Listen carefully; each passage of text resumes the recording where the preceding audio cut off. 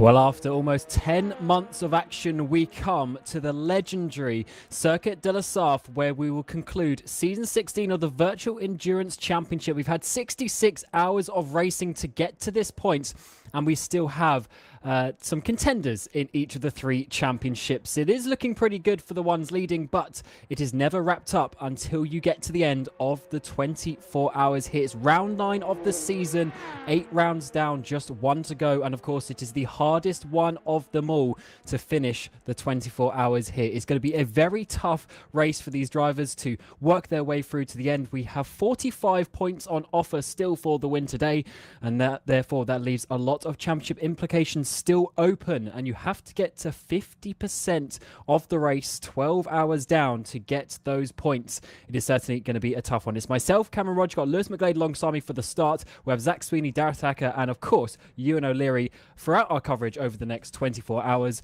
And Lewis, this one is going to be a very tricky one indeed. It's always one you build yourself up to before you get to the end of the season, and then you have to come and execute to win the championship. Can't believe you didn't introduce me as runner-up of Season 8 of VEC. Yeah, of course. No, the Le Mans, it's exciting always to go racing around here. It's a lot of fun. It's a lot of heartbreak, a lot of heartache, but it's all about surviving. It's all about getting through to, particularly into the morning, and then surviving to the end of the race. But that's easier said than done. How many times have we seen drama end on the first? I think it was it season 12? I think it was season 11, where the LMP3 championship was decided at turn 1 when there was an enormous crash that took out the championship leader. Yeah. That is always a funny one. It's 24 hours of racing. There'll always be someone that has a mistake, a bit of a lockup into that first chicane. It's a tricky one, and of course with the way we have the start here at Le Mans, we got a full formation app as well. There's a lot of time for the drivers to sort of get the tension inside themselves, get a bit anxious of the start. But let's get the grid for you. Here's Colin Spork and Race Clutch championship leaders on the front row. Go Team Racing on second place, Windchick in third, and Seawolf there in fourth place. And look at all the cars lining themselves up. We've got the other Go Team Racing in fifth place with the newly in Division 1 second Race Clutch car in sixth place. And then we've got Devin Browner in seventh with Martin Hemmingson there in your eighth position. Hyperion and your Ferrari Esports are on the front row of LMP2s with CMT Go Team Racing in 11th, and then Visceral, of course, in that fourth place of the LMP2s. Netrex and Iris line up alongside them with Undercover Asian, and then the rFRO SimSport in the wonderful white and blue entry there on 16th place. XRL, a new addition halfway through the season there in 17th place with Level 1 Esports in 18th. On-off racing a little bit lower down than they would have wanted in 19th place. And then Team RTR have been coming back a little bit strong over the mid part of the season. Seawolf and then Arms are alongside them in behind. Then Sean Clark Racing and your second Netrex entry there down in 24th place before we get the final few LMP2s. We've got the Arms Cybercar and then the Visceral and Brabham Esports with Mika Hakimi rounding out your LMP2s before we see Yemi Nisler for Satellite Racing leading your GT3s. Then we have Sim Freeman BS Plus Zoom competition there on the second row of GT3s with Black Hawk and Thomas Enger Sim Racing, who are, of course, your championship leaders. They have got a few cars to overtake if they want to win this race. Black Hawk and then RKT are on the next row with Wanako and SRC Commerce Esports in your 36th position.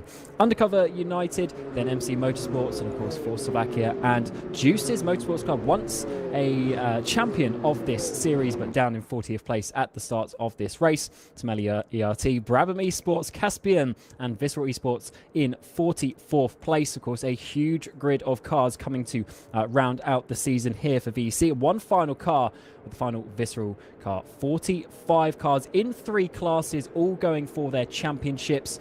And Lewis, there's certainly a lot of cars coming into a very tight opening part of the race. Yeah, I mean, the run into Dunlop's always a little tricky, going through that right hand and getting onto the brakes. But it's arguably it's a tricky corner anyway.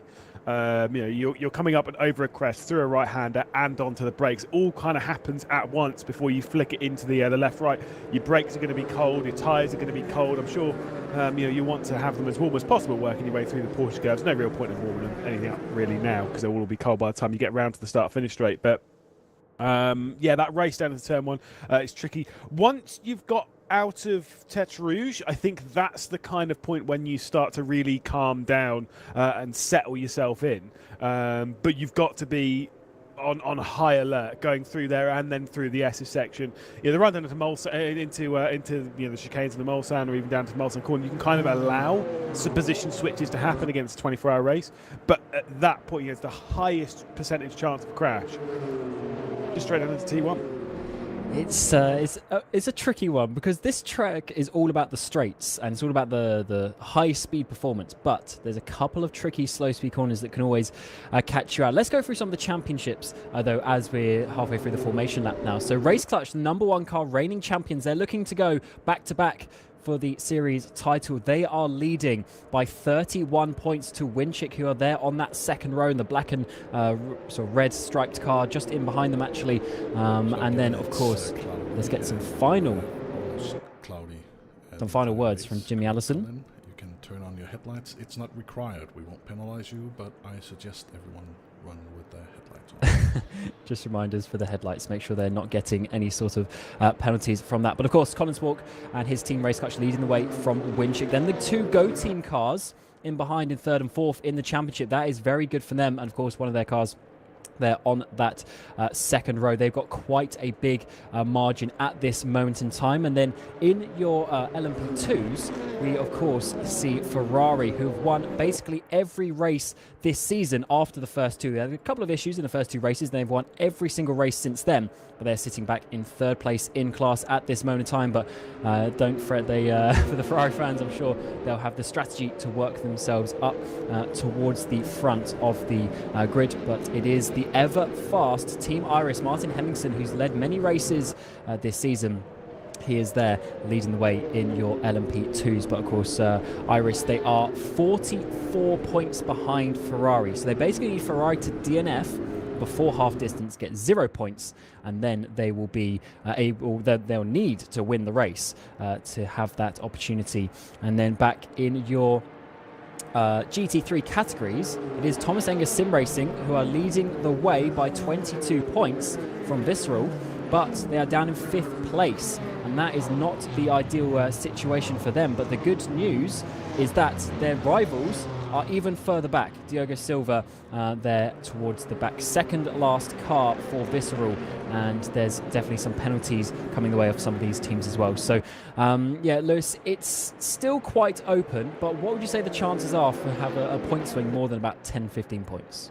Around here, I think surprisingly high, because I think that the thing is actually the big thing is survival. It's about keeping in the race. You DNF before 12 hours, you get no points. So here we go. But the race is not won in turn 1.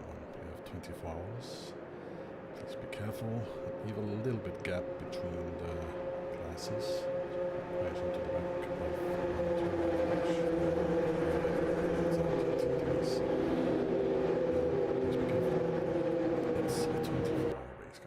Good luck, and see you on the other side. Some wise final words there from Jimmy Allison. Season 16 of VEC. A long time this championship has been going, but this race will ever be the finale. And look at Colin Spork already trying to get as close as he can before he comes out of the final corner.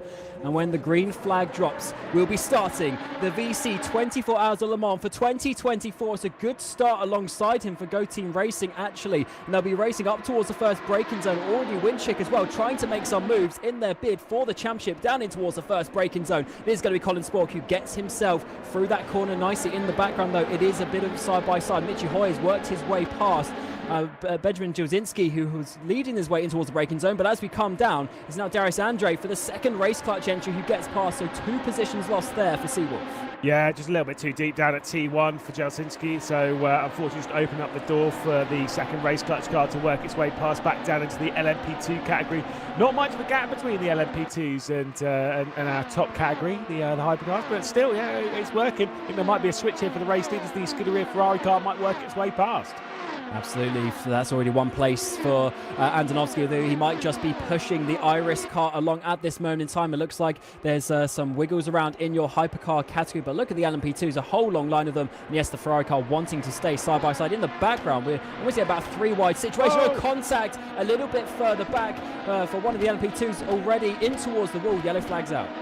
Yeah, I'm not sure who that was. I think it might have been maybe John Davies who's gone off. Certainly is the undercover car just going straight on. I mean, easy mistake to make going down there, but you can see the damage on the front left of that LMP2. Looking back down in the GT3s, is Yimi Nisela leading in the satellite car. Yeah, he's actually got a slightly nice gap forming up behind him. He's going to get a replay here. This is what happened. We were 3 wide just behind him, but actually it's the car in front. He just misjudges the braking zone coming down there. Has to go to the left-hand side. Unfortunately, loses the rear end of that car, and that's some damage that is going to be very difficult to come back. As much as it's a 24-hour race, if you make a pit stop now, or even if you have that damage, you've got to carry that time loss the whole way through the race. Yeah, I'm wisely informed that some of the best drivers in sim racing have been down that escape road, some at over 300 kilometres an hour. And some in this commentary box. Not me. Not ideal. Yeah, you, and I think I've been there. Maybe, potentially, we won't talk about that one. As we're seeing the 58, this is the car second place in your GT3 Championship. They're having to fight from the back row of the grid. That is the Brabham Esports. Now the Tamelli ERT looking down the inside of them, coming through Mulsanne corner. And this is going to be a car that's very interesting how they work their way back up, because if they want this championship, they need to be getting, well, about 14 positions up the road. Yeah, but again, this is the whole thing of it is a long race. So really focus on the fact that you can tick these races off one lap at a time. It's about staying in the pack, especially in the GT3 pack category. The pack should remain, as long as they don't fight ridiculously hard, will remain like relatively close, right? Just because the slipstream is such around here. Less so in the higher categories. The higher you go, the less kind of like slipstream actually will kind of keep the pack together, because dirty air for the most part. But realistically, in that GT3, it's just about kind of knowing how and when to battle. Did see the second race Dutch car has worked up now into 3rd position, so it's a very good start for Darius Andre. Yeah, few changes halfway around. So Moritz Mel's got his way past Colin Spork, and then Darius Andre has worked his way past both. Devin Browner in behind for Sim Racing for Holland, and then also Michi Hoyer. So Michi Hoyer's lost 2 places there. Jasinski's dropped even further down, back into 6th place. So this is going to be a nice battle between the 2 Germans. Now coming in towards the first braking zone of the lap as we complete the first racing lap, and it is 2 race clutch cars following 1 Go team. Then we've got Sim Racing for Holland and Winchick. Of course, both these teams race winners in this championship, fighting inside the top 5. Yeah, indeed. But just because you won races before doesn't mean you're going to win the big one. The not just the championship, but here at Le Mans. I don't know what you classify as being the higher honour, winning the title or winning Le Mans. It's a tough one. It is a tough one. But alas, for me, I was always the title. I wasn't really bothered about this race. Yeah, I mean the title is something, but I'd want to have both on my CV by the end of my career. That is definitely one. And unfortunately, I got both of them. It wasn't Division 3. Okay, I will say that, but it's still on paper. Doesn't count, not unless you're winning the big boys. Penalty for Michi Hoyer. Oh, sorry. These must be the penalties from previous race. I would expect coming through, because I'm like, he's got halfway down the straight. He couldn't have got a cut track there. There was a lot of penalties, and when I mean a lot, too many, I'm not even going to bother counting them, because it fills up a whole A4 page of paper, all of the penalties that are coming in. But there's some important ones for the championship, which is the most important one. We got the number 8, the Winchick Racing, they've got the penalty that we just saw. The number 5, Seawolf, also the number 6 as well. The other Seawolf car, they have penalties, and loads of GT3s. Plenty of action back at Silverstone. And to be honest, Lewis, how would you say a drive-through penalty is at Le Mans compared to the other tracks? It's not. I actually don't think it's that bad. So the one thing is that you do actually add like a lot of time, right? Because obviously the speed is actually really, really low, and also the pit lane entry here is awful. In every capacity, the pit lane entry is terrible. But especially at this point in the race, if you're able to set it like in the LMP2s or hypercars, if you're able to set it a few laps into the race, a couple laps into the race, then hopefully when you come out, you've actually built a gap where you're not being dropped out into the pack behind, at which point you've got clean air. So drive through, it's bad. I mean, you shouldn't be getting them, but it's not. That is not going to be the deciding factor as to whether you do or don't win this race. That's very true. You can certainly come back from that, as we're seeing on-off racing around the outside in towards the kink before Indianapolis. Can he do so? Yes, he does. What a move there by Nicolas Lemoine to get that position. Goes a little bit deep, but is able to hold on from Daniele Brambilla for Visceral, who has a half think about it in towards Arnage, but not overtaking this time around. So a little bit of risk, but the reward was there. Yeah, certainly so. I mean, that was a lovely move into Indianapolis. Maybe a little bit too risky for my liking this early in the race, but sometimes you've got to make those moves and get going, keep up with the rhythm, keep up with your pace. Great move to have set that one. I mean, I love Indianapolis. Such a good corner for overtaking, but it's so high risk because if you have a crash at Indianapolis, as I'm sure pretty much anyone on this grid and anyone who's driven them on will know, if you have a crash at Indianapolis, it's a big one. You're not having a small crash there. It's always enormous. Yeah, it's that's where my season 12, it must have been, ended in that race. Chunked the curb on the inside, lost the rear, and as you say, it's never a slow crash.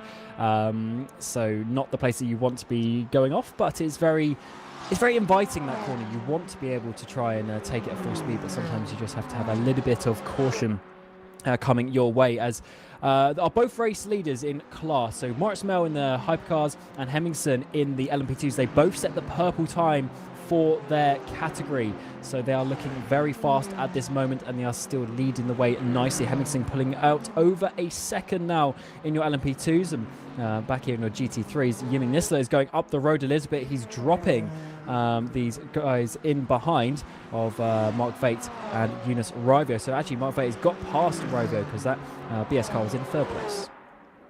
Be honest, disappointing. He's not got the same speed as when we were teammates. That's what it was, or something. Doesn't have your setup, maybe. I can tell you, you will know this more than most from doing the Spa 24 Hour with me last year. I don't provide any information on the setup. I just complain. Just drive. Just drive. A bit of kicking up of dust in the background. Obviously, you're a quality driver here.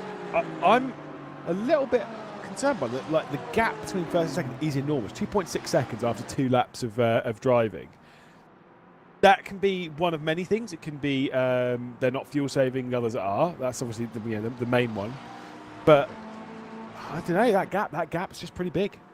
It is. There was a couple of minor tweaks to BOP last minute, but I believe it might have been to the Porsche, which I don't believe that we actually have in this top battle. So maybe not too much changing for these guys at least, but certainly it's one of those things that the drivers always have in the back of their minds. And this car, actually, the BS plus Zoom car, they've been fast all season. They've just been caught up in accidents all the time. No. A few races down in Division 2 purely because they got relegated thanks to all the incidents they were having. Drivers like Jonas Rivio got involved in incidents. Do you remember this very track? I remember a lot of things about this very track. Why? Which GT Pro part? Yeah. Season 1. Right. Which was that 2020 already? Yeah. Crikey, that was 4 years ago now. Anyway, final race of the season was here. Yep. And I'm pretty sure Eunice got banned after that race for something. I can't remember what it was, but an incident happened, and I'm pretty sure he got banned from that. So things do happen around this track. Yeah, I mean, especially the style of race that you get in DT3, which is very, very slipstream heavy, which is why I'm more surprised there is a gap, not only between second and third, but now between first and second. Shows the extreme pace of Nisler at the front of the pack, now pulling out to 1.1 seconds. Back up into the LMP2s, though, and seeing what's happening in here at the moment. The gaps are looking just as comfortable towards the front. Yeah, it's most comfortable for Martin Hemmingsen, isn't he? Over 2 seconds now from Andonovski.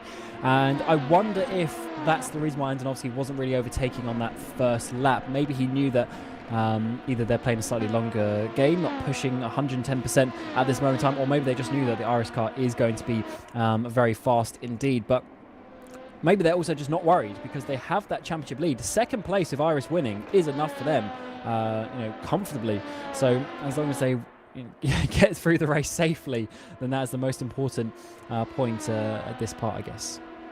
Yeah, like I say, just survival. 10 minutes down, 3 laps down, and like I say those gaps are looking relatively comfortable. This is a whole different thing on strategy. I don't recall how, because again I've not driven around Le Mans RF2 in a long time. The hot minute. In fact, actually, this is my general post-race process after doing the 2 Le Mans that I did in VEC.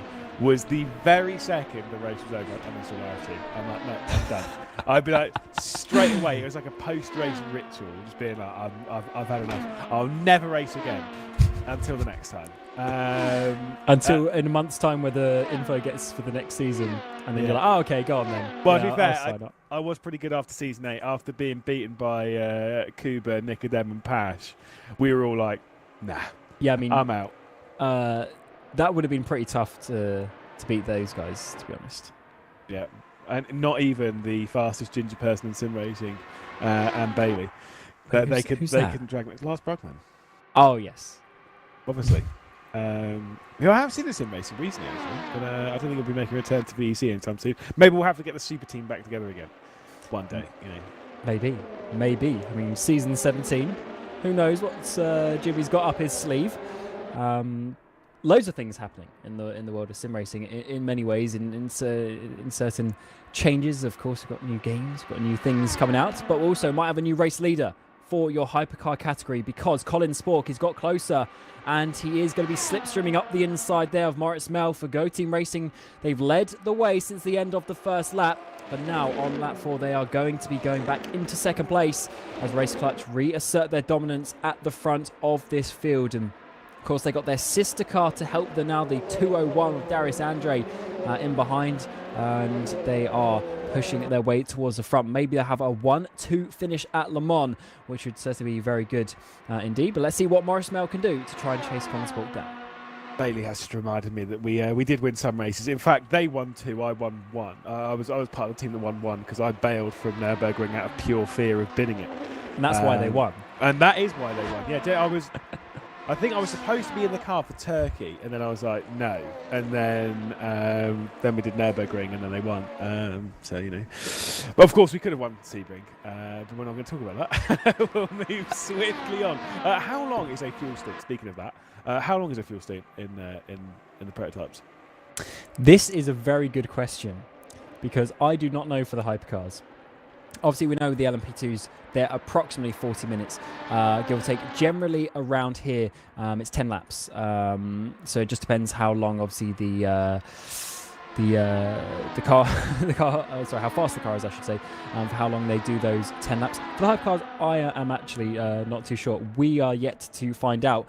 But what I'm actually most interested in is the tyre strategies that will come with that, because obviously around here at Le Mans, a lot of the track is straight lines, so you can actually do some pretty long stints, and especially when we get into nights, we're going to see some triple quad stints being very, very regular, especially with how these hypercar tyres work.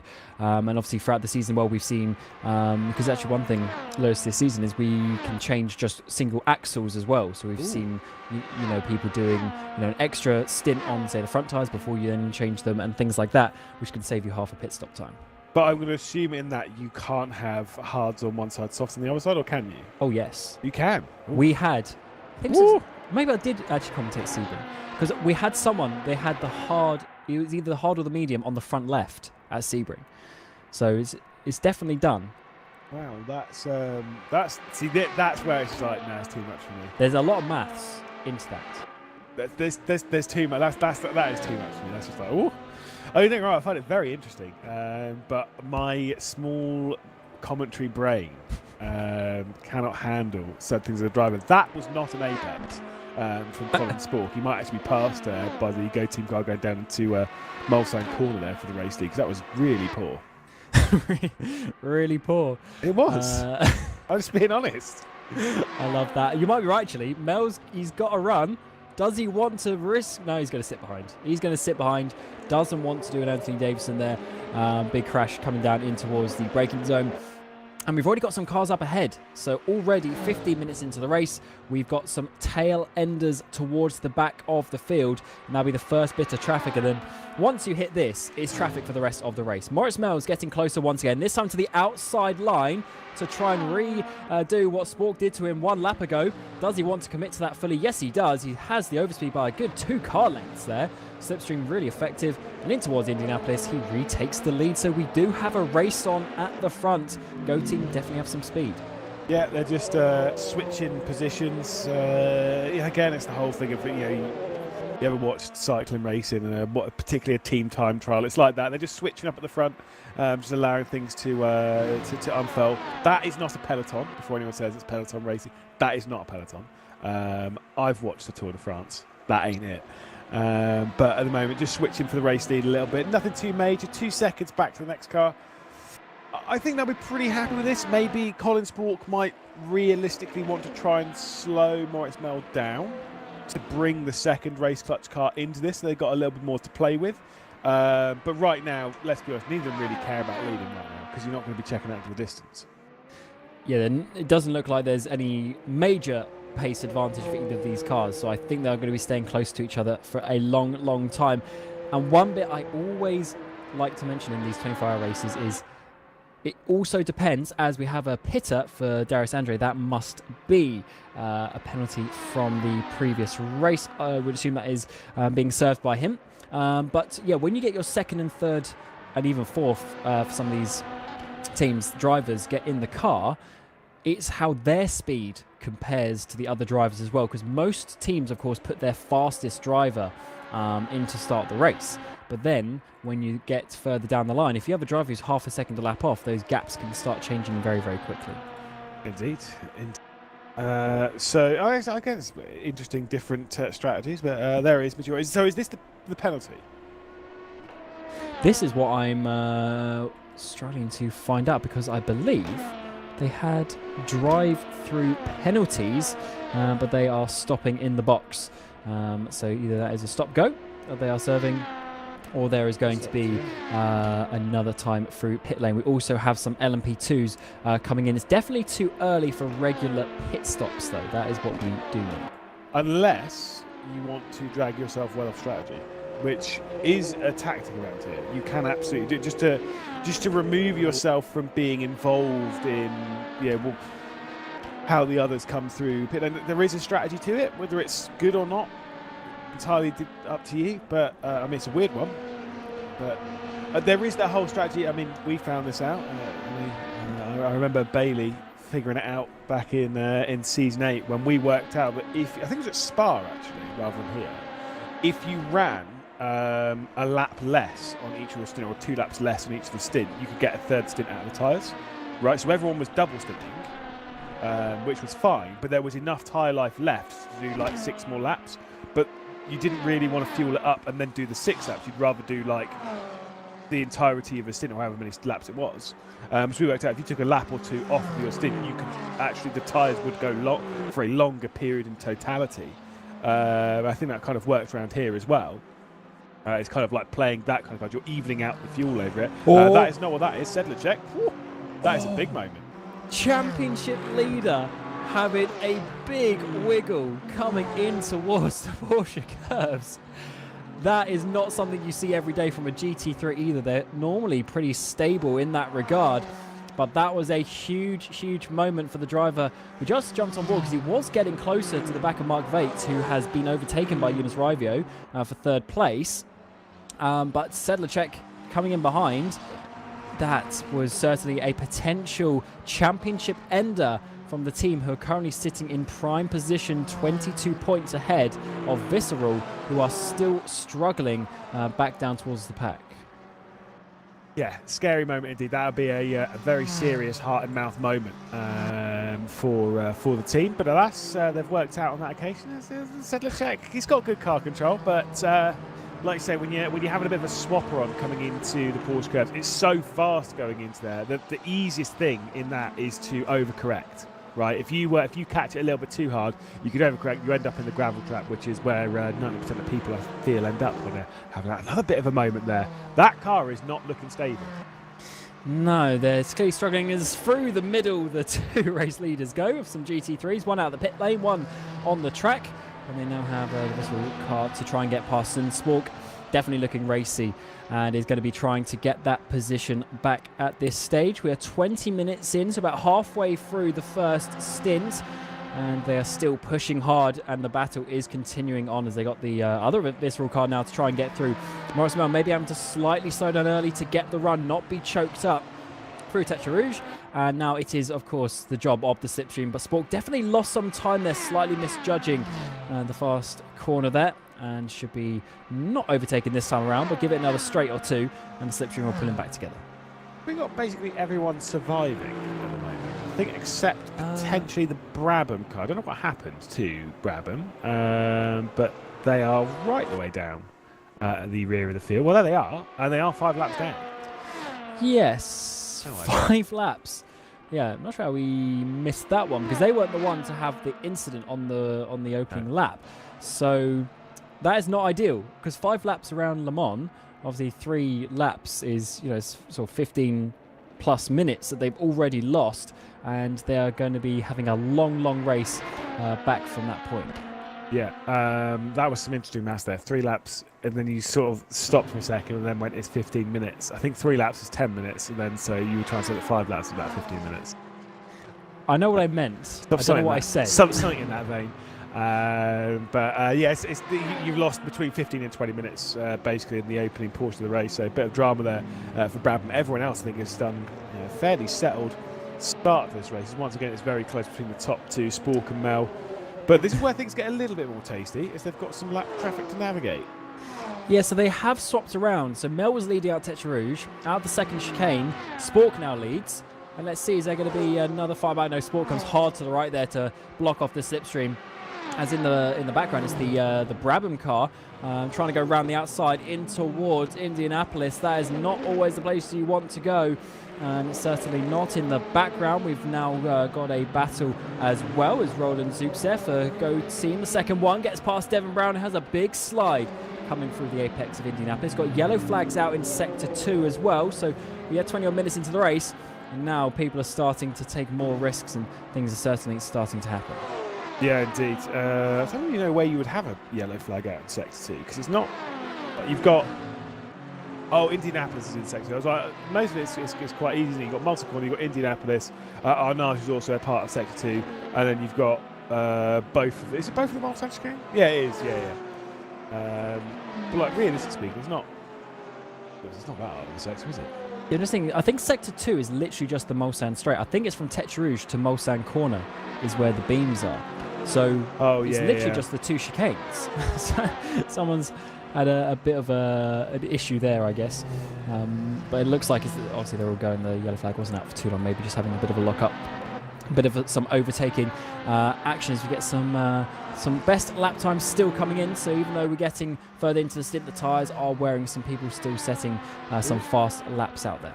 It's busy though. A lot of GT3s coming into the pit lane as well. See Morgera in there. You've got quite a few other cars coming straight down pit lane. It's getting a bit early. Yeah, interesting strategies coming the way of these drivers. And only 25 minutes into the race. Maybe just obviously we did have the full formation lap. I guess that will take some out, but this is still a little bit early for that, so some drivers just trying some things, unless this is also that is a big send from Visceral actually. They're in the 58, got to be careful, they're going for a championship, got to be pushing some drivers off, but a little bit of door banging as Understeer United get back into the race. What a name, Understeer United. I'll join that team, thank you. That sounds like a bit of me. It does. To be fair, most of the cars I drive are pretty understeerish. Again, you found out at Spa. I do like a bit of front wash. I don't like. Sorry, let's just clarify. It's more so like it. Not a twitchy rear. It's the stability that comes with back up towards the Brabham car and Pintos behind the wheel, trying to battle his way up into 6th position in category. Kutka directly ahead. Big gaps ahead now. 5.4 seconds already ahead of that. Yeah, they've dropped down. I just want to see, are they trying to stay behind? No, they are not, because Adam Pinches are going to the left-hand side of the racetrack. We've got the Seawolf hypercar coming in behind them. He'll be flying past. Look at the speed difference between the two categories, the top and the bottom category. As such as the Mercedes needs to wait the whole 2 kilometre stretch down towards the braking zone to try and make it stick for that 6th place. And Mercedes gets past the Aston Martin there. And Brabham, of course, this was the Arnage competition entry that rebranded a couple of months ago. And now Brabham Esports pulling their way towards the front, at least in GT3, while their LMP2, as you mentioned, 5 laps down in their category. I do like the green and gold. No bias towards Brabham, don't worry. But I will say I do miss white and pink because it was completely different. Green and gold is pretty different, but white and pink, big combo. Speaking of drivers that I know will like that colour combo, Jonas Raivio has was the fastest driver over on the previous lap, is closing in. It was 4.9 seconds at the line, has closed that down by almost a second as they head down towards Indianapolis. So it does seem as though the BS Zoom competition car is closing its way up towards the race leader. But again, stints will be shorter around here, and again, this is where all the strategies and stuff will be different. Saw the tyres earlier on and how vastly different everyone's gone on it. Yeah, the tyres, when we get to the night, especially when it cools down, that's going to be a very fun one. As I look back to the front, because the gaps have now opened up a bit.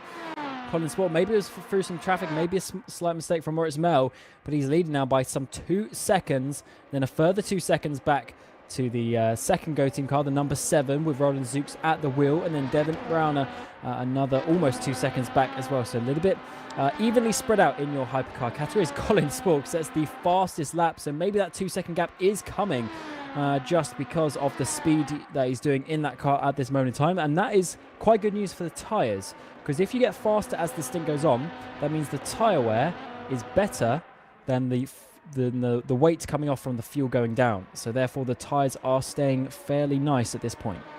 Yeah, indeed, finding that stability. But it's, I'm assuming they're going to be double stinting, maybe even triple stinting at this point in the race. Because if you can quad stint at night, triple or quad at night, then surely you can double during the day. Because I can't imagine it's ridiculously hotter now than it will be.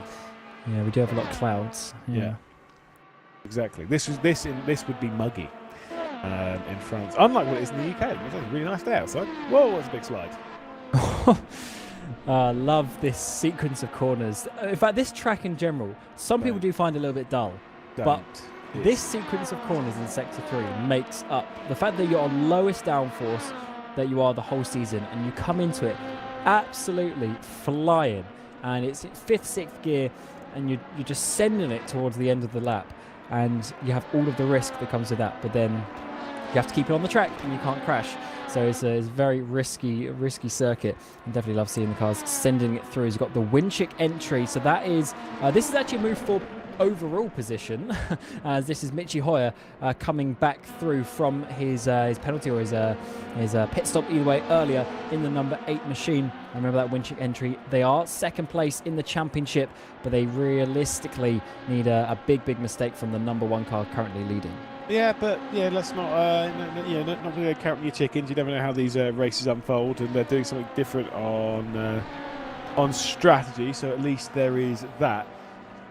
My opinions on Le Mans, the bits. Obviously, you've got me voicing it now. From Indianapolis to Tête Rouge, quite good indeed. Yes. One of the greatest racetracks, absolutely. This dog water, absolute dog water. What do you think of the chicanes though? Terrible. I like them They're because just they're annoying. kind of fast chicanes. Yeah, the thing is, it's just like, yeah, cool. But there's, honestly, no, they're not very good. I will stick with dog water. Mulsanne corner's all right, but then it's just like whatever. The chicanes is really mediocre. Indianapolis, excellent. Arnage, annoying. Porsche curves, brilliant. Absolutely brilliant. The Ford chicanes, no thank you. Dunlop, actually, no, I actually quite like Dunlop, and some of the best drivers in sim racing have caused some of the largest crashes you've ever seen in there. That was me against Haniowski and Armstrong, but we're not going to talk about that. Then for the SS section, actually quite good fun. I don't actually hate Tête Rouge. I'm just going to say it. I don't hate Tête Rouge. But yeah. Do you know one of my favourite things to do on an endurance broadcast, Lewis, is to get you talking about something that really riles you up. Yeah, I know. I know, it's bad. Start talking about the quality of the Circuit de la Sarthe as a circuit, and whoo, God. I think the only thing that annoys me about Tetra Rouge is like the exit curb. Yeah. But the actual, like, the shape of the corner itself is a very fun one indeed. As you get a new best lap time from Maurice Mel. So the lap time is still there. I mean, that is 0.8 of a second quicker than Colin Spork's best lap time. So Go teams still really have the pace at this point, but they're obviously just pushing each other to the limit at the front of this race. Indeed. Like I said, there is a lot of fighting, more on the timesheets at the moment between this lot. Do you know what would make Tetra Rouge better, by the way? If you put a wall there, rather than the now trust me, right? Everyone's like, oh, but there'll be more crashes. I'm like, no, because the actual defined racing line will be a lot clearer through there. It would turn into basically like Turn 8 at Adelaide, right? You know, where you flick it up over the hill. And like that barrier, you get really close to it. But because you know where the line is, it's not as bad. If you have a wall right on the exit, it'll be fine. I promise. And it'll be way cooler because you'll be able to get those close-up shots. Yeah, I don't know if the FIA would, the safety department would agree with that. Absolutely not. But I'm sure you can try suggesting it at least. I'll pass it on. I'll send it to Eric Strana from the FIA, and then I'll get him to pass it on to the required sources.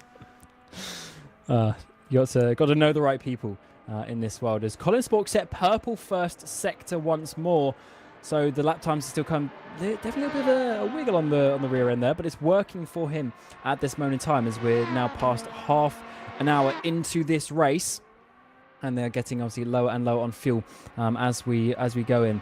And I do wonder how long they are going to try and stretch it, purely because they've been pushing so hard.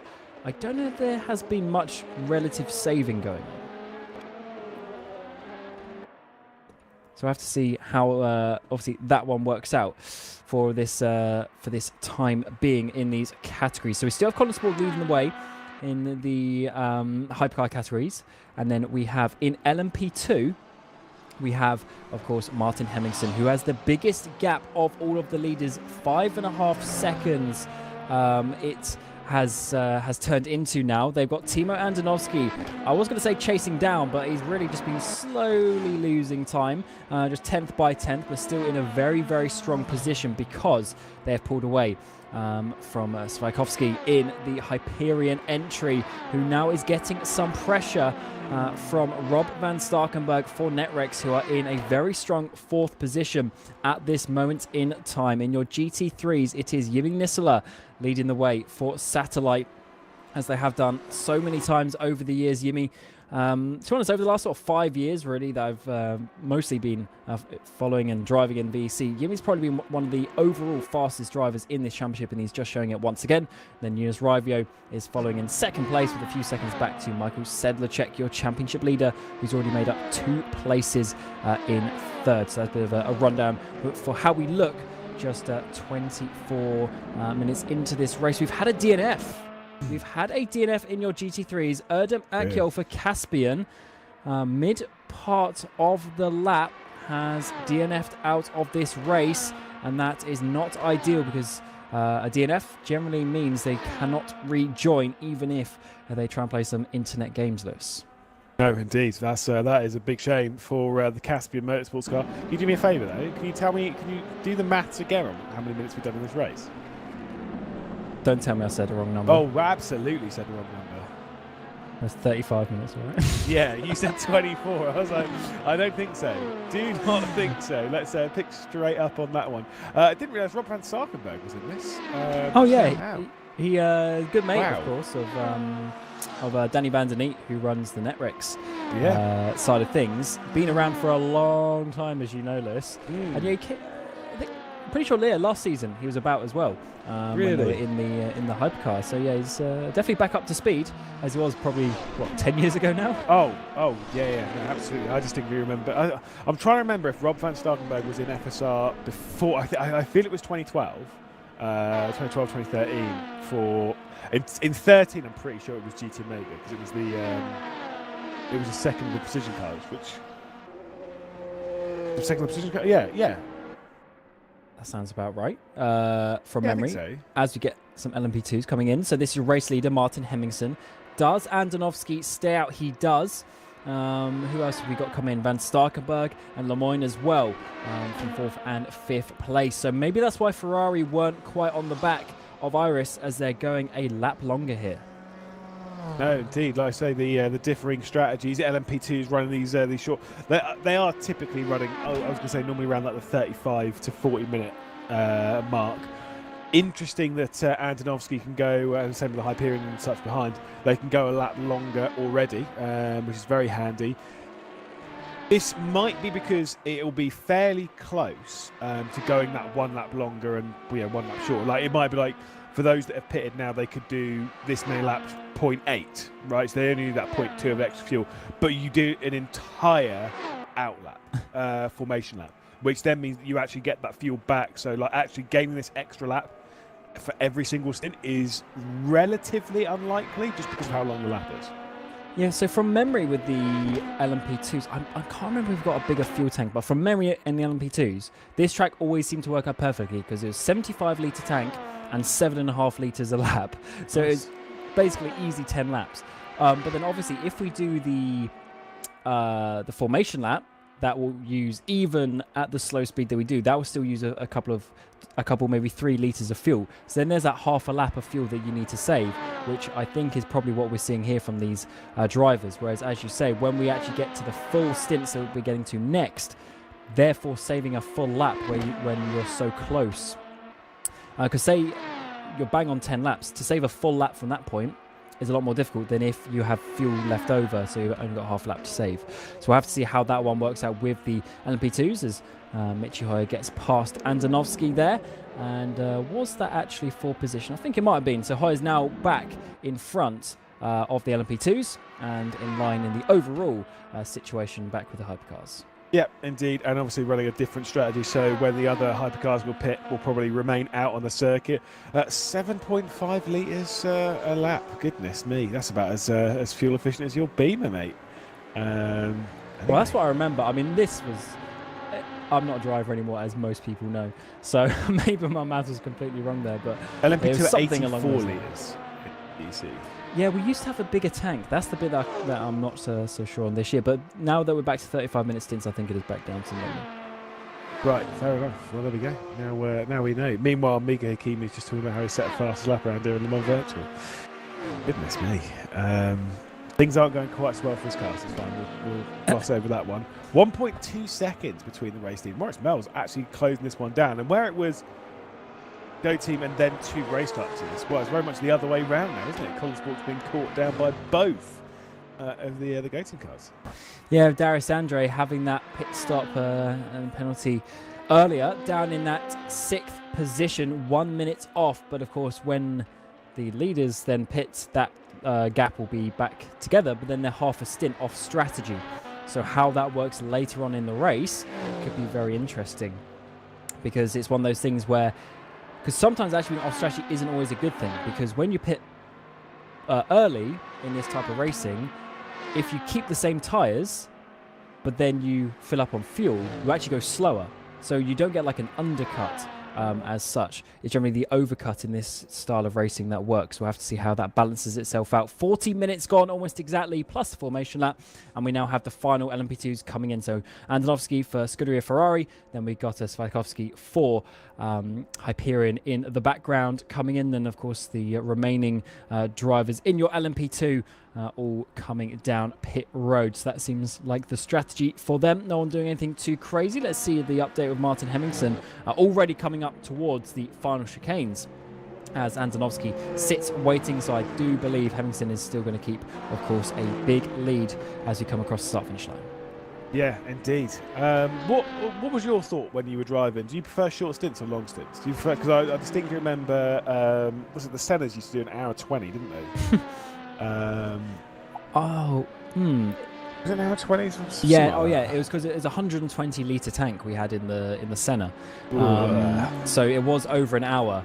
It was not so nice. Interesting one. I would say overall I probably prefer the LMP2 method, where it's about 40 minutes a stint.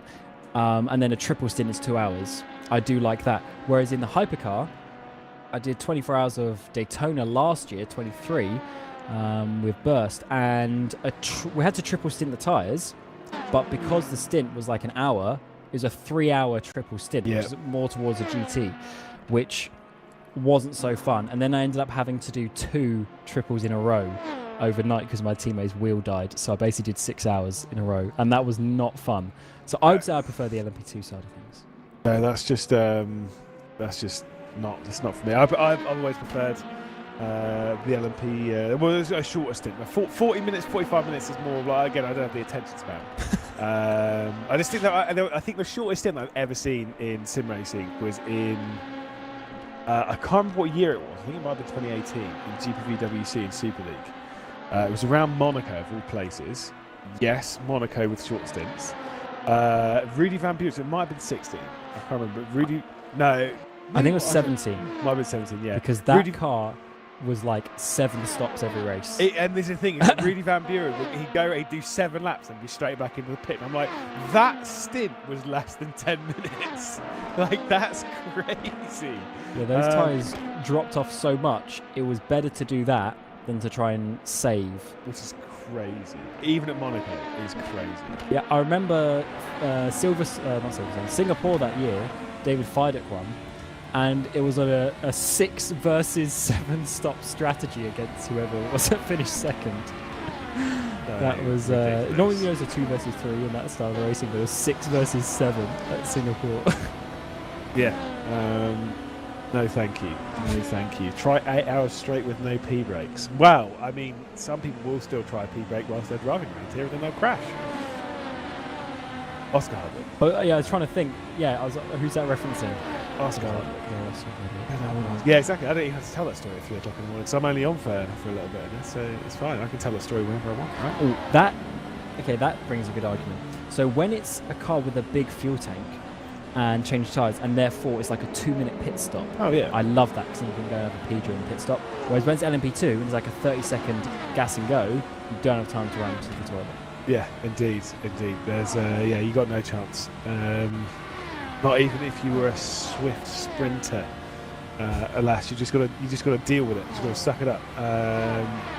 Just the dealing with it, by the way, not anything. It's fine. Obviously, Colin Sport leading still, and I don't know how much longer for, because Maurice Mel's done such a good job to close back in to the point where I would suspect he's probably got the pace advantage right now, but they can't be a million miles away from making pit stops. Yeah, the pace is slightly towards Maurice Mel. His faster last lap, and his fastest lap of the race is a 10th faster. Having said that, Spork has done a 3 minutes 22.1, Mel 22.0, Zux a 22.1, and Devon Brown a 22.1. So the pace is there throughout all of the top drivers in the hypercars. As they're getting some difficult traffic, that is really going to open up the gap between the two of them.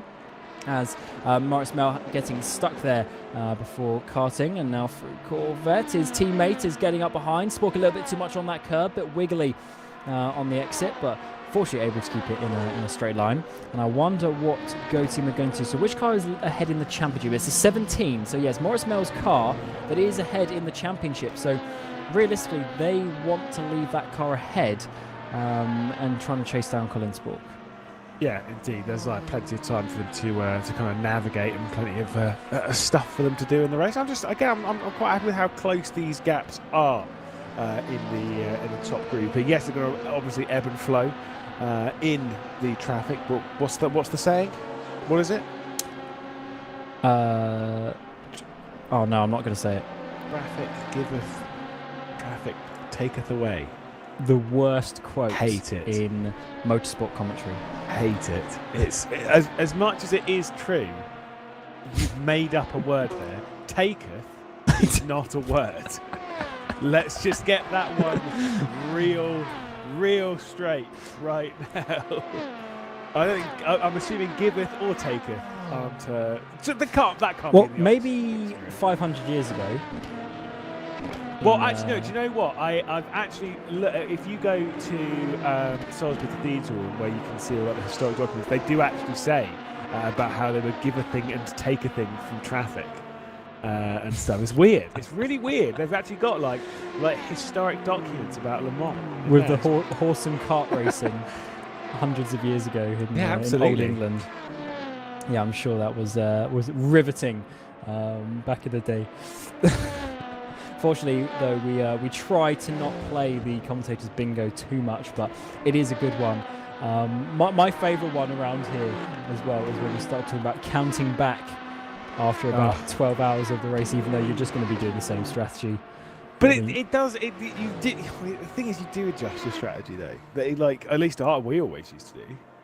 Like, because you always did want to make sure that you were pitting your last pit stop. Because if you just do your strategy forwards, you don't actually think about it. Anyways, switch position. Yeah, it's running roughly basically the same thing, but you just might change a couple of stops here and there, lap-wise. Absolutely. It's the Sean Clark Racing of UC Nirola around the outside in towards Indianapolis. Backs out of that one as Daniele Brambilla for Visceral is able to hold on to that 6th position as they stay in towards Arnage. Difficult braking zone. Funny corner. You can never fully brake into that corner. You always have to half brake. You just lock up otherwise. But then coming back up towards Porsche is Nirola going to have a second bite at the cherry. He's got a bit of a run here. Not loads of slipstream in these cars, but enough to get close. We saw a big wiggle there for Thomas Enger about half an hour ago, but not a move that time around. Yeah, Brambilla just a little bit too far ahead for the move there. And I mean, to be fair, if you are going to make a move going down into the Porsche curves, you really do have to be committed. Like you've got to be there before like the corner. If you're slamming on the brakes and then trying to dive it down the inside, it's never going to work. Because there was Jonas Raivio jumping his way down into pit lane in that BS Zoom competition car, as we still keep our eye on the battle for 6th position. Daniele Brambilla just able to hang on from UC Nirola at the moment. Although I would say it does seem as though the 34's got the pace advantage right now. Certainly does, but you've got to find a way past. And as I mentioned before, there's not loads of slipstream in this LMP2. You really have to work for it to get close. You have to be right, a car length behind at most coming out of the corner to get the run. And Brambilla has a nice run actually through this sector 1. Gets a good couple of car lengths ahead, then up through the S's and in towards the important corner that goes out onto the straight so fast in these cars. Is Nirola close enough? It is a long run down towards this first chicane. Yes, he's slowly closing in that car length behind. He needed to stay. Let's see what top speed they get up to. It's going to be about 300 kilometers an hour as they work their way down towards the first braking zone side by side. They're looking at each other left and right. Who wants to brake later? Who wants to give up the position? It looks like Brambilla is going to forfeit that one. Goes down in towards 7th place as Nirola, Sean Clark Racing get up into 6th.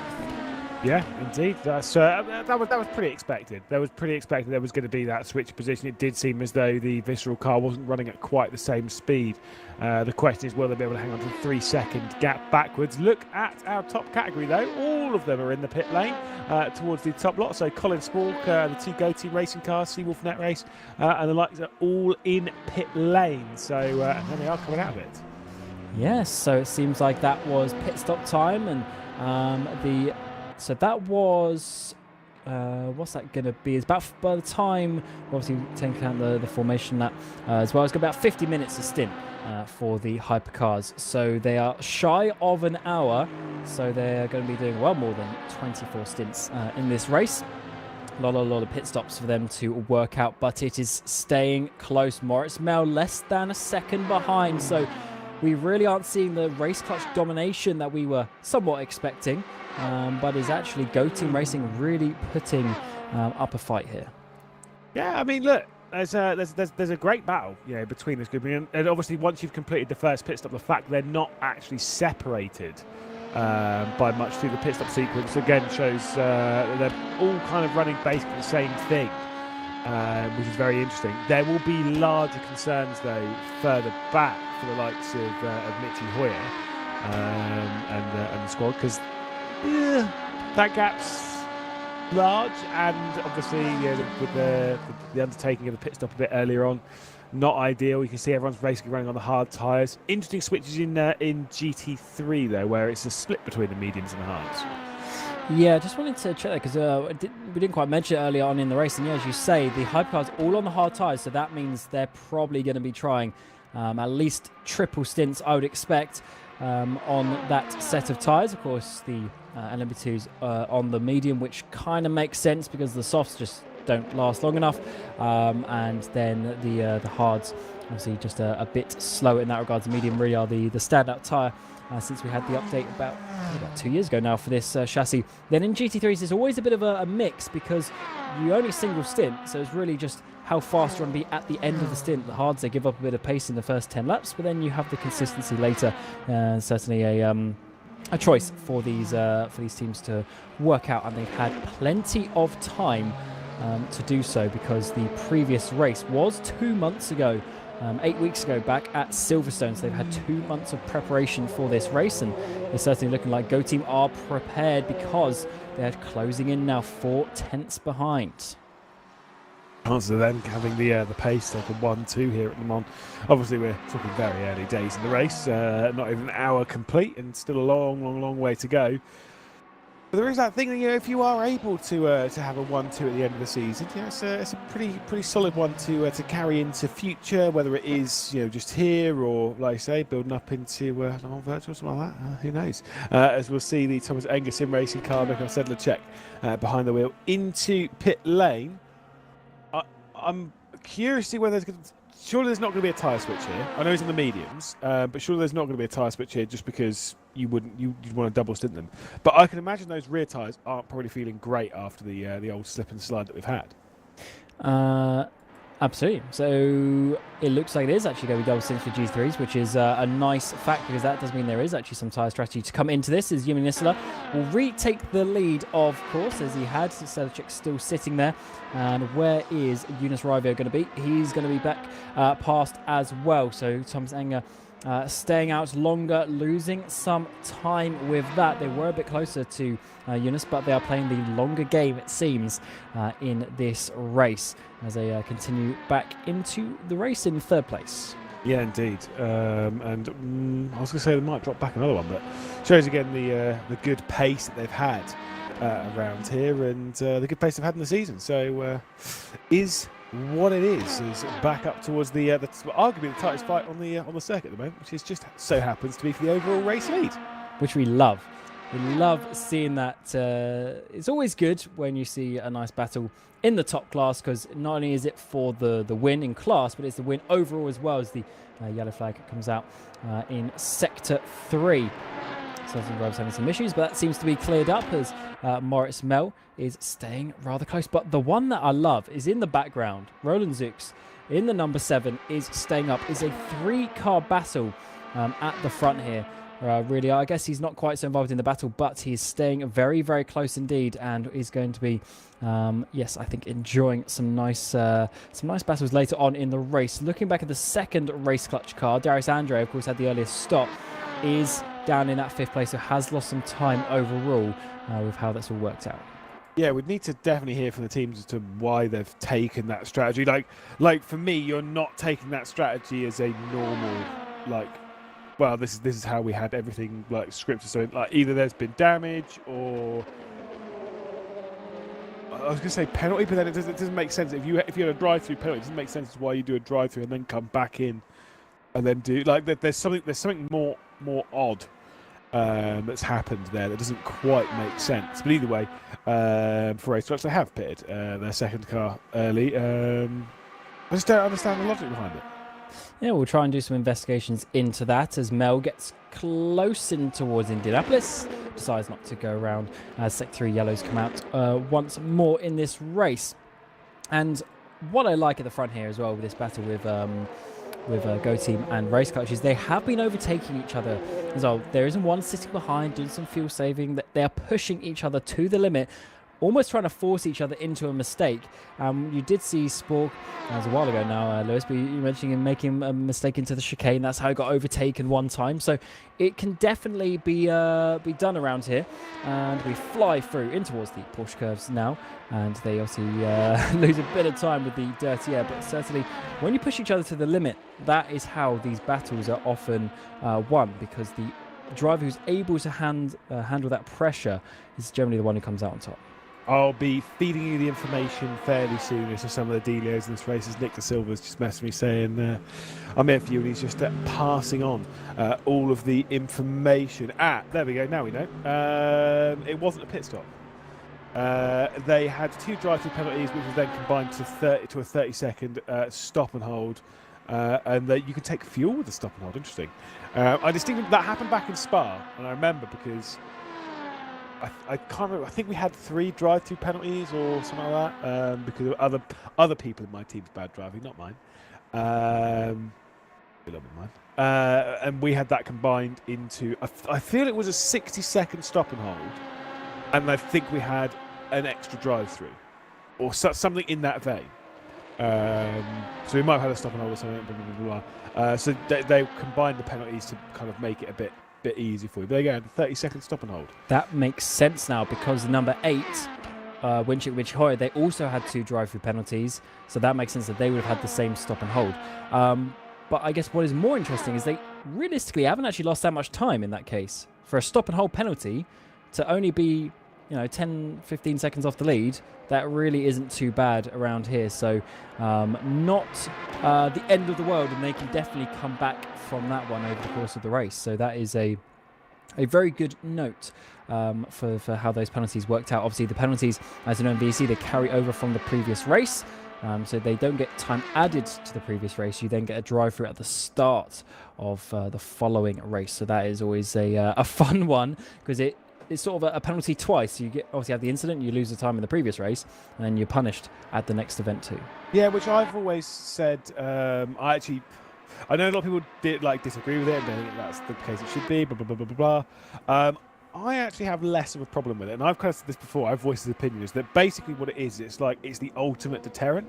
Obviously, that's not clearly the case because there's a lot of penalties, but It's basically saying, especially in like a normal race in the season, is that the only way that you clear that penalty is by doing the race and serving the penalty, right?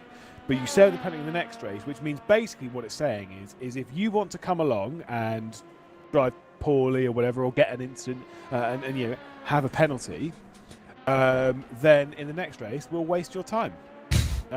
Because there's no other way around it. You've got to come in and do the practice you normally would and still serve the penalty and blah blah blah, blah. And it's tough. I remember what we got all the penalties for now. So I just it's really hit me like a wall. It was the white line at Interlagos. We kept dipping below it, as did quite a few others, but we did it quite a bit. And yeah, we got. I remember it now. Floods back. Thank you to Nick De Silva for the information on that one. There we go. We're all wiser now as we all see the battle for 6th place. Don't remind me of that pit entry line. Oh my god. Season 10, my car in that race got I think 5 drive-through penalties from that. Our sister car got 8 for the next race at Silverstone. But then because of the next race, Silverstone was wet and chaos, blah, blah, blah. My sister car with 8 drive-through penalties still won the race. Nice. Just because of all the chaos. But I can't remember who was actually, it might have been Harris actually, who was driving the car, but whoever started it, it was literally in and out 8 times. But thankfully, they still won the race. But you don't want to be doing that because then you have a whole month to prepare for the race, knowing you're going to be a minute, 2 minutes behind, at least before you even start. That's the whole point of wasting the time. I mean, like I say, eight drive-throughs is quite a lot. Going in and out that many times, I'm sure is unheard of for most. Certainly, when it comes to the pit laners, we'll see the move for 7th position. Adam Taylor in the taco machine straight around the outside. Ooh, that's brave. Certainly is in towards the braking zone, a bit wide there. They squeeze themselves up towards the curb on the outsiders. Can he actually attack it on the braking zone? Yes, he can. They just about leave each other's space, so nice hard racing for the pair of them as Adam Taylor gets that move finally into 7th place. They lost a good few car lengths to Mark Veit up ahead, but at least Adam Taylor now has some clean air in his sights. But that was not without some risk. Coming through Indianapolis, trusting the driver next to Kutka 3 corners in a row as we hit 1 hour down, 23 remaining here for VEC LeMans 24. Yeah, indeed. Like I say, it's that first little checkbox ticked for our drivers. Complete the first hour without any major dramas. Complete that first pit stop at least without any major dramas. Doesn't mean the GT3 should probably be coming into the pit lane relatively soon. As we'll see if they do come down this time. I doubt it. No, they're not. It's fine. Sorry, because I'm only on for a little bit longer before rFactor will jump in and replace me. So you've only got a few more attempts to get me really riled up. Let's talk about pit entry, shall we? Awful. The one at this track? Awful. Absolute. It's honestly, it's a crime against humanity. The thing is, it starts in the braking zone for the Ford chicane. Yeah, okay, that part. But you're flat out bad. into it. Yeah, that part is bad. Terrible. And then you have a chicane as well. That chicane's quite fun. Yeah, I don't mind chicane that badly. That's fine. Like whatever. I agree. It could probably be better. Would you think it would be better if it was after the first, like in between the two Ford chicanes? No, I think it would still cause a drama. Well, maybe it would be better because you don't get side by side. Because then you've gone down to single file and no one's coming in at 300 k's an hour. Yeah, I don't know. But it is true, considering how long this race has been going on. It's just it's in the they've worst had a place. while to sort it out. It's just in the worst place. Like you say, if it was after the Ford chicane, it would maybe be better, but then maybe it wouldn't. Who knows? And if it was like a bit before where it is, it would also be fine because you'd have time to merge into it like you would do for like a junction on the motorway or whatever, and then go down into it. Whereas where it is now is just awful. I've been told that the Le Mans pit entry is great, so I strongly disagree. I don't care. It's terrible. It's not the worst on planet Earth, but it's up there. What is the worst pit entry then? Brands Hatch. Sorry, Brands Hatch is the worst pit exit. Brands Hatch is pretty bad on the pit entry, but I'd still say maybe Spielberg. Austria is probably up there. Oh, yes. South Korea's up there as well, going onto the brake, going through a completely blind fast right-hander. Yeah, genius idea. It goes so far to the right unnecessarily. Yeah. That is true. India as well. India's is bad. Because it's right on the racing line again. Where was the one where you don't really brake? Oh, yeah, Malaysia. Because you have to like brake later. So you can like overtake someone to then go into the pit lane because you have to brake that late. I've got it. Paul Ricard's pit entries, either side isn't actually that bad. I know someone's just seen that. It's not. Don't get me wrong, it's not great, but because you've already scrubbed off the speed going through that left-hander, and then you fire around the outside, it's not that bad. And even when it was after the final corner, it was not great. No, it's Montreal. Honestly, I thought about it. It's Montreal. Montreal's just dangerous. like there's no beating around the bush with Montreal's pit lane entry. Like it is awful. Yeah, that's true. That is honestly, true. As soon as you said you brake later, and I was like, he's going to say Montreal. He said Sepang. I'm like, oh yeah, Sepang's pretty bad, but Montreal is next Yeah, that's level. like more extreme version of it. How would you make it better though? Would you have to like basically go behind the wall on the left? This is the thing, is that you just don't know. The only way of the most important thing is like you can either move the pit entry either forwards or backwards from where it is, and that's the problem with Montreal, is you can't really do either because it's a big you lake. don't have any space. It's a river, that's fine. Is it a river? There's a river, isn't it? Well, it's on the river, but it's like they've like man-made because it's like the rowing. Oh, it's the rowing bit, it's like the rectangle, like it's. That's a really bad way of explaining it, but you know what I mean. You know, like how the Are rowing... you drawing it out with your fingers? I literally. Yeah, I thought you were. It just had that vibe. Yeah, but you know what I mean. How when they have the rowing one, they make it into the rectangle shape, Yeah. so it's like it's like It's like a kind of reservoir, purpose yeah. built, but it is like on the river Yeah. because the Yeah, whole exactly. island's like man-made for that. Did you see they're adding grass as well to T8 or whatever it is? No, I've not, but that sounds like a thing that they are doing. Cool. Moving on. Anyway, no, I don't know. I always feel like with that pet entry is that there's got to be a better way of doing that pet entry. Like there just has. That is unacceptably poor. Austria is a good one, by the way, Austria to is pretty re-bring bad. that one up. Because it is literally one of the fastest corners in the world. I mean, it is super fast, that first right-handed kink. And they put the pit entry where you have to slow down right on the apex of that. Yeah. To be clear as well, by the way, we're more talking about the slip road going onto pit lane rather than like the pit entry, because I can see like Fuji's come up a little bit. Fuji's actually fine. Oh, with the chicane. But it's the chicane that's the problem. Like the actual where pit entry is we're more talking about the location of pit entry. Where pit entry is fine on Fuji, but that chicane is a disaster, and that is kind of like the same as things like Zandvoort, the chicane there, Baku. Oh my God, the chicane at Baku on pit entry. All of that awful. Nico put in the YouTube chat about the WEC Sebring with the alt pit lane. Oh yeah, coming through the Le Mans chicane off to the right. That is pretty terrible as well. That is pretty bad. That is pretty bad. What about pit exits? Well, we'll get to that in a second, because talking of pit exits, Darius Andre is into the pit lane already. So just an hour and 6 minutes it would have been when he came into pit lane, and they're already in for their second stop. So they are completely off strategy, and I wonder if this is going to be beneficial or not. Michi Hoyer, who pit on the same lap as such with the penalty, has gone an extra lap this time around though, so maybe saving a little bit more fuel than that race clutch car. But this is, I still think, Lewis, one to look out for later in the race, because depending on how the flip-flop works, if the cars ahead have to splash and dash at the end, and it's a regular race from here to then they might still be in with half a shout. As he leaves the pit lane on what is a pretty poor pit exit as well. Again, we'll come back to that in a moment. I like to say is, so remember when they, as we said before, they had a stop and go earlier because they had penalties from the previous round that stacked.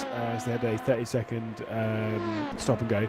And in that time, they took fuel in that, which is why they didn't pit the same time as Spork or Mel or the other go-team cars.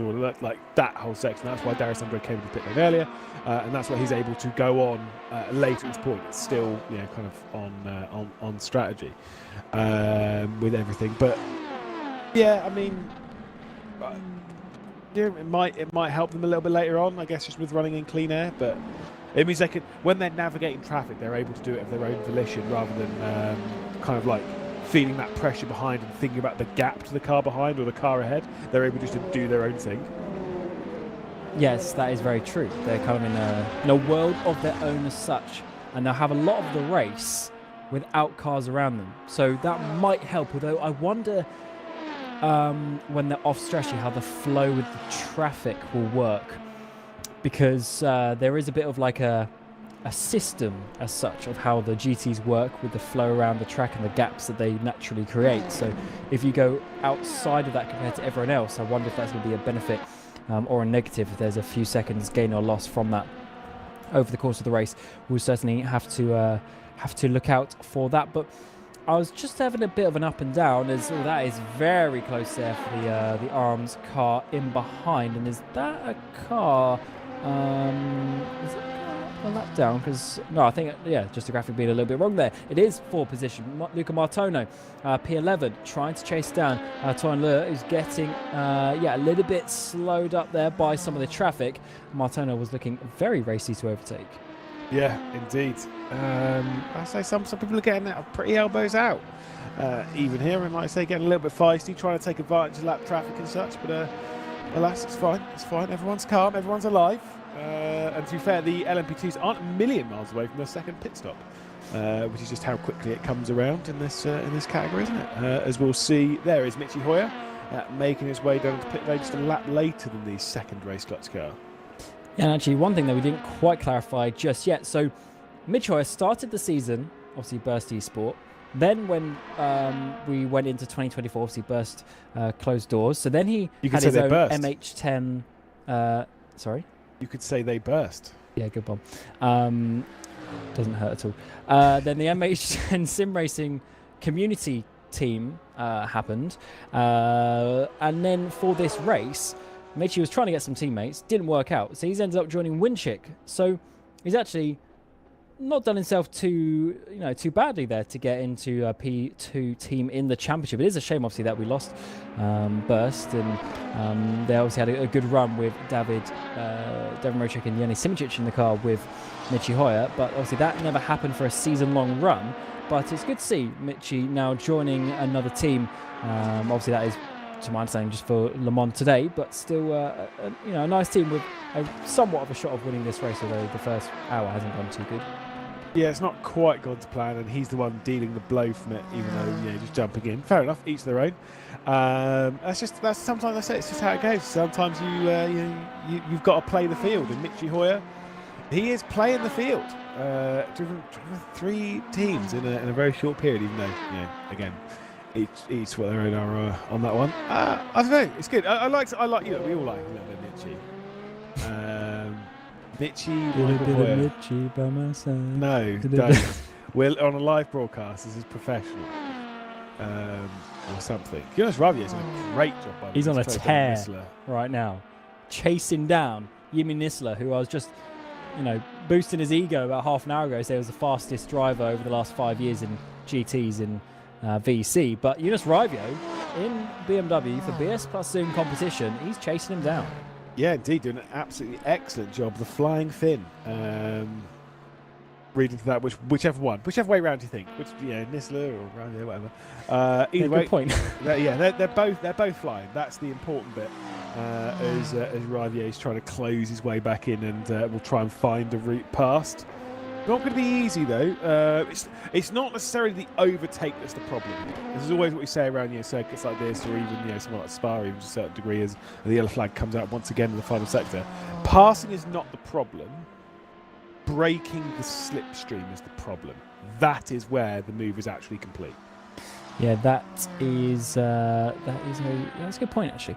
In terms of how the battles will work here at Le Mans, and as you see, big elevation change there, up and over hill before you come back down through the S's, and Eunice now under a second behind the satellite entry, and is trying to do his best to chase them. Is there a tyre compound difference? Yes, Rovio's on the hards. Interesting, so he's on the hards, slower tyres, but he's going faster.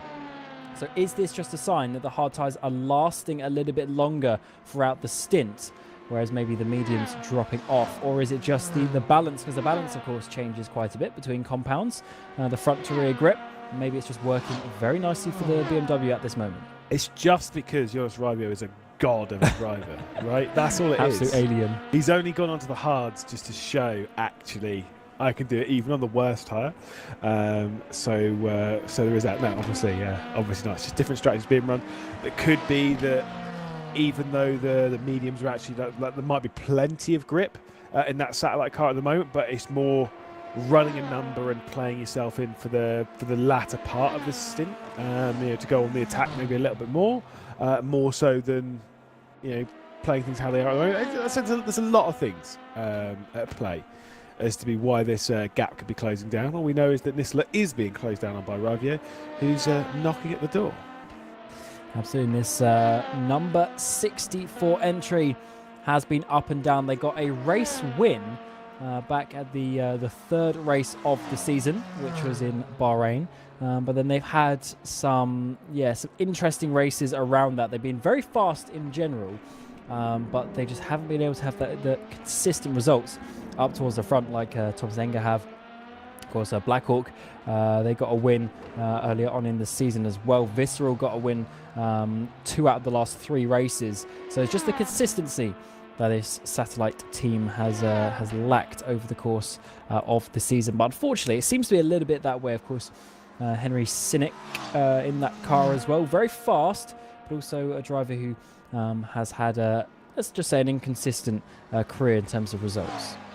Brutal, coming from Cameron Roger, talking about other drivers' inconsistency. That is why I'm now here talking about it, because I'm terrible. No, it's well, fine. I'm not terrible, but... You talk of your inconsistencies. Right, before I jump off, because I know you absolutely love winding me up. You got anything more to wind me up? What other opinions would I be wound up by? Something about the Earth not being a sphere. No, don't. Look, let's not start that. We don't need any JP discussion there. We'll move on straight away. Commentator's curse. That is the bit that riles me up the most. If we talk about Colin Spalk here dominating the race, 4 seconds in the lead, winning the championship as Martin Hemmingson comes in the pit lane, does that do anything for you? No, it doesn't matter. It just doesn't matter. Speaking of someone as driving well, it doesn't make a difference to them, because the only way it does, right, is if they're listening to the broadcast, right? And if they're listening to the broadcast, it's their own fault. The commentator's curse doesn't exist. It's only bad luck and bad driving. I think bad driving is the more important one. And more likely. Yeah, the more likely one. As some more LMP2s come in. Van Starkenberg for Netrex and Nicholas Lemoyne for On-Off Racing come down pit road for your LMP2s and their next round. But with that, Lewis, we thank you for joining for the bit last minute, but for the first hour and 15. Thanks for jumping on board. Good to hear your voice again in VC, and I'm sure we'll see you soon. Peace out, homies. What a wonderful send-off there for Lewis McGlade. And with that, we'll bring in Darragh Thacker, who was supposed to be here in about an hour's time, but we'll bring him here a bit earlier to get his wonderful inputs into this season finale of VC Season 16. Darragh, how are you feeling after getting in the booth an hour earlier than you wanted? You give me a big intro now. I feel like I'm going to have to be some kind of miraculous insight into this race we've had. But no, Lewis bribed me. He said, "Could you come in 45 minutes early?" And I said yes.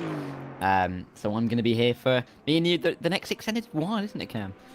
Absolutely. So the long story short is we're supposed to have a bit of Zach Sweeney in at the start of the race, but a few complications that hopefully you'll hear his voice later on today with that. Brought Lewis McGlade in for the first hour or so of this race, who is supposed to be on another broadcast very shortly, so thank you for that. But yeah, Darragh, we'll get you in a bit earlier. And over the course of the season, of course, you've been in for a number of these races, but we come to finish the season on a 24-hour race. And really, I mean, I asked Lewis this earlier, but I want to get your opinion as well. How do you feel where we have these seasons? Of course, we have it, in real life as well. We have these 24-hour races at major points of the season, but being a season finale is something a bit different. Yeah, it creates that kind of aspect, doesn't it, where you built up your points over the season, through the shorter races. We had, 4 hours of Bahrain, 4 hours of Imola, some shorter races there. But when you get to a 24-hour race to end the season, all that pressure then compiles, doesn't it, really, because there's no other place to pick up the points. If you're out in the first couple of hours, you're not just out of the event, you might also ruin that championship as well. So it does create quite a difficult tightrope to walk, I think, in terms of how you deal with that, how you use that pressure, and how you can try and race for the others, because it also means that if your title competitor's having a bad race, you can kind of relax a little bit more, and those gaps do open. So I think it's an interesting conundrum, really, because yes, you have those shorter races and you have the points on the board. It isn't all down to the one race. You've also got to keep in the back of your mind that you are still fighting for a championship. Absolutely. And I think for some drivers, their whole season builds up to this. And again, we had a discussion with this earlier of, would you rather prioritize the championship or just focusing on learning the car, making sure you have it solid for 24 hours? But I think it's one of those things where a championship, a lot can happen over the 8 previous races that we had. But in this race, 24 hours, a lot can also happen with the amount of traffic that you have over the 24 hours, the difficulty of this racetrack, etc., as you have the final LMP2s coming in. So we're seeing a continuation of only 1 lap longer for Ferrari, for Hyperion, compared to Iris. But Iris, of course, still have that track position, so that is playing the longer game for these drivers, as it really is getting very dull out there on the track. But yeah, Darragh, would you prioritise a 24-hour race, a single race, over the whole championship? Well, in what ways? In just to go all out for the race win, rather than thinking about the championship? Yeah. I think in a race such as this, I would prioritise the championship, only because it has been such a long season, and this is a season finale. You don't really want to have done all of the season up to this point if you were only just going to be going for the 24 of Le Mans at the end anyway. So I think probably a smarter decision just to kind of maybe count your losses, not absolutely obliterate the competition if it means that you're going to be really risking your championship challenge. So I think just having that championship of mine is going to help. It's more difficult with it being a 24-hour race rather than being, say, a 60-70 lap race. But I think generally you've done all of the work up to this point in the season. You might as well carry it out. Yes, it's a tough one. I do love it though. I love the fact that we come racing this 24-hour race to end the season. It's not by any means an easy one, and that is why we love coming back here. We've had, of course, an hour and 20 minutes in the race now. We've had another pit stop for the LMP2s. We've already seen the first, so the drivers off strategy in our hypercars come in to the pit lane. And then we're still going to wait for the other hypercars. Of course, there'll be still another 20 minutes or so before they come in. And similarly to the GT3s. So the pit stops will just keep on coming. And Darryl, would you want to, when you think about how the drivers, or how the teams split up their drivers over the course of the race, would you want to split it up in terms of just do 2 hours, 2 hours, 2 hours, or however the stints make sense, or would you want to sit in there and do a big block of say 4 hours and then have a bigger rest, or do you just want to keep on jumping in and out of the car? I think it kind of just depends on the driver, doesn't it, really? Because some drivers will prefer those shorter, sharper stints. Having to have a couple of hours, a few hours off, back on again. Some drivers may just like just to dial in and just keep going for 3 or 4, maybe even 5, 6 hours. So I think it just depends. I mean, I was doing I did a 1 hour 40 race yesterday. And that was great. I would have done another hour of 40, but some of the others were flagging. They were wanting to stop. So I really do think it depends on the driver and whether you can kind of lock yourself into that rhythm or not. Yeah, totally. And someone who is in a rhythm, Dara, is Eunice Rivio, getting closer and closer. This gap was something around 4 or 5 seconds at one point between first and second place. And Eunice has slowly but surely chased him down. It's McLaren versus BMW.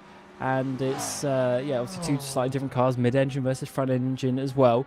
And it is working out nicely in the favour of the BMW at this point in the race. We do have a difference in the compounds between these two teams as well, the mediums versus the hards. And interestingly, it is 3 mediums versus 1 hard inside the top 4 as well before we get a few more. So it definitely seems like there's a bit of a difference in thinking with how they're going to go about this race. And it does look like we have a fight at the front. But what would you think that this is, or how would you think this is going to be working out longer in the race, or do you think it's just going to be something that we're going to have to see if the hard tyres really are the better option? I think it's really just going to be something we're going to have to wait and see, isn't it? I mean, we've got 22.5 hours of this race. I think some of these teams are going to be, learning, looking at some of the other cars, seeing what they're doing, seeing how they're going, and really just learning from that, picking up the right strategies, maybe just trying to perfect their final few stints. But yeah, it's so difficult to judge, especially when we've got so many teams that will be in so many different strategies and maybe just choosing a couple of other options in that regard. And I think we've just got to try and adapt, because it's so difficult at a 24-hour race, particularly at Le Mans, to really pick it correctly, because it's one of those tracks where it's a long track, isn't it? But it's not that long. I mean, it's not the Nordschleife. The Nordschleife is, you're looking at 8-9 minute laps. Here it's a 5-minute lap. So it's difficult, but it means that you can also somewhat adapt. Certainly can, as we come back to the Monaco car, which was in a bit of a battle earlier on, made up a position to 7th place, and now got up into 6th place. They got Visceral chasing them down, and this is the number 66 Visceral car. So it's the 58 that is involved in the championship, but the 58 is a few places further back. But it is their sister car, the 66, who is looking to chase down both of these entries, actually. Not had the season they would have wanted. The 66 is 15th place in the championship. Monaco down in 7th place in the championship. So they both potentially you'd expect to be a bit higher up, but I guess that's how it goes sometimes. And Monaco, they have actually struggled the last couple of years. They were in the hypercar last year, really, just off pace in that entry. And they've come to the GT3s and not necessarily had the results that they would have wanted as such. So definitely shows you the competitiveness of that. There's a huge slide there for the 66 as he closes in now onto the Mulsanne straight. Yeah, Mulsanne Straight, of course, one of the longest straights in world motorsport, isn't it, really, at this point, if you take out the chicanes, of course, which were very much put in there in the last few decades. But just keeping this train nice and tight, you don't really want to be making any stupid moves, do you, at this stage of the race? Yes, you're an hour and a half in. If you have the overspeed, which it looks like Visser will do, you may be able to go for the move, but you don't really want to be sending it too late. I don't think anything too late is going to be needed here down into the first chicane on the Mulsanne, because Visceral up to P6 and hoping to pull that gap away. 8 seconds to the cars in front. We'll see if that changes as we work our way through, but at the same time, if you overtake into this first chicane, you've got to be wary of the second chicane, and then down into, of course, the end of the Mulsanne. Yeah, the only thing was the Wanaka car really chunked the curb there with Adam Taylor at the wheel coming out of that one and lost a bit of momentum, and that has allowed Mark Vaek to close up in the Aston Martin, getting very close indeed. This is a car that was leading the championship at one point. They're currently 3rd and 4th place. Unfortunately, they are too far off to be winning the championship, but they might be able to get 2nd if they can beat the 58 Visceral, which they are currently doing so at this moment in time. But certainly, it's been a weird season actually in VEC, with just some of the teams that have done well, some of the names that have been up towards the front. It has been a bit all over the place, and it's been, not predictable in some ways. As in the background, there was a couple of the, a couple of the LMP2s going side by side in the background of that shot, making some overtakes. Might be a car, a lap down. One of the Visceral LMP2s there in the background making a move.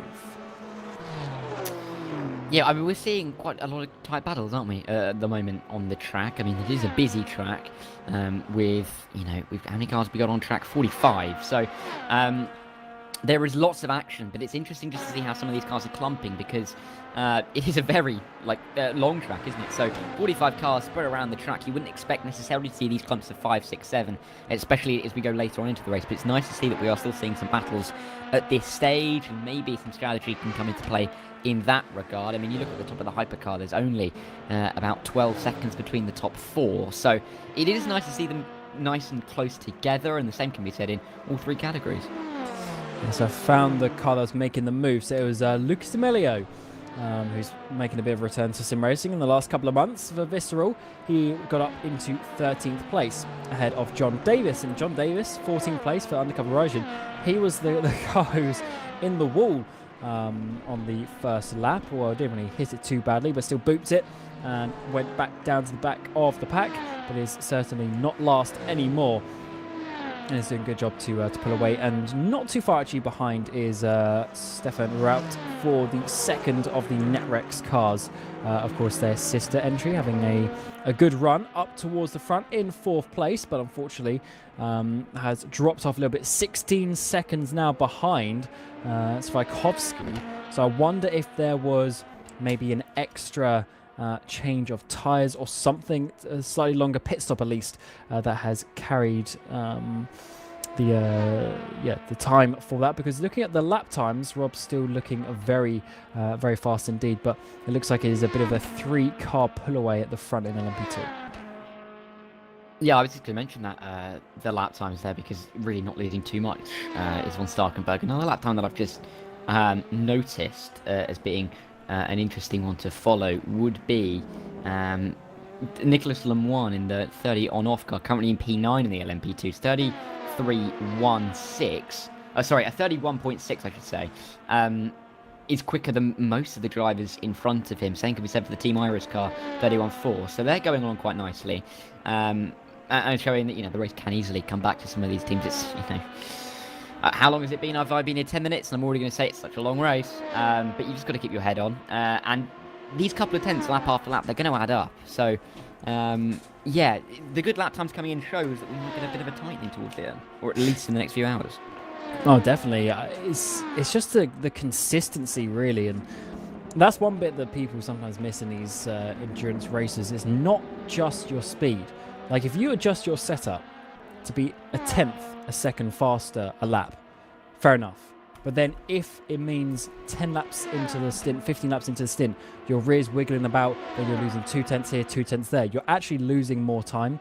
So the consistency is the important part, as On-Off Racing are now trying to make this move such a long stretch up towards Indianapolis, easily made before the kink. And as we get towards the braking zone, that is just a nice move there, up into 8th place and only 3 seconds up ahead to Toynler in the 48 Iris car, who is also only 6 seconds behind the Go Team LMP2. So still very, very close indeed. Here is a bit of a look at the tyres that we have for the LMP2s. Mediums all inside your top 13. Then we've got hards for undercover Asia. We've got a split strategy a little bit further down as well for Robert Johansson for Team RTR. And then also James Ho for XRL. So that is obviously fronts and rears. So a bit of a different split for those teams.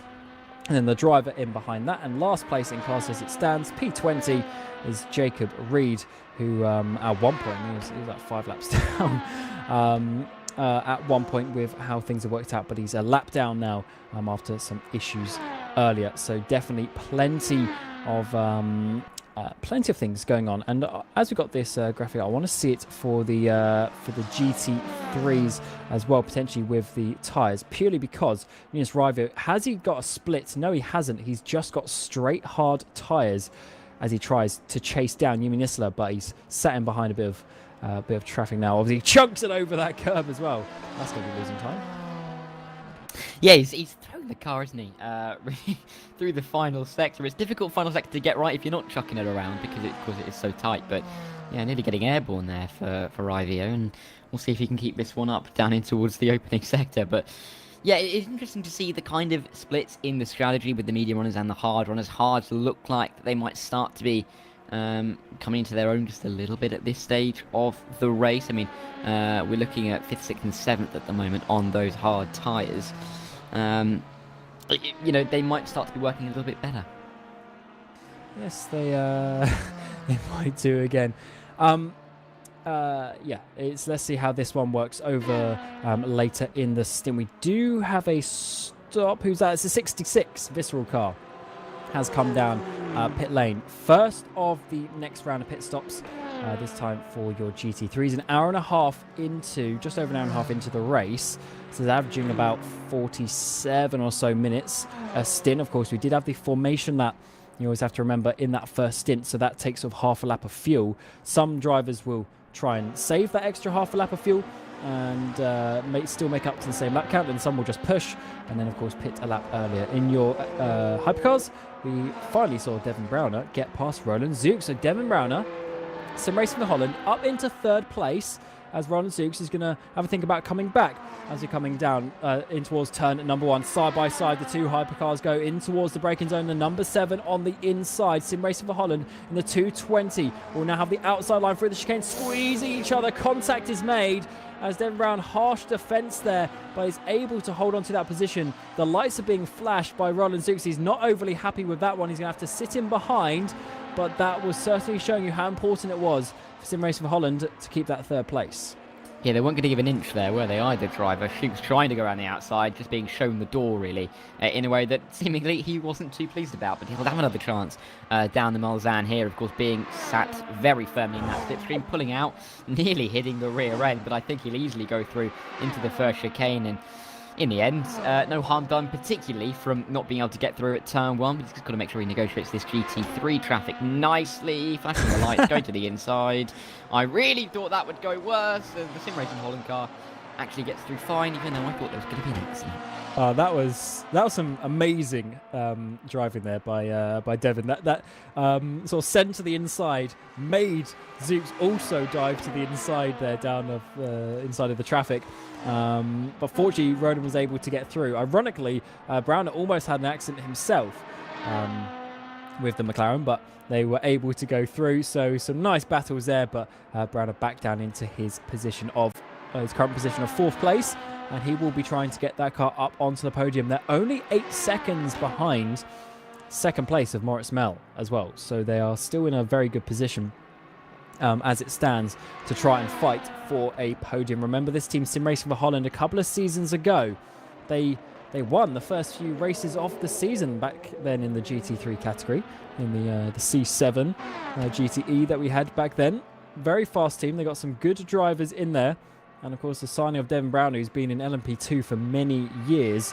And, of course, multiple-time race winner as well. He's coming back, though, towards Indianapolis. The slipstream really working for these hypercars. A lot more potent than the slipstream in the LMP2s. In towards the braking zone. And he's got that one back. So flip-flopping of positions here for 3rd place.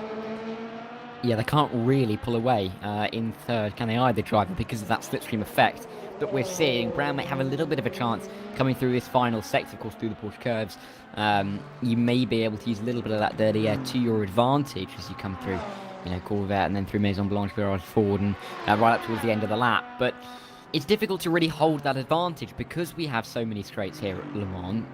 The slipstream effect, especially when, like you said, it is potent in these hypercars, it's just going to keep you in touch. It's very, very difficult to break that unless maybe using a little bit of that GT3 or LMP2 traffic to your advantage. But we see Jonas Rivio into the pit lane now, and we are starting to see some of these GT3s pit then, aren't we? And car's not up on the jacks, so that is another go around on the tyres, on the hards. Just gas and go, 31 seconds for Jonas Rivio.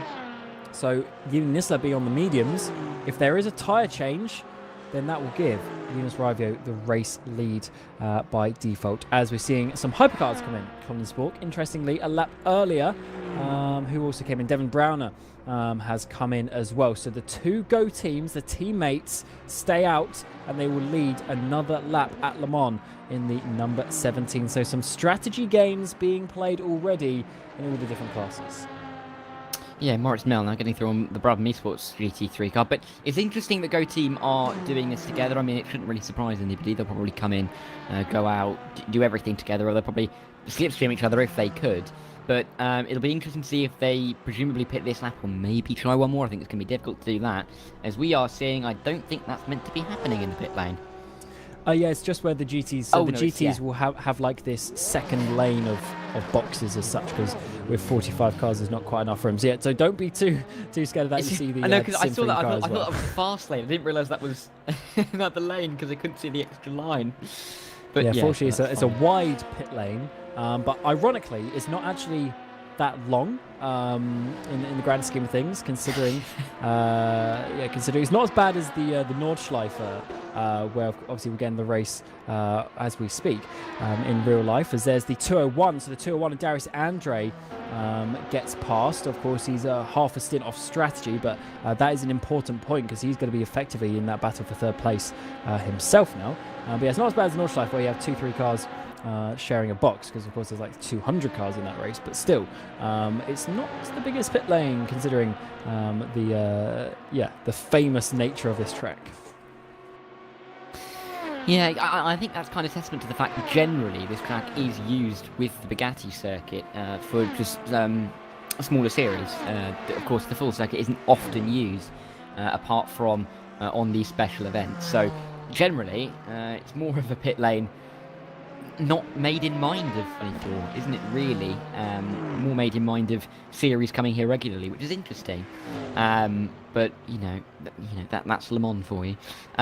Looking at these GT3s though, the battles that we are starting to see develop, they are tightening up quite a bit. They are starting to get into these duos, these little couples, trios, and they are starting to slipstream with each other, and it is starting to see their lap times improve. So that might be something to watch out for, whether some of these teams work together as we go through.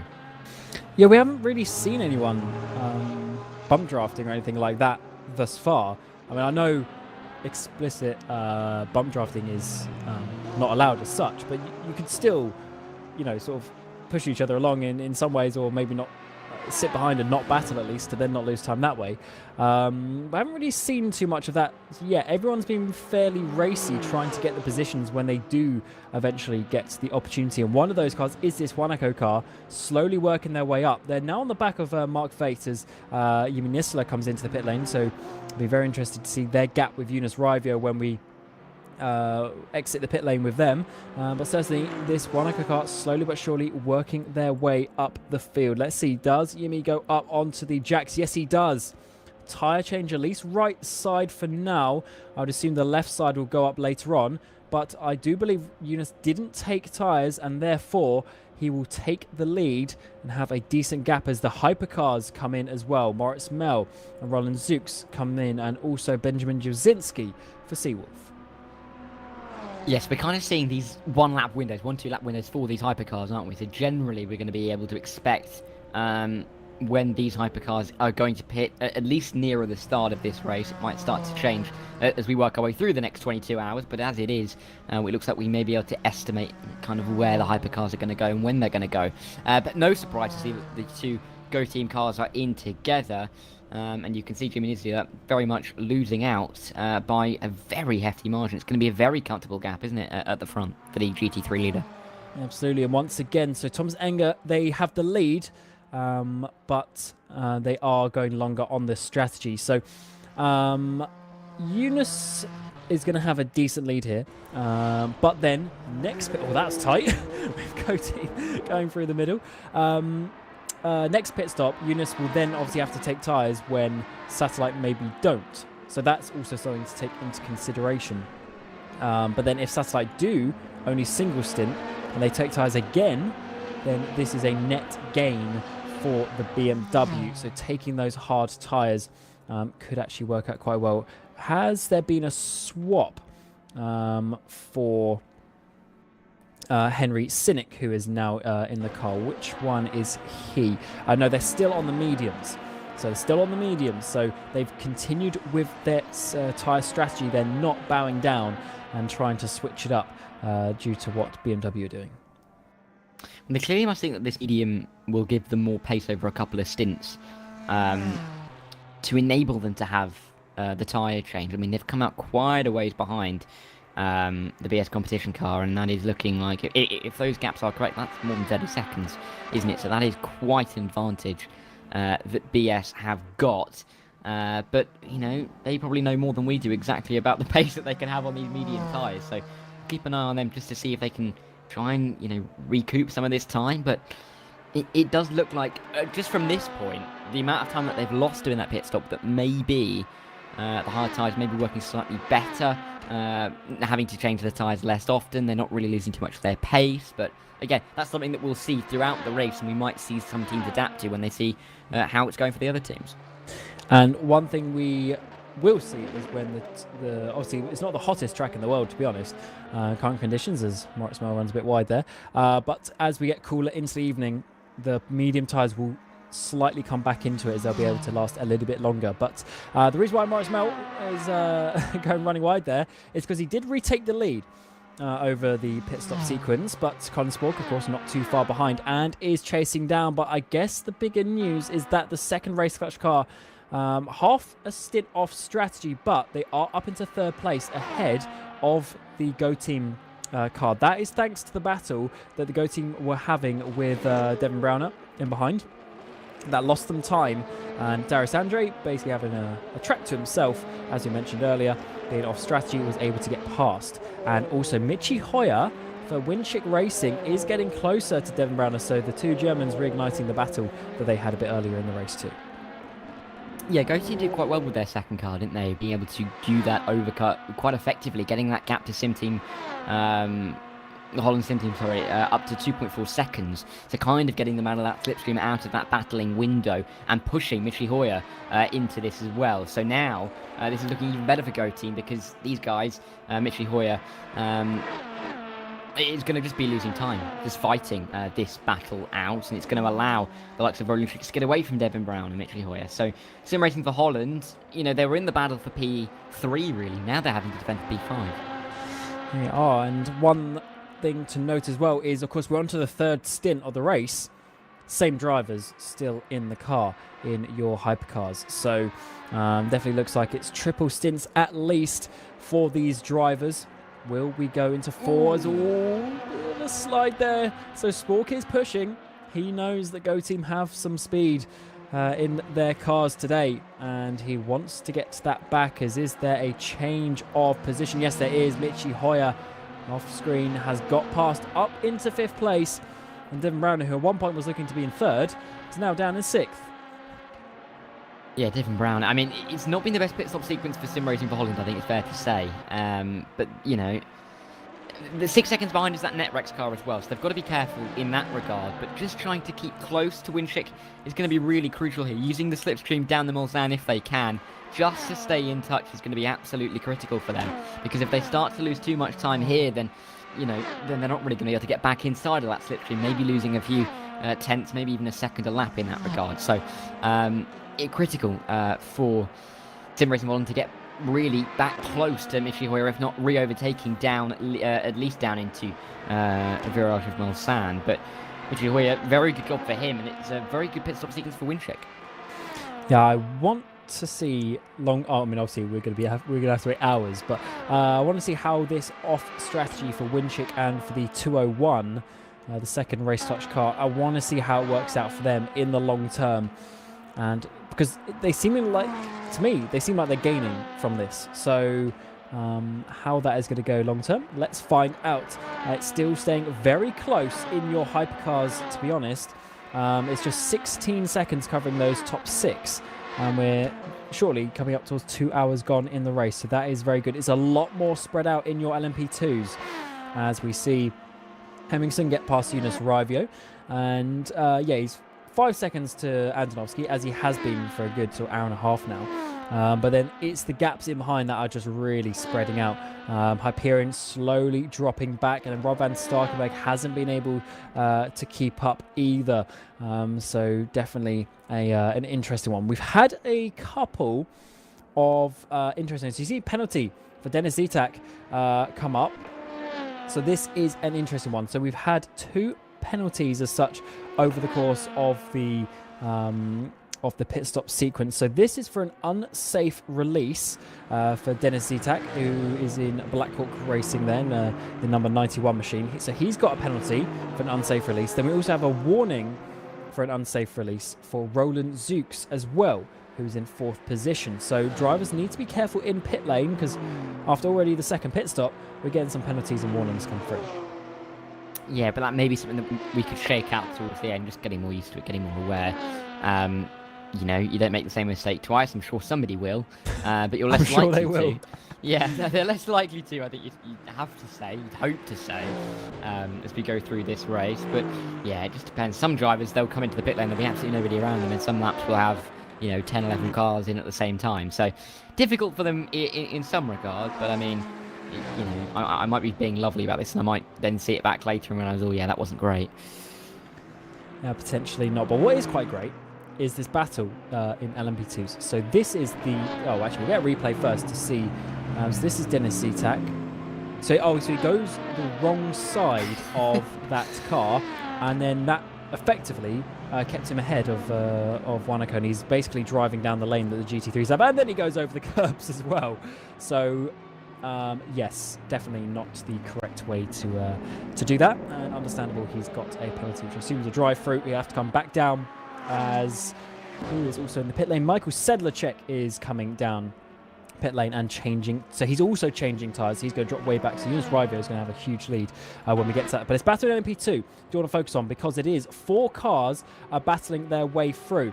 So it's Pointo, Davis, then Stefan Rout, who's having Jelle Binsbergen to the left-hand side of him as we come towards Indianapolis. A bit of a flash of the lights there from Binsbergen, but Thomas Rout not doing too much wrong at that time, and they're coming up towards Arnage now. But certainly 4 cars, they might be down, 13, 14, 15, 16 place, but a fierce battle indeed. Yeah, Ruel, is really, I mean, he was trying to get through there, then decided against it, pulled back, and I really did think he was going to get rear-ended there by Binsbergen, who nearly just completely misjudged that. Maybe didn't realise that there was going to be a car in front of him in that braking zone. But thankfully, they both got through. They're both going to come into the border curves now in the order that they were, but it's not great for Ruol, as he has lost quite a bit of time to the cars in front. I say quite a bit of time, about half a second, 7-8 tenths. Not terribly much, but when you're in a battle with the driver behind, maybe getting an enhanced slipstream effect, that's going to feel like a lot more. But it looks like I think he's just about recovered that through this final sector. But it's interesting, of course, we say this with mixed class racing all the time, but how you play the traffic is so key. And clearly Binsbergen was thinking that Ruol was going to be a little bit more aggressive there, but you have to say Ruol just being more careful. Because there's still 22 hours left. There's no point ending your race on the back of a GT3 in the first couple of hours. I mean, some people still would, as Nicholas Lemoyne gets past Christian Pallison in the 47 Go Team Racing LMP2. Some drivers would definitely risk it. We have had, commentators first coming in here, we've had a fairly clean first 2 hours of the race, I have to say, all things considered. For what we have seen. I mean, do you remember back at Bahrain? Absolute chaos. Skittles it was coming. It wasn't even it was before the green flag, or literally as the green flag drops, that happened. So it has been known to have happened. We had, was it a Monza as well? There were some issues. Monza a year ago, season 15, that was a chaotic season opener. So race starts can be a bit bad, but today in Le Mans it's going pretty well in terms of that. Yeah, whenever I think of that Bahrain start, I think of Tom Lartelo did the edit of it, and I accidentally had my volume up too loud at the start, and I found myself sitting on a train. I think I was with it up to my ear, physically jumping out of my seat because the sound scared me so much. But yeah, that was quite a race, wasn't it? Those 4 hours of Bahrain. It was actually a really good race after that as well. It's just a shame that took out so many contenders. But fortunately, it ended up being a really strong race in multiple categories. So we ended up with a good race in the end, but the start was just, absolute carnage. And one thing I've just noticed, look at where Darius Andre is. He's on an absolute tear. He's just done the fastest lap of the race, followed by a very competitive lap. He did a purple Sector 2 last lap around, and he's caught up Colin Spork in the number 1 car, in the reigning champions car. Now it's the sister car, the 201, joined halfway this season, and they are now going to be in second place. And that is going to be one of the easiest overtakes of his life. We're going to have to just remember the yellow wing mirrors, I think, is the only way of denoting those two cars. But it seems like it is Darius Andre now in that second place, trying to chase down Go Team Racing. Of course, half a lap off stint, so they are on less fuel at this point. But still, very good indeed as they try to take potentially a 1-2 at the finish of this race. Yeah, it's going well. I mean, of course, the strategy could change. I mean, they could end up being the ones-on strategy, and we could have Go Team with the other race clutch off by the end. But Darius Andre doing a very good job at this stage. I can only really see him catching up to the back of Go Team there. I'm glad it was quite an easy overtake, because I somehow managed to shove my thumb into my glasses and I had to go clean them because I couldn't actually see anything. But yeah, I didn't miss too much because it was just an easy overtake down the straight. But Darius Andre... Wait. Say that up again. I shoved my thumb into my glasses. You shoved your thumb into your glasses. That's a good one. Gonna remember that. And it's not the first time I've done it. Well, as you say, you didn't miss too much because that was a pretty easy overtake. But what we do know is race clutch, and obviously the operation ran by Jürgen van Bergen, Matteo Caruso as well, over on that side of things. They run a very good ship over there, and I'm sure they have the, not necessarily team orders, that's the wrong way of putting it, but you know what I mean, like the idea of how they're going to go racing between the two cars. They will have that all sorted out, and they will definitely be thinking of the overall team result.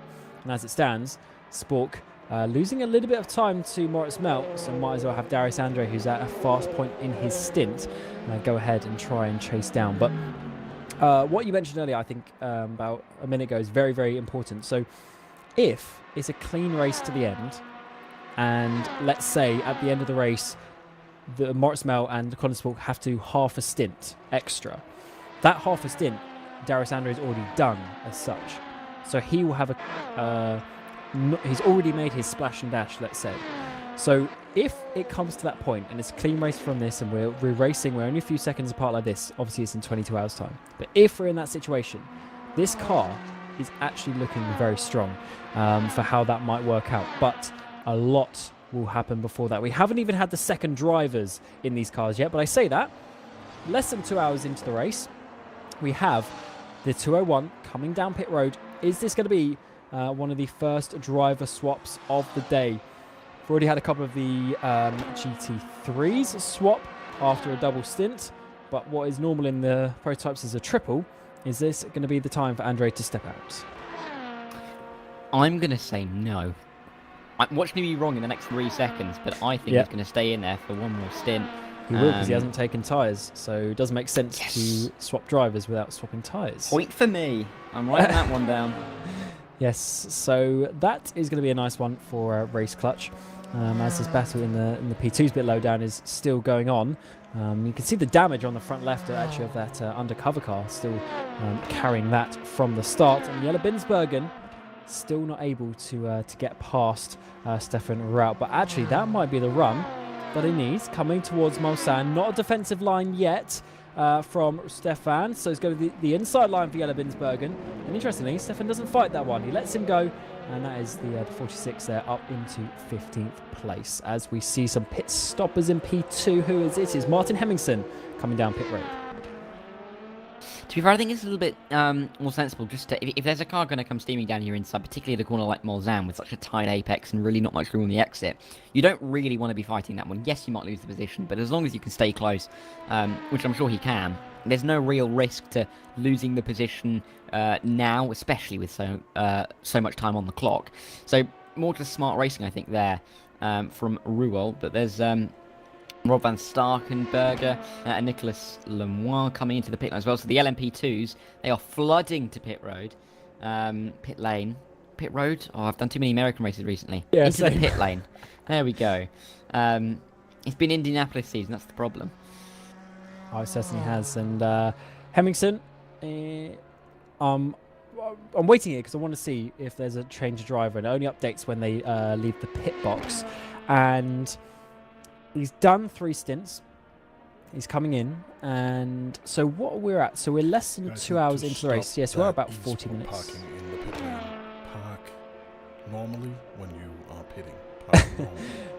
A reminder for the drivers to pit straight in the pit box and not try and get a 45-degree angle. So we got Felix Neuberger, who's got in the car for Team Iris. So Hemmingsen relinquishes the wheel, and that is a tyre change, fresh tyres for Felix to go out and try and push his way towards the front. As we see Colin Spork, he's got past Moritz Mel, and he's going to the right-hand side. Hard defence there to try and not get any more slipstream. So that, of course, is by virtue of Darius Andre relinquishing the chase that he had down. So Colin Spork was then free, didn't have a car in front of him to chase down Moritz. So I wonder if there might be a mistake from Moritz, actually, because there was a good couple of seconds gap between them. So maybe some traffic, maybe a mistake, but either way, Colin Spork has got back to the race lead. Yeah, let's have a quick look at the lap times and the sector times. It doesn't really look like too much of a mistake. I mean, Spork and Mel matched themselves to the 1,000th in the first sector.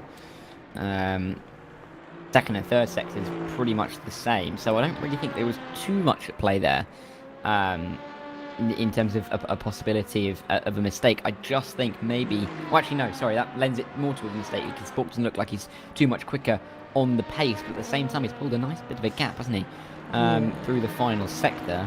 Race cars just look like they have quite a lot of pace under both cars at the moment at this stage of the race, and maybe that lends itself to an interesting strategy. We'll wait and see. Yeah, I do think Matt made a mistake because his sector was sector 3 was 5 seconds slower than Michi Hoyer. So I think there may have actually might be a little bit of a mistake from Moritz in the end, and that was those couple of seconds that he needed, that Colin Spork needed to catch up and then re-overtake. So, and also talking to Michi Hoyer in those 5 seconds, look where he is, just like Darius Andre on the alternate strategy, but he's obviously saving fuel because he went 1 lap longer in the previous stint. Now this time he's 2 laps longer, so he's saved a lap of fuel again. So longer term, he's making a little bit less time than Darius, but longer term, those laps should add up. As you get LMP2s coming in, tyre change for Scuderia Ferrari, Hyperion in the background, Svikovsky also going up on the jacks. This might be driver change as well for the two cars who are, of course, leading LMP2, but that is until we have Iris come back around to retake the lead. Yeah, well, what happens? I mean, what have you done, Cam? I mean, the police are coming after you. Can you hear that? See, I live basically only on a high street, right? Or like a main road, let's say. So if ever you hear some sirens in the background, do apologise for that. But hopefully they are not coming for me, is the important one. So that is, let's see how the rest of this race obviously works out. Neuberger is coming around the final few corners, and with everyone, as we go 22 hours remaining in the race, 2 hours gone. They are, of course, sitting there. Long pit stops it is. Tyres and fuel not at the same time, so you got to do your tyres and then your fuel. And what that does is it means your stops are obviously quite a bit longer. Neuberger comes out of the final corner and will be retaking the lead shortly, as Alex Siebel has got in the number 39. Has Svikovsky stayed in the car? No, Tomasz Vak has got in the car for that. Yes, we're starting to see some driver changes in the LMP2s. That makes a little bit more sense based on their stints in that regard, because if you're looking for around 2 hours, you'd probably go slightly longer if you're in the hypercars, with about a 2-hour 20 kind of stint for the driver. But there's no point going 2 hours 40, 2 hours 45, nearing 3 hours for the LMP2. So that makes a little bit of sense. We see Luca D'Amelio coming out in his Bristol eSports car, going around the right way around the cars in the pit lane. So he should be safe from the stewards on that one. But, you know, as we see, that's Moritz Mel having to defend from... who's that? Oh, no, he's not. That was easy. Michi Hoyer not going to attack there. He's going to come into the pit lane. Yes, so that's 2 laps longer than Darius Andre on this alternate strategy. 2 hours down into the race and making their 3rd pit stop. So I don't think they're in too bad of a place, both the number 8 and the 201. But as ever, we will have to wait longer term to work out who is going to be faster. No tyres, interestingly. So Hoyt staying in for another stint in that car. So what this is effectively going to be, this could be a 3.5 stint. That's why. So it would have been a triple stint, but then they obviously pitted after 20 minutes because of the penalty. So they're just going to make it into like a 3 hour, or 3 stint plus 20 minutes. So you'll be staying in the car for another stint, and he's certainly doing a good job. Where is Darius Andre? He's coming up towards the final corner. He will be ahead as he was before, but I'm really interested to see how these guys go a bit later in the race. So I also want to check up, as that is not the racing line there for one of the LMP2s, dropping. I'm missing the final chicane. I think the Bugatti circuit there, just rejoining the main straight, coming around the final corner. But yeah, definitely not the racing line for this layout. Michi Hoyer is quite a ways behind Darius Andre. Not too far, actually. Only about, 3-4 seconds, maybe pushing 5. But it's still a gap. It's still quite a large gap. I don't think Raceclub's going to be too worried at this stage. Winchick having to get through a little bit of traffic, but there shouldn't be too much issue with that. It's interesting, really, though, to see how close we are staying in the hypercars, because we're seeing a bit of a slalom through there for Michi Hoyer. We're seeing the gaps open up in LMP2 and in GT3s in terms of their widening. I mean, you can see the gaps on the left-hand side of the screen, 34-15 between the top 3 and the GT3s, and you can see 7-6, 7-16, 12 of the gaps in LMP2, but it is staying nice and close in this hypercar battle, and hopefully that's something that's going to run all the way through towards the end. I reckon it will do, if obviously it's fairly clean. Roland Zooks has really dropped off. Remember at one point he was 1 second behind, and I'm like, oh, maybe go team 1-2 or something like that. But not quite. They dropped off. He lost a lot of time in that battle with Devon Brown, who's actually right behind him once again. And then in general, just maybe one of the some of the traffic, maybe one of the pit stops, just lost a little bit more time, and it's now down to 11 seconds. And Devon really chasing him down now for that place. Maybe struggling on those older tyres as they wait for their next pit stop. Coming up in probably 20 or so minutes time. Maurice Mel still chasing down Colin Spork at the front of the race. They've probably led pretty much equal laps actually in the first couple of hours. So it hasn't been the race clutch domination that you may expect with the big gap that they have in the championship. Remember, race clutch are leading by some 31 points. So points are given out at half distance. And what is 30? I mean, it's fair. They still need to be on the podium to guarantee that. Third place is 32 points. Oh, sorry, it would be the opposite of that. So they need to guarantee the difference, which is 13th. So there's only 7 cars. Actually, yeah. So they just need to drive to half distance is what they need to do, and then they'll guarantee the points to win the championship. But you never know. Crashes have happened, and if they drop out of the race before half distance, they'll get no points, and then Go Team Racing will have the opportunity.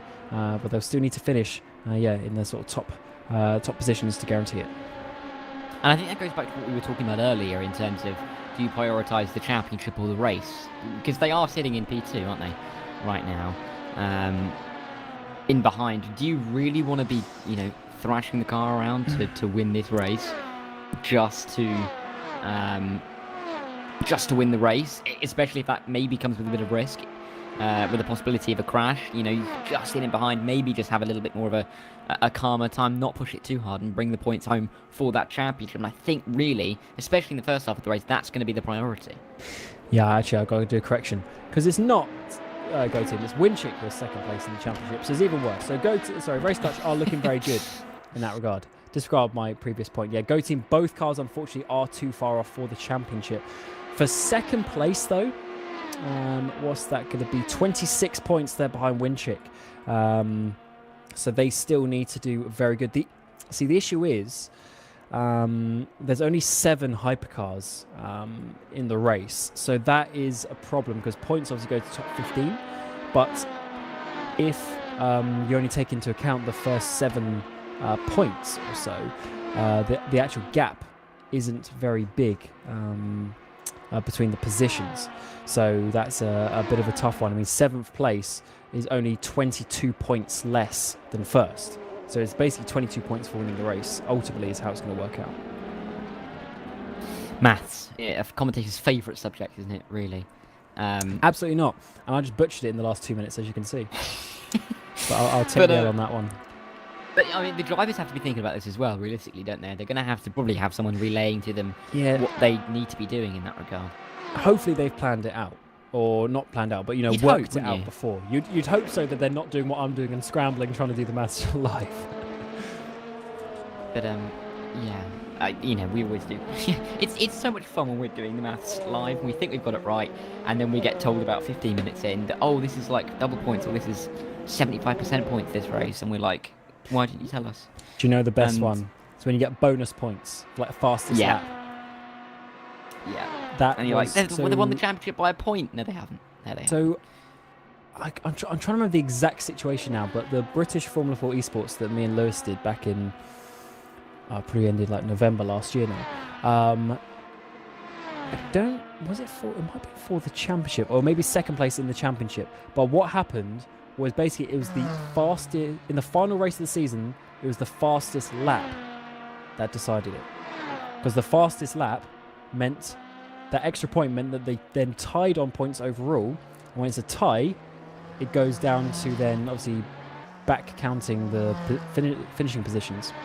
And they had the same amount of first places and the same amount of second places.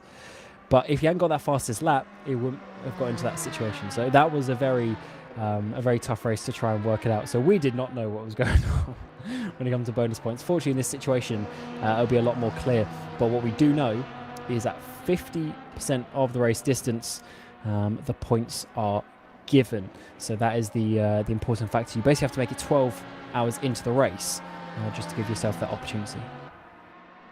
Yeah, and what's 12 hours? It's nothing, isn't it? You can do that easily. You know, you probably get one driver in the car and do the 12 hours. That'd be absolutely easy. But no, I mean, it's a difficult challenge, especially when we were talking about earlier how we've had those different lengths of races through the season. We've not really had too many of the longer races.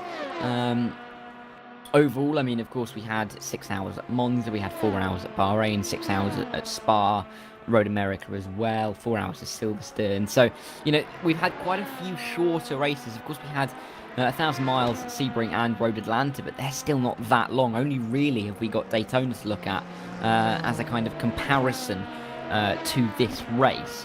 And it makes it somewhat difficult, doesn't it? Because, of course, you go from having... It's still an endurance race, but not the longest race. You're maybe having a driver change or two and shorter stints to having a 24-hour race. It's a bit of an adjustment, especially with so much on the line. As we're going to see Luigi Russo trying to take the position, or defend his position, I should say, down in towards the second chicane, and he will lose out on that one. But again, not fighting it too hard, which I think at this stage of the race probably a little bit smarter. Yeah, so he got the place in the on the first Marsan straight. He loses it, and the second. Now on the third, they flip-flop for a third straight in a row. Is Sergio Mendes going to do anything on that inside line, or is it going to be all about Russo's momentum on the outside line? He does have the braking zone, the racing line on the braking zone, and he's made it stick around the outside. So Russo up into that 7th place. For another straight, though, are they going to swap around? But I think he actually got a pretty good exit, so he should have the momentum from that. As in the background, this is the battle. Devin Browner trying to get past back into 3rd place. He's got the run as he looks to the other Go Team car, not the LMP2, but the hypercar to the outside line. It's going to be for Devin Browner, and he has the overspeed. Does he have the commitment, though, to make it stick? Yes, he can, as Roland Zooks there having to back out of that one. Browner once again up into 3rd place. So he was struggling in that previous stint. Then we come back again, and he's reignited his fire, and he's got back up into 3rd place. Yeah, it's been a bit of an up and down race, isn't it, so far? Even an hour for Devin Brown, because he was up to P3 and then he was back down in P5 and P6. Now he's back up in P3 again, so it looks like it is going the way they wanted to in this stint, but they've still got that Go Team car right behind them. Interesting just to keep an eye as well on the times of the other race clutch car, just to see what they're doing in terms of lap times, because they are lapping. The last lap was a 3-minute 21.6, which was the fastest of anybody in front of them, albeit only faster by Seawolf by 0.004 of a second, but still faster all the same. They are gaining up to the back, and the undercut is looking slightly likely, but again, they're still out of strategy. We're not really entirely sure, you know, what they're doing on the strategy. We can't calculate how many stops they've got left from this far out, so yeah, it's going to be interesting, I think, just to see how this one plays out over the next few hours into the kind of 6-hour point where we kind of get a bit of the crossover on the strategy again. Absolutely, and of course we don't have like a full safety car caution like we see at IMSA, but we do have full course yellows, and the code 80 that we call it here, which can sometimes mess around with the strategy, but with how clean the race is, unlikely that is going to come out, and you know, maybe that isn't going to be so much of a factor, but it's always going to be on the mind of the teams and drivers that if that comes out and you are towards pit entry, you might be able to basically get a free pit stop. But sometimes they can actually be at a bad time, because then if it puts you off strategy and then you end up having to splash later, sometimes it's actually bad timing, because you actually end up making an extra pit stop. Even though one was cheaper, you're still making an extra pit stop, and you're still overall more so in the pit lane. So definitely a difficult one indeed. See the class leaders up there, Spork Neuberger and Eunice Rivio, and the gaps are getting bigger as you go down through the classes. The hypercars are the closest, then the P2s are a bit more spread out. But in your GT3s, Eunice Rivio is still leading by 36 seconds now. Remember, that is because he didn't change tyres at the previous stop, because he's on the hards compared to the mediums of the drivers around him. So if everyone then changes tyres again this stint, then that is the net lead. If he changes tyres and the others don't, they go for the double on the medium, then of course it will come back and be a close battle with Henry Sinnick in behind. But they're trying something different to everyone else, and that's what we like to see. Yeah, I mean, it's going to be interesting to see if it works. I mean, at that time, in the front of the GT3s has come down in the last lap or so. It was 36, it's now down to 34 in quite short order. Luigi Russo still trying to fend off the Viz Release Sports car in behind. These two really having a bit of a ding-dong battle as we just pass 2.25 hours of this race. Russo, I mean, they've just kind of got used to being side-by-side down some of these straights, haven't they? Russo, they won't be relinquishing anything down into Indianapolis, I don't think, though, as it's a little bit too far back for a send to be made. Doesn't stop a little bit of a look, does it, from Luca D'Amelio, but he will sit in behind, and Russo will carry on. But it's good to see that we've got these strategy differences between a lot of the front runners, because it means that we're not just getting a bit of a homogenous race like we see or we have seen in more recent 24-hour races in the sim racing world. So it's nice to see there's a bit of differentiation and something to keep us guessing, really. DNF for Jacob Reed.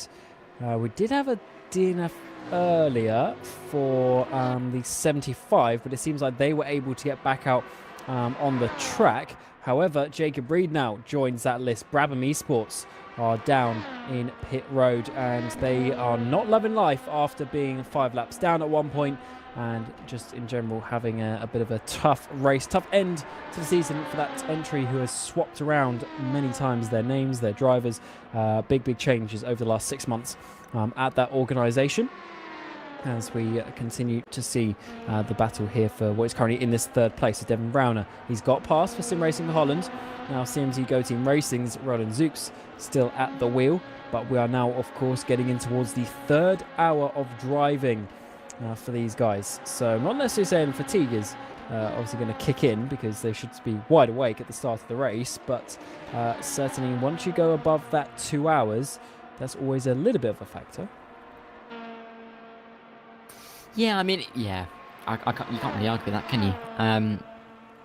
I mean, there's so many different things to think about in 24-hour races such as this. We see Jacob Reed in the pit lane, and I'm guessing a magical teleportation. Let's see. Yeah, Way, there we go. That's manual. That's magic.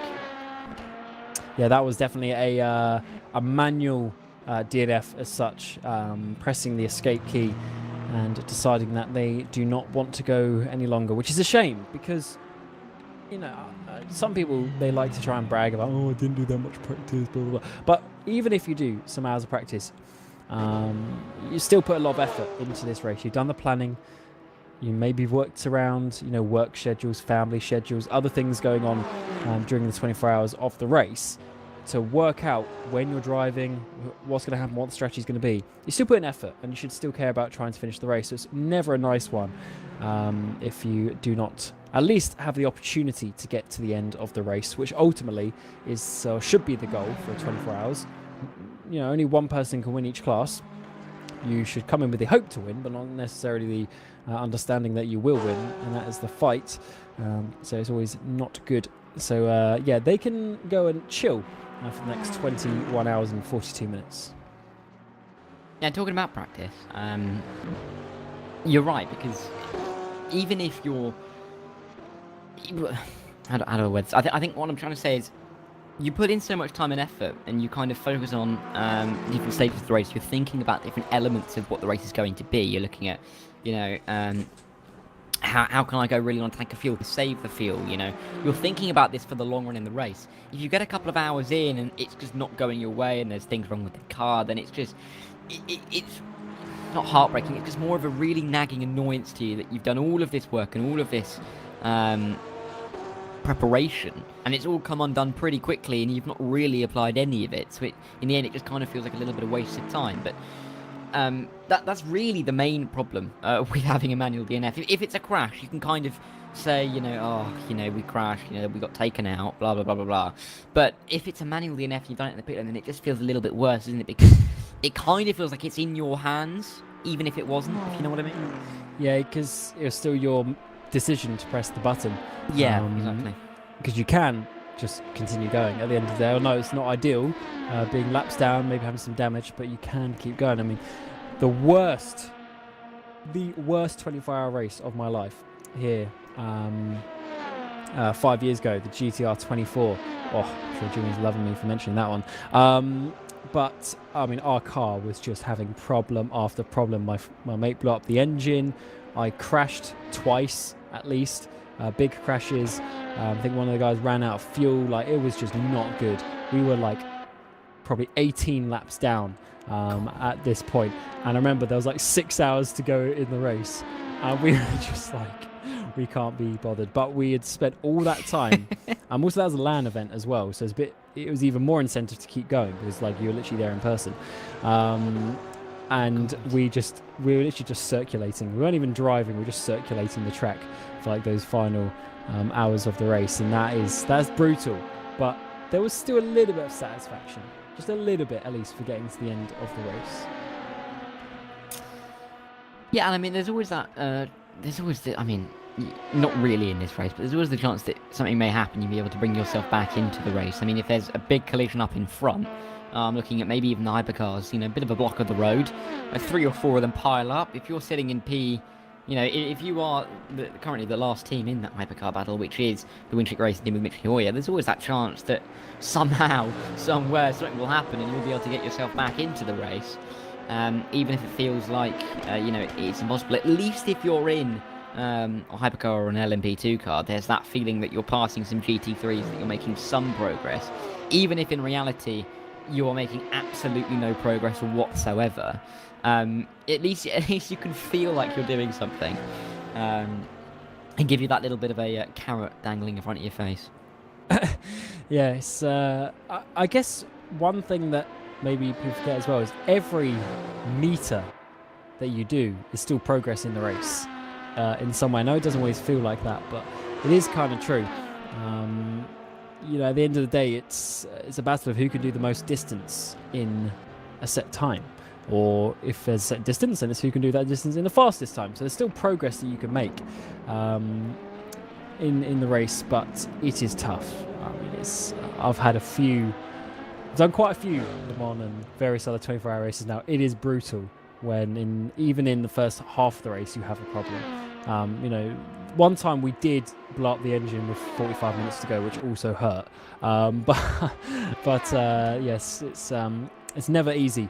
As we're going to see Toinleur here go to the outside, trying to make the move on Sergio Mendes. He's got a little bit of slipstream in front of him.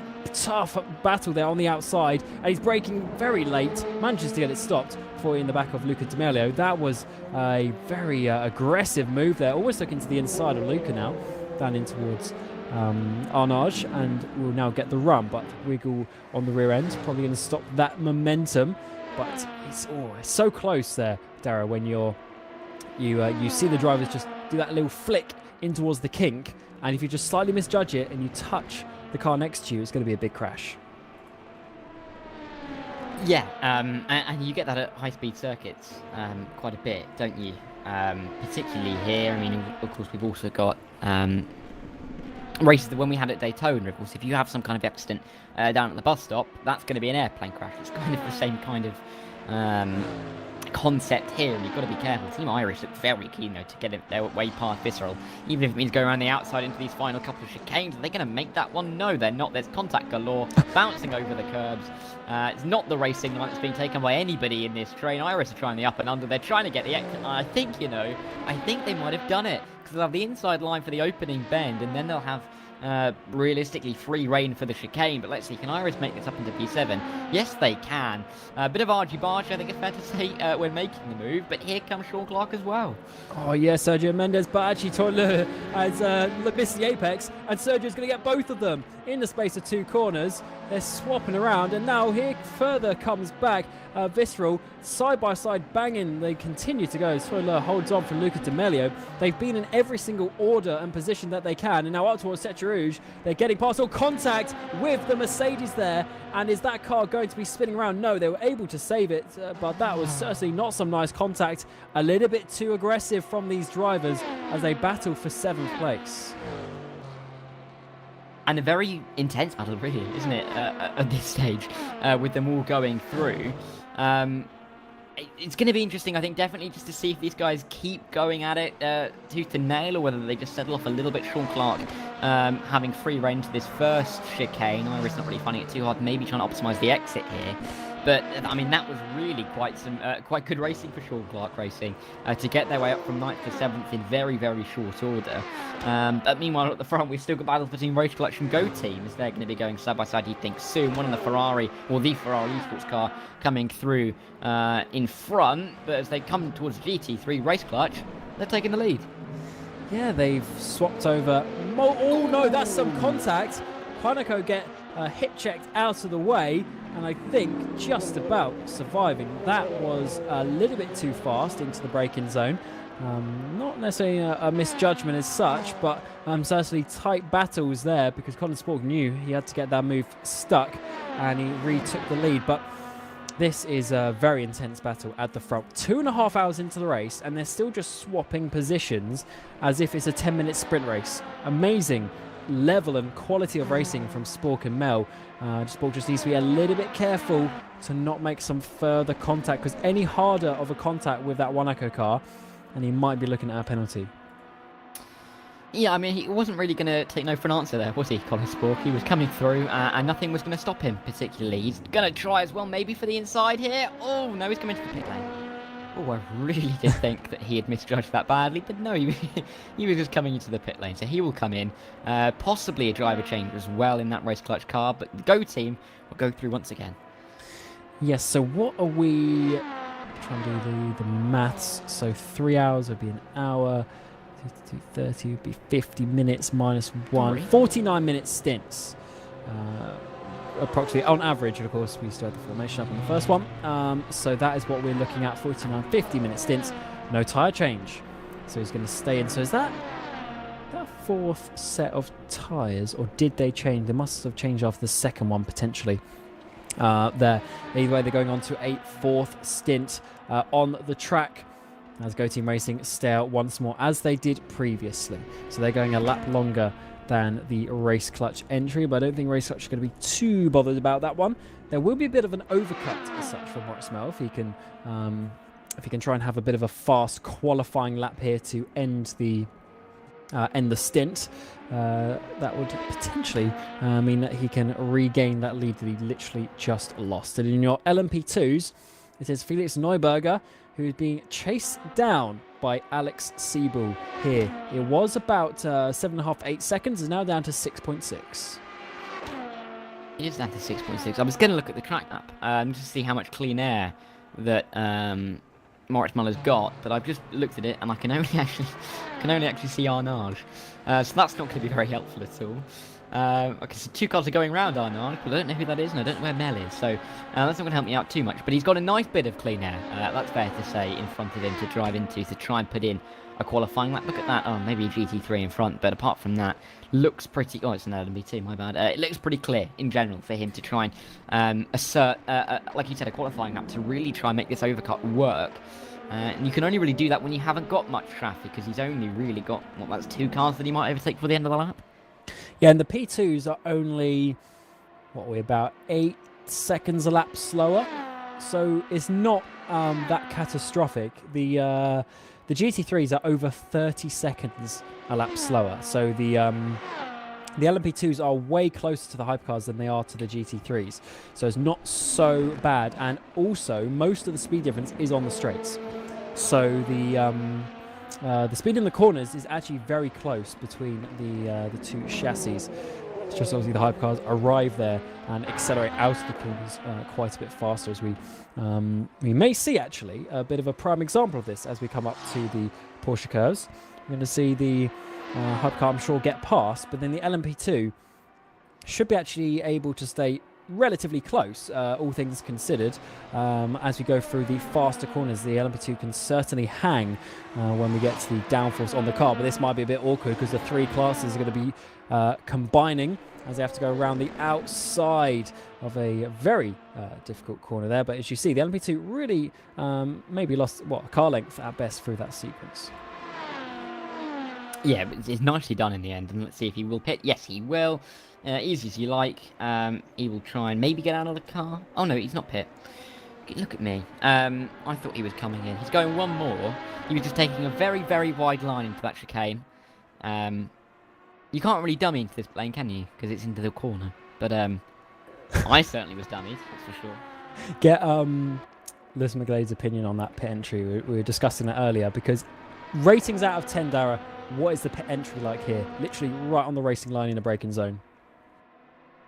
It's not as bad as Shanghai, to be fair. Intriguing. Oh, We're no, but also Shanghai is- mentioning Montreal.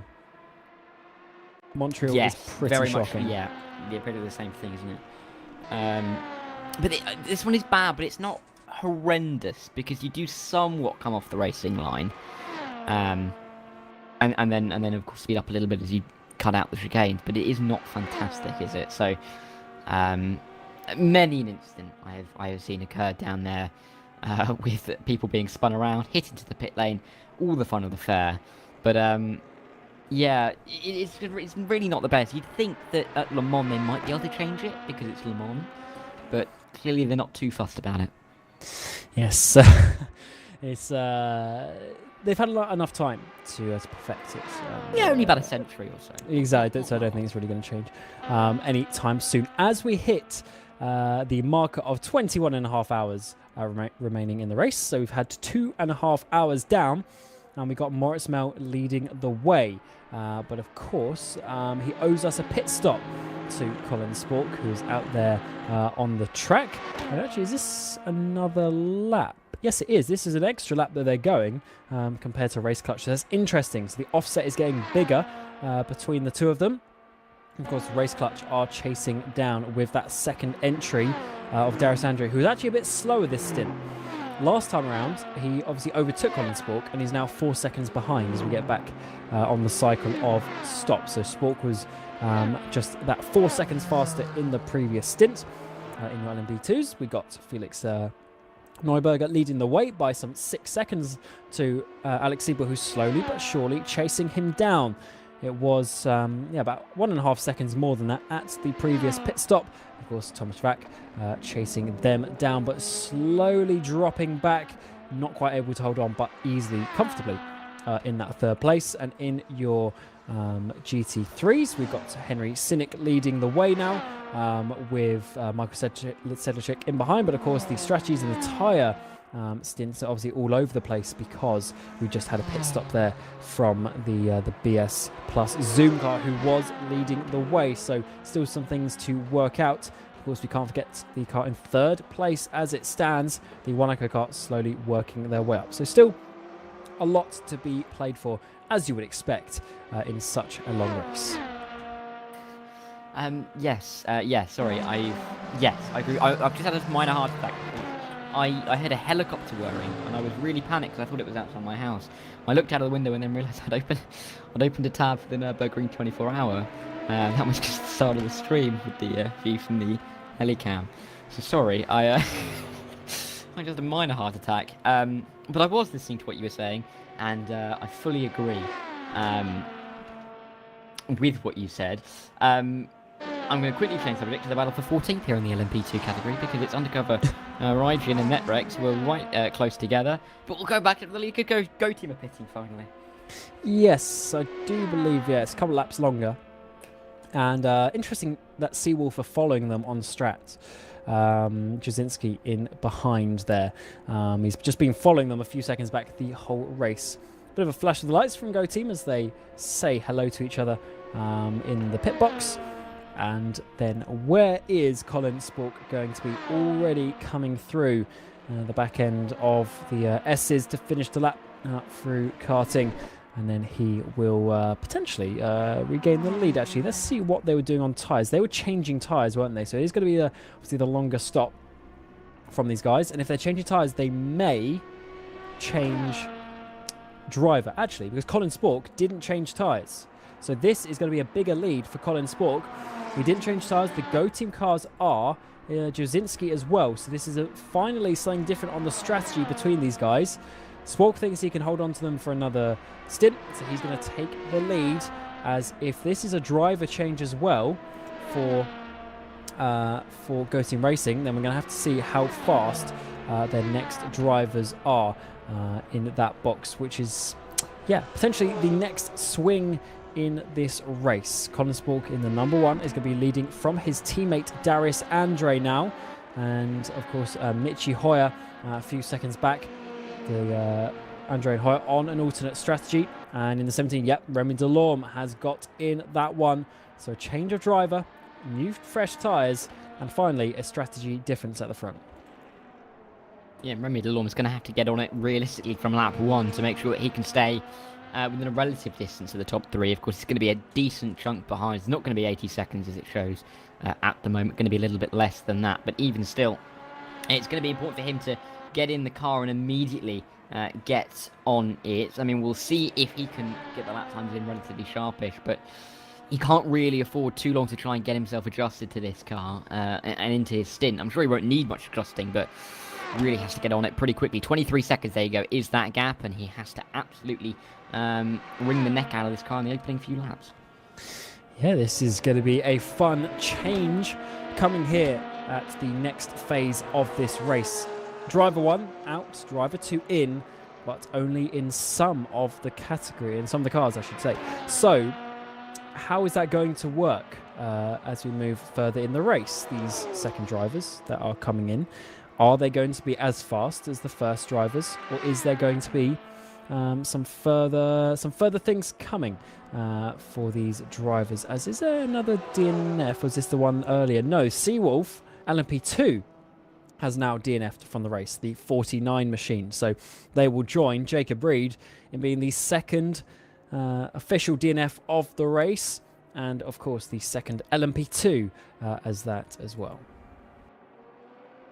Yeah, shame that we've lost some cars so far in this race. Of course, a long way to go for everyone to try and keep this momentum up. That is not the line for Jan Kato, who's having to go through the tyre barriers at the second chicane down the Mulsanne, keeping it out of them, not causing any damage, I don't think, to the car, but definitely losing a couple of seconds of time. That's not the ideal line for him to be using. Of course, got to be careful as well that he doesn't lose out too much time to the cars in front. This Seawolf Net Race car currently last of all the hypercars, albeit there is only 7 of them. I just see Alex Siebel there at the top of the screen putting in a new best lap time in his LMP2 for Scuderia Ferrari Esports of 30.5, 330.5 I should say.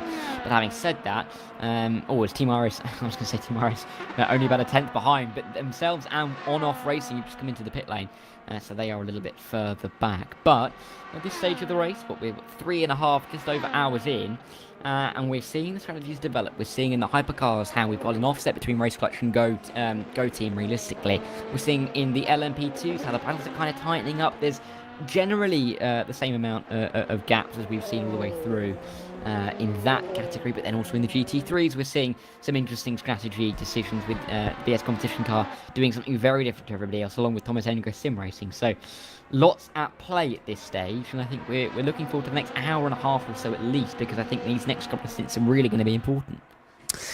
Yes, indeed. As we saw, the reason for the DNF was the 49 Kasper Karjavi disconnected. So, unfortunately, that is an internet issue from his side. We see, obviously, these drivers coming down pit lane in your LMP2s. This was this big battle that was going on with Allure, lots of them in the pit lane. But we are getting close for the race lead, as once again, this point of the stint, we are seeing Darius Andre chasing down Colin Spork. So there's about a 4-second gap I mentioned. So, Spork was 4 seconds faster. But it seems like it is just the fact of the heavier versus the lighter fuel potentially. So Darius Andre now is chasing down. But obviously at some point he will then have to come down pit lane. Number 48, this is your final warning. You need to be straight in the pit lane. Do not stay crooked. That's the 48 of Torin Lure. So that's why we went to have a look at him in the pit lane. So final warning for those guys to not do like the sort of 45-degree angle and to go straight in the pit lane, which is some good advice to try and not get a penalty. Yeah, it would.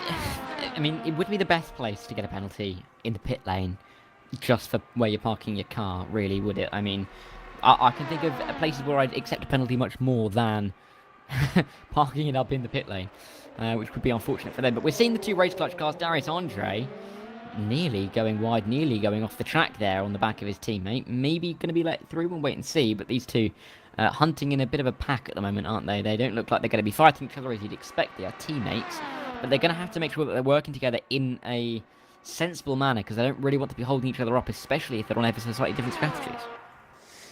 Absolutely. I guess it also depends, how they want to prioritize it regarding the battle with Go Team, because that is very close between the 17 and between the number 1. So they don't want Darius to get ahead and then to obviously hold him up. So if he gets ahead, he needs to go faster. So that is something that we need to look out for. So this is Colin Spork leading the way. Darius Andre with the yellow mirrored version of the car, trying to chase him down and get past. Is he going to sit behind? But he, of course, will have his next pit stop a lot sooner. Coming into pit lane as well, we now have, there's Ferrari all in the background. That is one of the ARMS cars with no rear wing. That is Ricardo Fava, who is he's obviously crashed somewhere because he has no rear wing, and his stop will be quite a bit longer. That's not how my car's meant to look, is it, really? Sat in the pit lane there. It's missing some key components, and we'll have to have a bit of a fix. But Darius Andre still sitting behind, bouncing his way over the sausage curbs through the final couple of corners, but still sat very, very firmly on the back of his teammate. They're not going to let them through just yet. Traffic coming out of the pit lane shouldn't affect too much, but I think we're going to see exactly what's happened to Father. Oh, there's a bit of a wiggle. Oh, that is... Oh, okay, no, so he's fine. Oh, no. And then he's just reversed into the wall. I mean, that's a little bit unlucky because it wasn't the biggest contact in the world, but he did make that a bit more... a bit worse than he would have wanted. So we come out onto the Mulsanne straight now, and let's see how this one goes between the race clutch cars. We got the 201. Darius Andre goes to the right hand side. Some traffic there though. It's going to be a Mika Hakkinen moment as Colin Spork has to try his best to get through, which he does, and it looks like Darius Andre will be trying to keep that position in the braking zone, which he has done. So now he's trying to pull away and do the best that he can to not hold up Spork when that battle with them and Go Team is so close. Yeah, I mean, they can't really afford to lose too much time in this little train or in this little duel, because they want to be making sure that their strategy is working. They just can't allow Go Team to kind of appear in their wing mirrors on their own strategy and to then try and make it work for them. So it's a difficult conundrum for them to be in, especially with there being a little bit of traffic here and there. They want to be sticking together. They want to be using each other to benefit their strategies, but you can't really afford to be holding up your teammate, especially in this regard. And if this arrangement is kind of losing them time in the long run, is it going to be worth it? Are they going to try and let them or let the other race clutch go? I know that Andre is now back in the lead, but he's not really gaining away too much. We'll have to see more in this final sector. Absolutely. I think he's fine on pace. He's definitely got less fuel, obviously, so he should be in a solid situation. And one thing that I haven't quite seen coming in the GT3s is Michael Sedlacek is actually in a pretty strong position at the front. He is a little bit off stretch, I think, in terms of the fuel, but he's only 12 seconds ahead of Makiyupi, and I think he might be able to make something work. But let's first of all see this from Henry Cynic. He's in neutral. Is he having is he run out of fuel? Ooh. Henry Cynic ran out of fuel. Did he manage to make it there? Trying to see where the car is. No, he's dropped. Oh, he's DNF'd. Were they that tight on fuel? Potentially. Either that or did he blow the engine coming down? Either way, he had some steering damage there. The car was pointing to the right. Was he able to make it? Oh, no. It is actually slightly uphill, this pit lane, because I did have this myself a few years ago. I learned that the hard way as well. And unfortunately for Cynic, just 2.5 hours into the race, it looks like that is basically done in terms of winning the race, because even if they get back, they're going to be a couple of laps down, and that is opening the door even more to have a battle between Thomas Enger, who are doing something a bit different, they're going a bit longer, and now Ravio, Makiyupi, who's got in the car for BS Plus Zoom. And it's particularly painful that running out of fuel is that if your pit box was earlier in the pit lane, they would have been absolutely fine, wouldn't they? But because they had to go so far down the pit lane to get to their pit box, in the end, that's kind of what's got them, because they did have, about 40 miles an hour of momentum coming into the pit lane, so there was still a chance, but in the end, gutting really for them. And you're right, it's going to be really them out of the race. And if they come back to any kind of position, it's just really going to be ruining the chance of winning the race. So, gutting for them, but fantastic news for everybody else, like this BS Zoom competition car coming through, as they will be absolutely loving to see their competitors having a bad time. Yes, they certainly will. It's kind of a weird one where you do want to overtake on track, but at the same time, you do want to get the position either way. So Darius Andre is in the pit lane on that faster, not faster, alternative strategy. We'll find out if it's going to be faster. Talking of faster, though, is Roy Dominic. He is right behind Matt Richards, who has made a comeback for Le Mans here. Is on a sort of break as such of sim racing in the last year or so, but he's coming back, but he's lost that position because the Juanico car is up into third place. Remember, they were down, they're batting in that sort of 8th, 9th place earlier, and one by one they're working their way up, and with the bigger gaps that we're forming now in GT3s and with some dropouts, some issues, they are now up into third place. Into the pit lane comes Sedlacek from the lead as well. So he's definitely a bit off strategy. I think he might be trying to save fuel and go long, but is he going to work out in the long run? We will slowly find out. And is Matt Richards going to be able to have the run back up towards the Porsche curves? It's a risky one. He's not really going to think about that one. And that is going to be, third place confirmed for Juanico. Roy, though. Oh, there's hello. Peering through. That's an LMP2 car trying to make their way through the Porsche curves, and another one going around the outside, doing that very nicely indeed. And Roy Dominic not really losing too much time. A third LMP2 car looking to make their way through, slaloming left, slaloming right, getting themselves through. I mean, this isn't comfortable, is it, particularly for the GT3 cars? Because to see these LMP2 cars arrive and then effectively just say, well, I'm going to take the racing line, I'm going to try and go around the outside, you just have to make sure you don't hit me, effectively. And it is a bit of a stressful scenario for these GT3s to be in, because with the cars flying around them, the pace of difference is quite large. It is so difficult, and it is so risky for some of these cars with the moves that they're making, putting the GT3s in a horrible position. Yeah, it's one of those things where you risk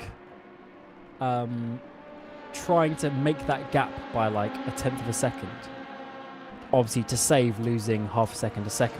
So it kind of makes sense why you would, but it is so risky, especially through corners like that where we saw around the outside of karting, then into the left-hander at Corvette. If you mistime that flick to the left, the GT is just going to turn and hit your rear tire, because at some point they need to turn in.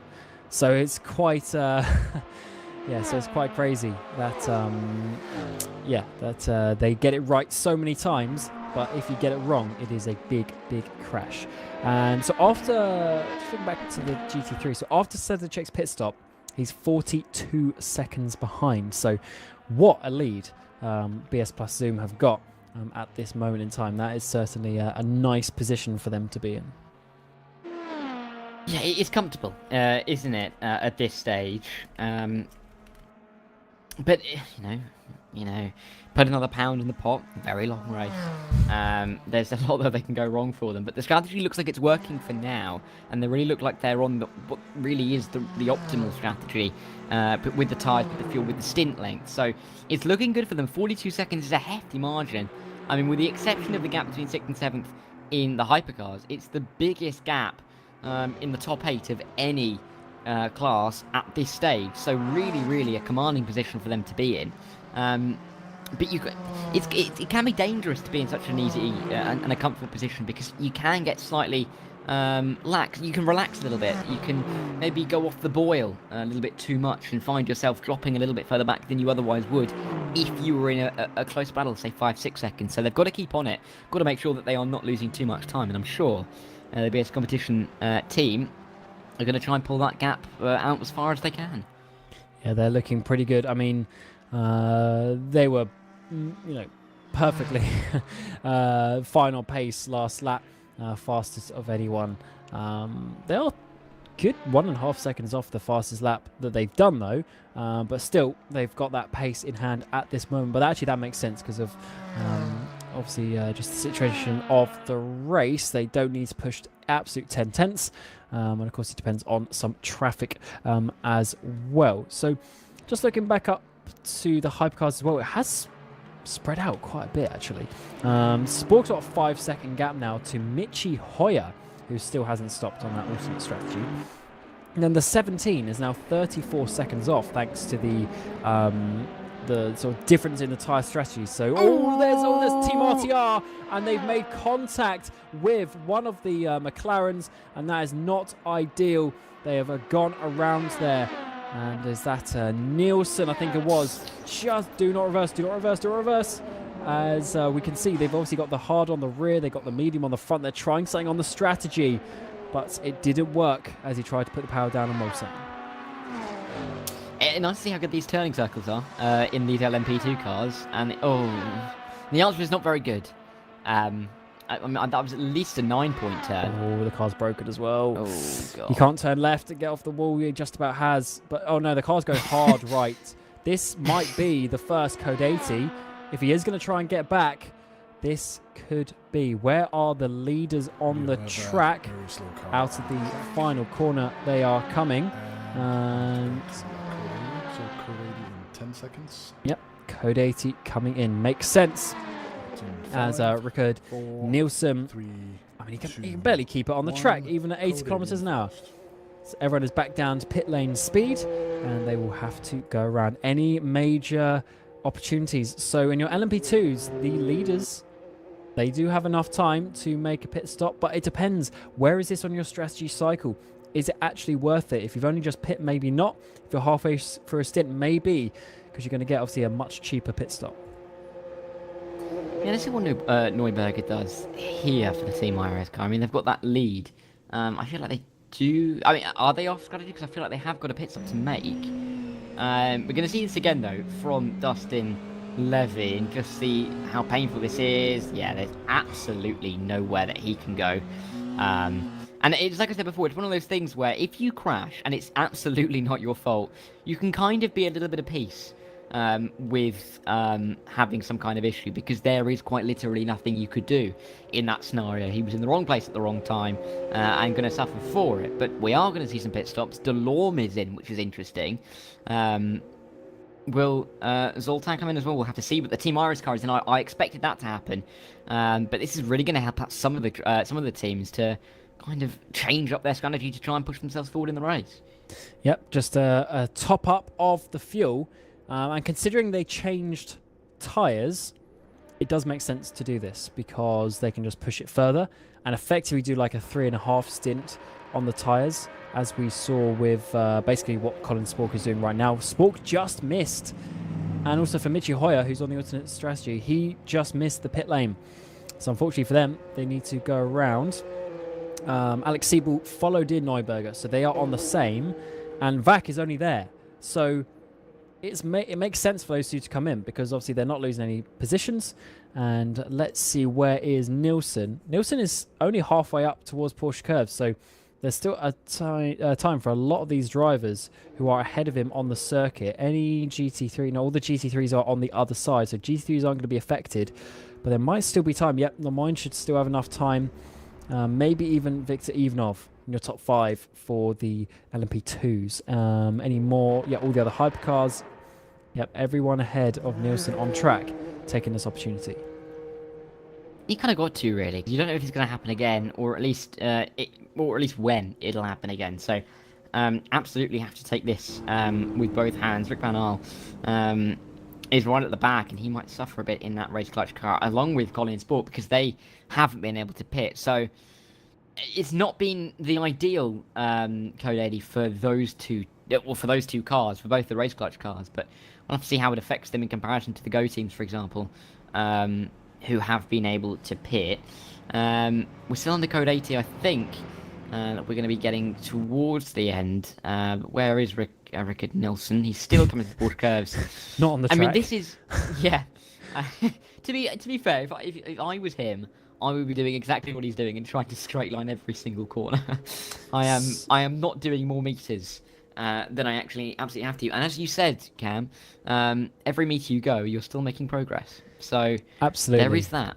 That's going to go down in history, that clip. So Victor Ivanov comes Coming back in. to green in 10 seconds. Oh, Ivanov came in, and he's not really going to gain much from it. He's still That's in saved, 5, but 4, maybe 3, not so much 2, 1. as we green go flag. back to green flag conditions. And out of the pit lane came the 49. So the 49 is back into the race after their disconnection earlier, but we go back to green flag conditions, and we got Colin Spork leading the way. However, the important point is now, so Colin Spork, so we now have 3 strategies in Hypercar. So Spork and Hoyer are still out. Spork's on a quad stint. Hoyer is sort of on a 3.5 stint. He will need to make a pit stop very soon after being on an alternate strategy, pitting halfway through the first stint. And then we have Remy Delorme, who of course is going to be behind. We'll have to wait for the next sector for that gap to update. It's going to be less than that, but he now has made his stop. He'll be able to go a lot further. So now we got 3 different fuel strategies, 3 different tyre strategies inside your top 3. Which is always fun to see, isn't it? Because it means we're going to really be keeping guessing about how this is going to unfold over the course of the race. Remy Delorme, of course, it's going to be interesting. I just generally think to see how this pit stop affects, because of course 34 seconds is the gap between Go Team and the 2 up front. It's not a massive gap. Of course, he didn't lose too much in the pit lane, just taking the fuel when everyone was going pit lane speed regardless. So going to be interesting to see how that affects the race over the next hour or 2. But for those who didn't pit, it's going to be a little more difficult. I think they've just been handed it's not catastrophic in any way, shape or form. It's not detrimental, but it's just a little bit of a nagging annoyance to you because you've not been able to benefit from this opportunity, and some of the drivers around you are really going to be closer than you'd want them to be. And that's the tough part with Code 80s at the longest track on the calendar. So we now have Understeer United coming up behind who is the trying to see who the car head is, but it's Jimenez either way, trying to make the move stick as he goes down the inside. And can he try and make that one stick? Yes, he can. It's MCM, making the move on Understeer United, I should say, coming in towards Indianapolis. And MCM managed to get themselves through in that Mercedes with the very bright headlights that they have. And that is now an interesting one because they have a decent gap up ahead to Dustin Levis. Let's see how Levy is getting on after his contact earlier. He looks okay on that front end, but certainly probably there's the tiniest bit of damage that he would have rather not wanted. Yeah, and it can all really add up, kind of the damage. Just even if it's just a little bit, it means that a slight tap again might cause more damage than you'd want. So it is a bit of an exponential snowball effect in terms of that. So you've always got to be careful. You've always got to be aware. As Remy Delorme is coming up to some traffic, how's he going to negotiate this? Looking inside outside, of course, you want to really get the run. Oh, excuse me, get the run off of this corner here, of course, down at Tertre Rouge. But if there's traffic in the way, you have to try and adapt because you can't really afford to lose the momentum coming onto this straight and then, of course, lose all of that momentum all the way down to the first chicane, which can, get up to a second, 2 seconds of lost time. But Delorme at the moment is sitting in P2, doing a good job. He can get through this traffic again. But this is kind of one of the parts of the track where we're seeing quite a high concentration of cars. Whereas other tracks are a little bit more empty. So not ideal for Delorme after his pit stop to be stuck in this traffic. But still chances galore, I think it's fair to say. Yeah, he lost a lot of time there through that first sector. A lot of time through all of the traffic. And so he's 41 seconds behind Colin Spork. And now I'm trying to figure it out. So Colin Spork owes us a tyre stop, relatively speaking. But now Remy is also half a stint out on fuel. So we are off strategy both on fuel and tyres compared to race clutch. So I'm not even going to bother to try and work out how that is going to all come back together.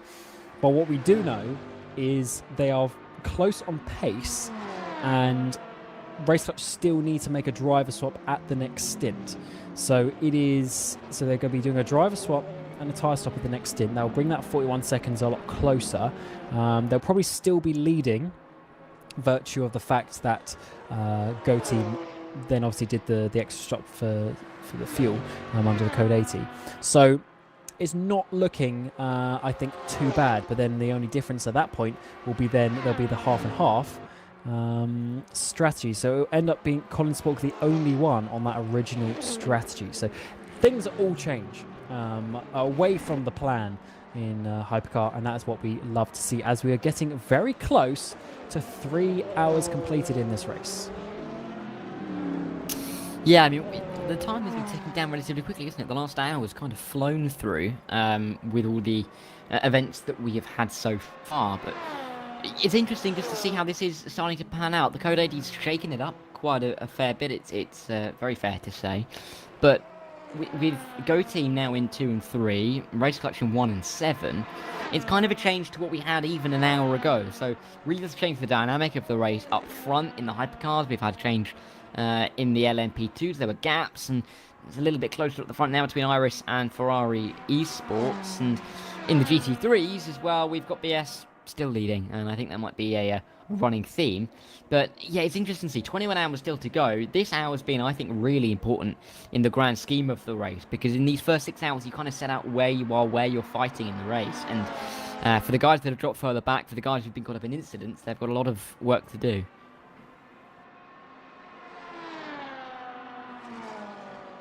But we will carry on and see how this is going to develop over the course of the next hour or so. But as we run our way through, let's see what can happen, because Remy Delorme is 40 seconds off the lead. Yeah, as we went across the line, he did gain a good couple of seconds at the end of that previous lap. So Spork is obviously out there on way older tyres at this point. So it makes sense, because to my knowledge, he's either... I think he might have quadded these tyres. If not, he's at least at the end of a double. He's on the end of his 4th stint at least. That's what we do know. So he's on the older tyres compared to Remy, and that is some situation that he's needing to look into. So the tyre situation, we'll bring up the graphic again just to remind you. So hypercars are all on the hard. I was about to say the LMT is all on the medium, but Go Team have gone with a soft rear because why not? And then it's a little bit jumbled in the GT3s, although it has merged towards the hards. There was a lot of mediums in that first stint, but it's worked out more towards the hards. So it's pretty interesting how the tyres do work very differently on all the different chassis. But for Spork, all he needs to do now is just keep him putting in some consistent laps. That is the thing that he needs to focus on, is not losing time on the older tyres, just sliding the rears or scrubbing the fronts. Just go to the pace that the tyres can do. But it looks like he's still pushing by the body language of the car. Yeah, I mean, it's difficult to really say where the strategy is going to go at this point, because of course with the Go Team going slightly longer, Colin Spork, what do you do? Do you just back off? Do you try and slow the car down to kind of fit with that strategy? Do you then push on to maybe try and offset it? I mean, it's a bit of a conundrum and a curveball that you weren't really expecting before the Code 80 came into play. But Spork, he's got a comfortable lead for now, but of course we'll have to come into the pit lane at some point soon. But it's just interesting just to see how this is panning out, really, because we're kind of at this stage where we don't necessarily know exactly what's going on with all the strategies in 50 million different places. It's going to take us a while to kind of really work out exactly where the picture is. Yeah, this is where the long games in the 24-hour races continue on, and you can never stop pushing. Remember, what year was it? Was it like 2018, where Aston Martin overtook, literally in the final corner, to win the race in GTE that season? So you never know what is going to happen. Of course, there's the famous Toyota car dying with 1 lap to go as well. So stranger things have happened, and that's why you always push to the end. And just having a look up and down the timing, as you would expect, Nielsen still in the pit lane about 5 minutes or so after that Code 80. We have DNFs for Jacob Reed. In your LMP2, we've got Felix de Cruyff for Deuces. We missed that one. They've DNF'd from the race. Then Henry Sinek has not re-entered after running out of fuel as well. So a few issues, a few mistakes coming for these drivers and these teams as we go further on into the race. And whilst we obviously need to see how the strategy continues, there are still battles on track as well.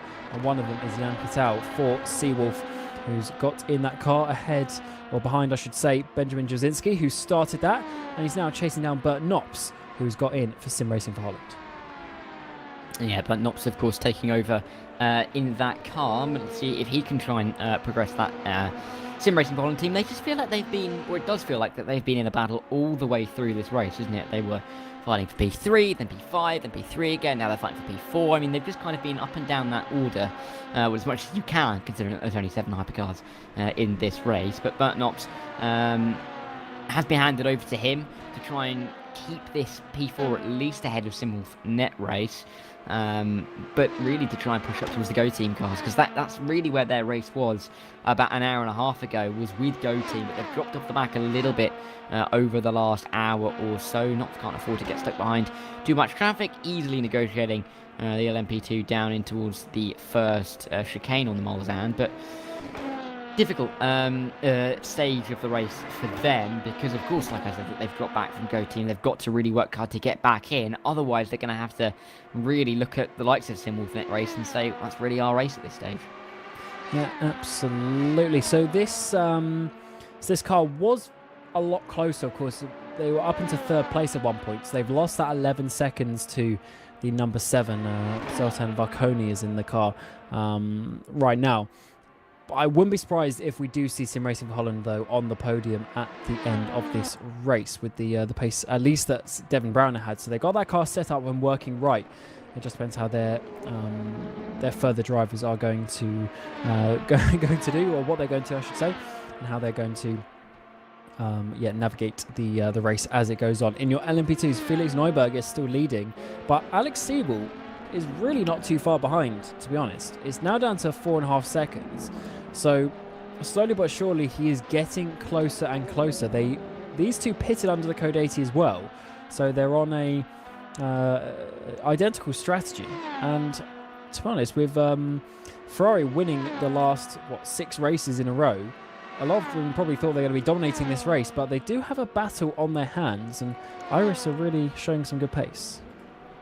Yeah, they're making it slightly difficult for Ferrari, aren't they, Team Iris? And they will be very pleased to be doing that at this stage. And we know how strong Subaru Ferrari Sports are in the Virtual Endurance Championship, and you'd expect them maybe to start pulling in front soon, but we'd really expect them to be further in front at this point. So very much testament to the good job that this Team Iris car is doing. Neuberger controlling it at the moment, doing a splendid job at this stage.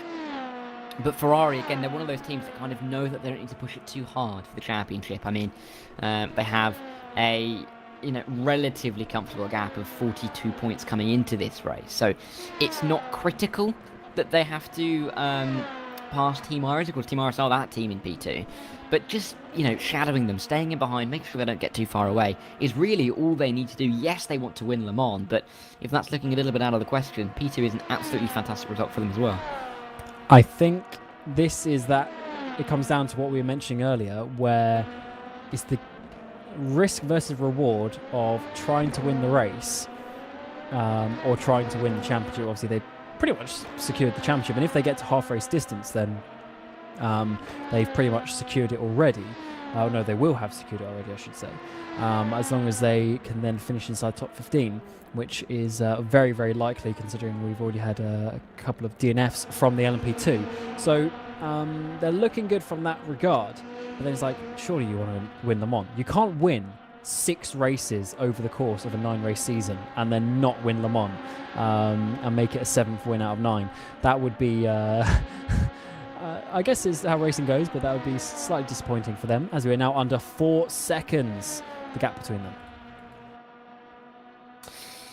Yeah, I mean, couple seconds is like, I mean, Siebel's catching, isn't he, at this stage? But the pace advantage doesn't look too large. I mean, down the Mulsanne, you'd expect there to be a little bit of swapping of position. Maybe Iris can get back. Or, Ferrari can get through, Iris can get back, Ferrari can get through again, that kind of thing. But the pace advantage doesn't look too great for Siebel. That maybe if they get into a bit of a slipstream train, if you can call it that, they're going to be pretty close together for a little while, unless there can be some kind of pull from Alex Siebel, which isn't looking likely at the moment. So this could be interesting. This could be quite a tight battle for the lead for quite a while here if they can stay close. Just depends on the strategy, I think. And talking of close, one car who's finally making some moves in this race is the 58, the car that started on the back row and is going for the championship in your GT3s and needs to chase down Thomas Enger, who is in second place and now is finally, potentially, inside the top 5. And this move on Simframe would secure that, and they have only a handful of seconds to the next car up ahead of Matt Richards for Brabham. But firstly, can they complete the move in towards the braking zone for the first chicane? And yes, Daniele Canestracci doesn't fight that one too much, so the 58 making moves and working his way up the field one by one. It's taken a while to get to this stage. Obviously, we're over 3 hours into this race, and Cardoso finally putting Visceral back to where they need to be to at least have an outside chance of winning this championship later on, because they are only 15 seconds off Thomas Enger. Yeah, I mean, Thomas Enger were looking in a much more comfortable position before, but of course, with all the shenanigans for the Code 80, maybe looking a little bit at risk at this stage. I mean, BS competition don't. They look very comfortable in the lead. 48 seconds, that's just growing and growing and growing as time goes on now, which is actually more than double the time gap of anybody outside the lead in a hypercar. So really, really good stuff for them. And the strategy is working for the Blues Everest, so we'll have to see if that can continue for them as we work our way through the race. Will any other teams try and transition onto a BS competition style strategy, seeing how it's going so far? Because, I mean, they really, really have put their foot down against the rest of the field. 48 seconds is a hefty margin, and it would suggest to me that some other teams should try and have a bit of a look at this strategy to try and see if they can make it work as well. It's hard to adjust mid-race though.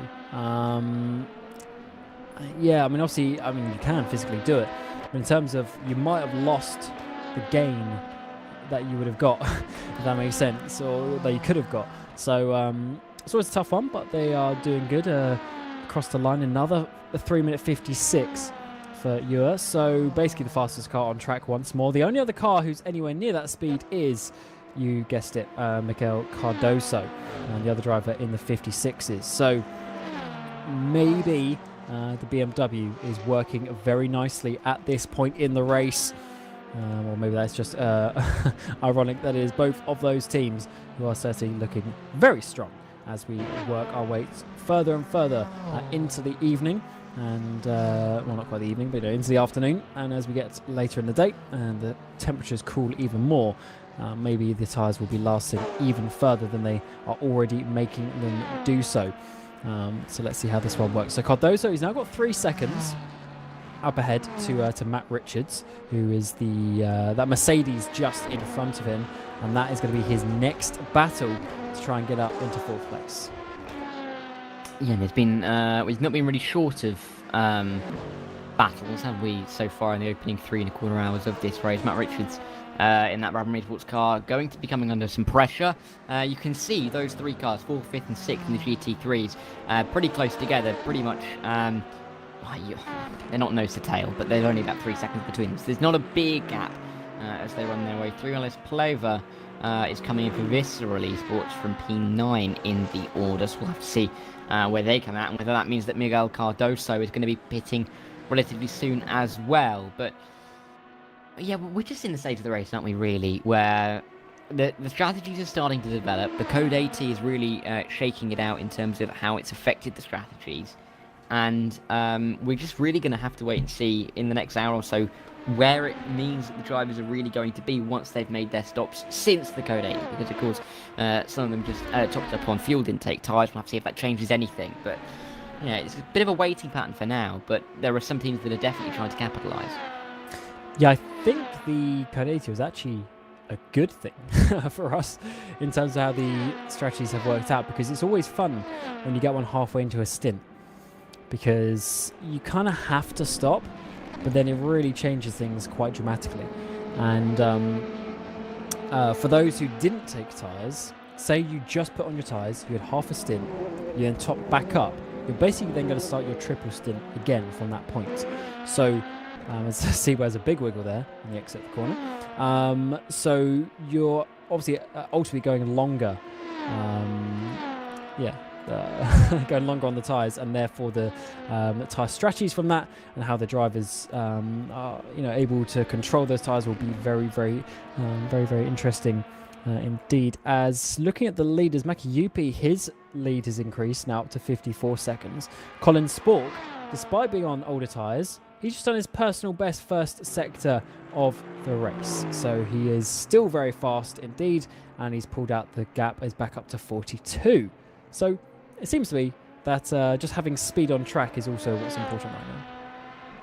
Yeah, just controlling your pace, make sure you're hitting those apexes. It's all about that rhythm we were talking about earlier, isn't it, really?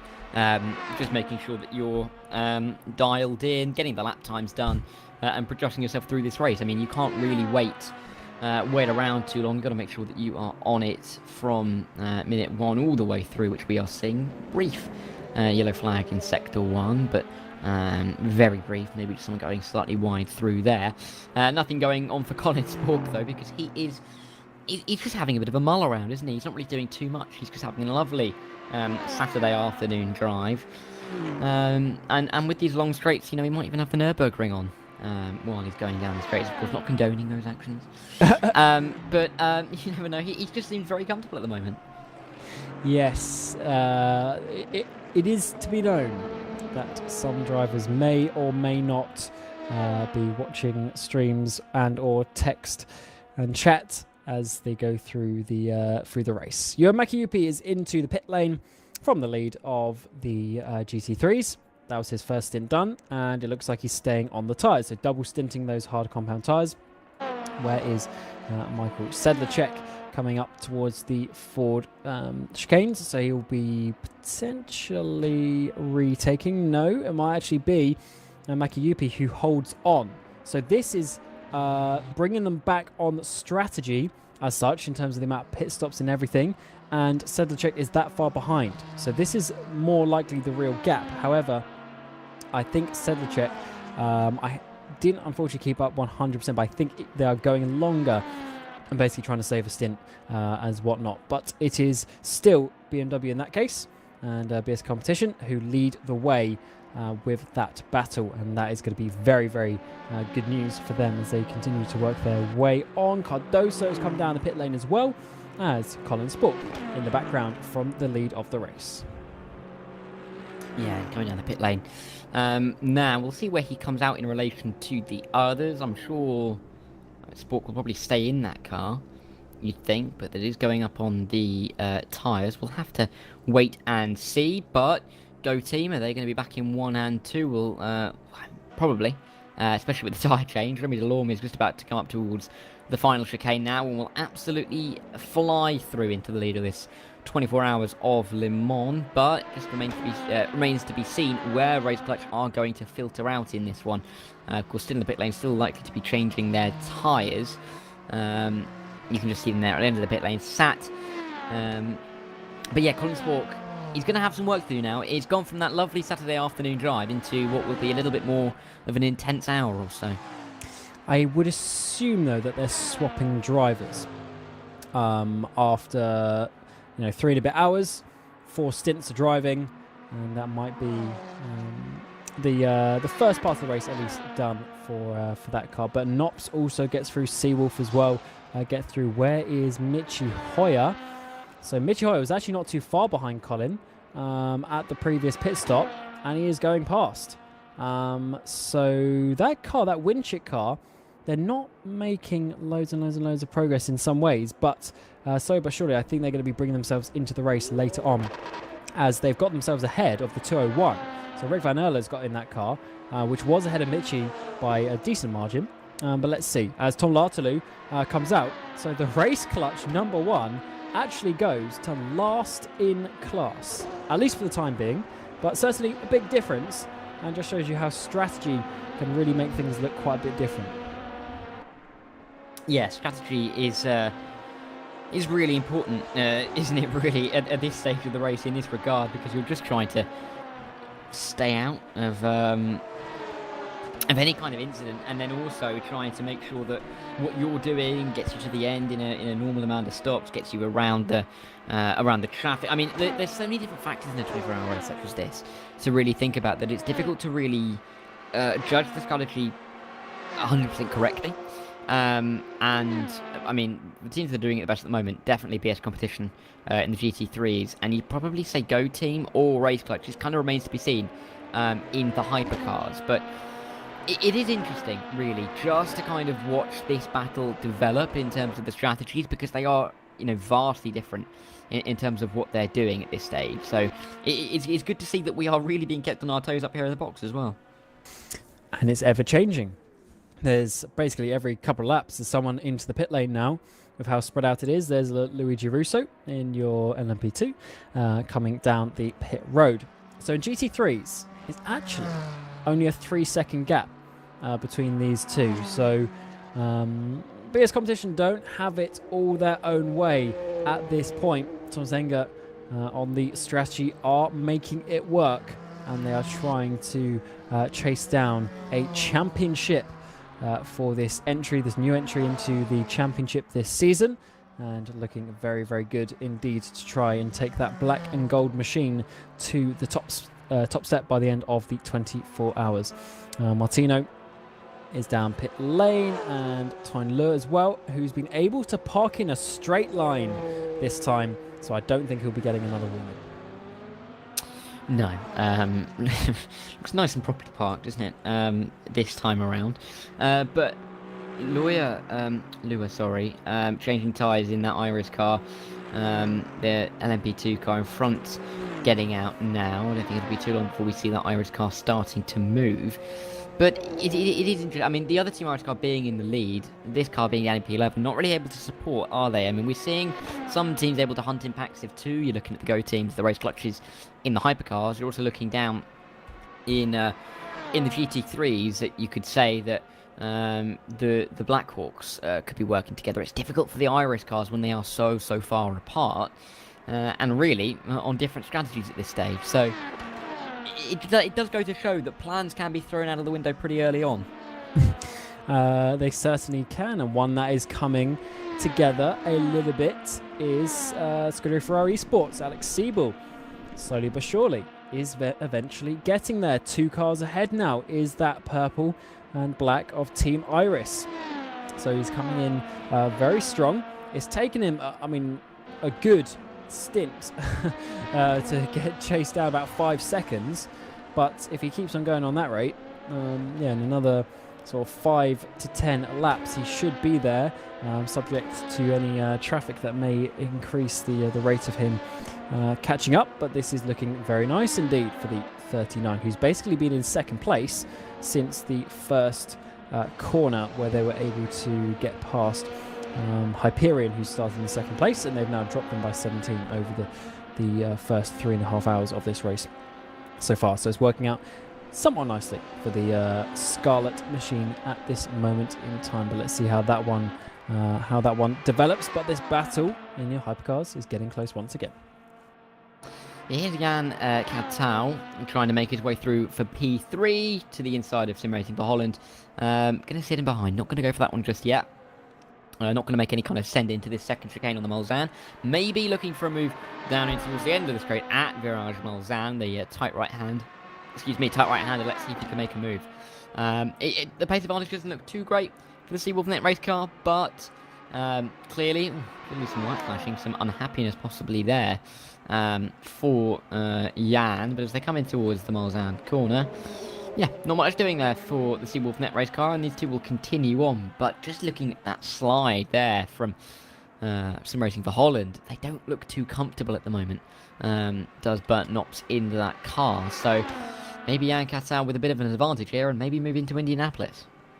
as he goes to the left-hand side of the track to try and make the move around the outside. I don't think Burt is going to defend that one too much. He already made a bit of a mistake into Mulsanne corner, maybe feeling the pressure from the car behind.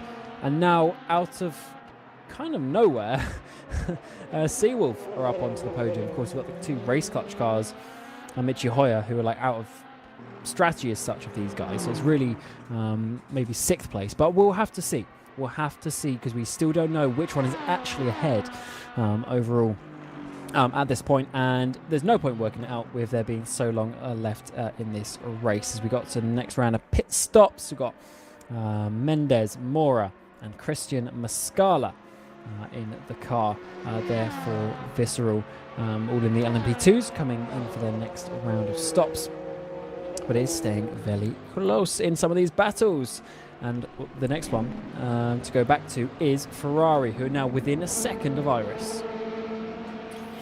Yeah, and Alex Siebel again doing a good job in this stint, and I think a little bit of traffic has helped Alex Siebel catch up to the back of the Team Iris car. So how long will it be until Siebel can try and form an overtake to get Ferrari back into the lead of this race? I mean, you were talking about as well a few minutes ago about how they've been gaining a few tenths every lap. So in about 5-10 laps, they should be there.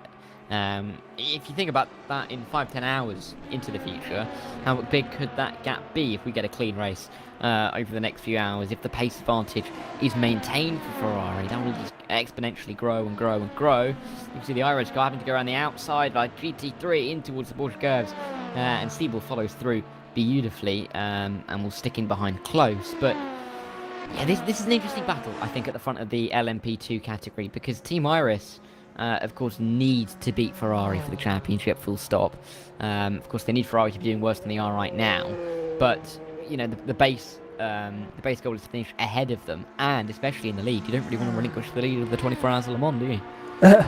No, that is potentially one of the worst positions to lose in all of sports car racing.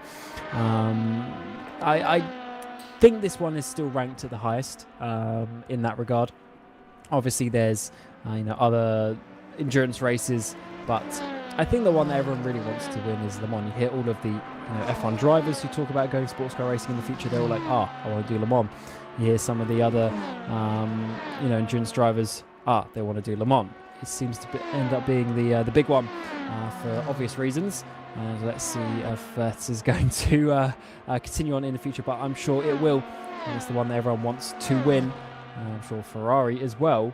But now that Alex has got within a second, the gap has kind of stalled just a little bit. Maybe just losing some time through a couple of bits of traffic, or maybe just trying to do his best in negotiating the track as best he can and not really worrying too much just yet about making a desperate move. Yeah, you can't really... Desperation, 3.5 hours in. Bit premature, I think, in this race. There's still 20 hours, 33 minutes to go. I mean, you could do a lot in 20... I could get to New Zealand in that time. Like, you don't really want to be doing too much now. Maybe the cost of happenings later on in the race. But Alex Siebel definitely got some pace in that Ferrari car for now. It's just not really being able to use it on this lap, is he? That gap kind of stagnating around the 8, 9, 10th region. So he's still stuck there for the time being, but there's every chance to be able to gain back up pretty quickly here into this gap, to get ahead of Team Iris, and then build that gap, I should say. But he's got to make the move first. But the traffic in front might present an opportunity. It might do. The traffic overall is always the biggest negotiating factor throughout the race. You have 3 different classes, all at fairly different speeds, to be honest, and they're all trying to race their own race and not get involved with each other, but they always do. They'll end up at the same points on the track, and it is how you get past the traffic often, and that will dictate your race. You can be the fastest driver on the track, but if you lose a second every time you're behind a car, then obviously you're just going to lose more time than you gain from being fast. So having the ability to get through the traffic is probably the second biggest thing that you need to be good at in endurance racing, apart from keeping the car on the track and being consistent as a driver. And once again, Siebel is in the second and not getting too close, so I think he is just chilling, enjoying his time there as we're getting the next round of pit stops. Once again, Juanico and Dennis Zitak for Blackhawk coming down pit lane. Yeah, Blackhawk, you can see both the cars now coming into the pit lane, so they are, they might not be working together, but they are working in sync. In lockstep, you might be able to say, at this stage. Zitak will get overtaken just about by his teammates as they pull into their slots. And everyone in their ground, it seems, taking tyres in this stint. With all 4 cars, you can see at the front there, up on jacks, some left, some right. Looks a bit wobbly-wobbly. But they're all going to be on fresh tyres, maybe a theme that we're going to see from some of the other GT3 cars, but all of this pitting is allowing Thomas Enger Sim Racing and BS Competition to absolutely fly away at the front. That gap is going to be monumental. Oh, it certainly will, especially as they're pitting first on strategy as well.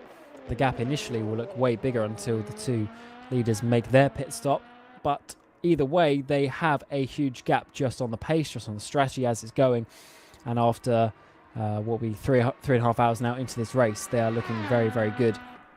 And really quite dominant as it's worked out. Of course, we had Jimmy Nisela, who gave the car to Henry Sinek. They were leading the race for a long, long time. Then Sinek ran out of fuel 13 laps ago, a whole stint ago now, and then was not able to get to the box. He was meters short from continuing on in the race. And as I'm sure most people watching this will know, in RF2, when you run out of fuel, that's it. Even if you rejoin the race, you'll still have no fuel in the car, so you won't be able to do a pit stop, and that is a big thing that these drivers need to look out for. As we go back to Cito Vaya, who's taken over from Matt Richards, and he's in a bit of a 3-way battle. Yeah, I mean, this Barbara Motorsports car's been in the not the wars. They've not really had any incidents, but they've been in some fights all the way through. This little trio, about half a second between them all. There's 80 seconds to the car behind. Actually, there's not going to be that much. There you go, 6. Yeah, 6 isn't 80 for all you maths people out there. But these 3 very close together on track. Bramber Motorsports, even Sim3 might be able to work their way through. We've seen a couple of moves so far in this race with the car third in the train. Is able to kind of pick their way through the 2 drivers in front as they battle away. So definitely a possibility here for Sim3 if they can do something similar. But Brabham will be hoping to get a move done here before we get in towards the final sector, the twistier part of the racetrack, and away from these slipstream-filled back straights. But Brabham is looking for the move, but it doesn't look like the slipstream is giving too much of an advantage for these GT3s. Yeah, because each of the GT3s has their own primary characteristics, and I'm trying to remember back because we had GT Challenge last year, and that obviously the BOP and everything that came from that largely went into what we've got here, and that's why the Mercedes is there, because that really got a big boost about a year ago when we had that. And I'm trying to remember exactly what was fastest or not, but what we do know now is that Cito Vaya has a run on the back of RKT, and Kuntat, who's in the car at this moment in time, he goes to the right hand side, a bit of a flash there as if to say, I'm not going to be defending that one, you go through. And Cito Vaya will get up into 8th position, not without a big wiggle, and on the exit we go 3 wide momentarily, but then the Ferrari with Mattia Panchi pulls into the slipstream, and then they pull back over to the right hand side to all get in line with the LMP2. So looking fairly calm indeed, but can the Ferrari find a way through as we get up towards Indianapolis? There's a long stretch to get the slipstream, but I think he's just too far behind. Yeah, not going to be able to make a move down here. I mean, Brabham Motorsports now looking to run away, really, from these 2 to try and build that gap and really to close up to the teams in front. There's only about 5 seconds up, and then another 1.5 seconds to the drivers in front. The gaps behind the top 2 not very large in this GT3 battle, which is nice to see. It's good to see that there are still these ongoing battles between quite a few of these teams, and that the strategy can really come into play. Undercuts, overcuts, driver changes. Everything that comes in with these pit stops is going to affect these positions because there isn't too much between them. Even an outlap / an inlap can be really critical for some of the races going on down here. Simfreem looking for it on RKT, but not going to be able to find a way through there. But all this fighting, Brabham, they're scarpering away at the moment. They certainly are, as we get the next round of LMP2 pit stops. So, Alex Siebel has jumped Neuberger. So, I would assume that is tyres for Iris and no tyres for Alex Siebel, who takes the race lead. Lemoyne in the pit lane, Thomas Vac as well. Yeah, looking at everyone else that's there. Oh, and also Hyperion as well. Hyperion go past Iris. So, is this tyres that they took? I think it would have must be. We didn't quite see it when they're up on the jacks, but I would assume that is the difference. And what it means now is Scuderia Ferrari take the lead in your LMP2 category. Hyperion jump up. Martin Hemmingson has got back in as well, so that makes sense. So, yeah, just sort of a double stint as such for Felix, but not quite because of the Code 80 and then what that's meant. Now as they put Hemmingson back in on some fresh mediums to chase down Hyperion and Ferrari at the front. Yeah, Martin Hemmingson, I think what's gone on here is we are going to see the big overcut, where the overcut is to not take tyres at this stop, maybe take them at the next stop, and effectively try and overtake that Team Iris car on track, so that when they come in for the next pit stop, Iris don't take tyres and Ferrari do. Ferrari will emerge up front, so they don't actually have to physically overtake this Team Iris car on track. They can do it in the big long run. You don't often get these in shorter races, but when it's a 24-hour race, you can afford to do effectively a 45-minute overcut to see if it's going to work out for you. I think that's a much safer bet than trying to overtake on track, though, because Hemmingson goes a little bit wide. Overtaking on track could be difficult. You could be locked into a battle and then lose time in the end. So I think this is a good ploy from Ferrari. I think so. I'm just not 100% sure on how it's going to work out, because they've now got a stint on older tyres versus Hemmingson on new ones. But we'll see how it works out. It's never good necessarily to do the exact same strategy as Rick Van Erlen, the 201 machine, comes down pit lane. Yeah, it's never good to do the exact same strategy as your rival. It's always good to do something slightly different, and because at the end of the day, if you're behind, for instance, in Ferrari's case, and they do the same strategy, and they're not able to overtake, or the pace is similar, they're just going to finish second. So you might as well try something, although there's plenty of hours still left in the race, you might as well try something and do a bit of a longer run. But I think this does actually make sense from what we saw earlier on in the race as well, with Antonovsky doing that triple. That's basically what we're seeing again from Ferrari this time around. So actually it was so it was like a 2.5 from Neuberger, and now it's going to be like a 3.5, I think, from Siebel, is how it's going to work out in the end. So Latiou has got in the car, of course, last pit stop around, but his number one car is still looking like it's massively off at this moment in time, but it's just because they were pretty much the only ones to not pit under the Code 80, and I think they have lost out with that one. They will cycle to the front at one point, but they're going to have some big swings front to back for the rest of the race if it stays clean. Yeah, and even the other race clutch car, where are they? A minute off the back of Tom Larsalo. So race clutch really losing out with the Code 80. Michi Hoyer is quite a ways off the back as well. I mean, these gaps in the hypercars have opened up, haven't they? There's only now one gap that's under 10 seconds, and that's between NetRace and Sim Racing for Holland in P3 and P4. Even in the other categories, the gaps have opened up in the last 20 minutes, half an hour, haven't they, really? To the point where there isn't too much going on track anymore. We had about 3.5 hours of consistent side-by-side action, or at least some close trains, but we've now got to a stage where there's a couple of gaps between these drivers and these teams, and maybe that is a bit of a symptom or an aftershock of the Code 80 that we had about an hour ago. Yes, it's really it's really changed the form of the race quite a lot. Did that Code 80, and I'm still unsure as ever how these things are going to play out. But what we do know is the time gaps, and that is what we can look at on the track. So Martin Hemmingson, despite those tyres, He's only 12 seconds behind Hyperion for second place, and he's going to be catching up a lot on this stint because he's their fastest driver. He's on brand new tyres against old. I think he should be, he should be fine. Let's actually see them having a big gap after the next pit stop is going to be my guess. Yeah, I'd agree with that. I mean, it's difficult to really judge because I think, of course, Ferrari are trying to do that strategy where they may be taking tyres next time and Iris don't. That gap at the moment, what's that? 33.9, give or take.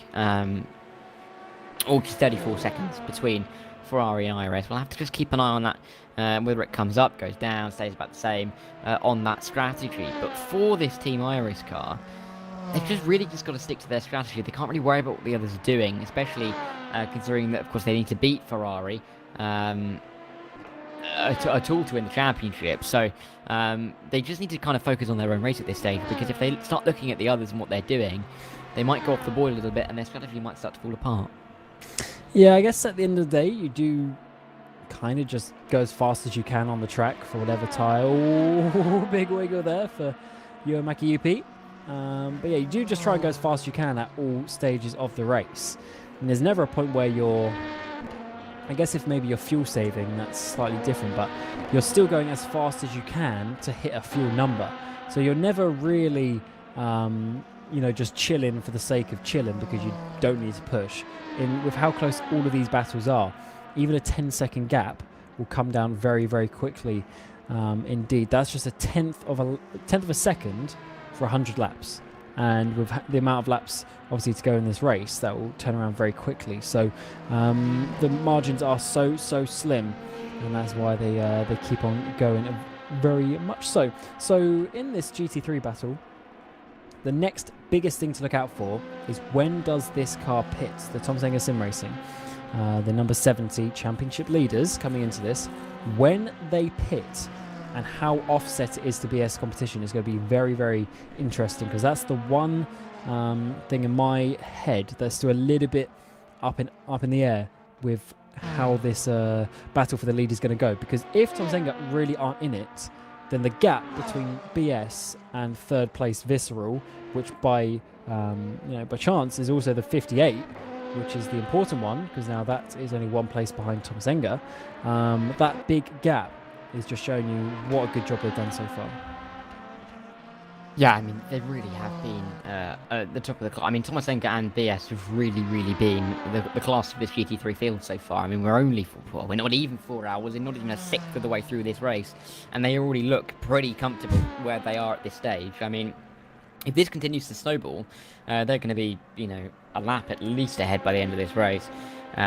Possibly more, but of course that just depends on if they can start pulling this gap. I mean, this could stagnate, this could stay around where it is now. Miguel Cardoso, of course, doing a good job in that Visceral car in P3, but for now it's a good position for the others to be in. Code 80, again, another one, will throw everything around.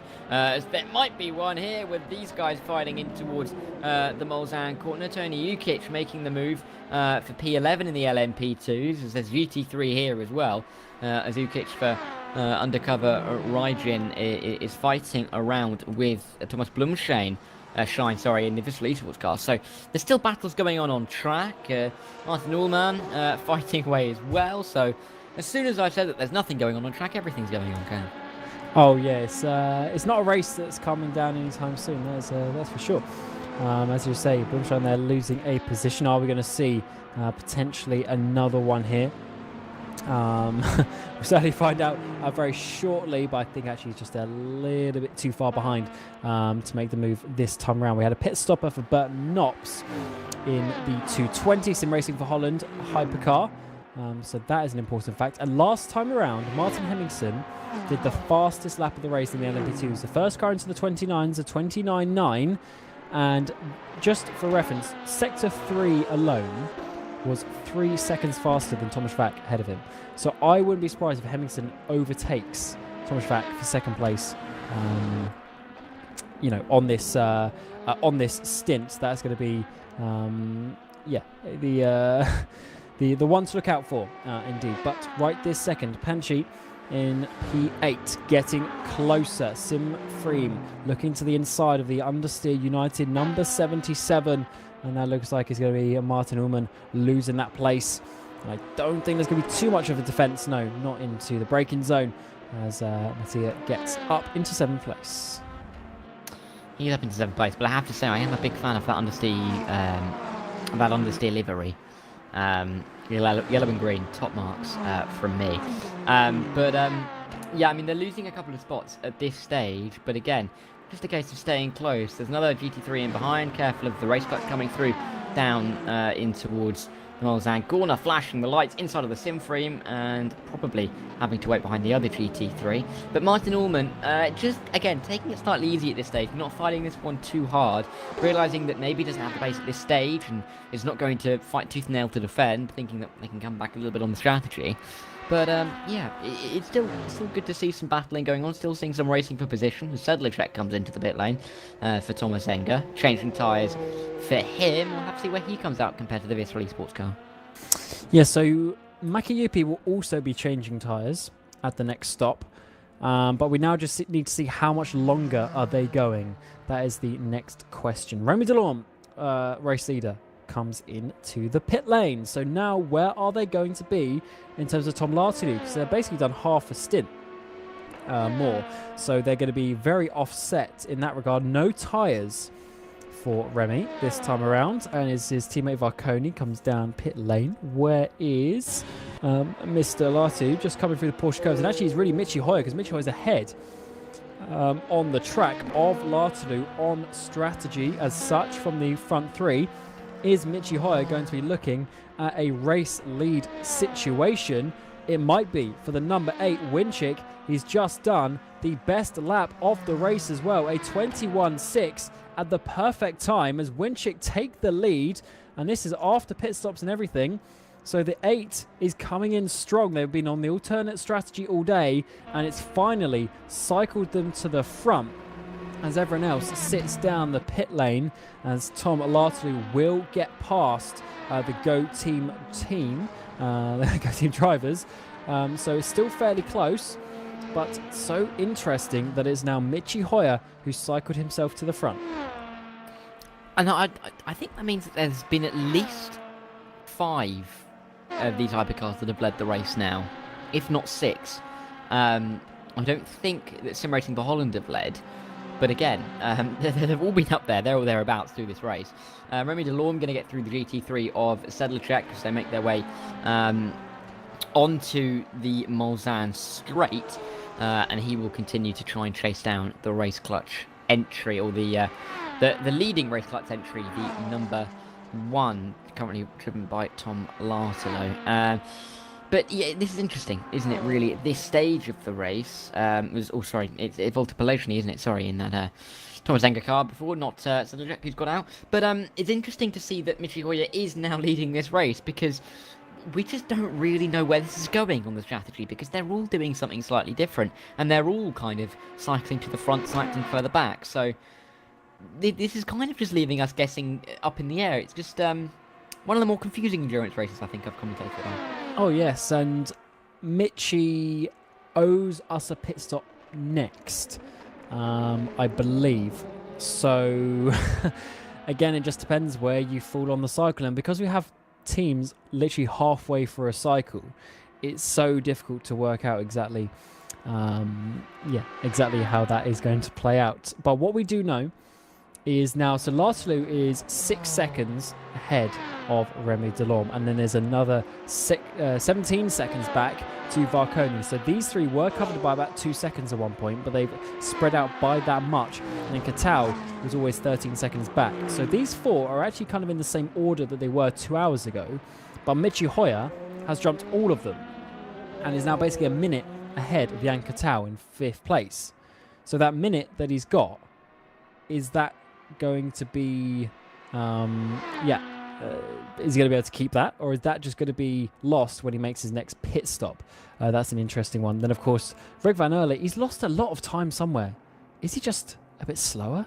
Because this car was fighting up there for that podium place, I thought, in the same idea as Michi Hoyer, and now they're a minute and a half behind him. Yeah, it's kind of a bit of a up and down topsy-turvy race, isn't it? I really don't understand exactly what the strategies are for everybody, because there's at least 20 different strategies at play right now, bare minimum, and it's difficult to really track exactly 20 where... with only 7 hypercars. Yeah, well, I meant 20 when you include all the Yeah, the no, I get your LMP2s point. and I was the G3s as well. taking the mic. No, I know, but to be fair, it does feel like there's 20 strategies with the hypercars, because at least, well, because with the Code 80 as well, at least 4 of the teams changed their strategy, and with Michiue finally coming to the pit stop, Lartolo's going quicker, 21.5 there for him, puts him back into the lead of the race, of course, with the pit stop for Michi Hoyer, but yeah, this is just really just going up and down. It feels like that each team is taking one step forward with every pit stop, and then they pit next and they go all the way to the back of the field again. It just, there doesn't really feel like there's any kind of consistency to it. Yeah, I think it's also just because of how close relatively they are, because with the stop time, if everyone is in within a minute of each other, when you make a stop, you then cycle to the back. So that's why I'm reserving my judgment a little bit. So Michi was half a stint, obviously, out compared to the Go Team cars, and now he's only going 2 laps longer. So the Go Team's pitting under that Code 80 basically on that same strat. So it's now these guys versus last 2. So actually Michi, where he falls out now, is actually more in line with Go Team. So this makes more sense as to why he's back there. So I think, I was saying about that minute, I think he's actually lost at that point. So I think it's actually not worked out well for the number 8 at this point. So the next thing to work out is whether the race clutch versus Go Team and that 12 seconds is going to last over the course of the stint. It's an intriguing one, and that is why we become endurance racing. This isn't a 4-hour race. It's going to end in 9 minutes where Michi's doing a splash and dash. This is a 24, and we've got plenty of stints left to drive. Yeah, get your blankets ready. Get your hot chocolate or your tea or your coffee, whatever you do prefer. I actually did that once. What, blanket hot chocolate? Yeah, it was the winter 24 hours in Nürburgring. And it was obviously like the week before Christmas, I think it was. It was like December. And my room was freezing. So, and I was doing a stint at like 2 till 6 a.m. or something. So I literally was like in a blanket, like eyes barely open, commentating that one. So it has been done before, but I wouldn't recommend that when driving. Oh no, I mean I am sat very nicely with a blanket on.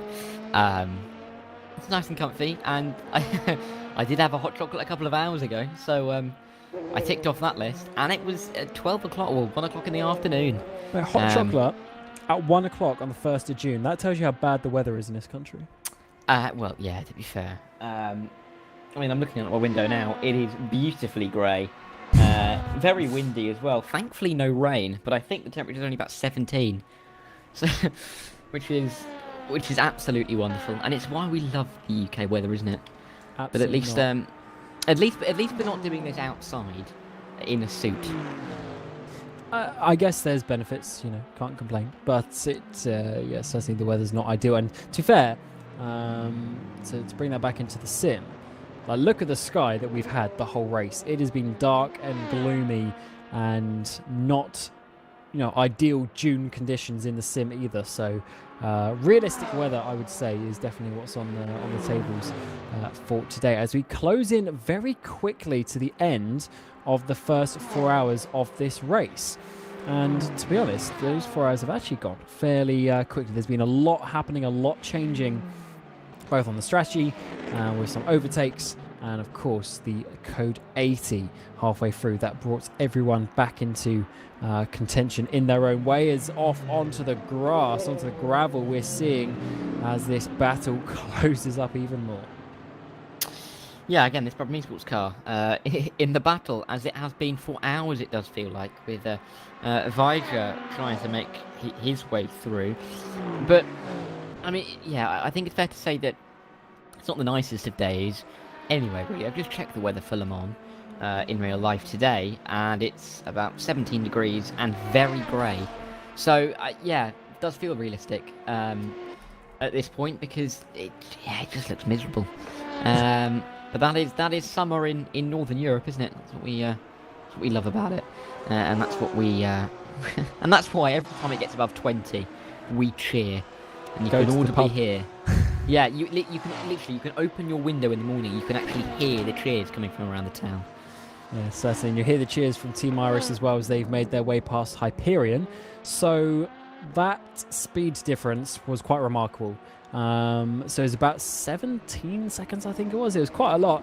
Hemingson's already got past Hyperion. He's just 22 seconds behind Ferrari. So new tyres seem to be working very well. But their next stint, I assume Ferrari will go to new tyres again. So, and change driver. And then Hemmingson will go back to old tyres. So then that gap will go down, but then Hemmingson would have undercut them massively. So I think this is actually working out well for Team Iris. I wasn't sure initially, because normally when you see a driver staying out, you think that is going to benefit them, but actually it seems like pitting this time around and then putting your fastest driver in the car is going to be the way to go, at least on this one. But Ferrari generally play the longer game. They've still got Dennis Jordan, Isaac Hillerson, who can go in that car as well. Some very, very fast drivers and winning the last 6 races in a row. You don't do that with, with just luck, as we've got yellows again in Sector 3. But I do think sometimes that comes out when people just go into the pit lane. Yeah, you're right there. I mean, and we've seen in the pit lane that things can go wrong. We've seen a penalty given out for a discrepancy on the pit lane. We've seen people being straight enough in the pit lane. It's not been the easiest ride on track or off track technically if you're in the pit lane. But the teams and the drivers that are negotiating it the best are really rising to the top at this stage, particularly in that GT3 category more than any others. But even in this LMP2 class, I mean, the strategies are starting to really pan out in a way that we're seeing moves not being made on track, but being made with strategy, with the undercut and the overcut, with the maybe am I going to go for a tyre change this stint or next stint. It's been a really quite strategical battle so far in the opening 4 hours. And we'll just have to see how long that continues, because if the gaps widen out too much, that's going to become more difficult. But at this stage, they're still quite close throughout, and it'll be interesting to see if this can continue. Yeah, most positions, even if these ones are like, because the average, I'd say, looking down is probably like 15-20 seconds. And those can still change around very quickly, like we saw there with Hemmingson, just in one stint, able to chase that down. So if you've got pace, you've got pace at the end of the day. And someone who may have enough pace, we'll see, is Ukic. He's on the back of the 48 of Philipparkos. And Philipparkos is in that entry that's had the warning for the parking wonky in the pit lane with Toynleur. And Philipparkos, if I'm not mistaken, is still basically one of the only drivers I know that races on the gamepad on RF2 and is, as you see, quick enough to race in Division 1. So he's not too bad, but he's definitely been around a long time and he's got used to it by now. Yeah, and experience does pay dividends sometimes, isn't it? In races such as this, you can make sure you have that added backing of knowledge and knowing kind of what to expect with the car, with the traffic, and what happens, what's the best way to go about certain things. So that does pay dividends, especially in scenarios where the racecraft really becomes a key element, because you don't really want to be making too many mistakes. You want to be going for it too much at this stage of the race. Of course, we're still in the first 6th of the race, just about. So you can't afford to be losing time, but you also can't be affording losing any bodywork and losing bits off the car by having an incident. So it's all about that racecraft and having to just keep a level head on and really trying to work your way through traffic and negotiate battle for position in a way that means that your car and your chances stay very much intact in the early stages. Yes, I think the keeping clean is probably the important point, because if you get a tiny bit of damage, then that's just going to absolutely kill your race. And jump to Latu here, because he's done personal best first sector, purple in the middle sector. He is pushing and he's very fast. Obviously, getting in that car just now, Spork was there from the start of the race, so Latu's fresh, and he's coming up against Remy, who had already been in the car for an hour or so, and now he's pushing. And this is Race Clutch showing the quality of their lineup to be honest. This is what I was mentioning earlier, how it's not just about your first driver, it's about your second, your third, your fourth driver, what the pace is. And this is Latu, I would assume, with a pretty clean Sector 3 here, might be setting another fastest lap of the race. Yeah, Lartolo's been on an absolute march, hasn't he, this last hour or so. He's been absolutely wringing the neck out of that race clutch hypercar coming through the final few corners. He has an absolutely beautiful clean lap. He's just about, I think, going to avoid the traffic. Yeah, or maybe into the final couple of corners. It's an LMP2, but I think they'll be able to get through without blocking this attempt for Lartolo through the final couple of corners. This is going to smash the time, isn't it? Depends what the line is. 32.1. That is a very... for a second I thought that was matching the lap time, but it's a tenth quicker. But yeah, you can just see how fast he's going and how much speed he's got, even compared to the Go Team cars, because they are starting to drop in behind just that little bit. They were looking good at the start. They might still be looking good with the Code 80 pit stops that they took. We're just kind of waiting to see where Lartolo pits with all of the strategies that have unfolded. Yes, certainly an interesting one. As we're seeing Pallison here go to the inside of Toyn Stetvangers as he goes in towards the second Mulsanne chicane, and he's been able to get past that one. And I think, yeah, with a bit of traffic as well, might be able to hold on to that, although it's a bit of side-by-side. Stetvangers is going to be getting the run back up towards Mulsanne corner. Does he have the speed in that Nerex entry? It does. He's gone to the right-hand side. And unfortunately, Pallison wasn't able to get the run off the chicane that he would have wanted, almost touching as it sparks flying.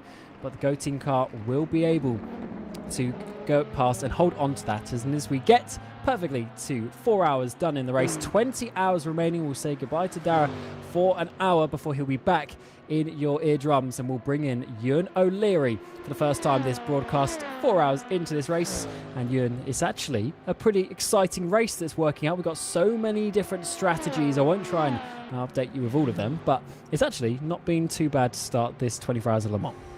Yeah, I'm pleased getting in that there's still plenty going on in the way of battles. I'm just saying a close moment for second in LMP2, for example, close moment here.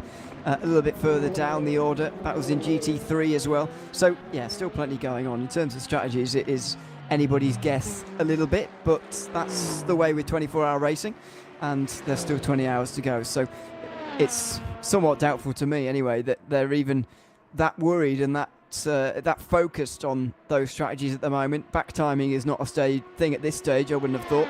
So it's about going as quickly as you can, and that's making it confusing, of course, but that's why you've got to keep watching 24-hour racing the entire time, because then it all works out and you figure it out at the end. Yeah, absolutely. And this one that we're looking at now is kind of the most prevalent one on the track at the moment. So Iris took tyres at the previous stint, and Hemmingson is going so fast that he's already down to 18 seconds behind. So he's saved almost half a pit stop time already from Ferrari. So that is quite an interesting one, that he's just been able to go so fast. Ferrari with Alex Siebel obviously staying out at the front. And but the tyres seem to be the biggest factor, because even Lartolu as well, I mean, he was gaining 3-4 seconds a lap on the two Go Team cars in the last couple. So he's really stretching his legs. So it seems if you get, some nice tyres on you, you can actually make up the difference very well. But I guess as the night goes on, maybe then it will turn into the double, triple stints being more effective. I don't know. It surprises me really, because Le Mans is one of those circuits where you're going in a straight line for a very long time, and generally when you're going in a straight line and you're just full throttle and not doing anything, the tyres aren't doing that much either really. In terms of the differences between them, there's barely any, I would have thought anyway. But there does seem to be advantages to new tyres, advantages to whatever or however long you want to keep them on for. And that's adding a dimension to the race that I wasn't necessarily expecting, although you do always see this at Le Mans, in fairness. You always see the discussion being around, well, how many stints can we take these tyres? It's never normally about changing tyres every time, other than I suppose that year when they decided to fuel and change tyres at the same time in real life. That didn't work very well. But other than that, you sort of work out how long you can go for, how long can you get away with, and once you've worked that out, then you sort of go with it. But not everyone's on the same page with that, it seems, because there is a stage with these tyres where you're like, well, we are going slower, but do we save time by not doing the pit stop? And that is the conundrum that everybody's trying to solve at the moment, and won't be solved for quite a while. There's still a number of different ways of thinking about this quite clearly. Absolutely, and we've ended up with with how this all worked out. I think the number 8 of Winchick that is now at the back of the field, I think they have lost out with all of this. I thought they were looking good for 1 point, but I really think this is their legit position on the strategy, so it hasn't worked out because they've only just made their pit stop 3 laps ago. It's not ideal. Latios is about halfway through his stint now, so when he drops back, I guess he'll go there, but then Mitchell will pit again. So I do think it's going to work out that this order we have now is actually the legit order in terms of how all these strategies. I think on the cycle, this is where we are. So Delorme has lost a lot of time. This gap was 1 second for a long time, and then just through various things, it's now up to 25. But Go Team still have a shot. They still have a shot at this. They just need to I guess, hope that Race Clutch makes some little bit of a mistake, or maybe another code 80 at the wrong time. Yeah, it's not impossible at all. So there's still a long way to go in this race. It really is a race just for the race, though, isn't it? Really, the championship pretty settles in hypercar, if we're going to call it that. You have to complete 50% of the distance, so that's something to worry about for the next 8 hours for Race Clutch. However, after that, you have to do what you like, really. It doesn't matter. At that point, once they've got the points, then they'll be fine. They come into the day with 31 points over the rest of the field, and Scuderia Ferrari Esports come in with 42. That's nearly an entire race win anyway. So it's pretty settled. They just need to make it halfway. It's interesting in GT3 to see what we might get a little bit later on in the day. But it is a race for the race. The thing that has worried me sometimes in Le Mans Hypercar this season is the idea of Race Clutch just running away very early on and very quickly. That evidently hasn't happened at Le Mans, and I fear that it would, to be honest, in the 24-hour races, because they're normally so strong over any sort of distance. Surely giving them 24 hours is not a good idea, but because they do often go out and win. They have done in the last 2, looking for 3 in a row to end the season.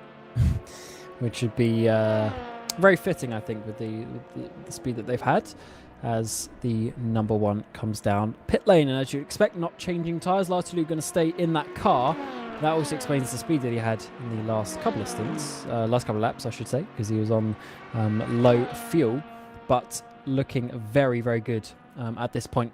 So this does change my opinion a little bit, because there's less offset than I thought. But I still think that it is, before that pit stop there, I think that was how we are looking. So Go Team retake the lead for now. How is it going to work out? Oh, we finally have a hard tyre in the LMP2. Visceral gone for the hard tyres, as pretty much all of them were on the mediums for the first part of this race. There's all 3 being used at the moment at the front of LMP2. Yeah, so how offset do you think this is then? How long are we waiting for Go Team to come in now that they've got a 1-2 situation restored again? Well, I think Go Team only pitted, say, 6 laps ago. I should have noted it down. So I think we're about half. So we're half a stint between Race Clutch and Go Team, and then Winchick are halfway between that. Is what I think. Is how I'm following it. Winchick seems to be a long way off, no matter what's happening at the moment. Yeah, to be exactly. honest. It did work out well with when all the timings of the stops worked out. So yeah, I think they are at the back either way. Yeah, it looks like that, doesn't it? Really, with 7 positions. So I don't see how they can recover that. I mean, there's still a long way to go, and still anything can happen, of course. But it is a difficult situation to try and come back from. I don't think we're expecting any rain, are we? We're just expecting very overcast, miserable-looking weather without actual moisture, which is maybe a relief to some. Yes, rain at Le Mans, never nice. Because as much as the track is a lot of straight lines, that means there's a lot of braking zones and getting on the power, which obviously water doesn't like. And then you have low downforce through the S's in Sector 3, which, again, in the rain, don't like. So it's not a good track to have rain on. Not there are as many, but it's definitely one where I really, really don't like the rain. Plus, rain and night conditions, even worse. Yeah, it's really dark around here in the rain. I remember a very miserable night once. It was probably many seasons ago. I wasn't even commentating on it. It was about season 8 maybe. A very miserable, long and dark and wet night that everybody crashed in because it was just miserable and very attritional indeed. So yeah, there'll be some very glad people looking at the weather forecast this week thinking, yeah, we're going to avoid the rain this year. I mean, you only have to look at Le Mans last year in real life to look at what rain can do, really. I mean, take any example, really. I think it was a couple of years ago now, wasn't it, when we last had rain in VEC LeMans, although I wasn't here for this race last year, so maybe my memory's not very good for that, but I think you were on the race a couple of years ago. In the first 6 hours, which we covered that year, I think it rained and then stopped raining about twice, and there was, multiple getting wetter and then getting drier cycles, even in the first 6 hours we covered, where you had to get it right every time, and it was very difficult to do that for obvious reasons. So yeah, all of that is taken out of the equation. It's so different, a very dry race like this. Yeah, you're testing my memory now. So 2 years ago, would I have been driving? I thought you'd drive season 13 last. I would have thought. What was the year that I was in the LMP2? Because last year in hypercars, obviously I only did first race in Monza. Then the year before we did P2. I have a feeling I might not have done the race. I can't remember. I'm at that point with experience now where I've just done so many races. I mean, I've been in RF2 sim racing since 2016. This is my 9th year in that. Like, there's just so many races that I just can't remember all of them now. Yeah, I mean, to be fair, that does tend to happen when you become more experienced. I was chatting to someone who's very experienced, another commentator who you may have worked with, Cam, saying, I was talking about your first 24-hour race, because at the time it was quite recent for me. It's nearly a year on now, but it was quite recent at the time, so I was talking about that. And the other commentator was like, I can't really remember my first 24-hour race, to be honest with you. It was about 10 years ago. I can't really remember it all. I do remember my very first one. Well, I thought everyone did, but apparently not. Yeah. Oh, so I've just gone on the results. So I did do the race. So 2 years ago, season 14, I did the race. We finished 10 laps off. We finished 10 laps off Waveframe, which was Van Erle, Renz Klopp, and Andrea Terzi, who won the championship that season. Yeah, we finished 10 laps off, so it obviously didn't go too well. No. I don't really remember that race, though. It was very wet at the start. It was precarious, I would describe it as, actually, at the start of that race. Well, do you remember, this might be a bit of a nostalgia for some people, RDLMS? Maybe. Yeah, so that is, so you know Dylan Scrivens? Yeah, well, yeah, of course. That is where me and him, basically a team was looking for some drivers, and me and Dylan basically, at that point we were only doing like open wheel stuff, and he saw it and he was like, well, Cam, should we go and join this team? So we joined them, which turned out to be Alistair Long and Nate Idians, who you may remember were in Flag to Flag when we were back in Division 1 in season 11. That's where we ended up meeting them, and it was with the old, was it the Endure races, like the not URD, but the other mod of endurance pack that we had back then, and it was in the can't remember what it was. Oh, the Ligier thing, Ligier LMP2. That was quite something. And yeah, I believe I crashed. That doesn't surprise me. At least I don't think you hit. I don't think you've got about chicanes that year though. So that's or that time. So that's good. That's anyway. So, oh dear, side by side for Tom Lardelo here as he's trying to get into 4th place, and Burtnopp's not quite having any of it. Although he's probably going to have to surrender here very soon. I thought that was going to be an easy overtake for Latu, but it turned out to be a bit of a squeaky bum time through the kink, deep braking in the actual corner of Indianapolis, and then managed to complete the move in Arnage. So had to work hard for that, but Nops is not quite giving up on this one. He's thinking about it. He's going to the left-hand side, but they've got the undercover car in front of them. And actually sitting behind isn't the worst thing in the world. As we were mentioning with Dara earlier, the hypercars aren't too much faster, actually, through the S's. And now they're getting held up by, I think that's a Visceral BMW. That's a bit of an awkward situation to find there. But it looks like they've all got past the BMW. But now a big wiggle for Bert Knops, and that stops that battle. Yeah, well, yeah. The fact that Lottelo's out of the pit, fresh out the pit lane here has kind of meant that should have been a slam dunk, really. It's going around the outside through Indianapolis and then down the inside by the time he hit the brakes there that really put the situation into a bit of a dangerous one as we get pit stops in LMP2, and Team Iris are on their way already. Scuderia Ferrari Esports are having their longer stop this time around. It looks like Hyperion are having tyres changed. By the way, that car's being jacked up, but Martin Hemmingsen is off and away. So the mystery and the intrigue it continues here. And they're miles behind. That was a huge stint from Hemmingsen. I was thinking Ferrari were looking good, but this gap is going to be huge by the time Andonovski gets back going. Interesting to put Andonovski back in. So they've done Timo, then Alex, Timo back in. But I guess Iris have done the same with Martin and Felix. So that is one way to do it, just for the driver rest, basically. You sort of have two drivers, they go on, off a couple of times, and you get the other two drivers go on, off a couple of times. So you at least have sort of 6 hours where a driver can have some, some rest. But let's see how that one works out. Andonovski back in the car then for Ferrari, and is getting through Tetra Rouge now, getting back up to speed. But that gap, 25 seconds. That is, yes, a bit more than I was expecting, considering they should be even on tyre changes now this race. Well, it's a very big gap indeed to close for Andonovski now, so he's going to need some tyres. What I was wondering about why you were saying that, though, because it's the drivers who are 1 and 2 at the moment. Do you remember Martin Hemmingsen and Timothée Andonovski very nearly winning the VEC a couple of years ago together in the same car? In the Ligier. In the Ligier, the one and only. I think this is the only time ever raced in VEC. Never mind, only time ever won. I'm pretty sure it was only used one season. Even if it was an option, because it wasn't then very the well season liked. after we had the update to the tyres to go to the. Is it the Michelin? No, not the Michelins. The Goodyears that we're on now. We were on the Michelins. Then when we changed, the Ligier was never updated, so we never continued that for the next season, which Timo was not happy about. I can imagine, to be honest. Yeah, because it wasn't actually just the tyres. There was some suspension and stuff.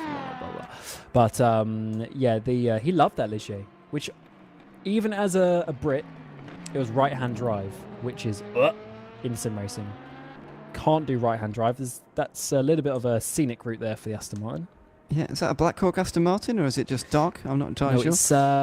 It's for Slovakia, I believe. Yeah. Well done. Yep. Patrick Rusinak in 9th place. 17 seconds, now 17 seconds off the top 8, which is relatively close. If you take BS competition out of GT3, it's a pretty close race, you would say, but based on those gaps anyway. But BS competition are not excluded from this race. They're very much in it, and they're leading by some distance at the moment. They certainly are, as Knops got back past Larsu and didn't see how it happened, but Knops was looking pretty racy, and this is just an example of that. So this is losing the number 1 car time.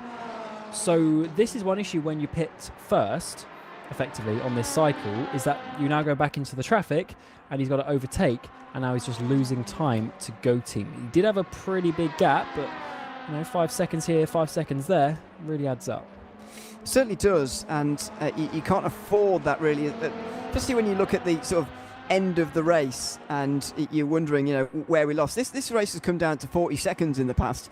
It was quite a few years ago, but it has come down to some very small margins in the past, and these seconds do add up, because, as I say, it's not only about the time that you're losing at the moment, it's the sort of position that you find yourself or will find yourself later. So you're further behind now, that means you'll be further behind later, and you might get caught up in battles that you otherwise wouldn't have done, and it's a snowball effect really quite quickly. So Lotto really does need to dispatch of sim racing Holland, but this is going to be his sort of eternal problem if they're going to continue to utilise this strategy. They'll be on heavier fuel than almost everybody else for the half of the race where they want to do their overtaking for pretty much the entirety if it stays roughly as it is at the moment. Yeah, it's funny how the strategy sometimes can look good and sometimes can look bad. And I think it is just because the fact we have the double stints, etc. As you say, when you then go on to the second stint like he is now, you're on old tyres, but then you put the heavy fuel back on. So you're actually at your slowest. Whereas sometimes people think, oh, I'm going to make a pit stop and go faster. In this situation, you actually go slower. Yeah, it's very difficult to work out which is best, though, really, to be honest. So, one of those ones, again, that I said earlier on, we'll have to wait to the end of the race to find out. But we'll see how long Tonlartolo takes to overtake Bert Knops at the moment. He's right in behind him. He'll be getting the full effect of a slipstream. Last time we saw him overtake, it was down here into Indianapolis. I'm not entirely convinced he's close enough to do the same this time. Yeah, I'm not sure. Too far back. Let's see how this one goes. He's getting the run, but yeah, no, he's too far back this time around. But he might be able to get the run up towards Porsche if he can have a good sequence of corners here through Indianapolis into Arnage. Do a bit of Sendy. Yes, getting closer in towards Arnage. Might think about it in towards Porsche. It's a big risk though. No cars up ahead, no traffic, so he can have a send if he wants. Yeah, he certainly can. Now, it's not a big braking zone, of course, especially in these cars where you're flying in. But it is a chance he's not close enough here, I wouldn't have thought. So it's going to be about getting as close as possible, hoping that there's no traffic to avoid. Sometimes you're hoping for no traffic in this situation. Sometimes you are hoping that the car in front gets slowed up just so you can get that little bit closer and get back on through again. But that's not happened here, evidently. And I feel like the Porsche Curves is one of those places where you really are going to suffer with that heavier fuel load that he does have. Yes, definitely, and I want to see what the gap is going to be to Go Team once all this is worked out, because that will be a note of obviously how much time he's lost here. Bert is still doing somewhat decent lap times, but that lap, for instance, was 1.4 seconds slower than Remy at the front, so it's still decent, but enough that Tom is losing the potential. Yeah, a little bit. Let's see. Out down the hill here, the McLaren dispatched off without too many problems at all. And so he's got to get closer. He's too far away at the moment. Into Tetrarouge they go. This is a chance to get a good run. Oh, it's a bit of a snap though, so that's not going to help him particularly. And now he'll be in the slipstream, trying to just close in that little bit further. Just surprised me a little bit that race could find themselves in this situation, to be honest, given their speed this season, but it can happen to anyone, I suppose, and this is really letting them know that they are absolutely in a race this year and they're not going to just run away with the win. That's good, and I mean they're definitely prepared for this race. They're looking fast. I think it's just the fact that Go Team, they're bringing two fast cars. Seawolf are looking fairly racy as well. They're just 16 seconds off the back of Go Team. So I think it's just been very competitive speed from all the other teams. So that is that's a good fact for us. As we get over the night, though, we'll see who's able to hold it on. And we've only seen driver 1, driver 2 for all of these teams so far. We haven't seen third and fourth driver come into it, which is always a big factor. And then also the night stints. Sometimes you get night specialists. And then sometimes you also get people who fall asleep and crash. Yes, you do. I'm wondering whether they've got the same lineup this year, Race Cuts, than they had last year. I'd imagine Nick De Silva will be there for the night, and I know he's already been giving us information about stuff, which he's very good at. But I wonder whether we've already seen Spork and Lartolo. Is it going to be Petter Burlat this year again, or is it going to be someone else as the fourth driver? I'd imagine it will be 4, and I'd imagine 3 of them are are the same, but do we have the same fourth as we get almost a replay of what happened a couple of laps ago? Tom Lartelo trying to get through at Indianapolis. That was a lot less nervy, actually, to watch, and he makes light work of that one this time. And he actually made the braking zone, which was good. I say that, he misses the next one. Oh, big bang there on the door of Bert Knops as he slides and spins up the rear wheels. And that gives him the place back. Does Bert go through into 4th place. So Tom is making a little bit of a meal of trying to make this overtake. He's been doing it for about 5 or 6 laps now, up towards Porsche curves. Up the inside, no, backs out to that one smartly. And that is not ideal. He had it done. He literally had the move done. But then he just went a bit too deep on the brakes into Arnage. Couldn't get on the power. And then, unfortunately, has lost that place back. So more time lost for the number 1 machine. And I do know that isn't Jake Dennehan also signed up to that car, so I guess it's either between Petter or Jake who will be their 4th driver. You think I'm basing this off TeamSpeak, by the way. I can see Matteo Caruso in there as well at the moment. Is he just He's chatting? team manager. All right. So Used to be I a driver, don't think, of course. very fast driver. I Yep. don't think he's driving anymore, or at least not in Okay. this, to my understanding. He's won this race twice as well, by the way. He's not just anybody, not just any good driver either. He knows how to win around here. Did he ever win in the top class though? I'm not sure he did. Did a lot of GT driving, or that might just be during my stint here, to be honest. I don't think I ever saw him not in a GT. Okay. Uh, Well, same, but I'm honest. just wondering whether there's some previous to my experience. We'll have to do a little bit of research on that potentially, as there's some more moves further down. This is between Netrex in the green car, Go Team in the blue and red to the outside. Christian Pallison goes deeper on the brakes. He's going to have that 5th place. No, he doesn't, because he slides on the rear, and that's going to open up the opportunities. Now Harry Smith at the wheel of the 27 machine, who's going to get the run up towards Indianapolis. Yeah, let's see. It's the famous, becoming famous in these last 25 minutes anyway. We've seen a couple of attempts and repasses through this next section. So what happens this time round? This time round we've got a bit of added GT action as well, which is not ideal for anybody.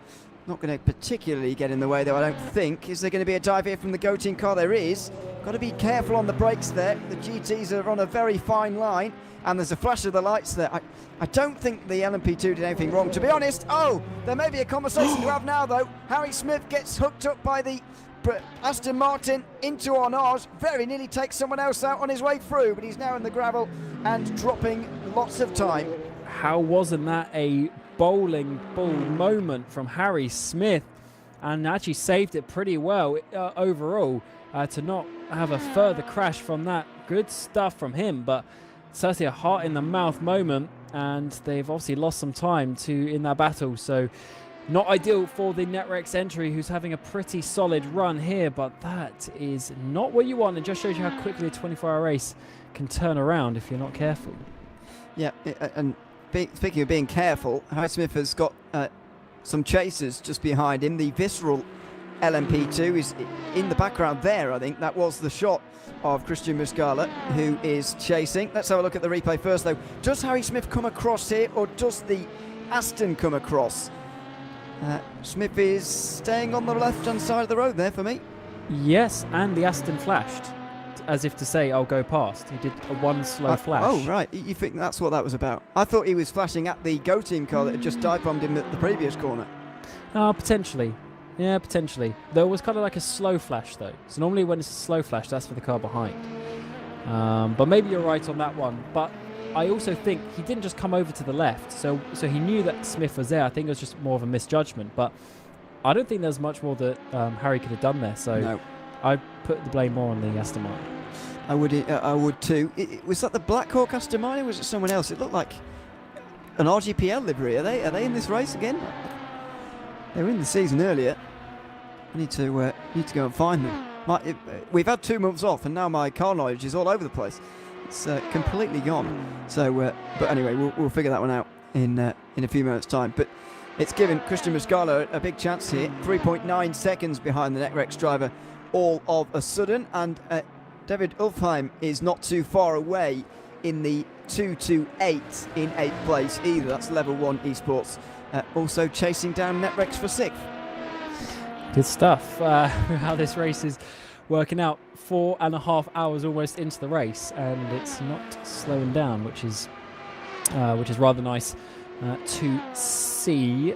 But just looking up and down, is there any gaps that are shocking me or worrying me just yet? Not quite, but the gap in the GT3s, for instance, between 1 and 2, Makiyupi and Polesny, it's now down to under 40 seconds.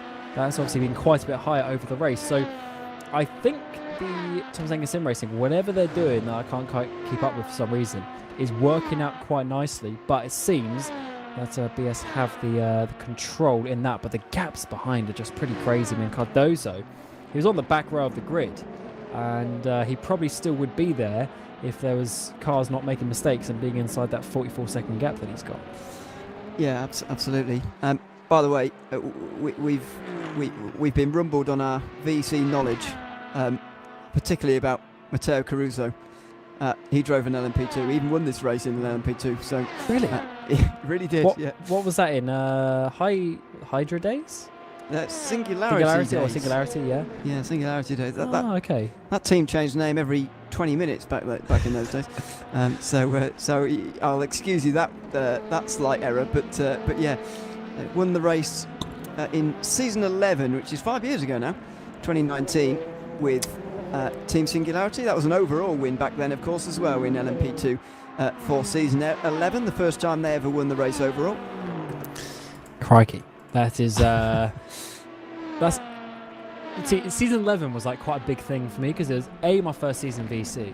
Second season VC, but it was the first with the endurance pack, and kind of it was a big year for RF2 in that regard. But now that was the end of the season now was 5 years ago. So we started that in 2018, which is coming up for 6 years ago because the endurance pack got released in like July 2018. That is scary how fast those 6 years have gone. Yeah, it does go very, very quickly indeed. Can I also give you a little bit of another statistic about us? We've got a position change here for Christian Muscala getting overtaken by David Ufheim in the 228 Level 1 car. But I'll give you another statistic, and it's about the number of drivers who race this race in each car these days.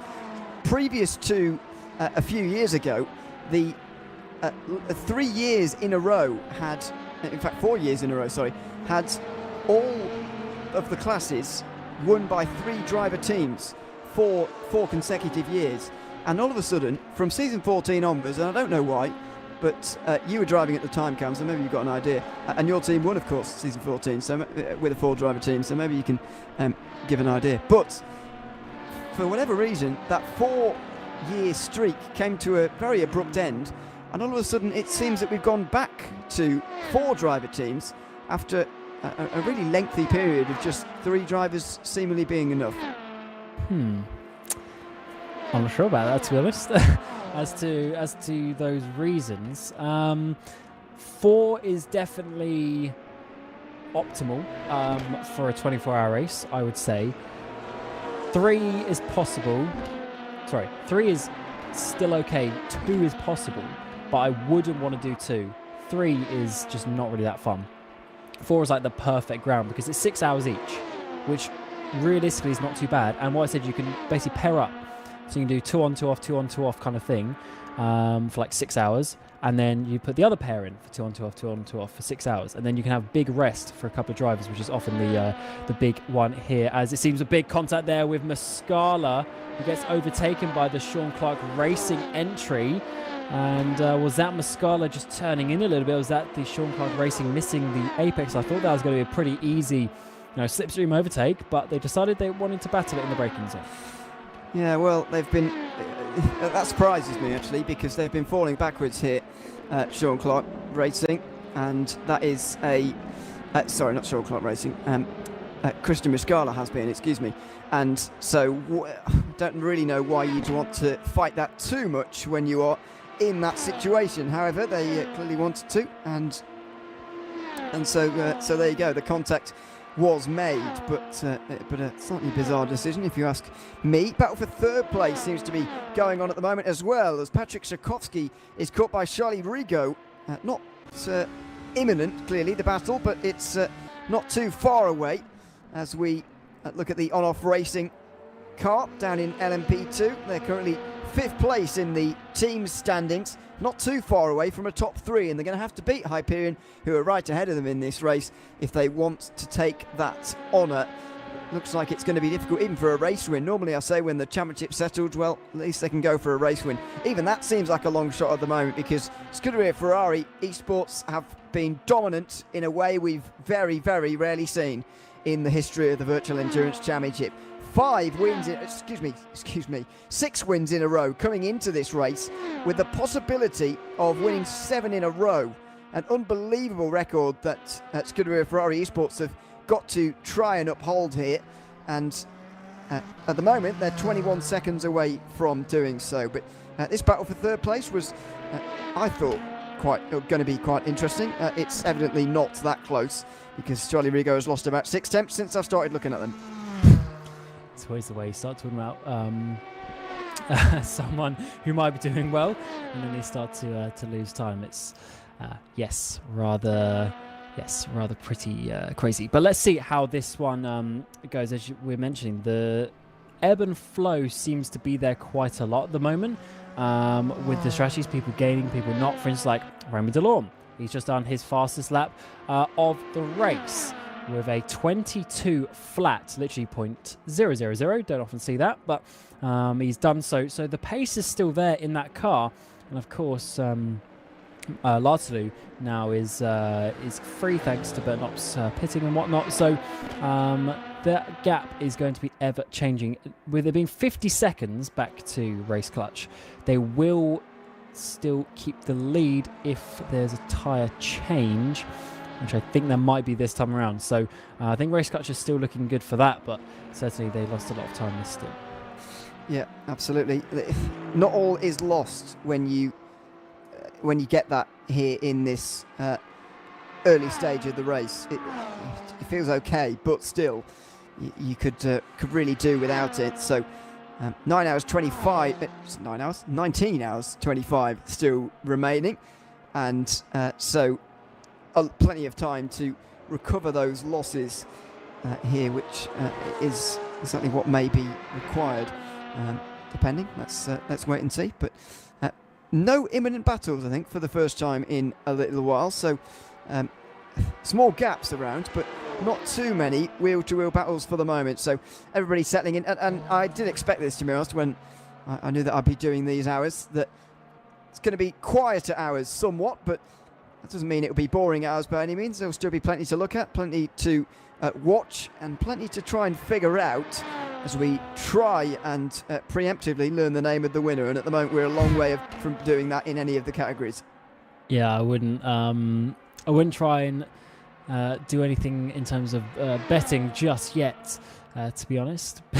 Too many things still to happen, and especially the night still to come, which is the difficult time. I remember in 2019, so that would be in season 11. Actually, the year that I won this race in Division 3, but still, I won this race. Yes, and we were winning by miles, because we were leading the championship anyway, and then our main rival crashed in hour 11, so before 50%, so they weren't getting any points, so basically by default we'd won. So we knew that we'd won the championship, but we wanted to win the race as well, and of course we ended up having a fairly decent lead. So it's 2 o'clock in the morning. I'm just listening to music. Like, I think I was on my own actually, because everyone else was asleep. I was just chilling, and then coming through Corvette, so the final left kink out of the S's. I don't know if I touched the curb. No, I touched the grass. That's what it was. So as you flick right, or you come around the long right, and then just before you flick left, my rear right wheel touched the grass, and I went for a big spin into the wall. And even on a day where we were just chilling, not really doing much, just here, I just kept it right a little bit too much, touched that grass, wheel spun around, and a big contact. Fortunately, we had like a 2-lap lead at that point, so I didn't lose anything relatively, but certainly it can happen very quickly as we remain with these 3 cars all pitting on the same lap and not teetering off it at all. Nope, everybody remaining the same. The Code 80 has sort of thrown everything on. I worked out earlier on, because I was I wasn't watching the first part of the race because I couldn't. It would be illegal. But I was listening, and Illegal. well, I was driving, so it would be, yes. I was listening though, and hearing the first pit stops and whatever was going on in the first hour, worked out very easily actually that this race actually fits better than almost all. If you're not going to be on the hour, this race fits almost better than any other for a car not going to the hour. If you're in a hypercar anyway, 50-minute stints lines up with exactly 28 over the course of 24 hours, because you get 7 in a 6-hour period, and do the maths. So 28 stints, what should be happening. However, the obvious sort of irregularities with 24-hour racing and not least code 80s that we've already had here in this race means that can very easily be thrown off. And I think for a lot of these drivers, we're already going to be seeing at least 28 stops today, never mind 28 stints. Yeah, we had the code 80, so that has added or brought it forward. So we may end up with a splash at the end in that regard. So I think you're right, it'll be 28 stops, not stints. Well, for now. Yes, but after this sequence, we've ended up with Winchick in second place again. So who knows how this is going to work, but then they're going to be the next ones to pit, so then they'll drop back to the back again. So it all depends where this cycle finishes at the 0 minutes remaining mark and exactly where they are, because if the race was to finish now, they'd be in second place, they'd be happy. But if they're off cycle and they drop to the back, then that is not the ideal situation. But Mergley, in that second place, has just done the fastest lap of the race for that car. And it's only half a second off the time that Lartadu did some half an hour ago when we were just celebrating that. So still a very fast entry. Yeah, certainly is. Now, I don't even know how you say whether this race is even going well for them or not, because as you say, it's exactly the point that you said. If the race was to end now, as far as the cycle goes, then they're fine. But if it doesn't, then they're really not. They'll be last. I can't actually remember, especially for the first 5 hours. We normally have a bigger top class field than this, and that's fair enough. But what we normally also get is somebody falling by the wayside by now, somebody having some sort of problem. I know there's been penalties to work through, but everyone's got penalties in all the classes. That doesn't make any of them special. I don't remember a race where 5 hours in, all of them, you could make a case for them. You could make a case for anybody winning, I suppose, in any class, because it's such a big distance, such a big undertaking. But a lot of things have to go wrong for a lot of these teams to win in hypercar. Oh, yes. Which is not normal. What you mean is there's a experience. Realistic chance for all 7 of those to win one way or another. I guess Sim Racing for Holland and Seawolf are the furthest ones out because they're sort of last on each of those strategies. But still, for the other 5 teams, definitely, as here is Winchick coming in. So this is the problem.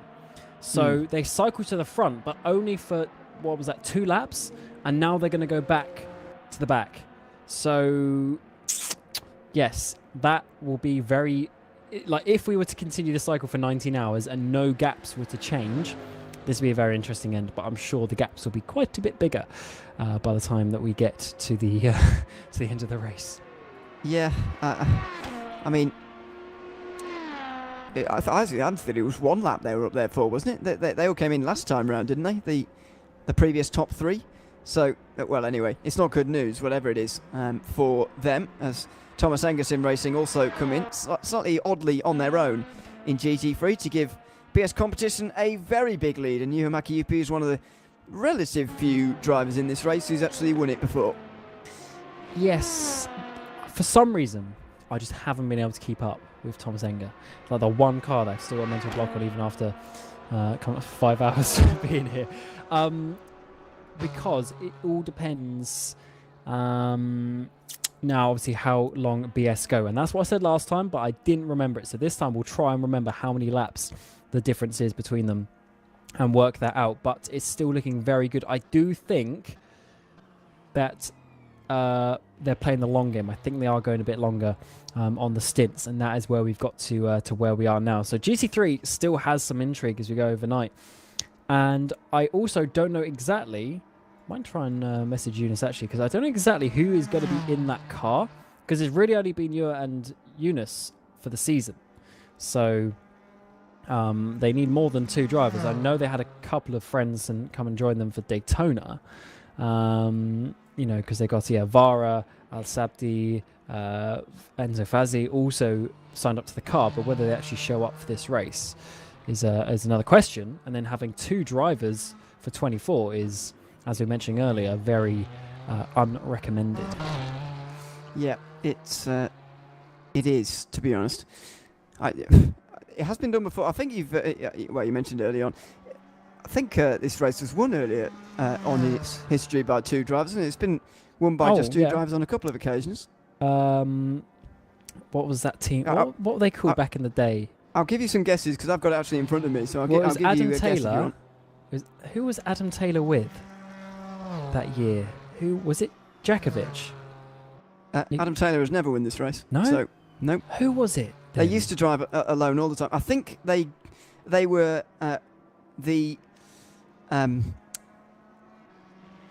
the only. They were the closest a 2-driver team has come back because they were involved in the closest finish. They were only like 40 seconds away from winning, but no, they didn't win ever. Oh yeah, I'm just having a look. Okay, so I was thinking of season 10, so they were second that season. Okay, I thought they won the race. God, you're testing me now. I can't remember because they are the only 2 that I remember consistently doing it with 2 drivers. No, I'd be pretty impressed if you remembered one of them, to be fair, because it was season 6 first time it happened. Oh, first time we ever did this race. 10 years ago. Was it 10 years ago? Yeah, 10 years ago. If Jimmy Allison won a class that year. What? No, true story, I'm not joking.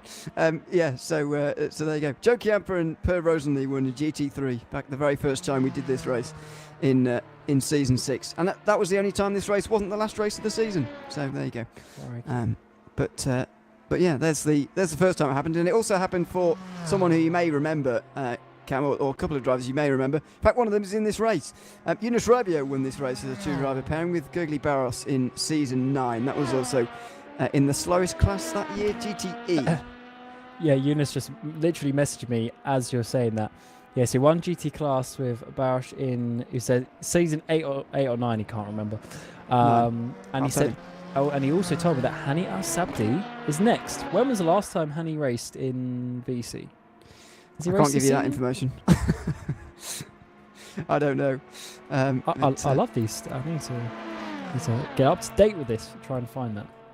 Yeah, we'll. Because also I missed a few races this season, so. Yeah, it's possible that. I remember Hani Al Sabdi driving back in season 8 or so, and it maybe went further back than that. So, yeah, certainly been around for a while. But I, like you, don't believe he's been around so much recently in the VEC. By the way, I've only really got these stats for Le Mans, so if you're asking me about VEC as a whole, then I'm pretty finished, actually. Yeah, now Hani was obviously with, what are they called, 888, was it? AAA. AAA, sorry. AAA is the Australian sorry, real world AAA, team. yes, the precursor to what turned into the R8G team like 5 years ago now with Yuri, Hani, who else did they have? Risto. That was a pretty solid team, I tell you, back in the day. That year, the second season that we had the Senna, they were dominating before, unfortunately. They left after a few races. But, yeah, loads of trivia coming out now. Too much, some would argue, but that's fine. It doesn't really matter. But I always do this. I find a stat sheet somewhere and I just read it all off through the race. So I'll try not to do that. But wait, there's a word for that. What is it? Is it called like knowledge dumping or something? Oh, right. Yeah, okay. What's the term for it? No, I don't know. I was going to say I can think of a few, but they're not broadcastable really. It's called I don't know, someone will know. It's called something like that. Let us know. Where you just spam everything knowledge you have about a subject into something. Yes. Well, I'll attempt not to do that throughout the entirety of this broadcast, but there is another 3 hours with me on it, so I can't make severe promises, to be honest with you. Yes, because there you go. good old rFactor will be coming back in for. I mean, I know I'm going to do 5 hours in a row to start it, but he's going to do basically 6 hours out of the first 8. So, good Yes. stuff. Yeah, absolutely. We'll be back in the morning with to be decided. Darryl will be back, but don't know who with.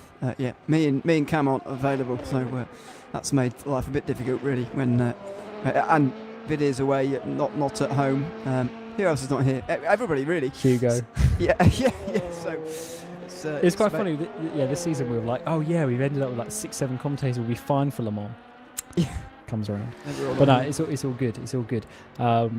It's actually been quite all right, actually, considering I didn't think I was going to be doing any hours. Ended up doing these first 5. And as we were mentioning, the race is actually still in a bit of a nice situation for what it could be for 5 hours into the race. Obviously, especially in the hypercars, we've ended up to sort of averaging like 15-20 seconds a gap.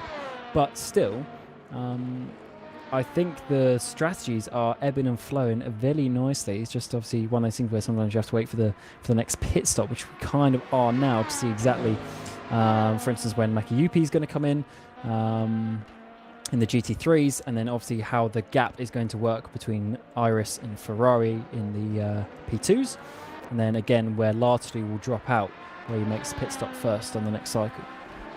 Yeah, absolutely. It's going to be give us all that to worry about, as we've got a yellow flag in Sector 2. I know you mentioned earlier that sometimes comes out when they're at the pit lane, but Sector 2 is not where the pit lane is, so we'll have to figure out where that is. But my track map is slightly broken for Le Mans because it's so big, so I can't see where anybody is, actually.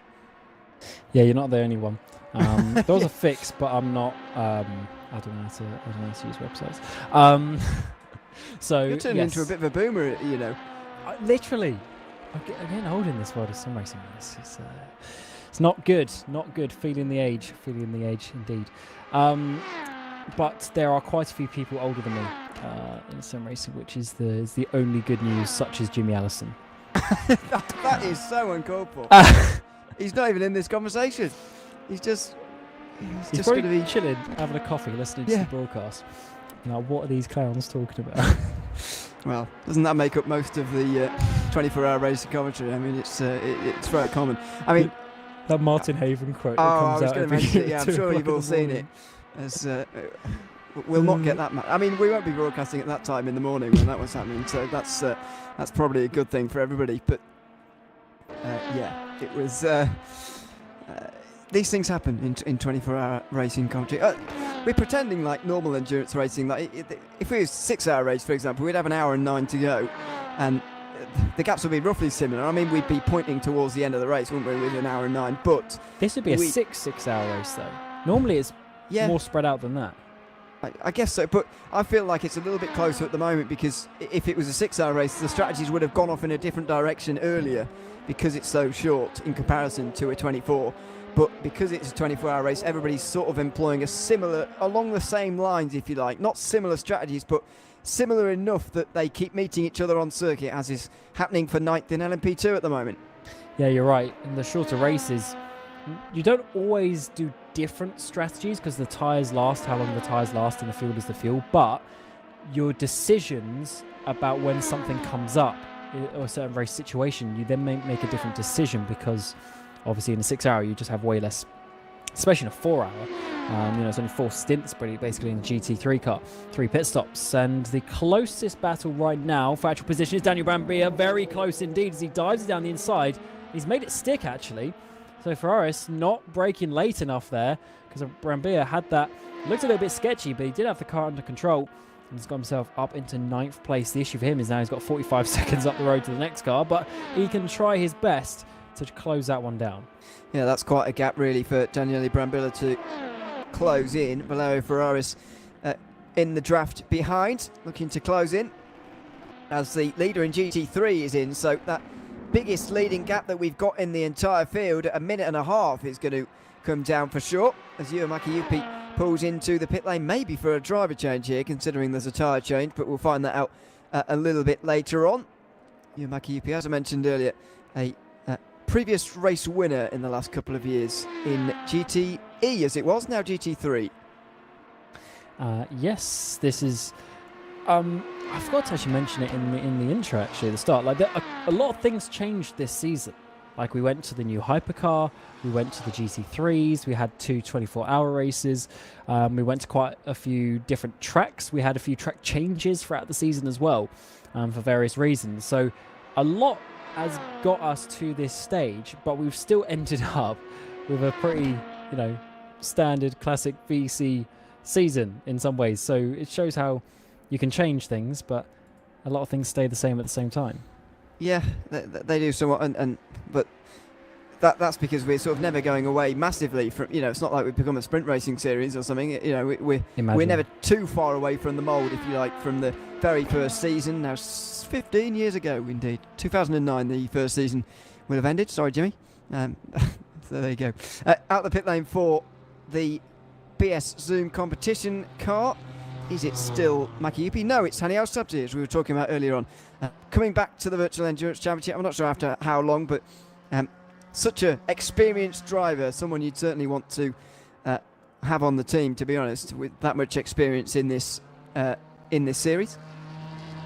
Absolutely. I mean, if you had to pick, 10, 20 drivers from RF2 in the last 5 years, he would still make it on that list, I'm pretty sure, to be honest, as we're seeing Miguel Cardoso come in. He's been in the car quite a long time, actually. He might be starting to come out of that one. So here is Hemmingsen, and what is his lead to... Oh, it's quite big still, to Andonovski. So that was equal pit stops there. The time gap has stayed the same. So interesting strategies ebbing and flowing as Laslu comes back in and will once again drop down to the pack. Is he going to be around Bert Knops, and is he going to lose time once again? I don't know if it's just me or whether this is because it is actually happening, but it seems to me, obviously everybody's pitching a bit shorter because you burn a bit more fuel around here, but it feels to me like pit stops are coming around very, very quickly indeed and happening very, very regularly. To be honest, I guess maybe that's because they sort of are at only 35-ish minutes for LMP2s, 50 for a hypercar. GT3 is not able to go quite as long as they have done so far in the season, so maybe that's what's causing that. But it feels like every single lap we've got an important car in the pit lane. I guess it's also now 5 hours into it. We're so spread out as well. As Remy Delorme takes the race lead back for the number 17. But yeah, I do agree with you on that pit stop front. But I think it's just the case. Every lap, the laps are long as well. Remember, so it's not like when you have a 40-lap stint at Interlagos or something here, where it's a 10-lap stint. Divide that by cars, one here, one there, maybe 2 laps.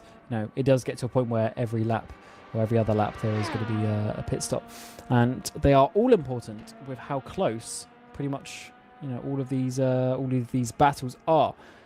I guess some are starting to spread out a little bit, but most of the gaps are less than sort of 20 seconds, which for this point in the race is not bad.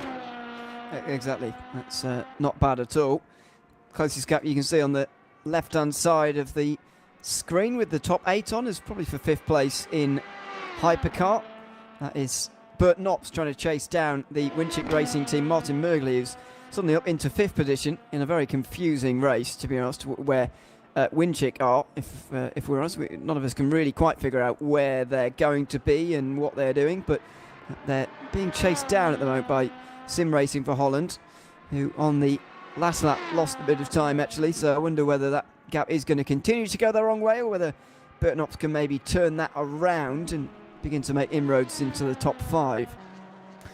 Yeah, and this gap at the front, GT3 is now only down to 5 seconds, which I think was due to tyres and no tyres at the previous stop. Lesney staying in the car, Sabti obviously getting in. So Thomas Enger are still in this very much so. That gap's just going to ebb and flow with the offset of the pits, the tyre strategies every stint, but they're still not in a bad place. Your champions-elect for this season, and they've certainly had a great one, to be honest. It's been very consistent up towards the front, which has been the issue with the other cars. Obviously, the 89 BS plus Zoom, they're even down in Division 2 at one point.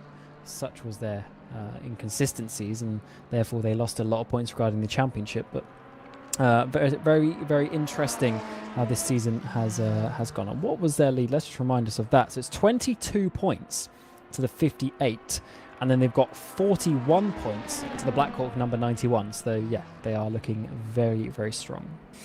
Yeah, top 6 is all that's required for Tom. Say all that's required. That's still a bit of an ordeal.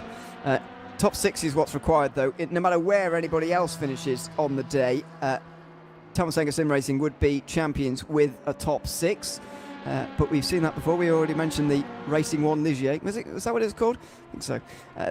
That lost the championship on the final day of season 14. It can happen. So we'll just have to wait and see on that front. But top 6 is all that's required, and if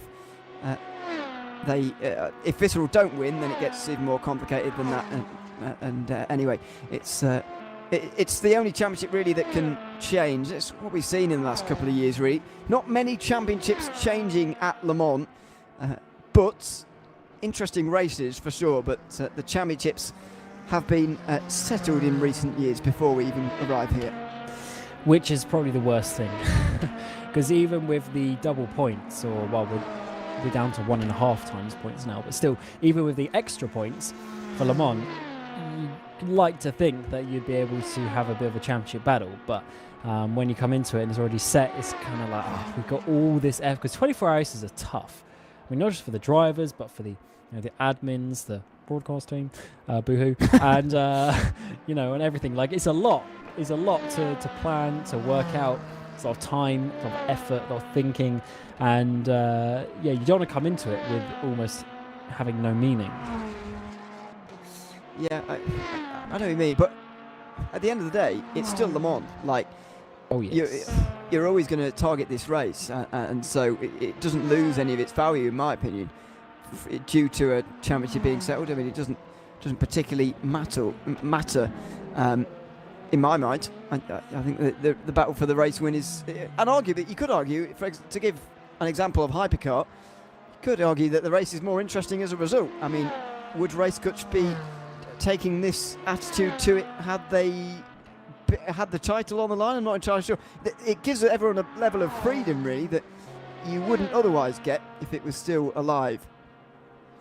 Absolutely. As we get to 19 hours to go, so 5 hours done in the race. So we'll still be on air for another 3 hours. The first 8 coming your way live on the YouTube channel, and then overnight there'll be cameras, no comms, and then for the final 4 we will have of course the finish of the season to work out who the champion is going to be, see who survived the night, and hopefully some nice battles on track for some either places here, but also places that will determine the championship. That'll be very nice indeed if we can get that. But obviously it's looking very good for the actual champions, but the places in behind are also fairly tight. Yeah, certainly. So 19 hours still remaining, and 5 hours gone, I think, as well. None the wiser really as to who's going to win this race, as we were talking about a little bit earlier on. But it has been a decent start to the race in terms of battling and action so far, which is a good thing at this stage. We've only got 3 out of the race so far, and the last retirement was a little while ago now as well, good 3 hours ago now, from the laps that they've lost. So that's a good sign as well. It's been a relatively clean race. The last retirement, I believe, was the satellite car running out of fuel. Was that the reason for their retirement? Yes. Henry Sinek ran out of fuel, and literally meters before his pit box came to a halt. So that is not a nice feeling at all. Needed a little bit more lift and coast on that in lap, and he would have been able to make it, but unfortunately just slightly misjudged it. And yes, there was a couple of others, but they seemed to be back out. Yeah, the 49 was it. LMP2, they got back out, and then the 75, they also managed to get back out. But unfortunately, when you run out of fuel, that's it, race done. And feels harsh. Yeah, well, you ran out of fuel. And when you rejoin, it gives you the car back, but you still got no fuel in it. Yeah. So same as if you blow up the engine as well. Yeah. With like going into neutral and shifting to first, something like that. you go back at the game, the engine's still done. The only difference is if you've just disconnected as such, then obviously that's beneficial to get back that way. I mean, not complaining about that, by the way, just saying, because after all, it does fall in line with real-life Le Mans rules, which also don't allow you to, although in Henry Sink's pace, they would have just pushed him in, I suppose. Is that even allowed in Le Mans? I don't know. They've got some strange old-school rules sometimes at Le Mans. I would be surprised, because it's like, oh, the car's got there, not under its own power. I know what you mean, yeah. Sometimes they've got some but then very if you're on, pedantic rules. in my opinion, if you're in the pit lane, that should be different. If you didn't make it to the pit lane, like the limiter line or whatever, or whatever line they want to class as the start of the pit lane, then I think that's different. Yeah, but I don't know mean. what the exact rules are. No, I definitely know for sure that if you're outside the pit lane, that is literally it. You don't get a tow back to pit lane to start again, as you say, even though that is the case in some other races around the world, some other 24-hour races indeed as well, as we go back to GT3 and find a battle down the order a little bit. RKT competition versus for Slovakia for 11th. For Slovakia have had a driver change fairly recently. Andrzej Maraszak is now at the wheel of that one, and that's cost them a few places, evidently, making that pit stop compared to when we last saw them in 9th. Absolutely. They potentially that was a pit stop cycle going back down, but they haven't looked too bad actually today, although of course they did go a bit wide. One talking of wide, RKT having the run. So let's see how this one goes indeed. But it's certainly been an interesting first 5 hours of this race. I will relinquish the microphone finally, so you hear the crowds cheering in the background. But yes, Daryl will be coming back in to bring you through the final 3 hours of this first part of the race. Thanks very much, Cam, for joining us for and taking us through the first 5 hours. A very long opening stint from Cam. Now time for some other people like me to do some work as Andrzej Maraszak gets down the inside there of Jean Coutin and makes his way through up into 11th for Slovakia. Darren Facker alongside me, Ewan O'Leary, for the next 3 hours before we leave you for the night.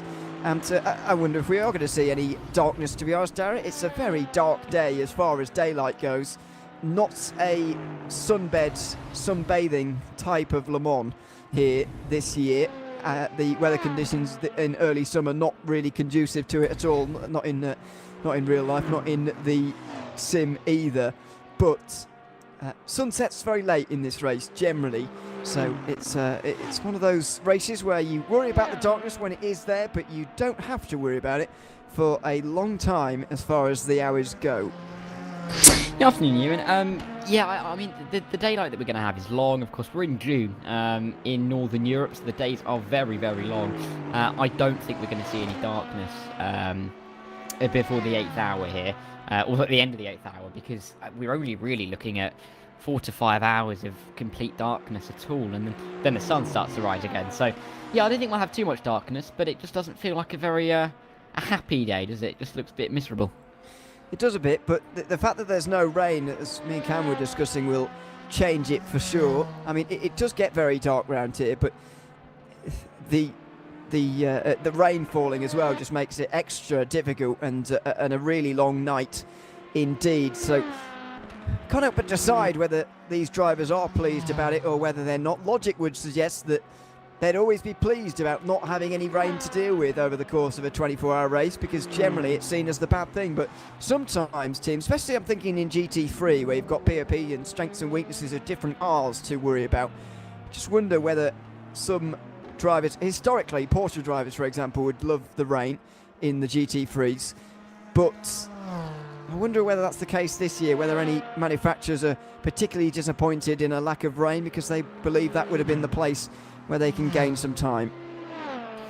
Yeah, I mean, it's one of those things that really kind of throws a curveball, isn't it? I mean, especially with the way that the drivers will have practiced and set up, it may just throw a little bit of a worry for some of the guys, and especially considering that, like you said, because incidents are more likely to happen in the wet conditions, we could see a little bit more carnage, drivers just trying to play it a little bit safer and not ruin their race, and that can lead to increased time loss and it kind of snowballs all from there. But yeah, I mean, it's just kind of been a bit of a gloomy day. It feels very much like Britain today.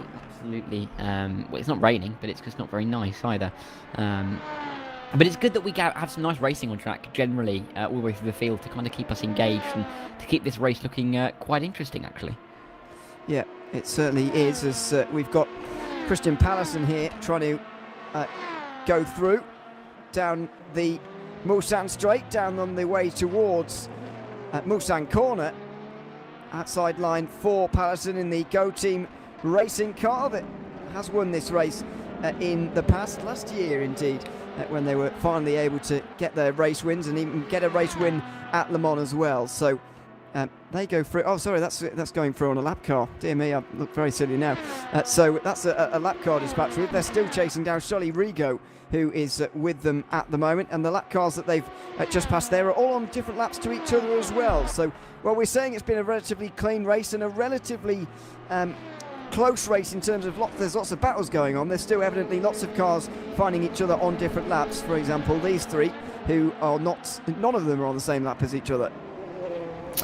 Yeah, I mean, you'd think that with just over 40 cars now left on track and with the length of this Le Mans circuit, you'd think that they'd space out a little bit more, but we've got, 1, 2, 3, 4, 5, there's 6 cars in this shot, nearly make that 7, so it clearly is, there are clumps on the racetrack where there are groups of cars. There'll be areas of the racetrack where there's barely anybody at all, and a couple of drivers just going around on their own, but it's interesting that we do get these little groups, isn't it, forming throughout the race, and it means that some drivers may be able to work together, especially if, for example, one team is a couple of laps down, had a bit of an incident, but still clearly on the pace. It could be possible to work together to try and forward the goals. I mean, we're still only in the first quarter of the race, but I mean, there's lots to think about at this stage, strategy-wise, particularly because, as we've seen so far, lots of drivers going lots of different ways. They certainly are. Not least into the pit lane for Simfreen, which was a pit stop in GT3 ongoing at the moment. GT3's been a weird one to figure out so far as well. BS Sim Competition, to give them their full name, has always been leading, but they have been leading by a varying amount of seconds throughout the day. 12 seconds is their current margin, but when they came out the pit lane, it was a very short amount of time actually. And all of a sudden, they've got a decent gap now over Thomas Engerson Racing, who are in second place and in championship winning position as well. Still trying to figure out really what the strategies are down there in GT3 and quite how that lines them up for the end of the race as well. Yeah, I mean, we've seen so many different strategy threads all the way through, haven't we? I mean, in the hypercars we've seen the Code 80 really affecting how that's been run. LMP2 have kind of seen a bit of a mix, generally more homogenous in their strategy. And then you look at the GT3s that have also kind of been a bit up and down with Thomas Enger and BS Sim Competition, who you mentioned briefly a moment ago, going very, very nicely in the GT3. So it's just been a bit of an up and down race, topsy-turvy. We've not really been able to see where the strategies cross over yet and where they align to try and really piece together exactly where drivers are in the running order with the time gaps and the time loss and with the tyre changes and driver changes. It all kind of feels a little bit like a maze at the moment, but over the next 18 hours we're going to unpick that maze, aren't we? We're going to try to, that's for sure.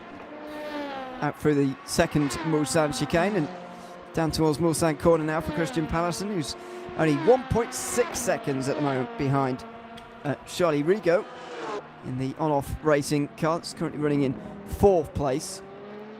Will feel as if they're a pit stop behind Hyperion at the moment, 55 seconds, as they were fighting earlier on. Patrick Sokowski and Charlie Rigaud earlier on in the race. I think it's also changed this race very much is the Code 80s really, and that is going to persist, I would have thought. It depends really whether you imagine that Code 80 that we saw for an incident out of the Mulsanne corner on the back straight there to be the only one that we're going to see today, or whether that's going to be one of many. I mean, there's a yellow flag in Sector 1. I can't say who that's for, to be honest, because I said earlier my track map doesn't work, so I don't know what's going on there, but hopefully and seemingly it is all resolved. Just out of interest, what can you see on your track map? Because Nothing. I think mine is... well, I can see Arnage, and Right. that is it. which is lovely when I want to find out someone in Arnage, but not really useful if anybody's anywhere else. But yeah, I mean, we saw that instant live actually that caused the code 80 with the spin from the LMP2 just, leaving the GT3 nowhere to go. And yeah, I mean, it certainly shows that these little instants are possible. It kind of just needs cars to be in the same place at the same time, because you can have a lot of these little incidents on your own, running around 10 seconds off the back of anybody, and 15 seconds in front of anybody, and spin, maybe block the road briefly, and then get yourself righted again. If there's nobody coming, nothing's going to happen there. But it's just that if there's cars coming, then that could therefore engage with a pile-up. So I think it really just is going to be circumstantial, but I can't foresee us going another 18.5 hours without a code 80. Yeah, you'd think it would be tricky, although not out of the question, I suppose. Let's find out though, with 18 3/4 hours remaining.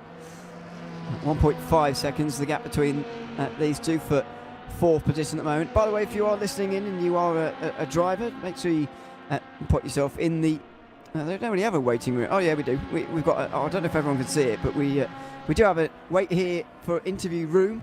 If you want to pop yourself in there, we'll bring you in for a bit of a chat about how the race is going, what's going on out there on the circuit, and so on, because we like to hear from the drivers about what it's actually like down there on the circuit, instead of just what it looks like it's like from what we can see, which is not always a conclusive view as to what's happening. So yeah, pop yourself in the wait here for interview room if you want to come up and have a chat, and we'd love to hear from you in the next 2 hours and 3/4 as we bring you to the night here at Le Mans. We'll be back again for the final 4 hours in the morning, of course. I wonder, with the lack of rain this year, what we're going to see when we wake up with well, hopefully you don't wake up with 4 hours to go. Hopefully you wake up a bit earlier than that. But what we see when you wake up in the morning, back when we start broadcasting, it'll be 9 a.m. by the way in Central Europe, and work that out for everywhere else in the world. I wonder what we're going to see, because I was saying this to Cam a few moments ago, for 5 hours in, especially the top class, it's very, very close between the top drivers, especially in the hypercar class. Yeah, we saw this through the opening few hours as well, where the pit stop phase really kind of meant that each hypercar would cycle to the front and then make their pit stop and go to the back, and it was kind of just run in that pattern. There really hasn't been too much time difference. I mean, you can see it there. The top six, well, they're all pretty much just about over around a minute of a gap between Remy Delorme and the second of the two race clutch cars right at the back of the field. Let's see what the gap is. Well, I mean, yeah, so it's just over 1 minute 10 back to Bernd Knops in the Sim Racing for Holland car. I think it's a little bit further back for the race clutch car. Yes, having now pitted, I believe, as they've dropped a long, long way back off the pack. But yeah, it is really quite close. The same can really be said for the LMP2s behind the front 3 or 4, because you can see that there's basically a minute of a gap between Hyperion in P3 and on-off in P4, and then it gets quite close in behind. You've got CMT Go Team, Netrex, Level 1 Esports, Shaw Clark Racing, all relatively quite close together. So it's nice to see that we're still getting these battles, because it kind of allows us to still have those battles with the strategy, and the differences that we're seeing with that. Maybe go for an undercut, maybe go for an overcut. They're in that range, which is good to see. Oh dear, is that LMP2 looking okay? I think so. There was a yellow flag in Sector 1 there, but I think it was just that LMP2 going for a spin. Couldn't tell you which one it is, to be honest. As I was saying to Cam a few minutes ago, my car recognition has gone entirely out the window since our 2 months off. It was did I even do the last race before Le Mans? I can't even remember. So it's all gone out the window really. So apologies for that. But it looks like we're all clean and green again out there on the circuit, which is the main thing. Back in GT3, there is very much a gap closing for 4th position now. Boyan Milan is being caught by Christian Malguera, still part of the Simframe Esports team, of course, who last year were going for a historic 3 in a row. Not historic because of the 3 in a row, but the fact that it would have been 3 in a row in 3 different classes. They came up short in DPI in the end to Race Clutch, who are defending that title very well indeed at the moment and looking to become the first team to defend their top class title since all the way back in season 10 when we saw that happen in season 9 and 10. So that will be the first time in 6 years we've seen a overall champion defend their title. But it's Christian Malguera looking for a way through on Boya Milan for 4th place at the moment, and it's not looking impossible by any means. He's right there now through or coming up to Arnage. Yeah, I mean, this Simprint car really trailing quite close to a position on track in the Formula 1 Eco car. I mean, Simframe is one of those cars that have kind of been there or thereabouts with a lot of these other GT3s, pretty much all the way through the race. Same can be said for Brad Motorsports in the number 92 car. But looking to try and make a move here is Christian Malguera. But again, don't want to do anything silly. 18.5 hours more than that left in this race to go. And you don't want to be causing yourself any damage. Briefly yellow in Sector 3. I wonder if they're going to just come up to that shortly here, these P4 and 5 GT3 runners. But it looks like track is clear for them. Does, and as Cam was saying earlier on, I'm not sure whether he was just guessing or saying something that he knows, but he said there might be something to do with the pit lane that is causing that. I don't know whether to believe him or not, to be honest with you. So there you go. Out through the final corners, the forward chicanes, and still can't get through. What did you just say? Or did you not say anything? No, I didn't Oh, say okay. anything. I'm hearing things. That's fine. Okay. You okay? Well, yeah, but maybe not. Not also. You need to get both your sight and your hearing fixed, by the sounds of it. My sight's fine. What do you mean? I'm having no problems today. You couldn't see the cars last. Was it last week? 2 I know weeks it's ago? light now. I can see where I'm going.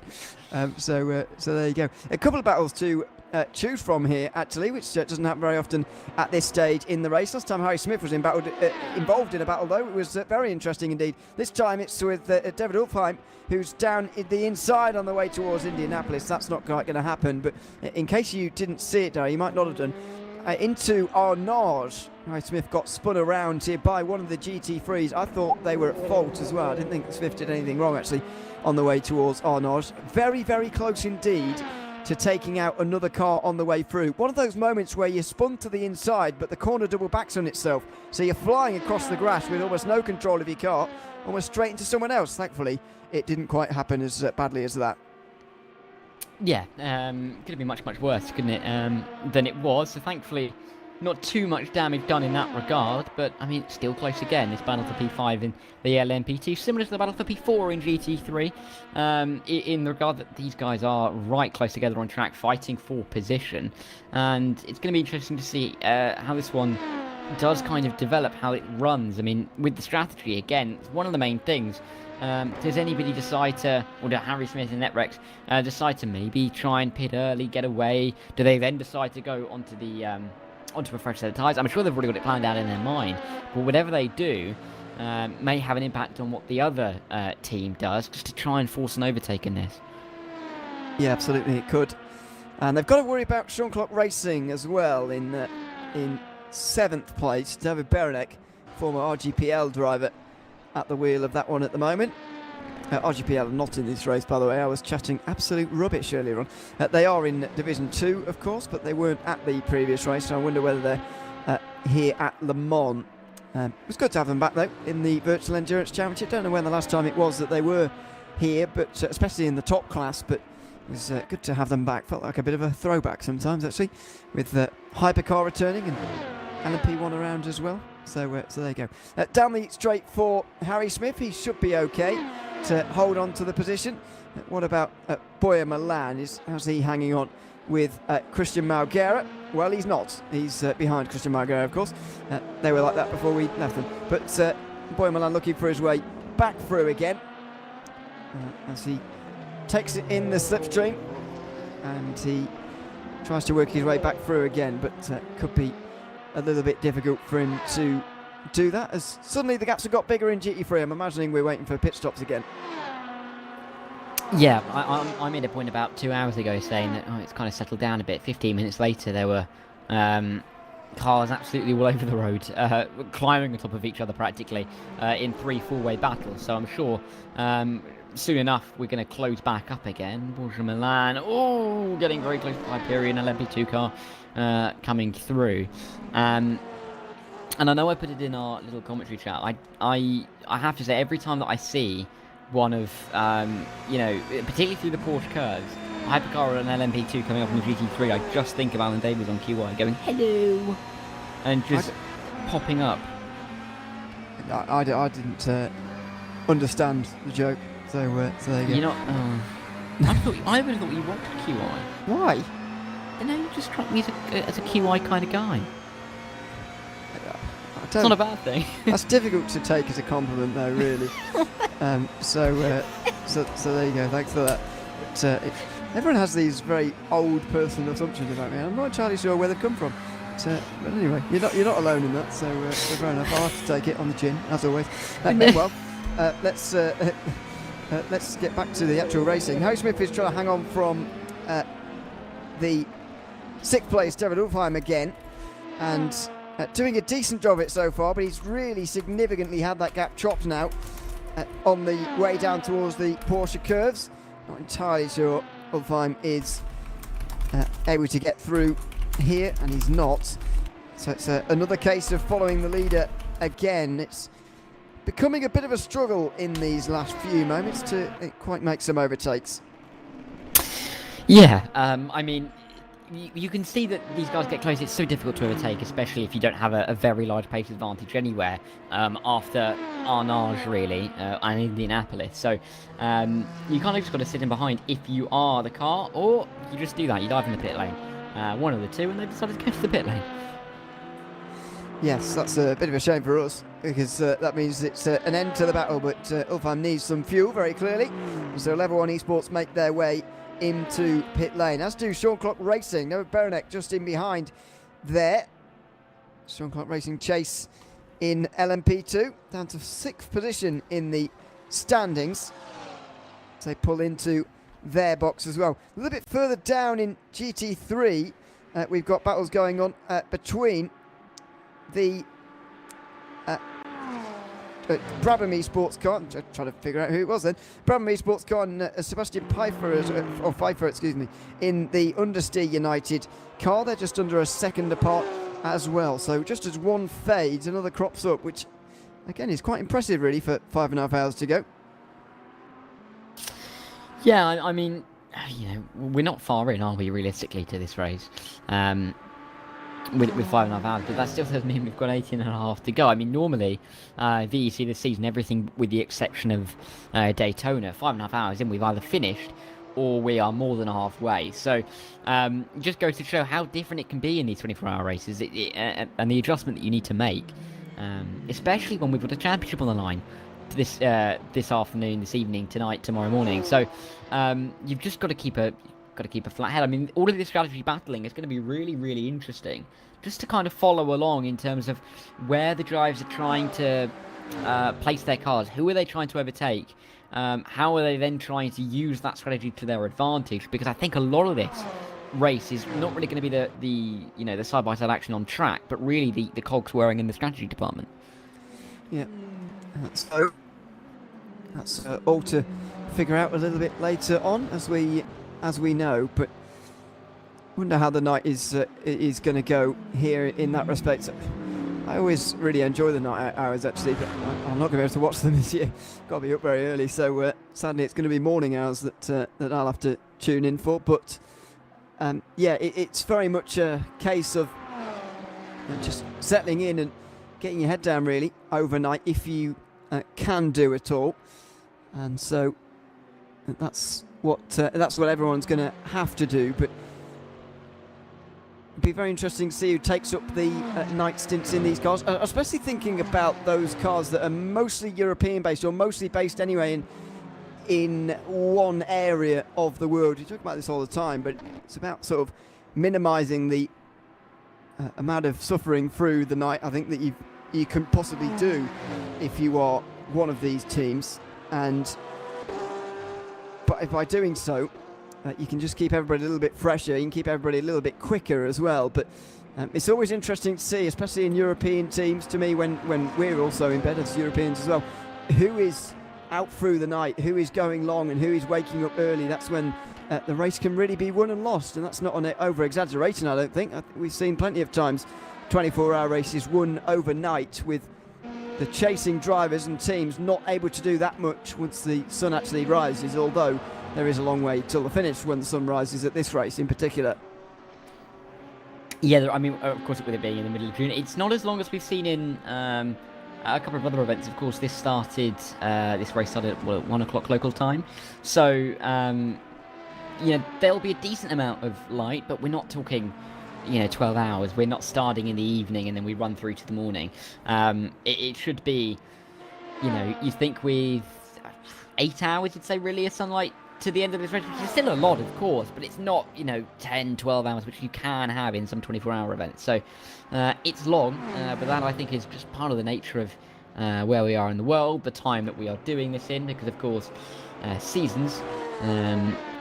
breaking news, the Earth isn't flat, we have seasons, so in the summer, the sun is up longer, and that is what we get here in the Northern Hemisphere. But, I mean, it makes it interesting because the night hours, with it only being a short period, 4, 5, 6 hours of night time, it really means that there isn't too much of that kind of milling around, because we get to the night time, don't we, and it's kind of a waiting phase. We talk about what we expect when we get up in the morning. It's kind of like a phase where you don't want to do anything wrong, and you're not going to force anything through to make it even better. So it's kind of that weird phase, and with there not being too much of it, it's going to be quite exciting, I think, in the morning. Absolutely. Matt Richards there was pretty close, I thought, anyway, to making a move, actually, on Sebastian Pfeiffer, who's right ahead of him in the Understeer United Ferrari, a manufacturer, by the way, that only won Le Mans for the first time in the Virtual Endurance Championship back last season.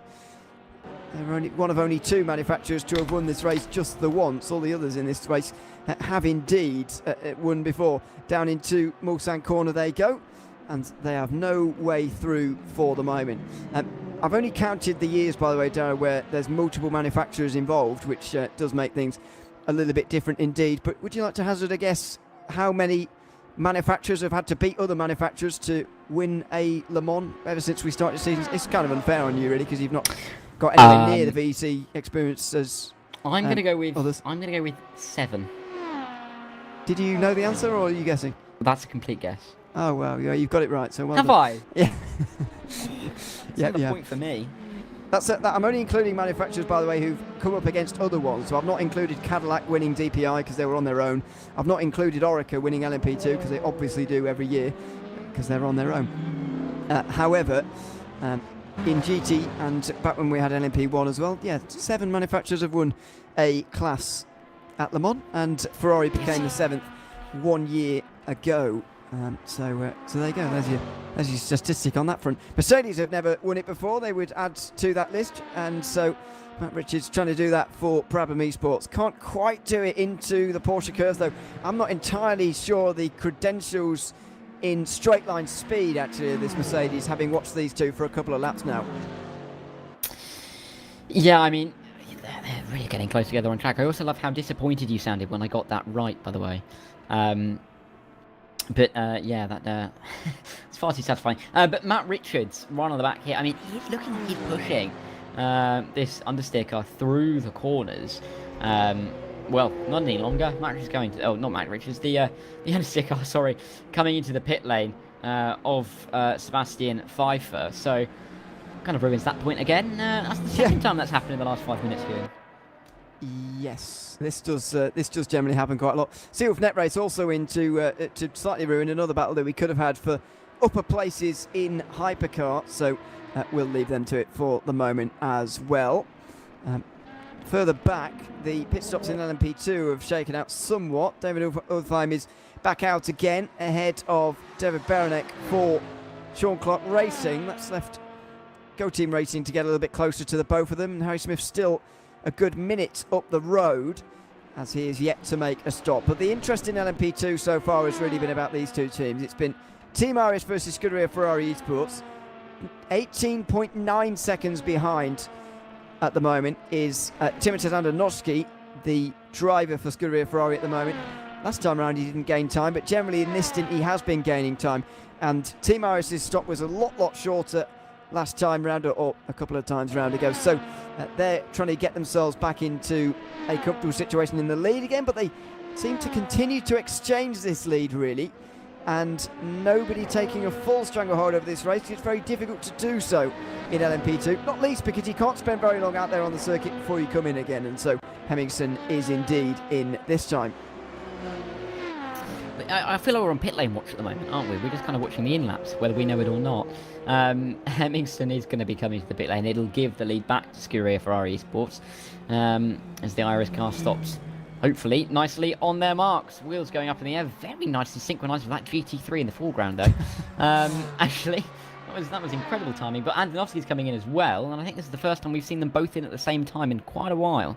I don't know, they did a couple of times ago, so I wonder if they generally are, actually, but we'll find out. Look at the way that Andonovski's angling his car there. That suggests to me that this is going to be a shorter stop for the Ferrari. Notice it not getting up on the jacks. I think we're going to see the 6 times race winners in this season of the Virtual Endurance Championship out first, as Winchett come in from second in Hypercar, by the way. Is it down on off the jacks now for Team Iris? But Ferrari will only need to do fuel by the looks of what we're seeing at the moment, or are only doing fuel at the moment with things the way they are. There's a Hyperion car just appearing in the background. Sorry for looking at stationary cars for so long, by the way, but I want to see it comes out first. Here we go, Timothée Andonovski goes out first, and then Martin Hemmingson stationary for quite some time. So the gap re-emerges, but it goes the other way again. Scuderia Ferrari Esports will now have the advantage. And I think this is kind of one of the reasons why we haven't really seen too big of a gap for quite a lot of these. Well, in all three of the classes, my word, that was nearly Andonovski losing all of the advantage he's built up in the pit stops by being rear-ended. And we can see Luc Meunier now actually is the driver in the Team Iris car, coming out, you'd say, about 25 seconds back, give or take, I'd say, from the Ferrari car. We'll see what the time actually is when they make their way through Sector 1. But Iris with a bit of work to do now. I mean, it really just has ebbed and flowed, doesn't it, all the way through. That gap hasn't really been close very much. I mean, it's been around that 15-20 second for a while. It's just gone one way than the other. Yeah. If they could just bang some heads together and get themselves right in the middle of where they keep coming out of, then that'd be absolutely delightful, because we'd love to see them actually going head-to-head. The thing is as well, though, with getting too excited, it's all well and good us getting very excited over this in the first 6 hours, and that's fine. That's half our job sometimes. But are we going to get a message here from Jimmy? No, maybe not. Oh, here we go. Guys, when you are pitting, you need to be straight. You need to be parking straight in the pit box. There's a reason for that, and that is because if you're crooked and the next car needs to go around you, it will be a mess for them. So we're doing it for the sake of everyone. Please be straight when you park the car in the pit box. From now on, I will apply penalties if I see crooked cars there. Also, please turn on headlights. Headlights, please. There's a multi-announcement there. Headlights. Didn't use the phrase required yet, but when Jimmy tells you to do it, you should probably do it, to be honest, and get your headlights on, because it is starting to get a little bit darker out at Le Mans at the moment as we head towards the evening, of course, in the Le Mans 24 Hours in the Virtual Endurance Championship.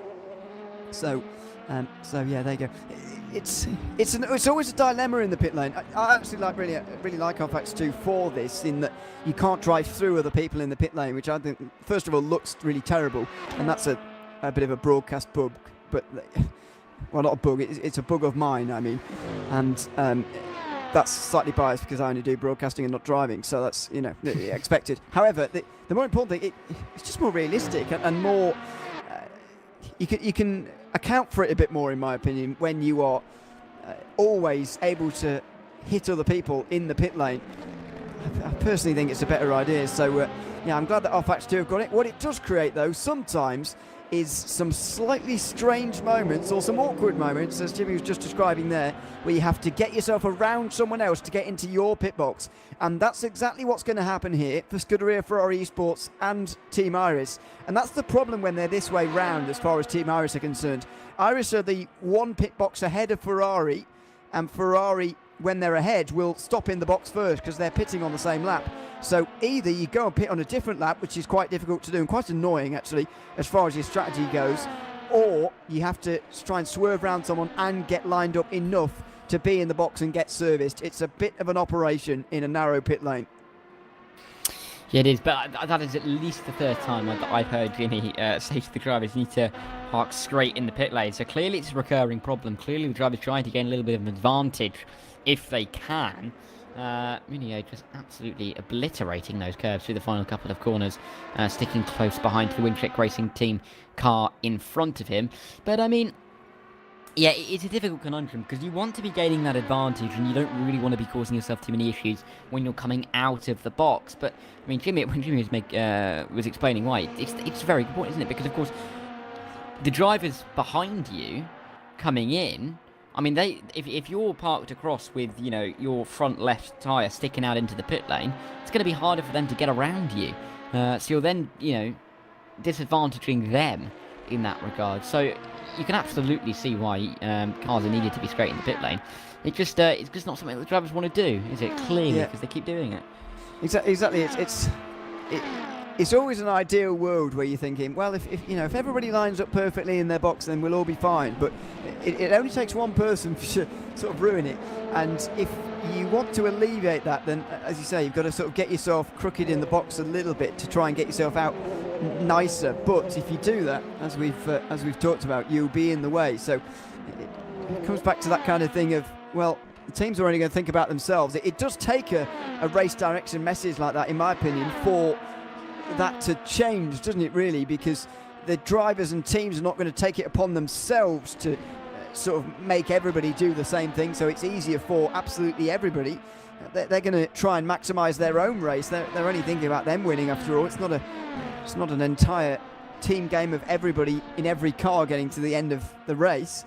So it does take that kind of race direction message that hopefully will be followed now, and hopefully we don't see this race being changed or indeed settled by penalties for that, because it's one of those penalties that is very avoidable. Yeah, and there's no worse place to get a penalty than in the pit lane, is there, realistically? Because the pit lane should be a controlled environment. You should just be, I'm just parking the pit box, changing the tyres, getting more fuel, going out again. It really shouldn't be a case of you having to worry about making sure you don't pick up a time penalty. So if you do pick up a time penalty, that can really, really be irritating. And drivers, I'm surprised they haven't tried harder to avoid it. They might now that Jimmy has given them an ultimatum. But yeah, I don't see them. Well, I'm going to say I'm looking forward to the first person who doesn't park straight, because there's no way we're going 18 hours 20 and nobody does it again. Yeah. I get the feeling it's going to be one of those things in the night when it's like 5 a.m. and you haven't slept yet. You'd be like, you just forget about the rules. Can't be bothered. Yeah. Well, also that, yes.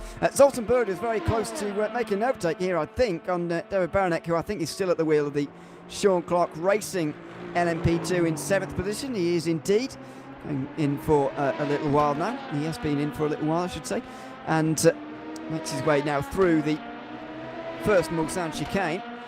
And Zoltan Bona, in the way that he's cruised up to the back of this LMP2, I don't suspect he's going to have too many problems working his way past. Now in the slipstream on the way down the second part of this straight towards the second Mulsanne chicane, but the slipstream's not entirely massively powerful, and so Boda will have to wait a little bit further and will stay in 8th place. Yeah, it's nice to see these guys battling, though, of course. It has tightened up a little bit in this LMP2 category. You look at P5 down to this battle.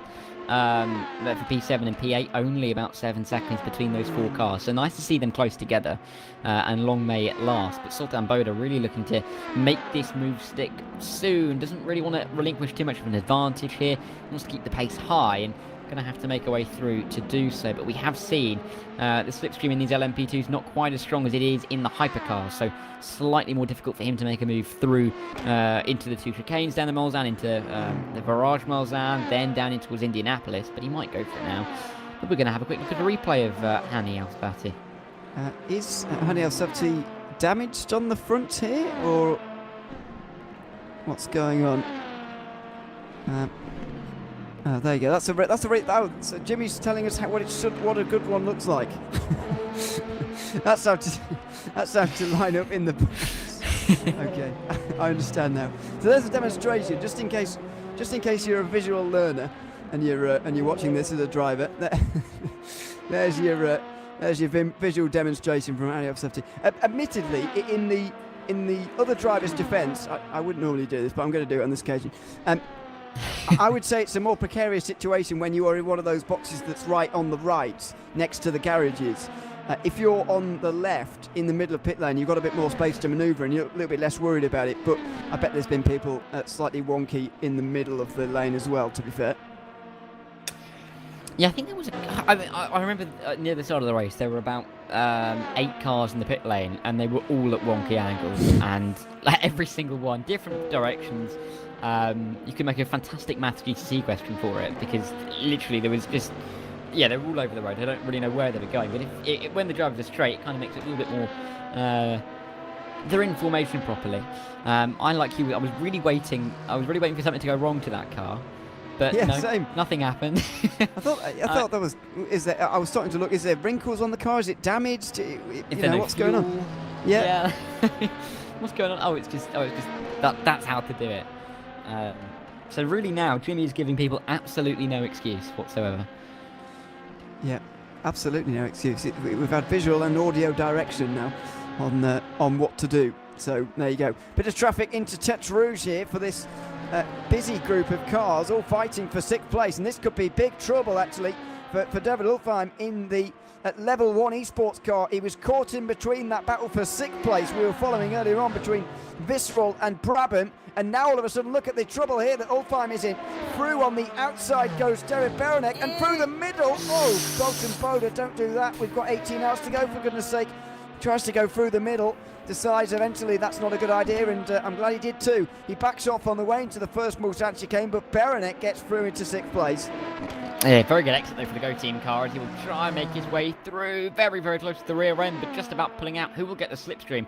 It looks like it will be the CMT Go Team car, so Sean Clark giving that slipstream intentionally or unintentionally away from level 1 esports, who are going to lose 2 positions in the space of 1 Mulsanne straight, and that is so unfortunate for them.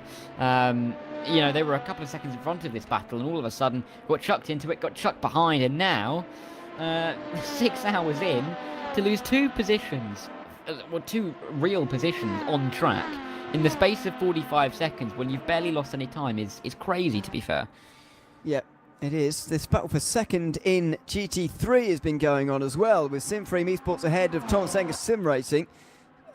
I suppose we're not waiting for BS competition to come in anymore, are we? Given we've just seen that pit stop made. By the way, XRL Esports seem to have DNF'd from the race. Not entirely sure why in LMP2, but they have done for some reason. Thought Seawolf Net Races LMP2 would also be out actually earlier on, but they're back in the race again after a very long pit stop. They are 12 laps off the overall leader and 8 laps off their class leader. Just to give you an idea of how far off the front of the field they are. But yeah, so there's a couple of updates from LMP2 as these guys in the not too distant future may be overtaking that car for legitimate overall positions because of their issues so far in the race. Yeah, we're going to see another replay here. Alistair Kirk in the XRL LMP2 car. That is not the racing line. It's disconnection, that. Yeah, that's really one of the most annoying things about sim racing, because you are at the mercy of thin air, effectively, aren't you? So when something goes wrong like that, again, you can't really blame anybody, can you? You can't really blame yourself. No one can really be at fault for that. It just is. It's horrible, really, because then you lose so much time and positions as a team. Yeah, you do, and it's the equivalent, as we say all the time, of a mechanical failure. There's just not a lot you can do about it, really. So there we go. Through the first chicane they go. Simframe ahead of Thomas Engels Sim Racing. Now, given the fact that the championship is still on the line in GT3, and even a position as high as 7th may not be enough for Thomas Engels Sim Racing, despite the fact they come in with a championship lead here today. just makes me wonder really how they're going to race this, because in the other categories the championships are almost settled, and so everybody's just going for the race win. However, in this particular edition, in this particular year, I suppose, if you want to put it that way, it is just GT3 where the fighting is ongoing. So, do Thomas Engerson Racing go all out and try and win the race and maybe take risks as well, or will they just temper themselves a little bit? Well, they're ahead of the car they need to be ahead of at the moment. The 66 Visceral Esports car is the one in second. Excuse me, the 58. I don't know where I got 66 from. 58 is the car they need to be worried about today, and currently the 58 is down in 6th position. So I don't think, for this moment anyway, that Thomas Engerson Racing will be too concerned. No, I don't think they will be. I mean, they've been going along very nice at the moment, apart from the fact that, I mean, they would be concerned if they looked at that time gap between Simfreem and BS Competition, because 1,572 seconds is quite a margin for BS Competition. But of course, that is not genuine. How long is that, by the way? Is that going to be... That's nearly 20 minutes, isn't it? That's actually nearly 25. Over. Yeah. And if that was an actual gap, that would be mightily impressive.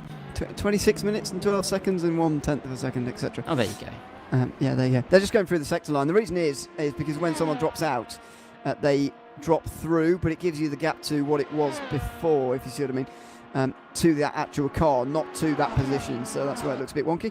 So XRL Esports still dropping down the order. Would be a shame to see for them to actually retire from the race over that, but you would be able to understand it, I suppose, in that sense. It's a difficult thing to come back from, and they will know that there'll be at least a lap or so down. It will be a bit of a hiding to nothing almost for that team, and so it'd be very difficult for them, I think, to actually continue with this race. But I hope they do, because we always love to see drivers and teams getting to the end of the race no matter where they finish. Yeah, I mean, that's really kind of half of the battle, isn't it, for a 24-hour event? It's just getting to the finish, no matter where you finish. If anything, it can be more satisfying to finish, 17 laps down after having problem after problem, just getting to the end. It is half of the satisfaction. Oh my word, hello. It's just that thing again where just the overspeed that the hypercar has there over the GT3, it's scary. And it's impressive, really, that we haven't had some kind of incident yet through here, just with a miscalculation, miscommunication, really, between some of the cars. But yeah, back to what I was saying. I mean, getting to the end, half the battle, and really, that's really what these kind of events give you in terms of a satisfaction level. Well, that was a battle in LMP2 just going through at the moment. The Go Team car is in 7th position ahead of Level 1 Esports, and then who is that catching them at the moment? It is Daniele Brambilla in the oh no, it's a lap car. I'm getting fooled by lap cars like nobody's business today. So it's just a 2-car battle. There's just a lap car involved there as well. Apologies about that. Car on a different lap to these two, so they won't be worried about those so much. But yeah, there you go. To your point though, it can be just as satisfying to finish a race 4 laps down, even when Lewis McGlader's crashed your car and you could have won. I'm sure he's delighted about that. I've never mentioned it either. No, never. I've not even heard you mention that, at least in the last 2 weeks. So, yeah, I'm sure he might even be listening, He might even join in. But he told me he heard your QI comment, which I wasn't very impressed with, but he found it very funny. So that's my sort of just the way you went. I don't know if I can take that as a compliment when it clearly wasn't an insult in any way. Well, it's difficult. You don't like really. being called old, do you? That's the issue. Well, because I'm not really. I'm only older than you, but that's not much. I'm probably an older man than you, to be fair, and in my soul. Well, if you're clued up on QI, then I'm willing to say yes, you are. I love a bit of QI. Yeah. Back to the racing, quickly. Anyway. I was just going to very quickly mention Go on. that David Alfheim, having dropped back off of those 2 cars in the LMP2 category, I mean, that must kind of damage confidence in some way, shape or form, you know, being 6th to 8th and then losing ground. Again, depends really what the strategy is for that team, but it can't be a boost for them. Well, we'll wait and see. I mean, I don't know. but fair enough. You've put your neck on the line there. That's fine. It's okay. I haven't commented on an incident again. I don't know what your recurring... You don't really bring up anything recurring. You haven't really got anything over us, to be honest, at the moment. Well, I try to stay out of having anything over me as well, just because then Yeah. I keep my hands clean. Well, you've got a football team, so that's enough. We can make... Well, not you've got a football team. That's not true. You support a football team, so that's about enough. You can... I wouldn't mind having a football team, to be fair. It'd be quite fun. I don't know. I don't know if I'd enjoy it. You'd have to watch football every week. I don't know if I could quite do that. But, Well, if it wasn't Forest, you could watch them, couldn't you? I mean, they're the only team I'd watch every week. I struggle with the rest of it, to be honest with you. But there you go. It's just ingrained at the moment. Anyway, we're getting very sidetracked. Watching the battle for... we're just passing through the battle for 6th place at the moment. Matt Richards trying to get past Visceral BMW, and this is the car that needs to... In a realistic world, I think, needs to win this race if they're going to be champions by the end of the season. They're the closest team to taking it off Thomas Enger Sim Racing by a little bit of distance. They've got 19 points over Black Hawk Racing's 91 car. Their 81 is in 4th position, and so they won't be worried about those at all.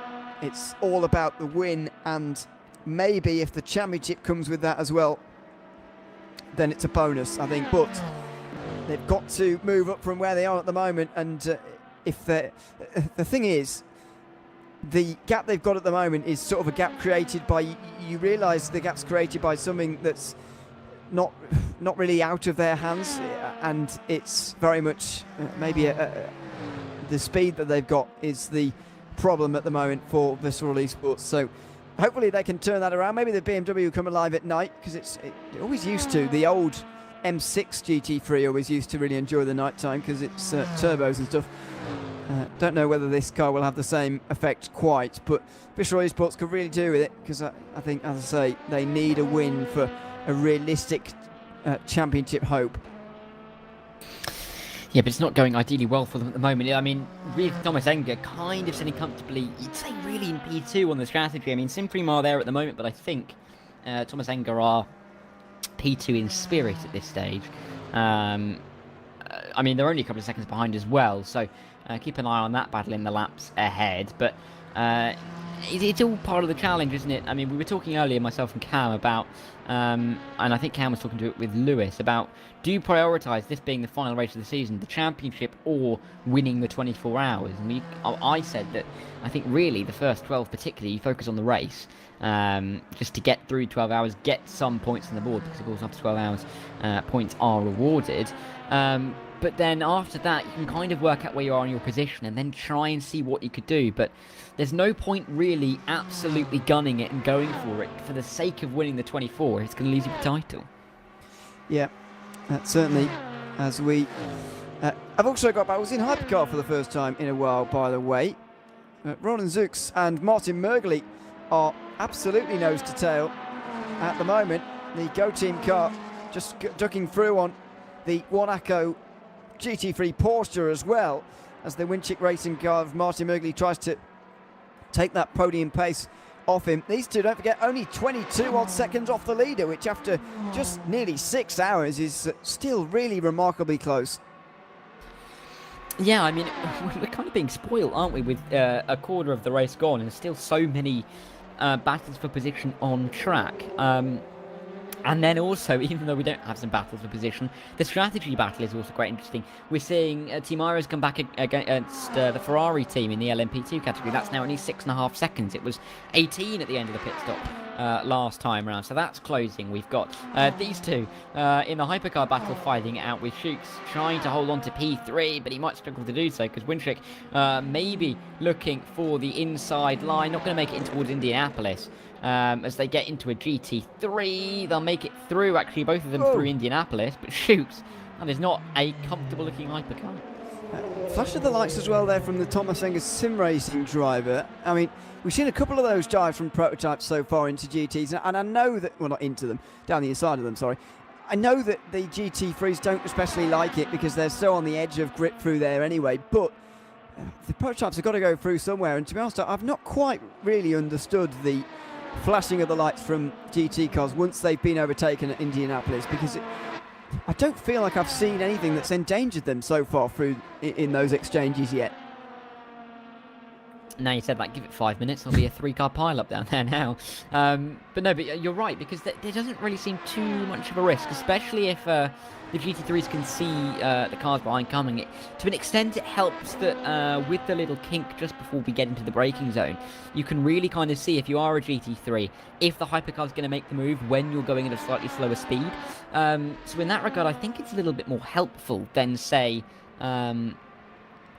somewhere down at the Mulsanne, because that has got a little kink, but that is a flat-out kink. That's just part of the braking zone. So I don't really see the issue with with these Indianapolis moves. Yes, it got a little bit tight there, particularly with the Wintrick car, but nothing too dangerous. Yeah, certainly. Yomaki Yupi is asking for the tyre compound, so there you go.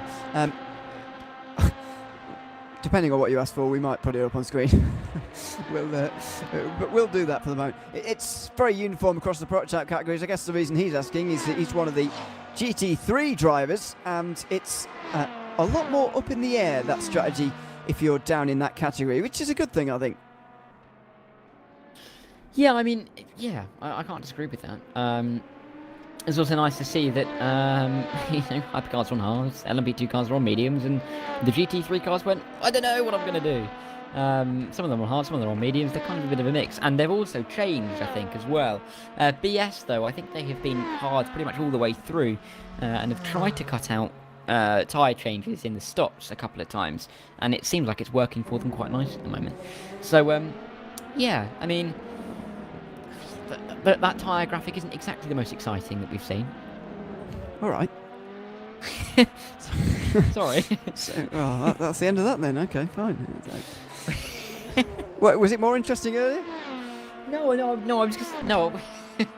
I was just saying that we've seen that tyre graphic be more interesting than that was, because we've seen, I think, particularly the LMP2 cars on different sets of tyres, rather than everybody on the mediums and everybody on the hards. We've seen some more differentiation. The graphic was lovely, thank you for picking it up, but it has been more exciting in terms of the information it's given us before. Right, okay.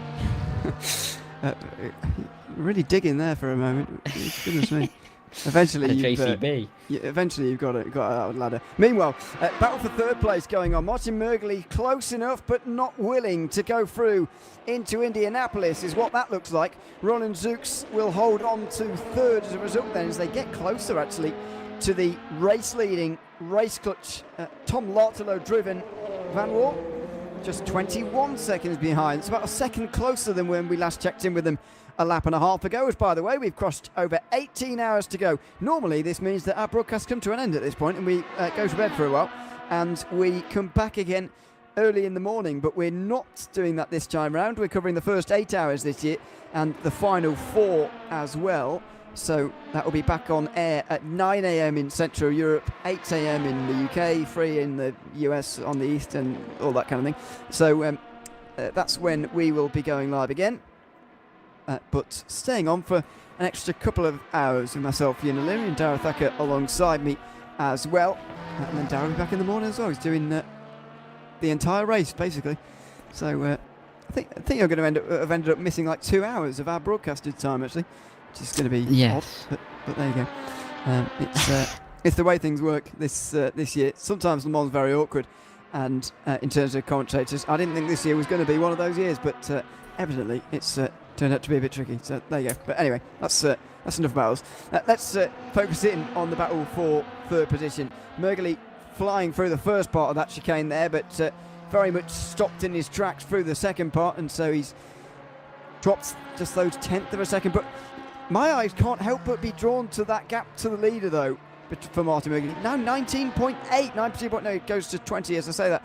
It's coming down to Tom Lartilo, and it's effectively a closing of the entire top four as things stand. Yeah, they're concertinaing up, aren't they, really? And we are over 6 hours in now. I mean, it's incredible to think how well, or how close this race has been in the grand scheme of things. They're going to get through all the BS competition leading GT3 cars. They make their way in towards the first chicane. Mergley, a little bit of a tighter line than he maybe would have wanted. A little bit of a rear end, quite a bit of a rear end step out actually through the middle of the corner, but gets it through nicely. But yeah, I was just gonna say that everyone can thank Slack Sweeney and his internet for hearing myself and yourself, Ewan, for extended periods of time. I'm here for the same amount of time.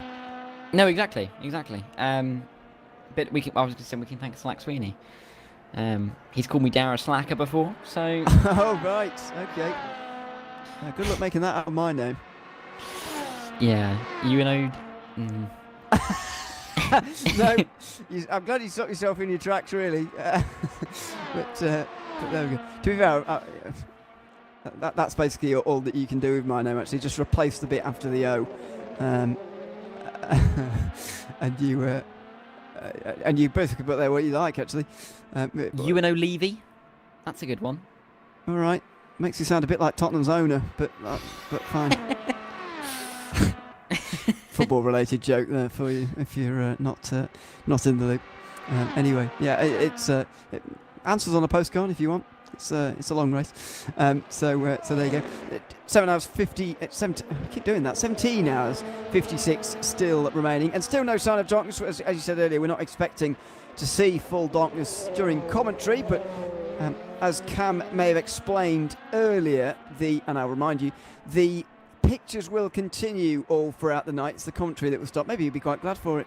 The engine sounds will echo through the trees all throughout the night, so make sure you stay tuned to the pictures and the glorious nighttime sound that we're going to get for about 12 hours before we turn up and ruin it again. But that's fine. It's our job. So we'll do that and bring you the last 4 hours of this race when it becomes light again. Meanwhile, in GT3, we've got battles here. Christian Margera has come out in 6th place, and Kevin Yeager looking to go through immediately in the Aston Martin down the inside. Not sure whether this is the Black Hawk Aston Martin that had contact with Harry Smith in the Netrex GP LMP2 earlier, or whether it was the other one. But Kevin Yeager's up to 6th place, immediately striking as Margera drops down the order.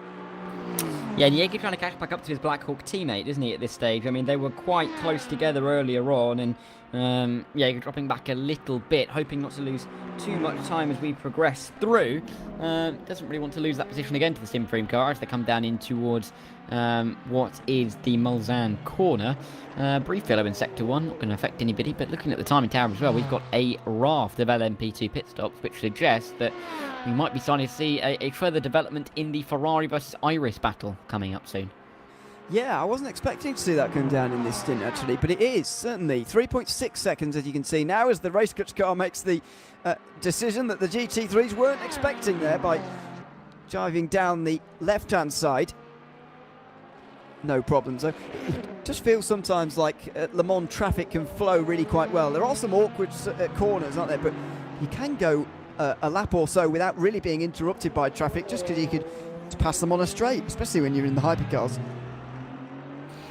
Oh yeah, absolutely. Even with the LMP2s aren't that much slower than the hypercars in the grand scheme of things. We're only talking about 8, 9, maybe even 10 seconds a lap, which over the course of a Le Mans lap isn't too much.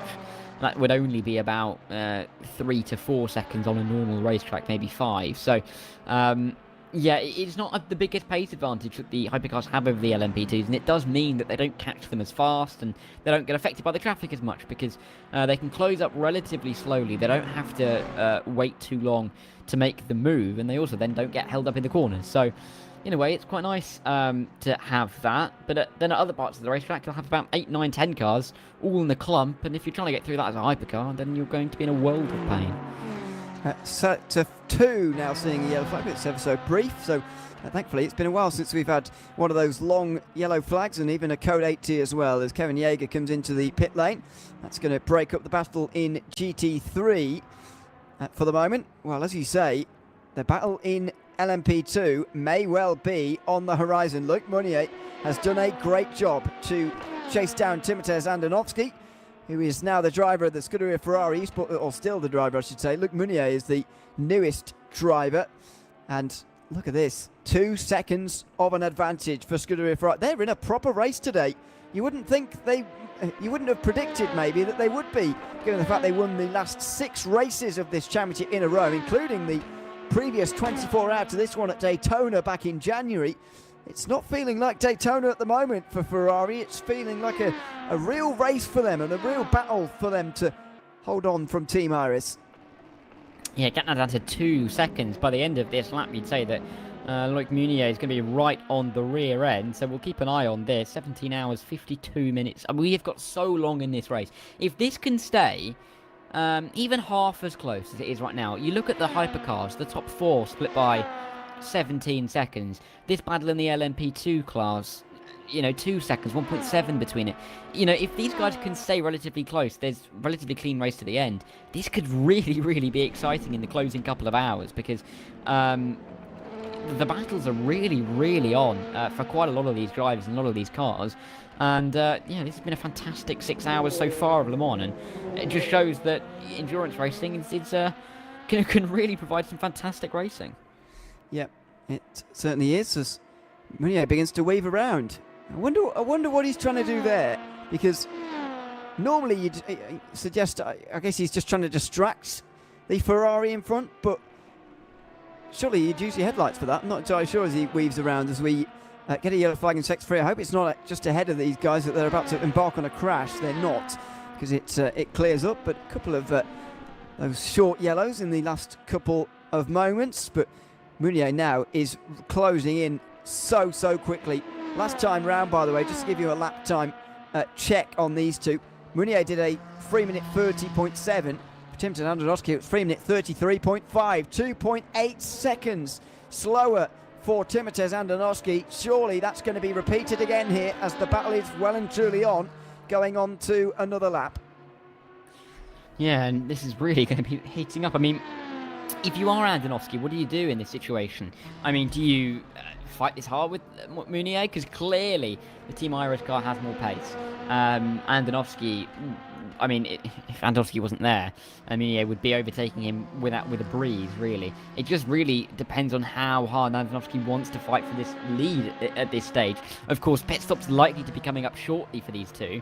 I mean, if they're coming in this lap, it might get a little bit tetchy with a driver wanting to come in first, but I mean, will Ferrari change tyres? Iris keep going on the tyres that they're on? We've kind of got some unknown or unanswered questions at the moment. But Andonovski, I mean, he's got a decision to make, doesn't he, really, at this stage? Certainly does. As they make their way down the straight now, do they both dive down the inside of this PS competition car and get through? No, they're going to be split apart. Luc Meunier is going to have his exit slightly interrupted. Is that a bit more interesting for you, Darren, by the way? Yeah, I mean, look at that. We've got a couple of who is that? P17 down there with 2 compounds on the car. That is Team RTR. Of course, they were the car that caused the code 80 a few hours ago, and they've got mediums on the front, softs on the rear. So they're going quite aggressive, which is interesting. But yeah, nice to see some change. Maybe we might see some hards. Who knows? Even might light up a little bit more like a Christmas tree. What did you just say? I said it might light up a little bit more like a Christmas tree, but I realised that yellow and green aren't really colours of a Christmas tree, are they? Yellow and green? Green. They are Norwich colours, though. Got to get that one in there. Sorry. Any particular reason? No, I just okay. Yeah. Fine. I'd rather not think about Christmas, to be honest. It's not the right time of year. It's June. Although it is June. Although it doesn't feel like it looking at the screen, or indeed outside. No. It's decidedly not quite June yet. The world is not quite ready to be June just yet. So we'll have to wait a bit further for that. Le Mans under the sun is not going to happen this time around. And actually, I was looking at long-term forecasts for the real event as well. I reckon it could even be a bit of a wet Le Mans in real life as well. The weather, the forecast has got a lot of time to change yet. I mean, what was it? Was it last year where we had there was that really, really heavy shower that appeared just where we are following Meunier and Andonovski here now, that kind of came from this area into the track. Yeah. One side of the track was completely dry. This side of the track was sodden. We had about 5, 6, 7 cars spinning out down here. I think Scott Dixon was one of those in a hypercar, if memory serves. That'd be a very good memory. I don't know, but it was definitely last year when there was a lot of rain down there. Yeah, that's for sure. But yeah, I mean, sadly we don't get that kind of. I mean, that would spice up the race, but I think that'd be a Code 80, wouldn't it? I don't know really. Code 80 is not called for rain. It would be whether someone crashes. I mean, if there was a pile up, yeah. Well, if people crash, then for sure. As we get the battle to the pit lane. Now this is going to be interesting. The Ferrari, I think Meunier will have really wanted to get through there, because now he's going to have to do this awkward moment now where they have to pit in correctly. Now Meunier is going to find this difficult because Andonovski is going to pull in first. And he's going to be right in the way, so Meunier is going to have no choice but to be a bit wonky in the box. And he does it quite well actually, very well done indeed. So well done Meunier. Now if Andonovski's out first, then it's a problem, but I don't think he will be. I think the Team Aris Luke Meunier car will get out of the pit lane first. He should do. But proving that you can park straight if you really try. Yeah, annoying that you've got to go around the car, isn't it? Really. You can kind of see the problem unfolding in front of your eyes, and you're thinking, "Oh God, maybe it's a little bit of a wide line to get in." That Hyperion car, I feel like that Hyperion is closer than it was. I might be completely wrong. But I feel like that Hyperion is closed up a little bit. You could see that the Iris car leaving the pit lane having not changed tyres. Ferrari changing the tyres, taking slightly longer, actually a lot longer. And now it's Luc Meunier. Let's see what his pace is like in this stage of the race. Was that last stint his pure pace over Andonovski? Or was there a car advantage that is going to be reversed on this stint? So out of the pit lane goes Luc Meunier. Very interested to see the gap as well here. That's going to be the real key thing. Is Andonovski even on his way out yet? Oh, here we go. It's going to be a big gap, isn't it? And it's going to be Isaac Hillison as well in the Ferrari. This could be this could be edging towards 40 seconds, I think. Let's have a look. Out of the lane. We're not going to find out for a little while, because you've got to hit a timing beam before we get that gap, as the one of the Netrex cars. I presume that's not the one that's in 5th at the moment. But that would line up, but it's not. So we'll wait for them to hit a timing beat, and then we'll hit the all-important time gap. Now, is this a case of the tyres wearing through a bit more quickly in LMP2 at the moment, with more rubber down on the circuit, and there being more tyre drop-off, which is making it more difficult? Or is it the fact that Iris was just going quicker that last time round? 36.7 seconds is the gap. That is almost double what Iris had to make up on Ferrari the last time this was the other way around. Yeah, this is going to be this is going to be interesting, isn't it? Really, I mean, with Gillison in that car now, a bit of a different dynamic than having Andonovski in that car, who we've just had, of course. So this could be quite interesting just to see how this plays out, really, because of course we've got. We're getting on the yellow in sector 1. I wonder how bad that is. But we've got Gillison in the car now. 37 seconds off the back. How much can he eat out of that on this stint? That's really going to be the question. Because you then expect at the end of this stint, Iris are going to change their tyres again. Ferrari won't, and they'll just be we'll be in the same position again. So it's difficult to really judge exactly where these cars are, because we haven't really seen them in the same place on the same strategy at the same time, have we? No, not really. I think this is significant, though, because throughout most of the time I've been here anyway, the gap's been about 20 seconds either one way or the other, and they've sort of very much kept on it's almost like a seesaw, that they've kept very level throughout this race so far, but it just seems like it's teetered towards Team Iris at the moment, and they seem to be the ones making moves. But then again, is this going to be a stint where Ferrari monster down half a minute and all of a sudden we're sort of back to where we started again? I mean, it's not impossible at all. I think if I could give a prediction, the gap will be about 20 seconds by the time they come in again, and Ferrari will not take tyres, get back in the lead, and Irish will do the chasing all over again. But we'll wait and see on that front, because there is a long stint ahead. Although saying that, next time they'll be in, probably 17 hours, 10 minutes to go. It's not a very long way around here. No, I mean, it's a long track, but it's not the Nordschleife, is it? It's fair to say. So, yeah, I mean, it's kind of one of those tracks. It kind of feels like one of those races where we talk about where it's like a 35-minute race, where it's like it's too short to, kind of call it an endurance, and then it's not really short enough to call it a sprint. It's that kind of thing in terms of the track. It's not short enough that it's a like a general racetrack where there's only a couple of minutes per lap, less than that, and then it's not the Nordschleife where you're going around 8 minutes at a time and you can't really pick your laps on the strategy because you're kind of forced into something. You can't really save a lap of fuel. So yeah, it is kind of just a bit of a conundrum, isn't it, really, Le Mans, that is very particular to other circuits. And that's really kind of what makes this race really interesting, because it's kind of a mix of the two in terms of it's really short and sharp, and you can really try and cover something off and try something else, but at the same time, it's not that easy to do. Well, yes. I mean, yes, but it kind of feels to me anyway. Those two circuits that you just mentioned there, Nordschleife and Le Mans, great examples of this.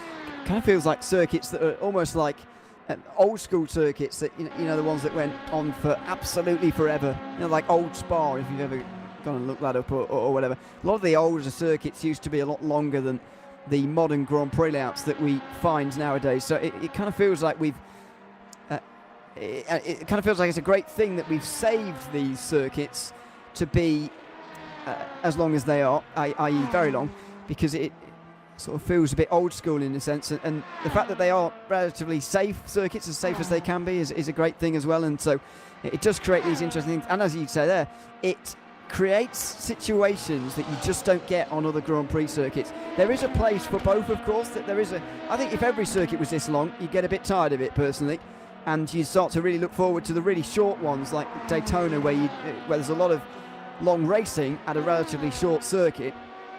But there's certainly a time and a place for a circuit with the length of Le Mans and the length of the Nordschleife, where the strategy just feels so different, and every lap feels more crucial when there's so little of them in comparison to a 24-hour race, like especially Daytona and to an extent Spa as well. Yeah. It's difficult to agree with you on that. I also like how you mentioned, how Spa has those long circuits that, of course, have kind of been lost to time. Of course, Le Mans is kind of the same in that way, but in terms of Spa, it just hasn't lost that outer circuit. I mean, of course, it's now got the Bugatti circuit that's used for, things like MotoGP. That's rubbish, though. No, Sorry. I know, but the point is there is now a smaller, quote-unquote, normal racing track, but they've still maintained and kept the longer layout. Of course, still not the longest layout. I mean, for my French A-level, I did, you kind of have to do a presentation in French. Anything of your choice, as long as it's connected in some way to France. And I did it on the history of the French Grand Prix, and the original French Grand Prix were at Le Mans, but on circuits that were 100 kilometers long. It went basically around the entire department. So even though this is a longer circuit, it's still not technically what it used to be. It's still a very much chopped down version of what it was. 100 kilometres is a bit excessive though, isn't it, really? I mean, how long is the lap round there? Here it is. 103.18 kilometres, or 64.11 miles. There were six laps. 6 laps is quite a lot, That's 600 kilometres is double a Formula 1 race of today. Yeah. So that's a very long race around a very long track. Goodness me. Anyway, that's a statistic point. It's I didn't know you did French A-level, by the way. I did. It's a revolution. Didn't know that. I think I mentioned it. I swear I've had the mic heavily taken out of me by it from Zach and Lewis at least. I never knew that actually. Oh. Plus, I wouldn't, because I've been learning French as well at university, so it's not. Oh, right. I can't exactly. You were laughing at me actually a couple of weeks ago for my average French joke. I don't know if you remember it. Oh, what was it again? Someone called Jonathan Poulet. Oh, yes, yes. You couldn't too lay out that. Yeah. I couldn't help myself, to be honest. It was on a plate like a chicken. It was on a plate, and I couldn't not take it. So I had to make the joke. Really, I'm sorry. It was bad, but I had to do it. I've just found actually first ever French Grand Prix. Actually, it was 12 laps of that circuit, and Goodness the classified time it was a man called, I'm going to pronounce this badly, Frank Shish, Hungarian, in a Renault. 12 hours, 14 minutes, 7 seconds. Yeah, I'm not shocked. 12 hours. Won that race by 32 minutes. I'm presuming that it was only one driver per car back then as well. Endurance racing hadn't been. Yes. Had it been invented yet? Are we going back that far? 1906. I mean, the car was not barely really. invented by then. Not really then. Okay. Well, yeah. Anyway, the road racing where you would just it was sort of a cross between rallying and cycling, I would say, but in a car, if you see what I mean, where you would just sort of go out on a public road and drive from A to B as quickly as possible. It was very popular early on in motorsports life, but I don't know what it's called. But, the very long drives used to be timed, and unfortunately a lot of people used to get very seriously harmed and died, unfortunately, so that was put an end to it quite early on, but it was very popular back then. I wonder if it's sort of a cross between that, isn't it really? It's sort of a cross between one of those events where you have to drive for a very, very long way on a sort of rally style event, but also in a circuit race, in a weird mashup. I've never heard of a circuit that long before. 100 kilometres. Well, I mean, it's a bit like it's kind of how the Dakar started, isn't it? Yeah, somewhat. Where should we go? Oh, let's go to Senegal. First there wins. Yeah, wonder whose idea that was. You get a pint if you get there first. But no, it's kind of one of those things that it would be fantastic to have back, isn't it? But completely unfeasible. Yeah. Yeah. But it would be a lot of fun. It just wouldn't be able to happen. Well, this is the kind of thing sim racing is for, although that's quite an undertaking in sim racing, to be honest. 100-kilometre circuit. I don't know if anyone's game or PC can cope with that kind of thing. So there you go. People struggle with the Nordschleife, to be honest, and that's what, 25 k's round, is it? Something like that. So it's that would be an ordeal as well. Anyway, let's get back to the race for a moment, because the 6th place battle in LMP2 is on, plus lapped traffic involved there as well, in the forms of Arm Cyber, who are looking to unlap themselves. Somebody asking in YouTube chat as well whether the Visceral GT is out. Well, yes, one of them is. Or one of them was. Are they both back in the race now? Yeah, they are. The 66 is down in 15th place, currently being driven by Alice Plaver, but is 2 laps down on the lead. The other car, the 58, the championship contending car, is still 3rd for Visceral. So they've still got both cars running, but I think the latter of the two, or the second of the two on the road, had a problem earlier on, a disconnection problem, I think. Is what they had, so that's why they're so far down at the moment. Meanwhile, in LMP2, through goes Rob van Starkenburg, getting past, was that the Visceral LMP2 actually, on the way down towards the chicane. Daniele Brambilla, who's now got Arm Cyber right behind, and that's pretty awkward as well to figure out between the two of you as a lap car is involved, because the level 1 esports car, the orange car in the background, is looking to get involved here too, but there's a lap car on the way. Yeah, story of many people's races, isn't it? A lap car on the way at the moment. I mean, Brambilla trying to make his way through to fight. I mean, we've got these 4 LMP2s, 3 of them on the same lap, and it's kind of frustrating if you are the driver Assassin P8, which is Nick Mura in the Level 1 Esports car, to kind of be stuck behind the lapped car. Inside line though, in towards Molzan, should have that one done, and yes, the lap car, expectedly not fighting that one too hard. Bit of a wiggle though on the exit. That's exactly how we saw the Code 80 called, that there was a bigger wiggle. The car behind got absolutely smashed into, and 2 cars were limping around, so shows that it can happen, but very close to something going wrong there. the battle for the lead overall was getting closer earlier on. As we were talking about, the entire top 4 covered by 20 seconds at one stage. That's all been thrown at the window a little bit now with pit stops happening, but once race clutch pit from the front of the race, we'll check back in and see where they are really, and see if it's as close as it was previously. But this battle for 6th place in LMP2 is where the focus will remain. Visceral Esports are going to be the ones really under pressure here, because Level 1 Esports are very close indeed behind. In the slipstream just briefly there, as they both duck out behind one of the, and back in front again, of the Brabham Esports Mercedes. Down in towards the Porsche curves, it looks like the 4 of them are going to run in a line through this fast sweeping section of corners. Yeah, nice to see them running so closely together, isn't it, really? I mean, this battle for P6, you know, we're 6.5 hours in now, and we've still got 3 drivers within a second fighting over real track position, which is just fantastic to see, really, isn't it? I mean, Level 1 Esports looking very, very fast. First of all, looking a little bit nervous as well. Surely not going to be able to make a move down into this final chicane. Flashing of the lights. Not terribly sure why, necessarily. Well, maybe just annoyed at the cutting off yes, of the line. That's what I think, yeah. But then again, why would you go around the outside into that chicane? Well, I think they maybe felt that as if they could have been afforded some space there, Nick Murray, but anyway, it might not matter now as Murray gets to the outside of Brambillities, because both have been in Division 2 for lengthy periods of the Virtual Endurance Championship this season, hence why their numbers in the 200s. But it's Division 1 and a top 10 position they're battling for at the moment at the series' biggest race. Down the hill they'll go now through the S's. They do have a name, don't they?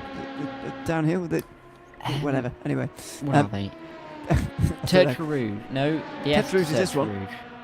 So there you go. Anyway, that's Paul Lemon knowledge from me as we make our way down the Mulsanne Straight, which everybody knows, of course. And now I think the positions are going to change. Pulling alongside, Nick Murray will just drag along past, and diving all the way to the other side of the road is Daniele Brambilla as he tries to wall off the side draft, and now tries to get some as he's dipping in and out, just trying to get anything he can, but he's going to lose the place. And the Level 1 Esports car moves up to 7th. Yeah, clearly a bit of pace in that car, isn't there? Oh no! Slow down penalty, surely. Well, I mean, is it? What's happened? I mean, what's happening here? Must What be is happening here? Nick Murray is slowing and not speeding up again here. He's waving around a little bit. This car not behaving healthily. He's stuck in second gear by the looks of it. I think his upshifter paddle has stopped working. Oh no. He's now revving the absolute nuts off it now. He's got to be careful with that. Yeah, the engine might not enjoy that no. too much. Oh, There we no, he's go. got it again now. He's got it. Has he? Oh. He's upshifting. Yeah, 5th. He's found. So, I mean, that's bizarre. That really, isn't it? and he was going quite fast for someone who's stuck in second gear too, I thought. So that's a battle brought to an abrupt end, but more pressing is the concern here to the gearbox for Level 1 Esports. Yeah, I mean, yeah. I'm just saying how well they've done, how much pace they've got. That's not gone well. Dropping back down to P8 again, a very long way off the pace, but I think they're not going to be too worried about the position right now, more worried about the car to make sure everything is okay. I wonder if maybe there's an issue with the equipment, with the sim rig possibly, for Nick Mora. It really could be a plethora of things. I mean, yeah, I'm not too sure what's gone on there. Nope, not sure either. We'll try and figure it out as we go with Level 1 Esports. They're chatting at the moment, Nick Murray and Riccardo Pellegrini, who's with Murray in the TeamSpeak at the moment. And not everybody chats in there. Sometimes you get a real range in teams. I always like the like a little bit of conversation, especially at this time in the race where it's not really fully on and you're not embroiled in battles and so on. And I don't mind a bit of conversation, to be honest. But they must be discussing at the moment what's gone wrong here and what they can try and do and fix that at the moment as we go down to the second Mulsanne chicane now with the battle for third place. It's Winchick Racing Team who get themselves onto the podium for the moment, just ahead of Go Team Racing, who are trying to get back through them in much a similar battle, really, to that one we saw in the previous stint. Yeah, I mean, Winchik, just ahead of Go Team. I mean, Go Team have kind of been hunting as a duo. There's only about 6 seconds between them at this stage. But with Race Clutch now 82 seconds in the lead, you know, they look relatively comfortable for now. It just depends on when Race Clutch is going to pit and what that gap is going to be to Go Team. I'd suppose it's going to be relatively close, considering that before the last set of pit stops, all of the top four slipped by about 16 seconds. So I can't imagine it's going to be terribly large, that gap, once Race Clutch do pit. There we go, they are pitting now. I was also going to mention about the Ferrari Esports. Scuderia Ferrari Esports are gaining a little bit on Iris, but nowhere near the pace that Iris gained on the Ferrari car on that last stint. So Iris look like they've got a bit of a stranglehold in the LMP2 category. They do. For now. I still think in the next pit stop, Ferrari are going to end up in the lead, but that's a different conversation. We'll have that when we get to it. Let's think about where Race Clutch are going to end up, because it was previously Go Team in second and third. Now, Race Clutch were losing actually a bit of time, and I wonder whether they're going to pull Tom Lottaloo out of that car now, because he is struggling, I think, a little bit to keep up with the pace that is necessary to keep the likes of Guillaume Mas behind, who's in second, Martin Merkley, who's in third, and Roland Zux, who's in fourth place for the moment. The gap comes down to 20 seconds. See when Race Clutch are on their way here. It's still waiting for them to get back underway, and the Go Team car gets pretty close here. Guillaume Mas out of the final corner. Where are the champions in waiting? They are going to be close by, but not in the lead. No, Tom Lottaloo loses the lead, and they lose their podium place indeed. Yeah, that's a very long stop though, for that Race Clutch car. I suppose that Tom Lottaloo won't be in that car once they leave the pit lane, surely. I mean, that is a massively long pit stop. And yeah, we go. Jake Dennehan's just got in the car. So Jake Dennehan now will be under the commanding the number one Race Clutch car. We'll see how much pace they have. And that Race Clutch car, they're going to drop to fifth now. Seawolf Net Race have gone through. And it just kind of is testament to how close these cars are, in terms of just being on the track after 6.5 hours, that the race leader can go from first to fifth in one pit stop. Yeah. I think I probably should have reined in my excitement that they were losing the lead there. To be honest, I don't think it was totally unexpected, but nevertheless, it doesn't matter. We can get excited. It's fine. So they are down to fifth for the moment. This does happen from time to time, doesn't it? In the cycle, and admittedly, they're only 26 seconds off the lead right now as well. To have 5 cars covered by that after over 5.5 hours, after over 6.5 hours, I should say. Very, very impressive indeed, and a real testament to the race that we've seen so far. Yeah, I mean, this is turning into quite the, well, not quite, a very, very interesting strategy battle. Jake Dennehan opening lap, don't crash the car. We'll look up here to Martin Merkley defending from the Go Team car, as we now have the top 5 drivers in the race. It's split by 26 seconds at the front. I mean, it's incredible how close they are at this stage, and you wouldn't really put it past them, especially with the top 5, to close up if Jake Dennehan can get on their net race car pretty quickly. I mean, Go Team at the moment on the back of Martin Merkley and Winchip with Roland Zux in the car look fast. Guillaume Mas, who leads the race, that lead doesn't look too comfortable. So this is really, really shaping up to be a fantastic minimum couple of hours in this race. Yeah, here we go, Slipstream, and he's coming very quickly here, Roland Zux. He's going to get even to the inside for the first partner in Indianapolis. The battle for second place changes hands, and Go Team Racing have a 1-2 at Le Mans.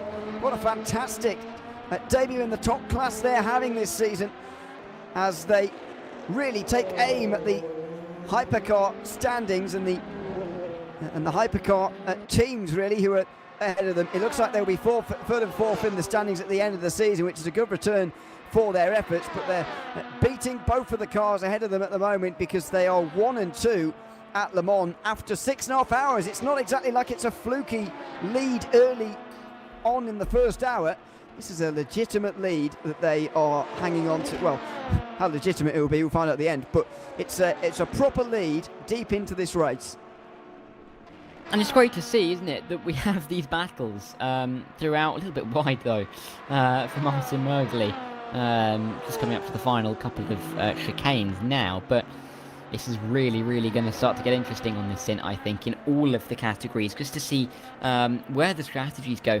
The lead for BS competition is closed a little bit. 26 seconds is not what they had before, but I think they are on the same strategy, and as in they don't have any pit stops to do.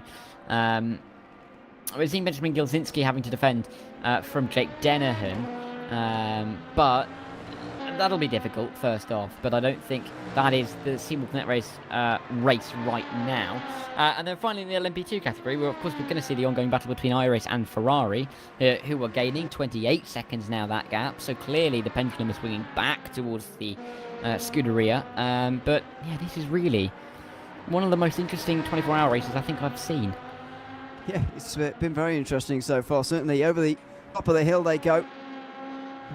Down past the Dunlop Bridge and through towards Tete Rouge now, which is the all-important corner to set yourself up for the Mulsanne Straight, at least the first part of it. Has Jake Dennehan done enough there to get past Benjamin Gilzinski at the first time of asking? Seawolf Net Race have been a prominent figure in the top class of the Virtual Endurance Championship the last couple of seasons. They've been champions in the past as well of LMP2, although that was 7 years ago now. And they're about to be passed for fourth position as well. Through goes Jake Dennehan, and he will begin his charge at those front three. Yeah, very aggressive line as well through that chicane, gaining as much time as he can to try and put off Gilzinski for going for the move again. Down at the second chicane, we know how powerful the slipstream is down the this Mulsanne Straight in the hypercars particularly, so we'll keep an eye on this one as they get ever closer to the chicane. You can see Gilzinski's gaining, but not gaining enough. A little bit of traffic for these two to negotiate as they make their way through the second of the two chicanes, but should be able to pass it quite easily on this straight before the Virage Mulsanne. Is my word, it was not as easy as I said it was going to be. A little bit easier maybe for Gilzinski, who can just kind of pick his way through, but Jake Dennehan, that was a little bit of a scary moment for him early in his stint. It probably looks easier in the car when you're driving, especially. That's probably not even a moment of a raised eyebrow for him. Georgie Zarias, by the way, is at the wheel of the other race clutch car, the Division 2 car that was added back at round 6 of the season. This is round 9 for context, so that was the round after Daytona, was round 6 back in February, wherever we were then, I can't remember. But the other race clutch car has found its way into Division 1 now, and due to good deal of good form in the last few weeks, and they've got one of the most successful drivers in the Virtual Endurance Championship, 24 Hours of Le Mans in its history. We're now into the 9th edition of this race being run, by the way. Are we 9th edition, or are we more further down the line than that? I think we're 11th edition, excuse me. Yeah, I think we are. So I'm going to give you a quiz question here that you're absolutely not going to know the answer to, Darragh, because I don't think you've seen Georgie Zarias drive very much, have you? No, I haven't. Like anything? No, I got okay. I got the last question right though, so I fancy my chances. Well, it's going to be a guess, and you're 1 for 1 on guesses at the moment, so that's quite a good, excuse me, quite a good rate of success. How many times do you think he's won this race? In any class, not overall, any class. 5. That's ambitious. No one's ever won this race 5 times, by the way, for context, but maybe I should have told you that before, because that would have given you no idea. But I did tell you it's the 11th time, so that's not an outrageous guess at all. He's won it 3 times. Asking me. I thought you were asking me. So it's going to be higher than everybody else. So I thought, well, it's not going to be like 6 or anything, so I thought 5. But no, Yuri Kazdorp made it 4 2 years ago when driving for Red Bull Racing Esports. No, he's won 3 times. He won 3 years in a row. That run ended in 2021, but he won 2019, 2020 and 2021, all in the same, well, not in the same class, in 3 different classes, in fact, or 3 different iterations of the series. First of all, in the LMP2, when we had LMP2s taking over the top class from LMP1 for the first time. There's lots of things changed that season. We also had it in the hypercar, the McLaren Senna. And then we had it when it was just LMP2 and GT3 with no LMP3s around. So he won it in 3 different iterations of this race, 3 years in a row. And then I don't believe turned up again So it's good to have him back again and driving for Race Clutch here today. So there you go. There's a bit of trivia for you. I'm sure there'll be one more before the end. Yeah, probably. I'm You sound delighted. Still got 50%. I'll take that. On guesses. Well, the worst you can get is 33% if I add only one more in. So yeah, that's true. It's I've got the fine. one. That's what matters, really. Isn't it? Yeah, absolutely. The battle was really hotting up, or some battles were hotting up in GT3 a couple of moments ago, but while we were talking rubbish, they just went away a little bit. Christian Margera is second ahead of Wojciech Polesny, and Alexei Kuczak is catching Diogo Silva actually as well for what is fifth position. And look at that, that's some wide lines on the way in towards Indianapolis as they really try and maximise their run down the hill. But a couple of battles that we slightly missed out on. I don't think they actually changed places, they've just clearly been separated by the general ebb and flow of traffic. So hopefully, for our sake, they'll close in on one another again in these few laps. Yeah, we kind of have this almost like a 50-50 race, don't we, where half the time we've got everybody pretty close together on track, and then the other half, it's kind of everybody's kind of in their own strategy bubble away from everybody. So we're kind of almost like a, like a 50-50 loaf of bread, where half of it's brown, half of it's white kind of thing, where that's an awful analogy, but I hope you get my point, that it's, we get some racing and then we get some strategy, which is quite nice because we get a combination of the two, and we can kind of look at each part when they appear to us. I mean, for example, this Blackhawk car, Alexei Kuczak, a long way ahead of his of the other Blackhawk car, currently down in P8, 49 seconds, 50 now really is the gap. So that is likely to close if there is a pit stop for this Blackhawk car, because I remember it being a lot less than that, but Kuczak going one more time at least as he bounces his way through the sausage curbs.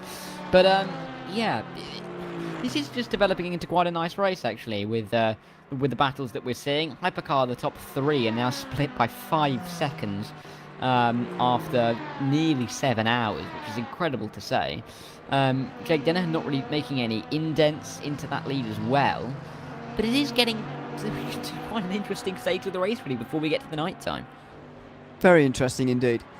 Certainly is. And obviously you haven't quite got the years of doing this race that some of us on the commentary team have. I mean, if Vidu was here, we'd have about 8 years or something of experience. However, anyway, it's uncommon to me. Maybe I'm misremembering previous editions, but to me, for the top class to have, and as I said earlier, it's a slightly smaller top class, but that's fine. To have everybody still very much in the race right now, to have everybody not have had any problems so far, and everybody in with a shout of winning, especially in the top 5, it's not something I've seen very often in any 24-hour racing, never mind in the Virtual Endurance Championship, but anywhere. 6 3/4 hours is a significant length of time. As we've previously mentioned and said to death sometimes, it's a distance of race in which we have covered very often in this championship, and had more races, a lot more spread out than this. So let me put it like that. It's a remarkable situation, it really is, and so we're just lapping up every moment of this at the moment, with the top 5 covered by 25 seconds in Hypercar, a situation where PS Competition are very much being kept honest in GT3, and a situation in LMP2 where the lead is changing every single hour. Yeah, it's kind of it's the definition of ebbing and flowing, isn't it? Really, it's going one way and it's going the other. The gaps are closing from whoever's behind. The lead is never growing unless there's a car sat stationary in the pit lane. It's effectively the point we're at in the LMP2 category, which is always nice to see, because there's always that little chance for battle that's upcoming for us to get excited about. But Guillaume Mash, is doing a very good job at the moment. Of course, he is losing a little bit of time to the cars behind, but not existentially. 4.3 is that gap, and I mean, it is his teammate behind him, so a little bit of working together, not out of the question whatsoever. But yeah, I mean, maybe approaching, I think, another pit stop for the LMP2 cars. We can see a few of the drivers pitting now, which means I think in a couple of laps' time we might see Ferrari back in the lead again. I think so. I think their target for me has got to be get 20 seconds behind. I don't know how long they've got there. I reckon, though, they could be in the end of this lap, maybe the next one after that, after this. But at the moment, that gap for me is a little bit bigger than it should be. Seeing earlier on that during my time here, anyway, maybe yours as well, you've been here for longer than me, Darragh, but during my time here, Team Irish haven't often caught up to Ferrari when they've been the ones who need to gain time. Now, they've been catching, they've not caught up to, and there certainly is a difference. Meunier was right on the back of Timothée Andonovski, as it was at the time, when they both followed one another into the pit lane about half an hour ago. Now, that wasn't happening and doesn't happen generally when the Ferrari is behind it, but that's the way it should be. It's, in my opinion, though, swung slightly towards Team Iris, though, in the last hour. As I say, I think about level is 20 seconds, because we used to comment, well, they always come out 20 seconds apart, etc. If Ferrari are, say, 28 seconds behind, suddenly, in my opinion, they've got a small gap over Iris to hang on to in the next stint, and then you're into the perils of possibly getting overtaken, which is not only not ideal in the logical sense, but also not ideal in a momentum and psychological sense, that you realise you've got some work to do and some catching up to do. Yeah, I absolutely agree that I think Iris have had the better of the last hour and a half. Definitely so. They look like they're in better shape than Ferrari at the moment. Look, Meunier doing an absolutely stellar job in that car for the time being. Going to be interesting, though, when the pit stops do shake out, because, of course, if Iris take tyres, they're going to be quicker on the next stint than Ferrari. There's no question about that. They might lose all of their time, but I don't think they're going to come out anywhere near as far behind as they were when you think of 2 stints ago, when they came out and it was kind of the same situation in the pit lane with Ferrari, short pit stop, Iris having a longer stop for the tyres. So definitely Iris going to have the upper hand, I think. With about 17 hours to go. Got a little bit of lap traffic to deal with just in front, but I don't think there'll be too much holding up going on with the blue flags flying there. But yeah, this is going to be really interesting in the pit lane, just to see what that gap is between the Ferrari and the Iris car. Just in case you're wondering how much lap traffic there is around for the moment in the for the class leaders, all of the hypercars, as you can probably expect, are on the lead lap at the moment, and quite comfortably so as well. The last car in the field, Sim Racing for Holland, are still over a minute away from being lapped, and close to a minute and a half away from being lapped, so they're all doing absolutely fine. In LMP2, I believe we've got 7 at least on the lead lap, maybe less or more, but it's about 7. And in GT3, we've got quite a few more. We've got 11 on the lead lap in GT3 for the moment. So that's where we are, with cars on the lead lap and still those who are in contention. Lead lap doesn't matter so much because we don't have safety cars in the Virtual Endurance Championship, just Code 80s, which can have even more of an effect on the race, you could argue sometimes, depending on where they hit and who they disadvantage. But it's pretty symbolic of the race that it is a really close one, despite the fact that it is a very long lap. As we talked about, falling off the lead lap is about twice as difficult as it is on other circuits. It is, obviously, with such a long lap, isn't it? But it is interesting to note, as you said, with the LMP2 gaps, there are not that many cars on the lead lap. I mean, there's been that battle up front, but the gaps are wide in behind. I mean, we're looking at the height. If you look at the hypercar battles, like you said, they're all pretty much, I mean, the top 6 at least are within a minute of each other. In the LMP2 category, you have 2 of those gaps in the top 5 that are over a minute.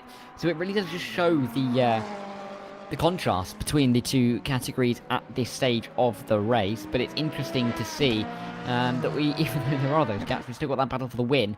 Realistically, probably more interesting in the LMP2 category than any other category, despite the lead being the biggest at the moment. Yeah, absolutely. So that's a bizarre thing to think about, isn't it? But there you go. It's true. Just for the moment. So 26 seconds. Even last time around, Hilson didn't gain anything, I don't think. Have a look at the lap times. Oh, he hasn't got a lap time next to his name. 31.4 for Luc Meunier. That's a very quick lap time. If we're considering or presuming, which maybe we shouldn't, if we're presuming Luc Meunier is going to have to change tyres at this next stop, then we are also presuming that his tyres should be quite old at the moment and slightly falling apart, but that's evidently not the case, and he's still got very good speed because he was in the 3-minute 30s when he was on brand new tyres. Yeah, I mean, yeah. This race, I think one of the words you could really use to describe this race is confusing, because there's been lots of times where we've kind of thought we know what's going on, and lap times and what we've then actually seen doesn't really reflect that. So it is quite interesting just to see how this all pans out. Intriguing, really. But yeah, waiting for these pit stops in the LMP2s to see what will shake out between Meunier and Gillison in that Ferrari car. 26 seconds is that gap. You'd think that would evaporate if Iris take tyres, wouldn't you? So, yeah, it's one of those ones where we keep talking about it because we don't really know exactly how it's going to work, because, of course, we haven't seen them realistically, apart from about a level 2, near each other. We've kind of had to watch the lap times and guess where they're going to be in comparison to each other. And we might actually get an answer in the not-too-distant future. May well do. As the briefest flash of a yellow flag you've ever seen. Nothing too major, very clearly.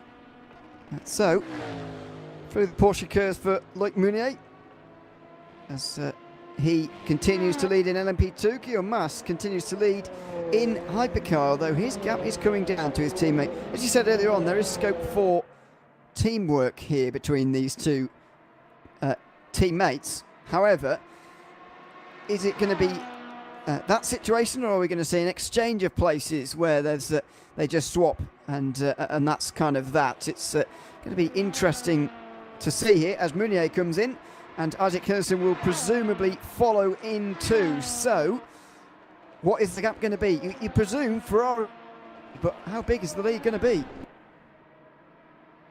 Yeah, let's hold on to our proverbial hats and see this one, as they're both in now. We've got the top 3 in the hypercars all in the same shot, with the 2 Go Team Racing and then Martin Mergley for the Wintrick Racing team just in behind. A little bit of traffic for him to negotiate into these final couple of chicanes. Difficult to make a move. He's going to drop much further back than he'd want to, but we'll get through down into the opening chicane. But yeah, let's keep an eye on this LMP2 battle. How is this going to pan out? You can just about see them there in the pit lane. Out comes Iris. So no tyre change for them, I don't believe. That was a very quick stop, and maybe they're going an extra stint on these tyres, and Ferrari might do the same. Well, if they're doing it, then I'd imagine Hirson certainly is. Now, is the gap going to remain about 26, 25 seconds? If it goes up to something like a minute, then we know the answer. But it's not going to. It's going to stay at about 25 seconds as the headlights beginning to illuminate parts of the road here. I reckon we're going to get a little bit of darkness here, Darragh, before we make an exit, but let's wait and see. Out the pit lane, we'll wait for that gap to update on its own, because it does take a little bit of time. But interesting there for Iris. Are the lower temperatures, not that the temperatures were very high to begin with, beginning to make triple stinting possible? Not entirely sure what's going on in LMP2 now. Maybe back off the Gillison. Maybe he was saving those tyres, which is why he wasn't gaining too much to go another couple of stints, possibly. But then again, Iris weren't saving the tyres, were they, in that opening stint? So this could be interesting, this particular stint. Do Iris start to fall off with their tyres? Do Ferrari kind of come back to that with their superior tyre advantage? It's going to be one of those ones where, again, you were saying how this pit stop might give us an answer, but we might have to wait for the next one. Yeah.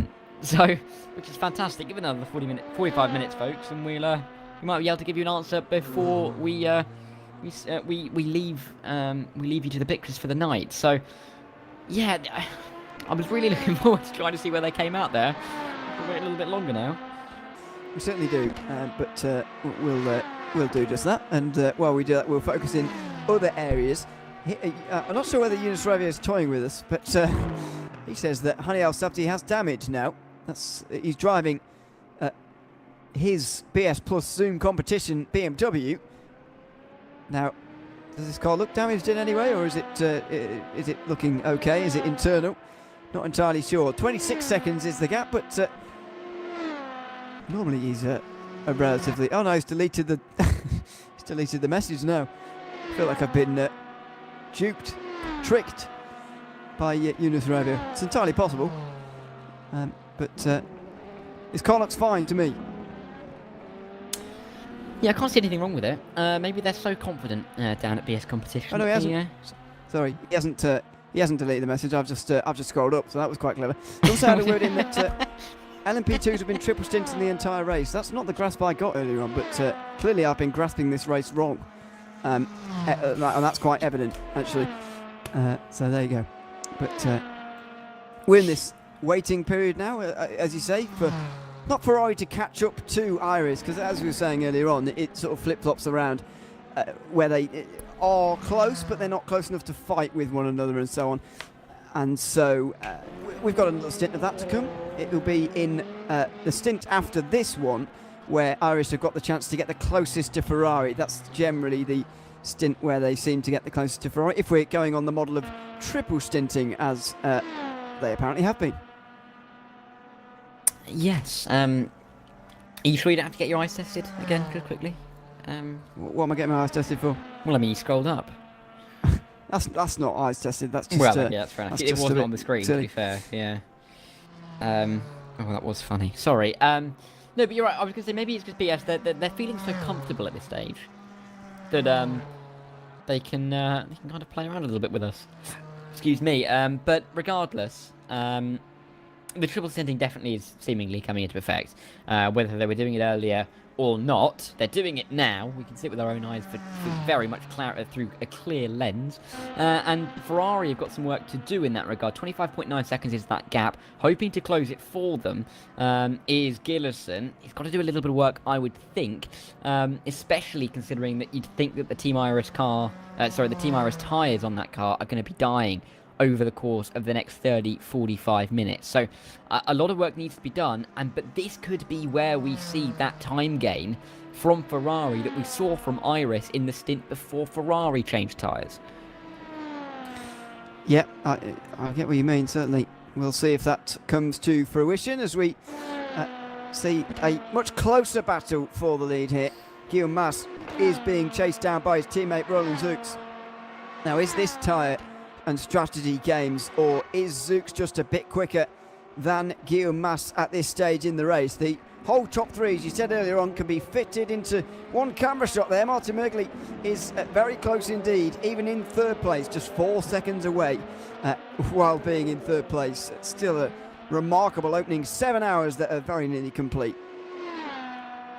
Yeah, we've been going a fair old while, haven't we, in this race, and we've still got basically the same gaps we had after 20 minutes, so at least in the hypercar. So it's great to see Martin Mergley. A little bit of work to do once again after getting through that traffic. He lost a little bit of time, 3 seconds now to the back of the car in front, but we are talking about 3 seconds.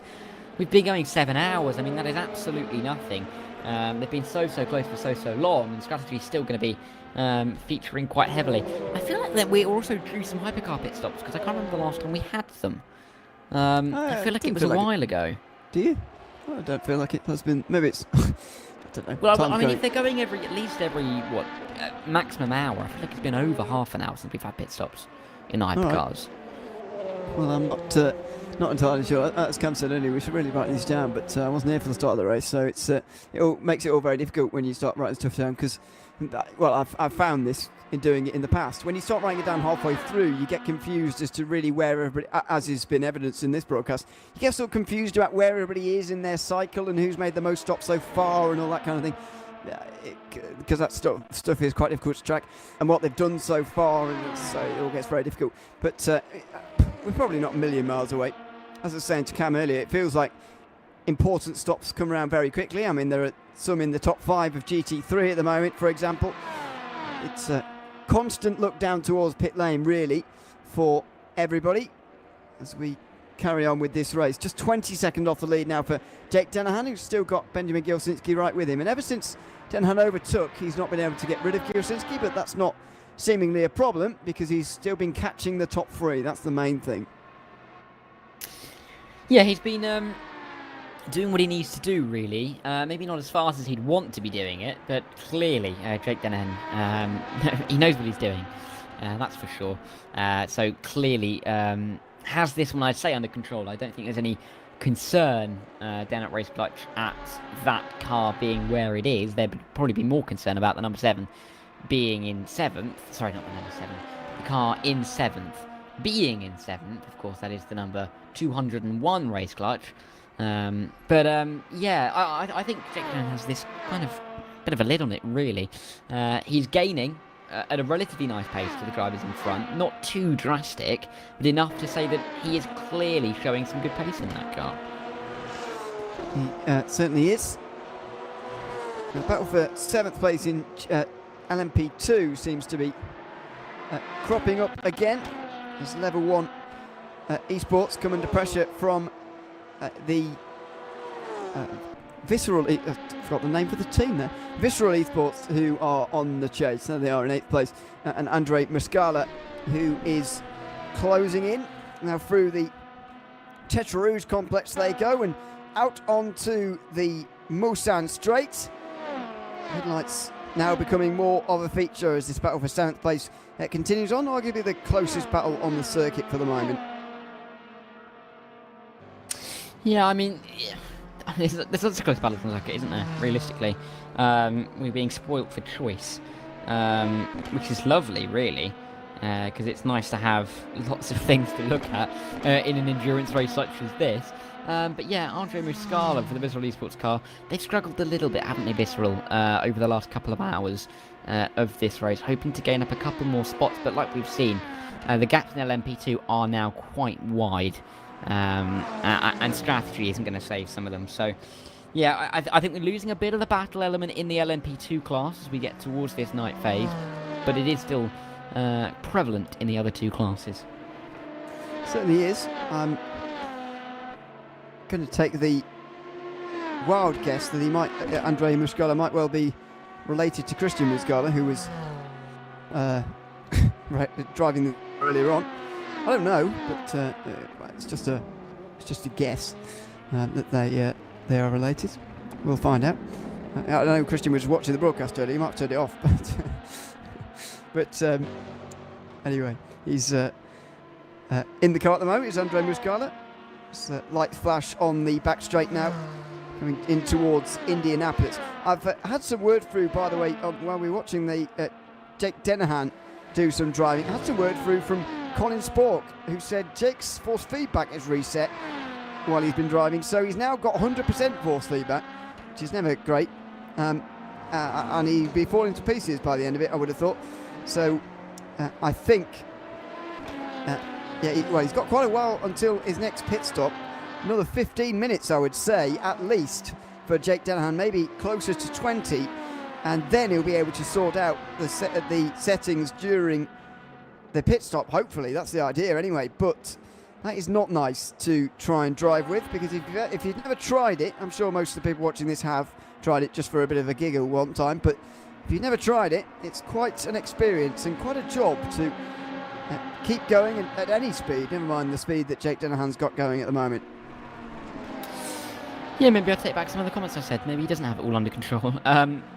Maybe he's struggling a little bit more than it seems he is with the force feedback that he's got, but it doesn't seem to be affecting him too much in terms of his pace. Maybe it is, maybe he feels like he should be going quicker, but he is still currently running in 4th place, gaining that little bit of time on the drivers in front, albeit he's gaining at about the same rate that Wintrick are losing to Go Team. So even though that gap is closing, it's also growing between Wintrick and the Go Team racing cars. So a bit of a to and fro in that regard. But, you know, Jake Dennahan, I mean, he's still doing well. I mean, even if he's having these issues, it just shows how well his stint he's having, because he's clearly doing a good job gaining on the cars in front. Absolutely. So that's quite impressive indeed. Luca Di Maio confirms, by the way, that Andre and Christian Muscala are indeed brothers. So thanks very much for that, Luca. Can put my mind at rest for that particular conundrum anyway. So we've got Sim Racing for Holland in the pit lane now from Hypercar. Now then, Adam Taylor pictured in the box here for Monaco, leaves and has to duck out around one of the Black Hawk cars while another one's coming in. That is awkward, and you can understand why he went to the right there, because there was another Black Hawk car in the fast lane that he didn't want to wait for or crash into. But I do believe that will be a penalty for him based on a an identical thing that we saw earlier, where a car got a penalty for effectively undercutting a car in that second lane. So I have thought that there's likely to be a penalty, but they might get away with it because, of course, that the car coming into the pit lane also wasn't leaving. So maybe not. We'll keep an eye on that one. Keep an eye on the top left of the screen. Regardless, though, I don't think Jimmy's going to be too pleased about that. He might give another ultimatum to the drivers. Yes, absolutely. It does look a bit odd, doesn't it, when you see someone driving down the right of pit lane like that, driving past people. Well, especially considering that in real life there would be people there, presumably. Yeah. So absolutely wouldn't be allowed in real life. No, absolutely. So there you go. We'll get to the bottom of that, whether there is a penalty or not, hopefully before we leave you tonight. 52 minutes away, by the way, until you can just enjoy the engine sounds without our interruptions for about 12 hours. We'll be back again for the final 4 hours. Zach Sweeney has confirmed to me that he will be there, so you'll have the joys of that, Dara, which is good. Penalty has been added then for Adam Taylor. We've had word through. Unsafe rejoin is the verdict, and I don't think that one took much investigating. No. Yeah, I don't think it needed a team of people to decide on that one. But yeah, that'll be that. I don't think that'll happen again for that car. But we were mentioning it earlier that you might not make the same mistake twice, but I guarantee you somebody will, because they'll forget more than anything. But regardless, we're over 7 hours into this race now. Guillaume Mas still leading. That gap to his teammate coming down and down and down. It's now 1.9 seconds. But it doesn't look existential though, does it? Because it is his teammate, and they're gaining away from Winchick. If anything, this looks like it's a very good consolidation of the position that Go Team find themselves in this race. Yeah, it is. It's just a confirmation of their speed and I'm saying eternal improvement, because that's almost not possible, but that their constant improvement almost in the series up to this date. Remember them breaking into Division 1 for the first time, then starting to get podiums, finally got a race win last season, and they really the ball really was it last season or one before. Anyway, they really got the ball rolling from there. They are the reigning LMP2 champions. I mean, when you do win a title like that, I personally was actually surprised they didn't abandon LMP2 entirely, but they did put all their eggs in the hypercar basket, and especially early on in the season, I wasn't sure about that call at all, because previous to the turn of the year and the 24-hour race, some of the longer races as well, I don't think they maybe have done as good in the hypercar class as they would have done in LMP2, where they would have had a decent chance at least being able to defend their title. So I was surprised, to be honest, but maybe in these last couple of races they've started to justify their call. They're getting better in this fan wall as it goes on, and they're only going to improve further with two cars, 2 times the learning, of course, 2 times the data coming through, 2 times the drivers chatting to each other about the best way to do things. And so looks like now that call might just be coming off.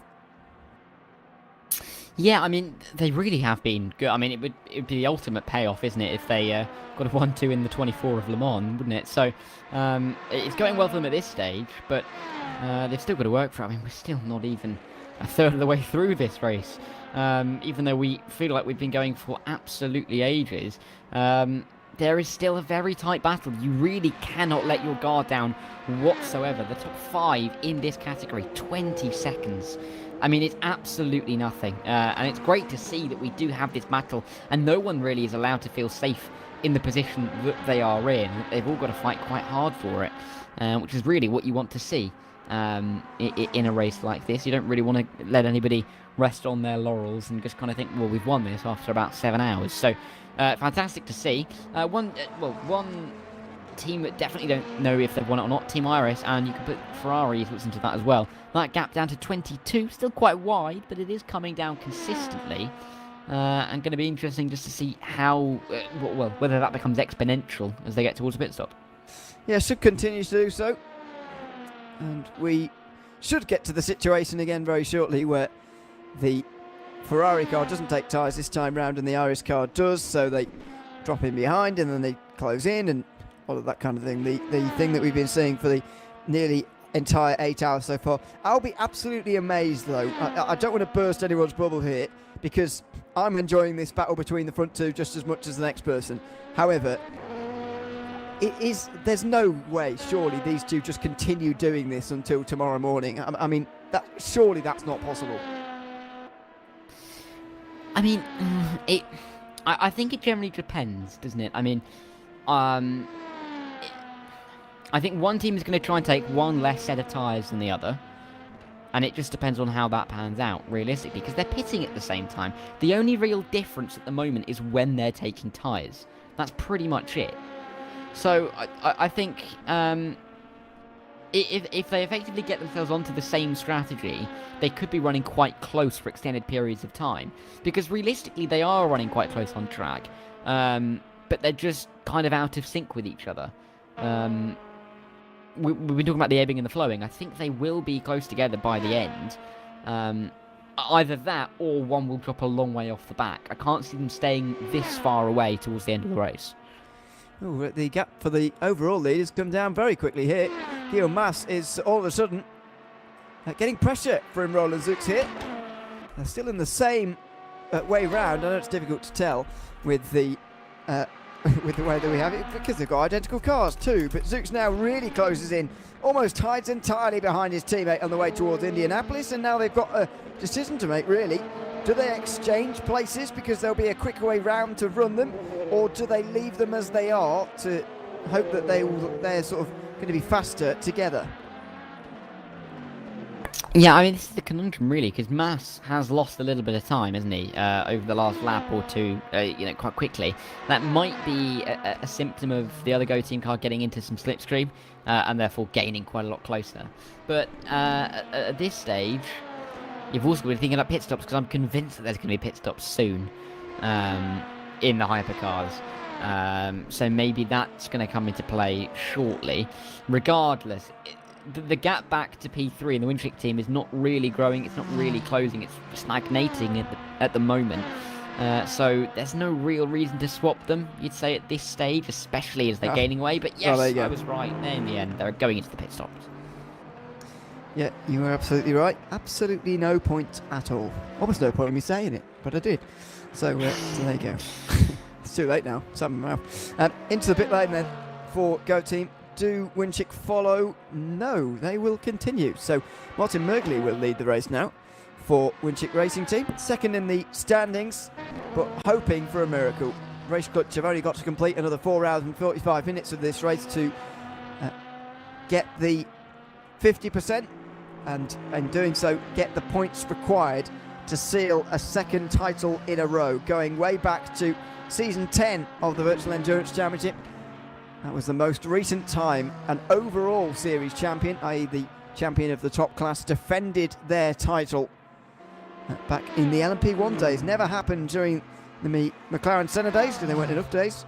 The LMP2 days, indeed, or the, for the same reason, or indeed the DPI years, for which there was one chance, which Burst G-Sport weren't able to do, but they came up against some pretty tough opponents in Race Clutch, and that's the same situation we've got this year. Tough opponents for everybody, Race Clutch, and at the moment they're in a great position to win the title. As things stand in LMP2 as well, Ferrari are doing more than enough to seal the title too. They really do only need to make it to halfway, and they will have sealed the points to win, because they've nearly got 45 anyway. So the Visceral car in second place in, the Team Iris car in second place in those standings needs to win regardless, even if Ferrari score 0. So they could get away with it, but they won't want to risk it. And down in GT3, Wojciech Polesny is doing enough for Thomas Engersim Racing. They're 30 seconds behind the lead, but they only need a top 6 finish. I say only. I said that only earlier.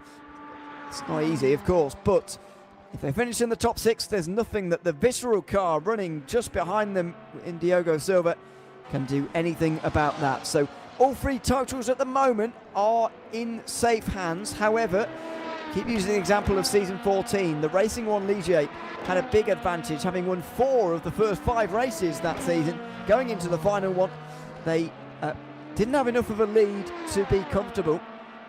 In the end, they didn't finish that race, and they lost the championship by the barest of margins. Despite winning 2/3 of the races that season, they didn't win the title. So it just shows that you've got to be there at the end, mostly, especially in the case of the prototype categories. You've got to be there halfway, because if you don't complete the half of the distance of your class winner, then you are not classified and you do not score any race points. Yeah, and you can win all you like, but you just got to keep picking up points where it matters. I think it was Will Power in 2022 in the IndyCar series. There's 17 races there. He won once, but he won the championship just because he was very, very consistent all the way through. I think that's correct. I might be wrong. I'm double checking now, and I am right. There's only the one win in that entire season. So it's all really, I mean, we say it over and over again, but it's all about consistency, picking up those 2nd, 3rd, 4th places where you can. Particularly in that season, Will Power, 1 win, but then he got 2 seconds, 6 thirds, and about 3 fourths as well. So just picking up those points are going to be crucial. The drivers that win every now, or even, they won't win half the races. If they crash in the other half, they're not going to be winning the championship. So you've got to be up there. You've got to be making sure that you're finishing and you're doing well in every single race. And I think that kind of comes back to the point about, do you prioritise the race over the championship, particularly at Le Mans? Do you just prioritise going for that win, winning the Le Mans 24 here in the VEC? Or do you rather say, well, I'd rather win the Virtual Endurance Championship, even if that means finishing 2nd or 3rd at Le Mans? So, yeah, I think it's a conundrum for some of these teams, but I think the championships, they're relatively comfortable, aren't they, for the teams coming into today? And, going to be intriguing, I think, generally, to see how this plays out, especially if the championship leaders come into a bit of trouble. Yeah, absolutely. So, interesting to see just what they decide in that respect, as they'll take the lead now, actually. Will Thomas Enger Sim Racing with a pit stop for BS Plus Zoom competition. Trevio was chatting about damage earlier on. He hasn't said anything else about it. So I'm not entirely sure how severe or what concern it is to him. But we'll see what the length of stop is here very shortly, as Pelesny continues on another lap. So Thomas Enger Sim Racing now lead, but it will be for a relatively short time. Winchick Racing are also into the pit lane and have been for a little bit of a while now. Martin Mergley is creeping to well, it's not him anymore. So Kiss is creeping back to full speed, and this is where Winchick really lose a lot of time. So in 2 of the stints of their 3, they are right in the mix with the other 4 as a front 5, really challenging for the race win. But when they change tyres and they change driver, they all of a sudden fall quite a long way back, and they'll be hoping that it's not on that side of the cycle where the race ends. They need to hope that the race ends when they're right with the others, but there's not really much way of knowing that for the moment with such a long way to go. Yeah, sharper kiss as well now in that Winchick car means that, a little bit a change in driver, maybe a slight change in pace, of course, maybe a slight drop when a sharper gets into the rhythm, maybe an increase. You never know, really. We'll have to wait and see on that one. But the hypercars, they're in the process, aren't they, of their pit stops, and they are quite mixed up, relatively, aren't they? There's not really any form of consistency with the pit stop, which means that it's going to be quite an interesting watch in terms of the hypercar strategy all the way through. Because, the hypercars, a lot of them being off-started, there is no consistency in the strategy. It means that it's going to take pretty much till the end of the race to kind of have everybody with a set amount of stops to go, and we kind of know where they're going to go and what tyres and etc. So, hypercars definitely going to keep us on our toes, because I don't see how this is going to be too... how it's going to be easy to read until the end. I think a lot of the teams are kind of keeping their cards close to their chest in terms of strategy. Yeah, I think so. 19.4 seconds the gap in LMP2, while the hypercars are figuring themselves out. We'll have a look at those two. Luc Meunier leading the race. Bit of traffic up ahead of him here. Now I wonder if he's going to dive down the inside at Indianapolis and annoy the understeer car. No, he's too far away to get anywhere near them, but we've seen a lot of annoyance from GT drivers about that dive. They'll now switch to the correct sides of the road. Meunier down the inside at Arnage. The understeer car facilitating that, and they both get on with their day, but Meunier losing a bit of time now, 18.8 seconds, which just falls a little bit further. So, are Ferrari beginning to bring the balance back to them a little bit, or are we still kind of even? Not sure really the balance is swaying either way for the moment. Yeah, I mean, Meunier around the outside of the Porsche goes. Getting through, and then going very wide off the track. That's not the racing line. But getting through all the same, and we'll continue on regardless. That gap back to Ferrari being 19 seconds, closing as it is, does suggest to me that is really starting to close quite quickly. It suggests to me that we will start to see almost an exponential decrease in that gap. But of course, you'd have to say that that gap came down because of getting stuck behind some GT3 traffic. But 18 seconds, that is now coming down fast, and Ferrari look like they're on it again. They do. Maybe the tyre's just going away at the end of the triple stint here for Luc Meunier. It's very possible, to be honest, given the tyre situation and the tyres he's got underneath him at the moment. It's very gradual close, though, because when Irish are closing, it's pretty severe. And I guess the reason for that is quite clear now. The fact that they're on very new tyres, Ferrari are on very old ones, and so there's sort of the biggest contrast, if you like, that we get. Whereas in this way round, Irish just slowly bleed time to Ferrari without almost anybody noticing. If you're not looking, you won't notice the gap coming down until suddenly it really does get into single figures maybe, or something like that. You know, it's a lot less noticeable. You have to really go looking for it when it's this way round. But when Irish come out on those new tyres, for sure, they will be very quick. He will, and I think that's going to be a concern, isn't it? If you're Ferrari Esports, if you're going to be on a very old tyre, on a third stint of the tyre, Luc Meunier is going to be on a fresh tyre, that is not exactly what you want to be seeing in your rear mirror. And it could be a very, very fast gain for Meunier, and we might see him take the lead of the race in real time. But we'll come on after the next pit stop, which shouldn't be too far away again. We were talking about their pit stops about, I think it was about half an hour ago that the last pit stops were in the LMP2. So I think another 15 minutes or so we'll see them come in again. But that's 15 minutes where Ferrari and Gillison really, really need to be gaining up to the back. They do. I'm not sure we're going to see a battle, though. It's going to see them close-ish into the final few corners for Miguel Cardoso as he tries to chase down Mark Vater here. Blackhawk have a real outside chance of a title here today, 41 points behind Thomas Enger Sim Racing, but the amount of GT3s in the field, it is possible to catch them on point, but well, would have been, I should say. Now the fact there's only 16 in the race, even at this point, is not a good sign, really.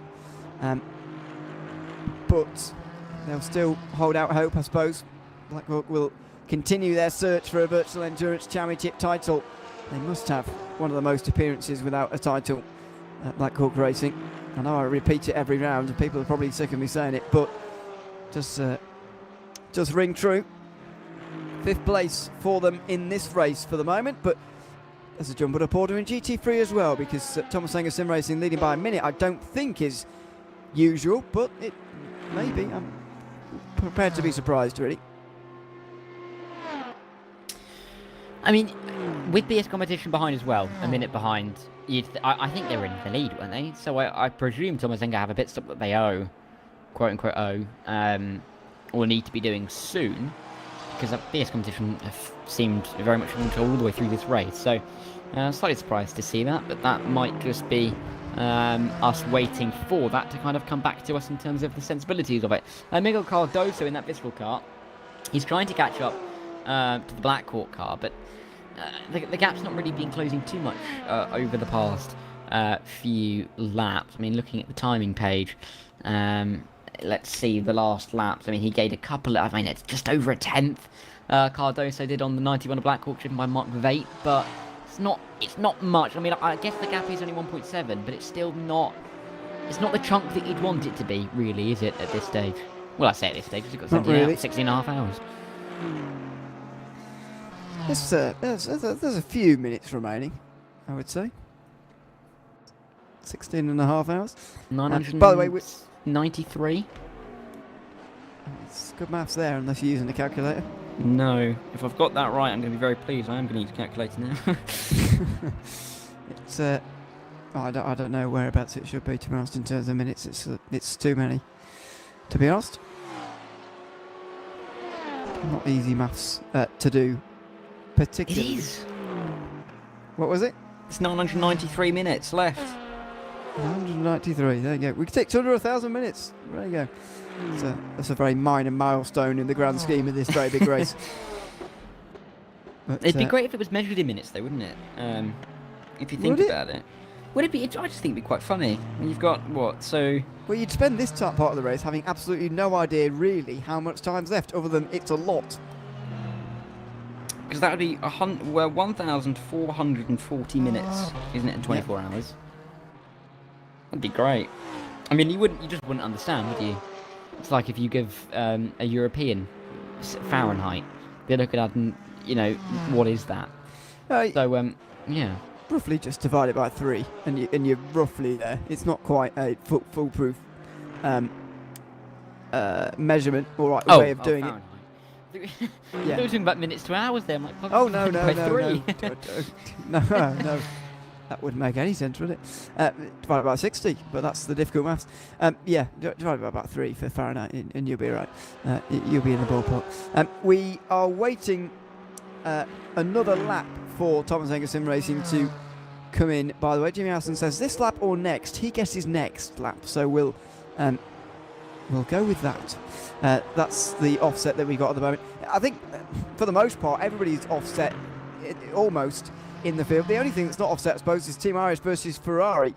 At the moment, Jimmy's complaining that I've thrown him under the bus, but I've done it. I've committed to it. It's okay. It's the last round of the season. We've all gone loopy.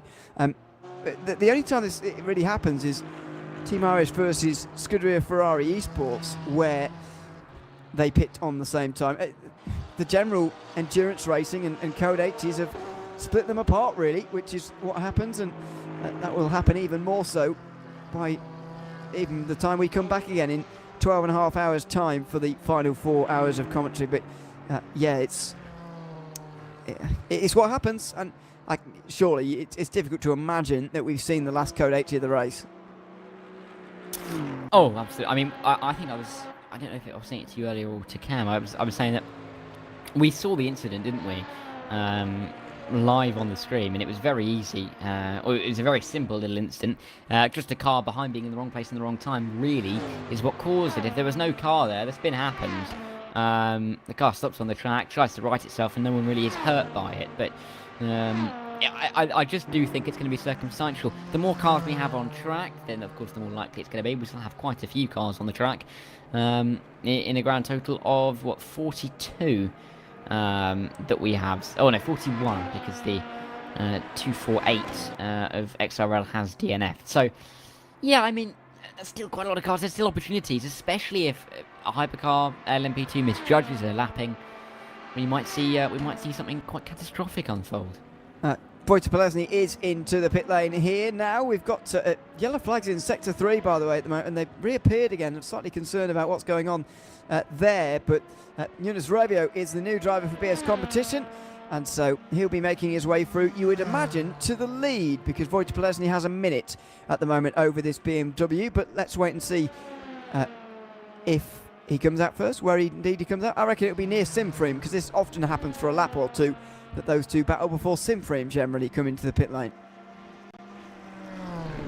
Yes, I mean, yeah, that was Hyperion. I mean, they're making that look easy. I'm sure it is easy. It just doesn't look particularly nice. or it doesn't, it feels slightly scary if you're the GT3 on the inside. But here's Radio. Of course, he was in that car near the start of this race. I think he actually did the first stints for the VS Plus Zoom competition car. Will stay out. How big will the lead be for the Blue Zebras? We'll see them bounce their way through the final chicane, across the line, past the pit lane, past their rival, sitting squarely in the pit lane. And the hard-running BS Zoom competition car flies into the lead, and Wojtek Polesny is not going to be anywhere near. Nope, stays firmly planted to the pit lane. What about Angelo Colavito for Simframe Esports? Not part of any of their championship-winning escapades in the recent past of the Virtual Endurance Championship. Colavito, will he be up to second here? Yes, he will, with Simframe. And now Michał Sedlacek gets back underway. So Polesny out of the car, Sedlacek in, and medium tyres fitted to that GT3. The tyre difference has been there's been so much different tyres going on here in GT3. I'm finding it a bit difficult to make sense of when it really matters and when it doesn't. Yeah, there hasn't really seemed to be too many, you could say, gains overall in terms of going for a medium rather than a hard. Maybe it's because the gaps have been large. We haven't really been able to see that in real time, but yeah, clearly there isn't too much of a difference for them in terms of strategy. The hypercars, the LMP2s, they all seem pretty much in agreement on what tyres are probably best for longer stints, but the GT3s, they're going both ways at the same time. Sort of are, yeah. Now, don't forget that most of the team that we see here for Thomas Enger Sim Racing were the winning GT3 drivers from last year. Wojciech Polesny, Michał Sedlacek were both on the Juices Motorsport Club team that won this race last year. Amazingly, they won this race for the very first time as a team, which seems bizarre given the fact that the Juices Motorsport Club won their first series title in the Virtual Endurance Championship back in Season 3. That's how long they've been around this championship. I don't know how old Darrow would have been in Season 3. Goodness me. When was that? Season 3 would have been 2011. Zach would have been about 5. I would have been 6.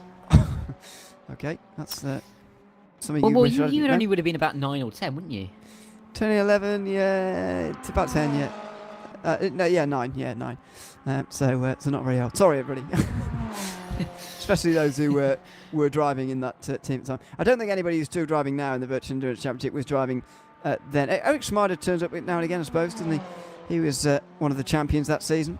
One of the 2 driver champions back when it was a bit more common because there weren't any 24-hour races. The last time we had 2 driver champions, season 11, which is, I suppose, more recent than I thought it would be. But there you go. If you can cope with 24-hour races doing it just a pair, then fair enough. But that's an escapade I don't really want to endure. Yeah, I think that's fair enough. Sorry, something very interesting has happened here. Or I think we've missed the entire pit stop, haven't we? Ferrari have already gone. So sorry for interrupting you. It's all fine. Ferrari have just already gone, and there goes Iris. Normal service resumes. And that's the gap, as David Moroshek has now got in that car. For Iris, Luc Meunier, he's going to get a big old virtual pat on the back from his teammates, I'm sure, because that was an absolutely incredible few hours that he has put in. But now David Moroshek is going to be the driver who has picked up the mantra to try and chase after Isaac Gillison now. But Ferrari, of course, with that lead, the only worry for them is how fast this Team Iris are going to be, because I reckon quite is the answer. Yeah, certainly. So while they're closing in on one another, 22 seconds, it's like the last 3 hours hasn't happened, doesn't it? Or last 2 hours and a bit. Anyway, we'll leave them to it because the battle for the lead is closing in again here. Jake Dennehan especially making the inroads now. He's 3.7 seconds off the lead for Racecoach. I'm not entirely sure he's going to get there before pit stops all ruin this, but it's worth noting Racecoach are on their way and they should be in the lead for the next stint, I think. Yeah, I can't disagree with that, to be fair. Dennehan doing a very nice job in that car. But, yeah, I mean, we're saying a lot of we think, I'm pretty sure. We're not certain on quite a lot of things because the strategies are all so mixed up. It is just a big old maze, and a big old, a big case with a pinboard, and you've got lots of different bits of string attached to try and work out who's going where. But Jake Dennehan doing a very good job, and I mean, even with the change of the teams in the top 3, they're still split by 3.5 seconds. It's great to see. Yeah, it is. In some stints of the race, of course, there's 5 teams involved, with Seawolf Net Race getting a little bit closer and Winchit Racing. But, I've said this before and I'll say it again. Seawolf Net Race are not out of this race either. 13.6 seconds is their gap to the lead. They're in 4th place, for goodness sake. We're nearly 8 hours in. It's truly remarkable, this start of the race. And these things always begin to make me wonder, could this possibly continue for 24 hours? I mean, it never seems to quite happen. The closest winning margin we've had here was back in season 9. 40.7 seconds was the winning margin that year, when Vela Simsport took 2 categories, including the overall win, and Seawolf Net Race did 2. It just makes me wonder, can we possibly get something like that again, or something maybe even closer than that, with a spread of multiple cars under such a small margin? Because we'd be impressed with this after 8 hours. After an 8-hour race, we'd be very impressed with this race. Oh, absolutely. I mean, if this was in real life, you'd have Anthony Davidson frothing at the mouth, really, wouldn't you? If this was the actual 24 hours long. I mean, would you really... not be? Sorry? Would you not be? Oh no, I would be. I'm just saying that Anthony Davidson would be on the official coverage, is all. We'd be hearing him get giddy with excitement, along with the rest of the team. But no, it is fantastic just to see how close these guys are running, because it means that we are still keeping guessing about who's going where. We're nearly a third of the way through this race. 3 cars split by 13 seconds. If anything, they've closed in the last 3 hours. I mean, but then they've not closed enough that you'd think that the cars in 4/3 are going to then overtake the cars in 1st and 2nd and then pull away. I mean, it has really set itself up to be a really interesting final 2/3 of this race. I mean, we've got Race Clutch, who you'd think are they're the presumptive champions, aren't they? Trying to find a way through the Go Team Racing cars. The 2 Go Team Racing cars there, they can kind of work together, try and put off Race Clutch with the strategy, if Race Clutch are only really fighting with one hand at the moment. So this really is developing into a really, really exciting race. It certainly is. Now, is Dennehan going to be aggressive here, trying to make moves early and just continue the pace that he's got, or is he going to sit and save when he gets there? Because we're about to reach that decision moment here. Is he going to have to make a decision, or will Go Team duck into the pit lane with a lack of fuel just beforehand? Nope, they continue on for at least one more. So I think Dennehan's going to have a choice to make even this next lap coming up here, as to, do I overtake it? Do I decide to stay behind? Out over the line they go. Guillaume Mas does a 24.5. Dennehan was 2 tenths quicker than that. We didn't get a lap time through from Roland Zooks there, but you'd imagine Dennehan was a bit quicker. And as I say, he will have a decision to make this lap as to whether he really tries to overtake, or whether he sits and just waits for the pit stops to do their magic. Yeah, and the pit stops have been really quite a source of quite a lot of our entertainment this evening, or this afternoon and into this evening, haven't they? Because they have really given us a good picture of where the teams and the drivers are going with the strategy, and it has shown the ebbs and the flows. Ferrari and Iris, they have not been closer than 10 seconds for at least an hour and a half. But yet it feels like they are just neck and neck in the lead, because they just do keep swapping at about equidistant amounts at the moment. So we'll have to see how it all unfolds for them in that regard. And even with some of the other pit stops, we've seen a couple of undercuts, a couple of changes on the strategy quite late. We've seen with that code 80, the code 80 shaking up the order in terms of who can pit. The Race Clutch obviously couldn't pit, which arguably has put them into the position that they're currently in. But yeah, I mean, the pit lane has been a fever of activity today. It certainly has. Always is at this circuit when you're burning through fuel a bit quicker, but even so. Down into the second Mulsanne chicane for Jake Dennehan as he chases the Go Team 1-2. It's a position the team have actually held for a little while now. whether it's sort of realistic to the race or not is somewhat irrelevant, really. For them to have held it for this period in the race, this deep into the race, is quite an impressive achievement indeed. And so everyone else has got to do the hard yards to try and catch up to them now. Out of Mulsanne corner they go, and up towards Indianapolis. Actually one of the better overtaking chances we've seen for drivers so far. Getting some word through, by the way, from somebody that Race Clutch are doing one lap fewer than the rest on fuel and have newer tyres at the moment. So they sort of do have to overtake. Well, fair enough. We'll bear that in mind. But Dennehan hasn't had any chances yet, in all fairness. He's not had to make that. I thought he would have to make a decision here as to how evidently, how he's going to make a move, because he has to, supposedly. So he would have sort of had to make that decision on how you make the move. However, he's evidently not had to, because he's not been close enough this lap, to be honest. They've been pretty even, actually, the two of them. They have been, haven't they? I mean, they've been equidistant, generally. It's been quite an interesting little battle. I mean, all of the battles have been quite interesting, actually. We've been talking about multiple different storylines throughout this race. Dennehan still trying to get through, losing a little bit of time there behind the GT3, but nothing too worrying for the Race Clutch car, coming through into the final couple of chicanes now. And yeah, Go Team.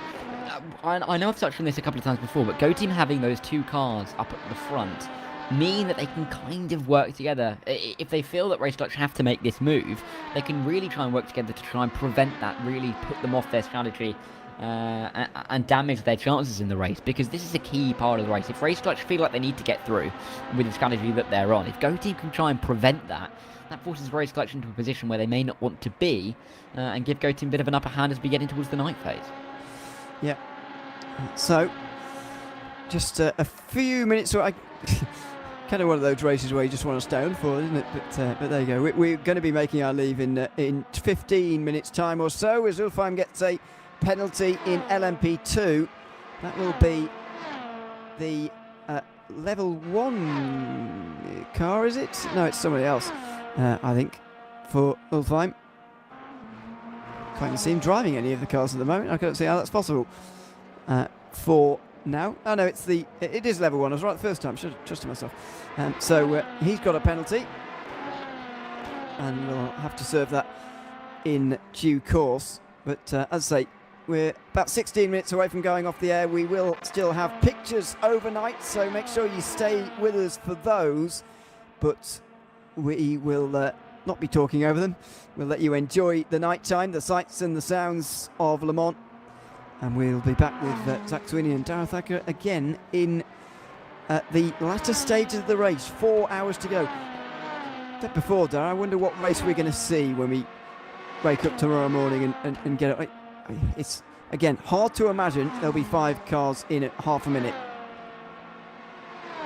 It's hard to imagine, but I'd love it. To wake up and effectively have exactly the same situation that we have now.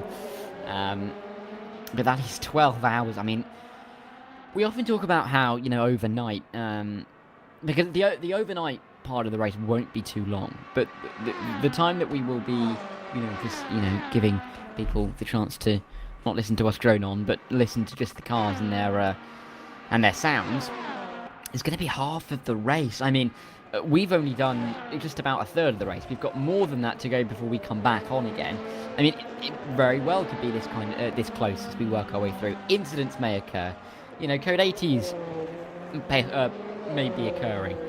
Changes of strategy changes. But, I mean, there's lots and lots and lots of variables in a 12-hour period. We can only hope it stays this close, because it would be fantastic, wouldn't it, for 4 hours to go to be in this position with a lot still on the line.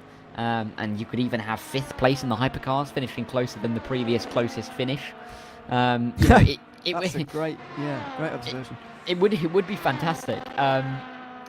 We can just kind of hope on it, can't we? I mean, the only reasons I can see it splitting out realistically is if there are issues for the drivers. If it stays clean, I can see it staying pretty much this close for quite a while.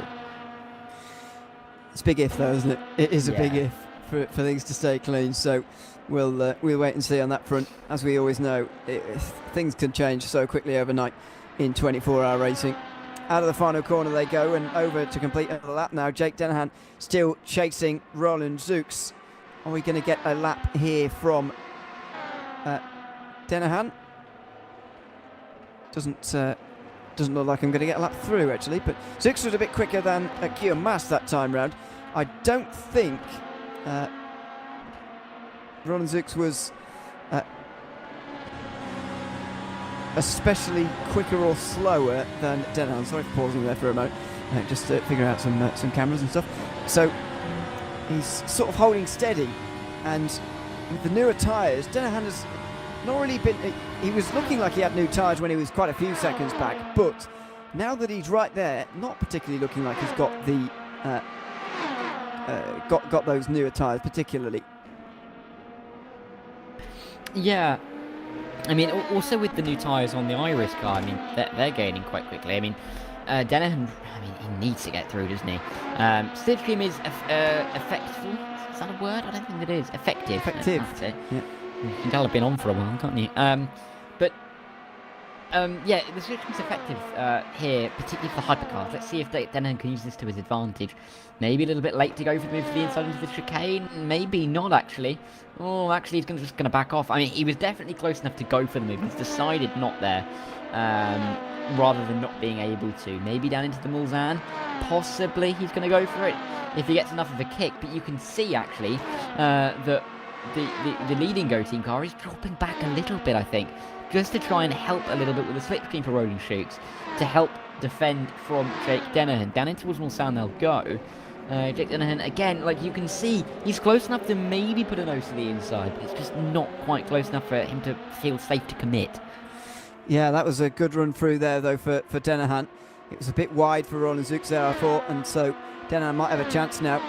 It's Indianapolis, a place where we've seen quite a few overtakes so far today, and it's going to be a chance now for Jake Dennehan as well. The championship leaders and champions in waiting for a second year in a row of the Virtual Endurance Championship, looking to make their way up to second, and they do. Race clutch through into second position. They make the newer tyres count, and they just about get it slowed up for Indianapolis as well. They speed. They must have been coming into the braking zone there with, must have been phenomenal. Yeah, I mean, a great move there, and really crucial as well. I mean, there's definitely also chances to try and make their way through, possibly even into the lead of this race, if Jake Dennehan can negotiate this LMP2 traffic comfortably. Difficult as they get in towards the Porsche curbs now. Can he maybe go around the outside as we've seen before? He's going to have to make it stick somewhere. He doesn't really want to be losing too much time to Roland Zooks, but there isn't too much of a pace differential, is there, between the hypercar and the LMP2 car as they make their way through these Porsche curves. So just sticking in behind for now, possibly having to wait for the opening corner, possibly going to do it into these final couple of chicanes. Yeah, we'll see as Dennehan just slips through on one of the LMP2s, and Guillaume Mas can't quite do it. So Zooks really slowed up by all of that, but Guillaume Mas was quite slowed up as well. Jake Dennehan was able to get through, although it was a bit of a palaver. 3 wide over the start-finish line, but traffic gives and takes, and the race clutch car will now be the one that has to slow down through the first chicane, caught up in this bit of traffic. Good exit, though, it looked like, from Jake Dennehan. Really just tried to optimise the line out of the corner just to overtake as many of these GT3 and LMP2 cars as he can around the outside. Maybe no, not going for it. Oh, getting very, very close to the back of that GT3 car. Got to be careful as well, because the LMP2 is coming to the inside. I think that is that the Brabham Esports car.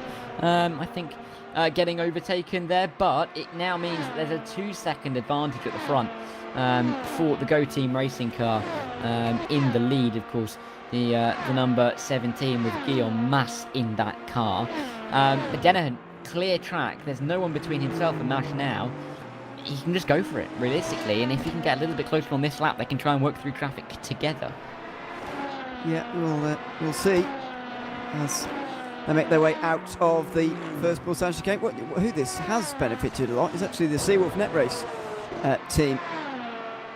Have really gained in now. 8.8 seconds back to third, although it's maybe a little bit because the Go Team car has fallen back a bit, but it all counts. It's all the gap that's closing, so that's really really helped out, I would have thought, for Seawolf as they look towards another pit stop as well. Also a battle down in GT3 for third place between Blackrock and Wanako. Not sure what the situation is between those two, but the Blackrock car will look to try and hang on to a podium place, maybe, as we see here. Veteran of the series, Adam Taylor, who was part of that team, Virus car that won 2 championships in a row. He won 2 titles as a driver in a row indeed, and so he's the one making the moves here, or at least trying to, in third. Yeah, trying to make his way through. Adam Taylor with the Wanako car. I mean, they had a bit of an incident at the start, I think, the Wanako car. Drop back a little bit. There's an extended yellow flag in Sector 3. Doesn't seem like it's anything around this part of the racetrack. It's back again, so possibly someone having some major problems somewhere on the track. It looks all clean right at the end of the lap. Possibly some issue further down towards Indianapolis, but Adam Taylor, along with the Blackrock car, both coming in to the pit lane together, and it'll be interesting to see who wins the race here. Also note, Jake Dennehan, 3/10 that gap at the front of the race overall. There's absolutely nothing in it now, and let's see. Oh, that's the head of the wall as well from Mash. That was so close for Guillaume Mas, as we've still got a persistent yellow flag here in Sector 3. Slightly fearful as to what's happened, actually. Is there somebody off the road somewhere? I can't see. Well, we don't have a track map, of course, so it's very difficult to work it out that way, but it's very persistent, and hopefully there is no cars causing a danger to everyone else through the final sector. Dennehan just gets that final forward chicane a little bit wrong there in the gravel slightly, but he's right there now and going to be looking for a way through. This might well be our answer as to what happens down into the final sector. Ricardo Favre down the inside of the RKT competition McLaren. He flies into the Porsche curve, spins around, and he grabs the wall. Oh dear, and a fire in the LMP2. Now he rolls back, oh dear, quite close onto the circuit, and that might well be the end of the day for Arm Cyber. Big fire. Yeah, that's not horrific. How did we miss that? It must have happened just behind, didn't it? From what we saw of the live shots, but amazing that we got away without a code 80 there. Actually, so Arm Cyber, they won't be too pleased, but that is a big old crash, and backed up by the fact that there was apparently some fire on the car. But I mean, regardless. Sorry. Yeah, I was just going to say, you don't see that very often purely after impact. You do see it sometimes in rFactor. It's modelled very well, I've got to say. It's very realistic looking. But I've not seen it so often immediately after, I don't want to say innocuous contact because it was at quite high speed, but it didn't seem like the worst crash I've ever seen. No, agreed. And I'm surprised that there was such a hefty fireball immediately. But yeah, end of the day for Arm Cyber, they'll be disappointed with that. Unless they can fix that car, good luck. But a third of the way through this race pretty much, and we have got the top 3 in the race, 1.5 seconds apart. I mean, it's crazy, isn't it? Yeah, certainly.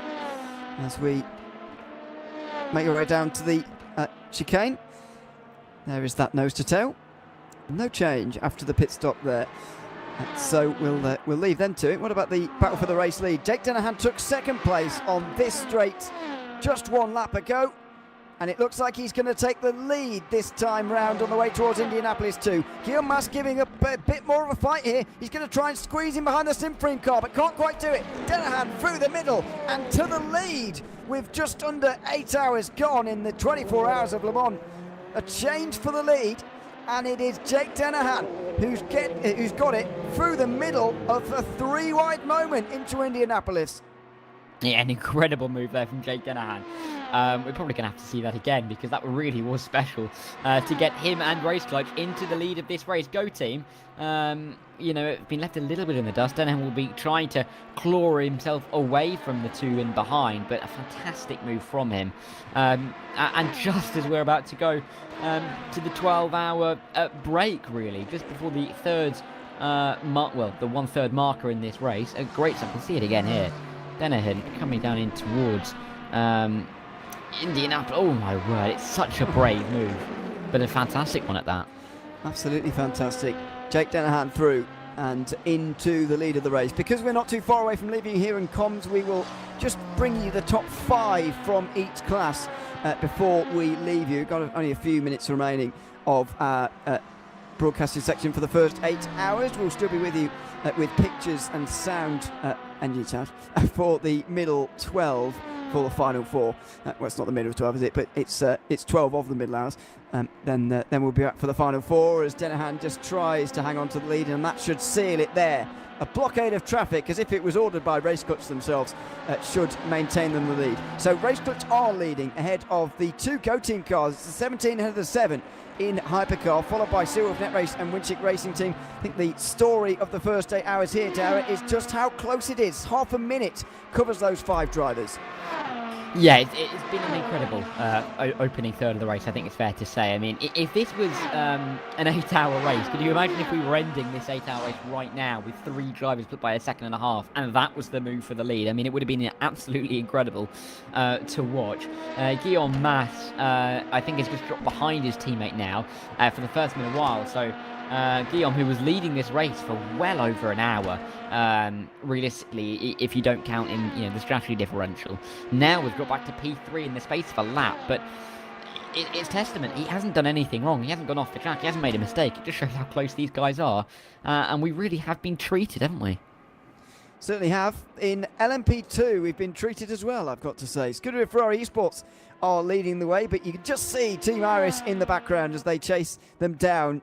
David Mrocek, a previous race winner of this event back a couple of seasons ago in the DPI class, and a previous champion in that same class too, is now the driver giving chase to Isaac Hillerson at the front. It's Hyperion who are third by some distance over Netrex, who have got 19 seconds over Go Team Racing. Similar story here, although only a 2-horse race. Just how remarkably close it is in LMP2 as the strategy works itself out. Yeah, I mean, it has been a really interesting, I think, more quizzical race in the LMP2s than we've seen in the other categories, because of course we have seen the tightening, the toing and froing in the strategy. Ferrari and Iris going at it together. The gap is 12 seconds. It's kind of been between there and 25 and closing. Whoever's in second has been faster than the driver in first, so it has been a really interesting race. And the strategy, if it stays kind of on this level, we might have a close race for between them for the end. We certainly might. And finally, in GT3, we've got Yunus Rabio back at the wheel of the BS Plus Zoom competition car that's been leading almost the entire way. Thomas Enger Sim Racing a second and so far doing enough for a title. Visceral Esports behind them, trying to chase them for it. Simfreem Esports and Black Hawk Racing round out the top 5. Story here is less close by all means. BS Plus Zoom competition in control, but not out of sight. Yeah, it's been a really good race in terms of the GT3s, because of course BS, like you said, they have been in control, but the others, Thomas Enge, you've got Visceral Esports, Simfreem as well, they're kind of in there, but they're just a little bit too far off the back at the moment. It feels almost like they're waiting around for something that may or may not come. The BS competition car has looked in a lot of control, but they just can't rest on their laurels, because 16 hours to go, a lot of time, and a lot can go wrong for them, but very nicely controlled so far.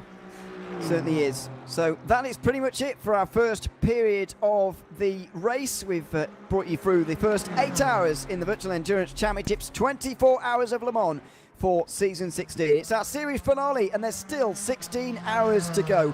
We're going to go quiet now for the night. We'll return with 4 hours to go. Zach Sweeney and Dareth Thacker will be able to take you to the flag and take you to the end of the Virtual Endurance Championship for its 16th season. 8 hours officially now gone. Big thanks to everyone who's tuned in so far. Make sure you stay tuned in and strap yourself over to part 2 as the engine sounds, the sights and sounds of Le Mans will take full view as we go into the night time at the Circuit de la Sarthe. Thanks for everyone for tuning in. Switch over to part 2 and we will see you with 4 hours remaining for the end of the Virtual Endurance Championship and the 24 hours of Le Mans.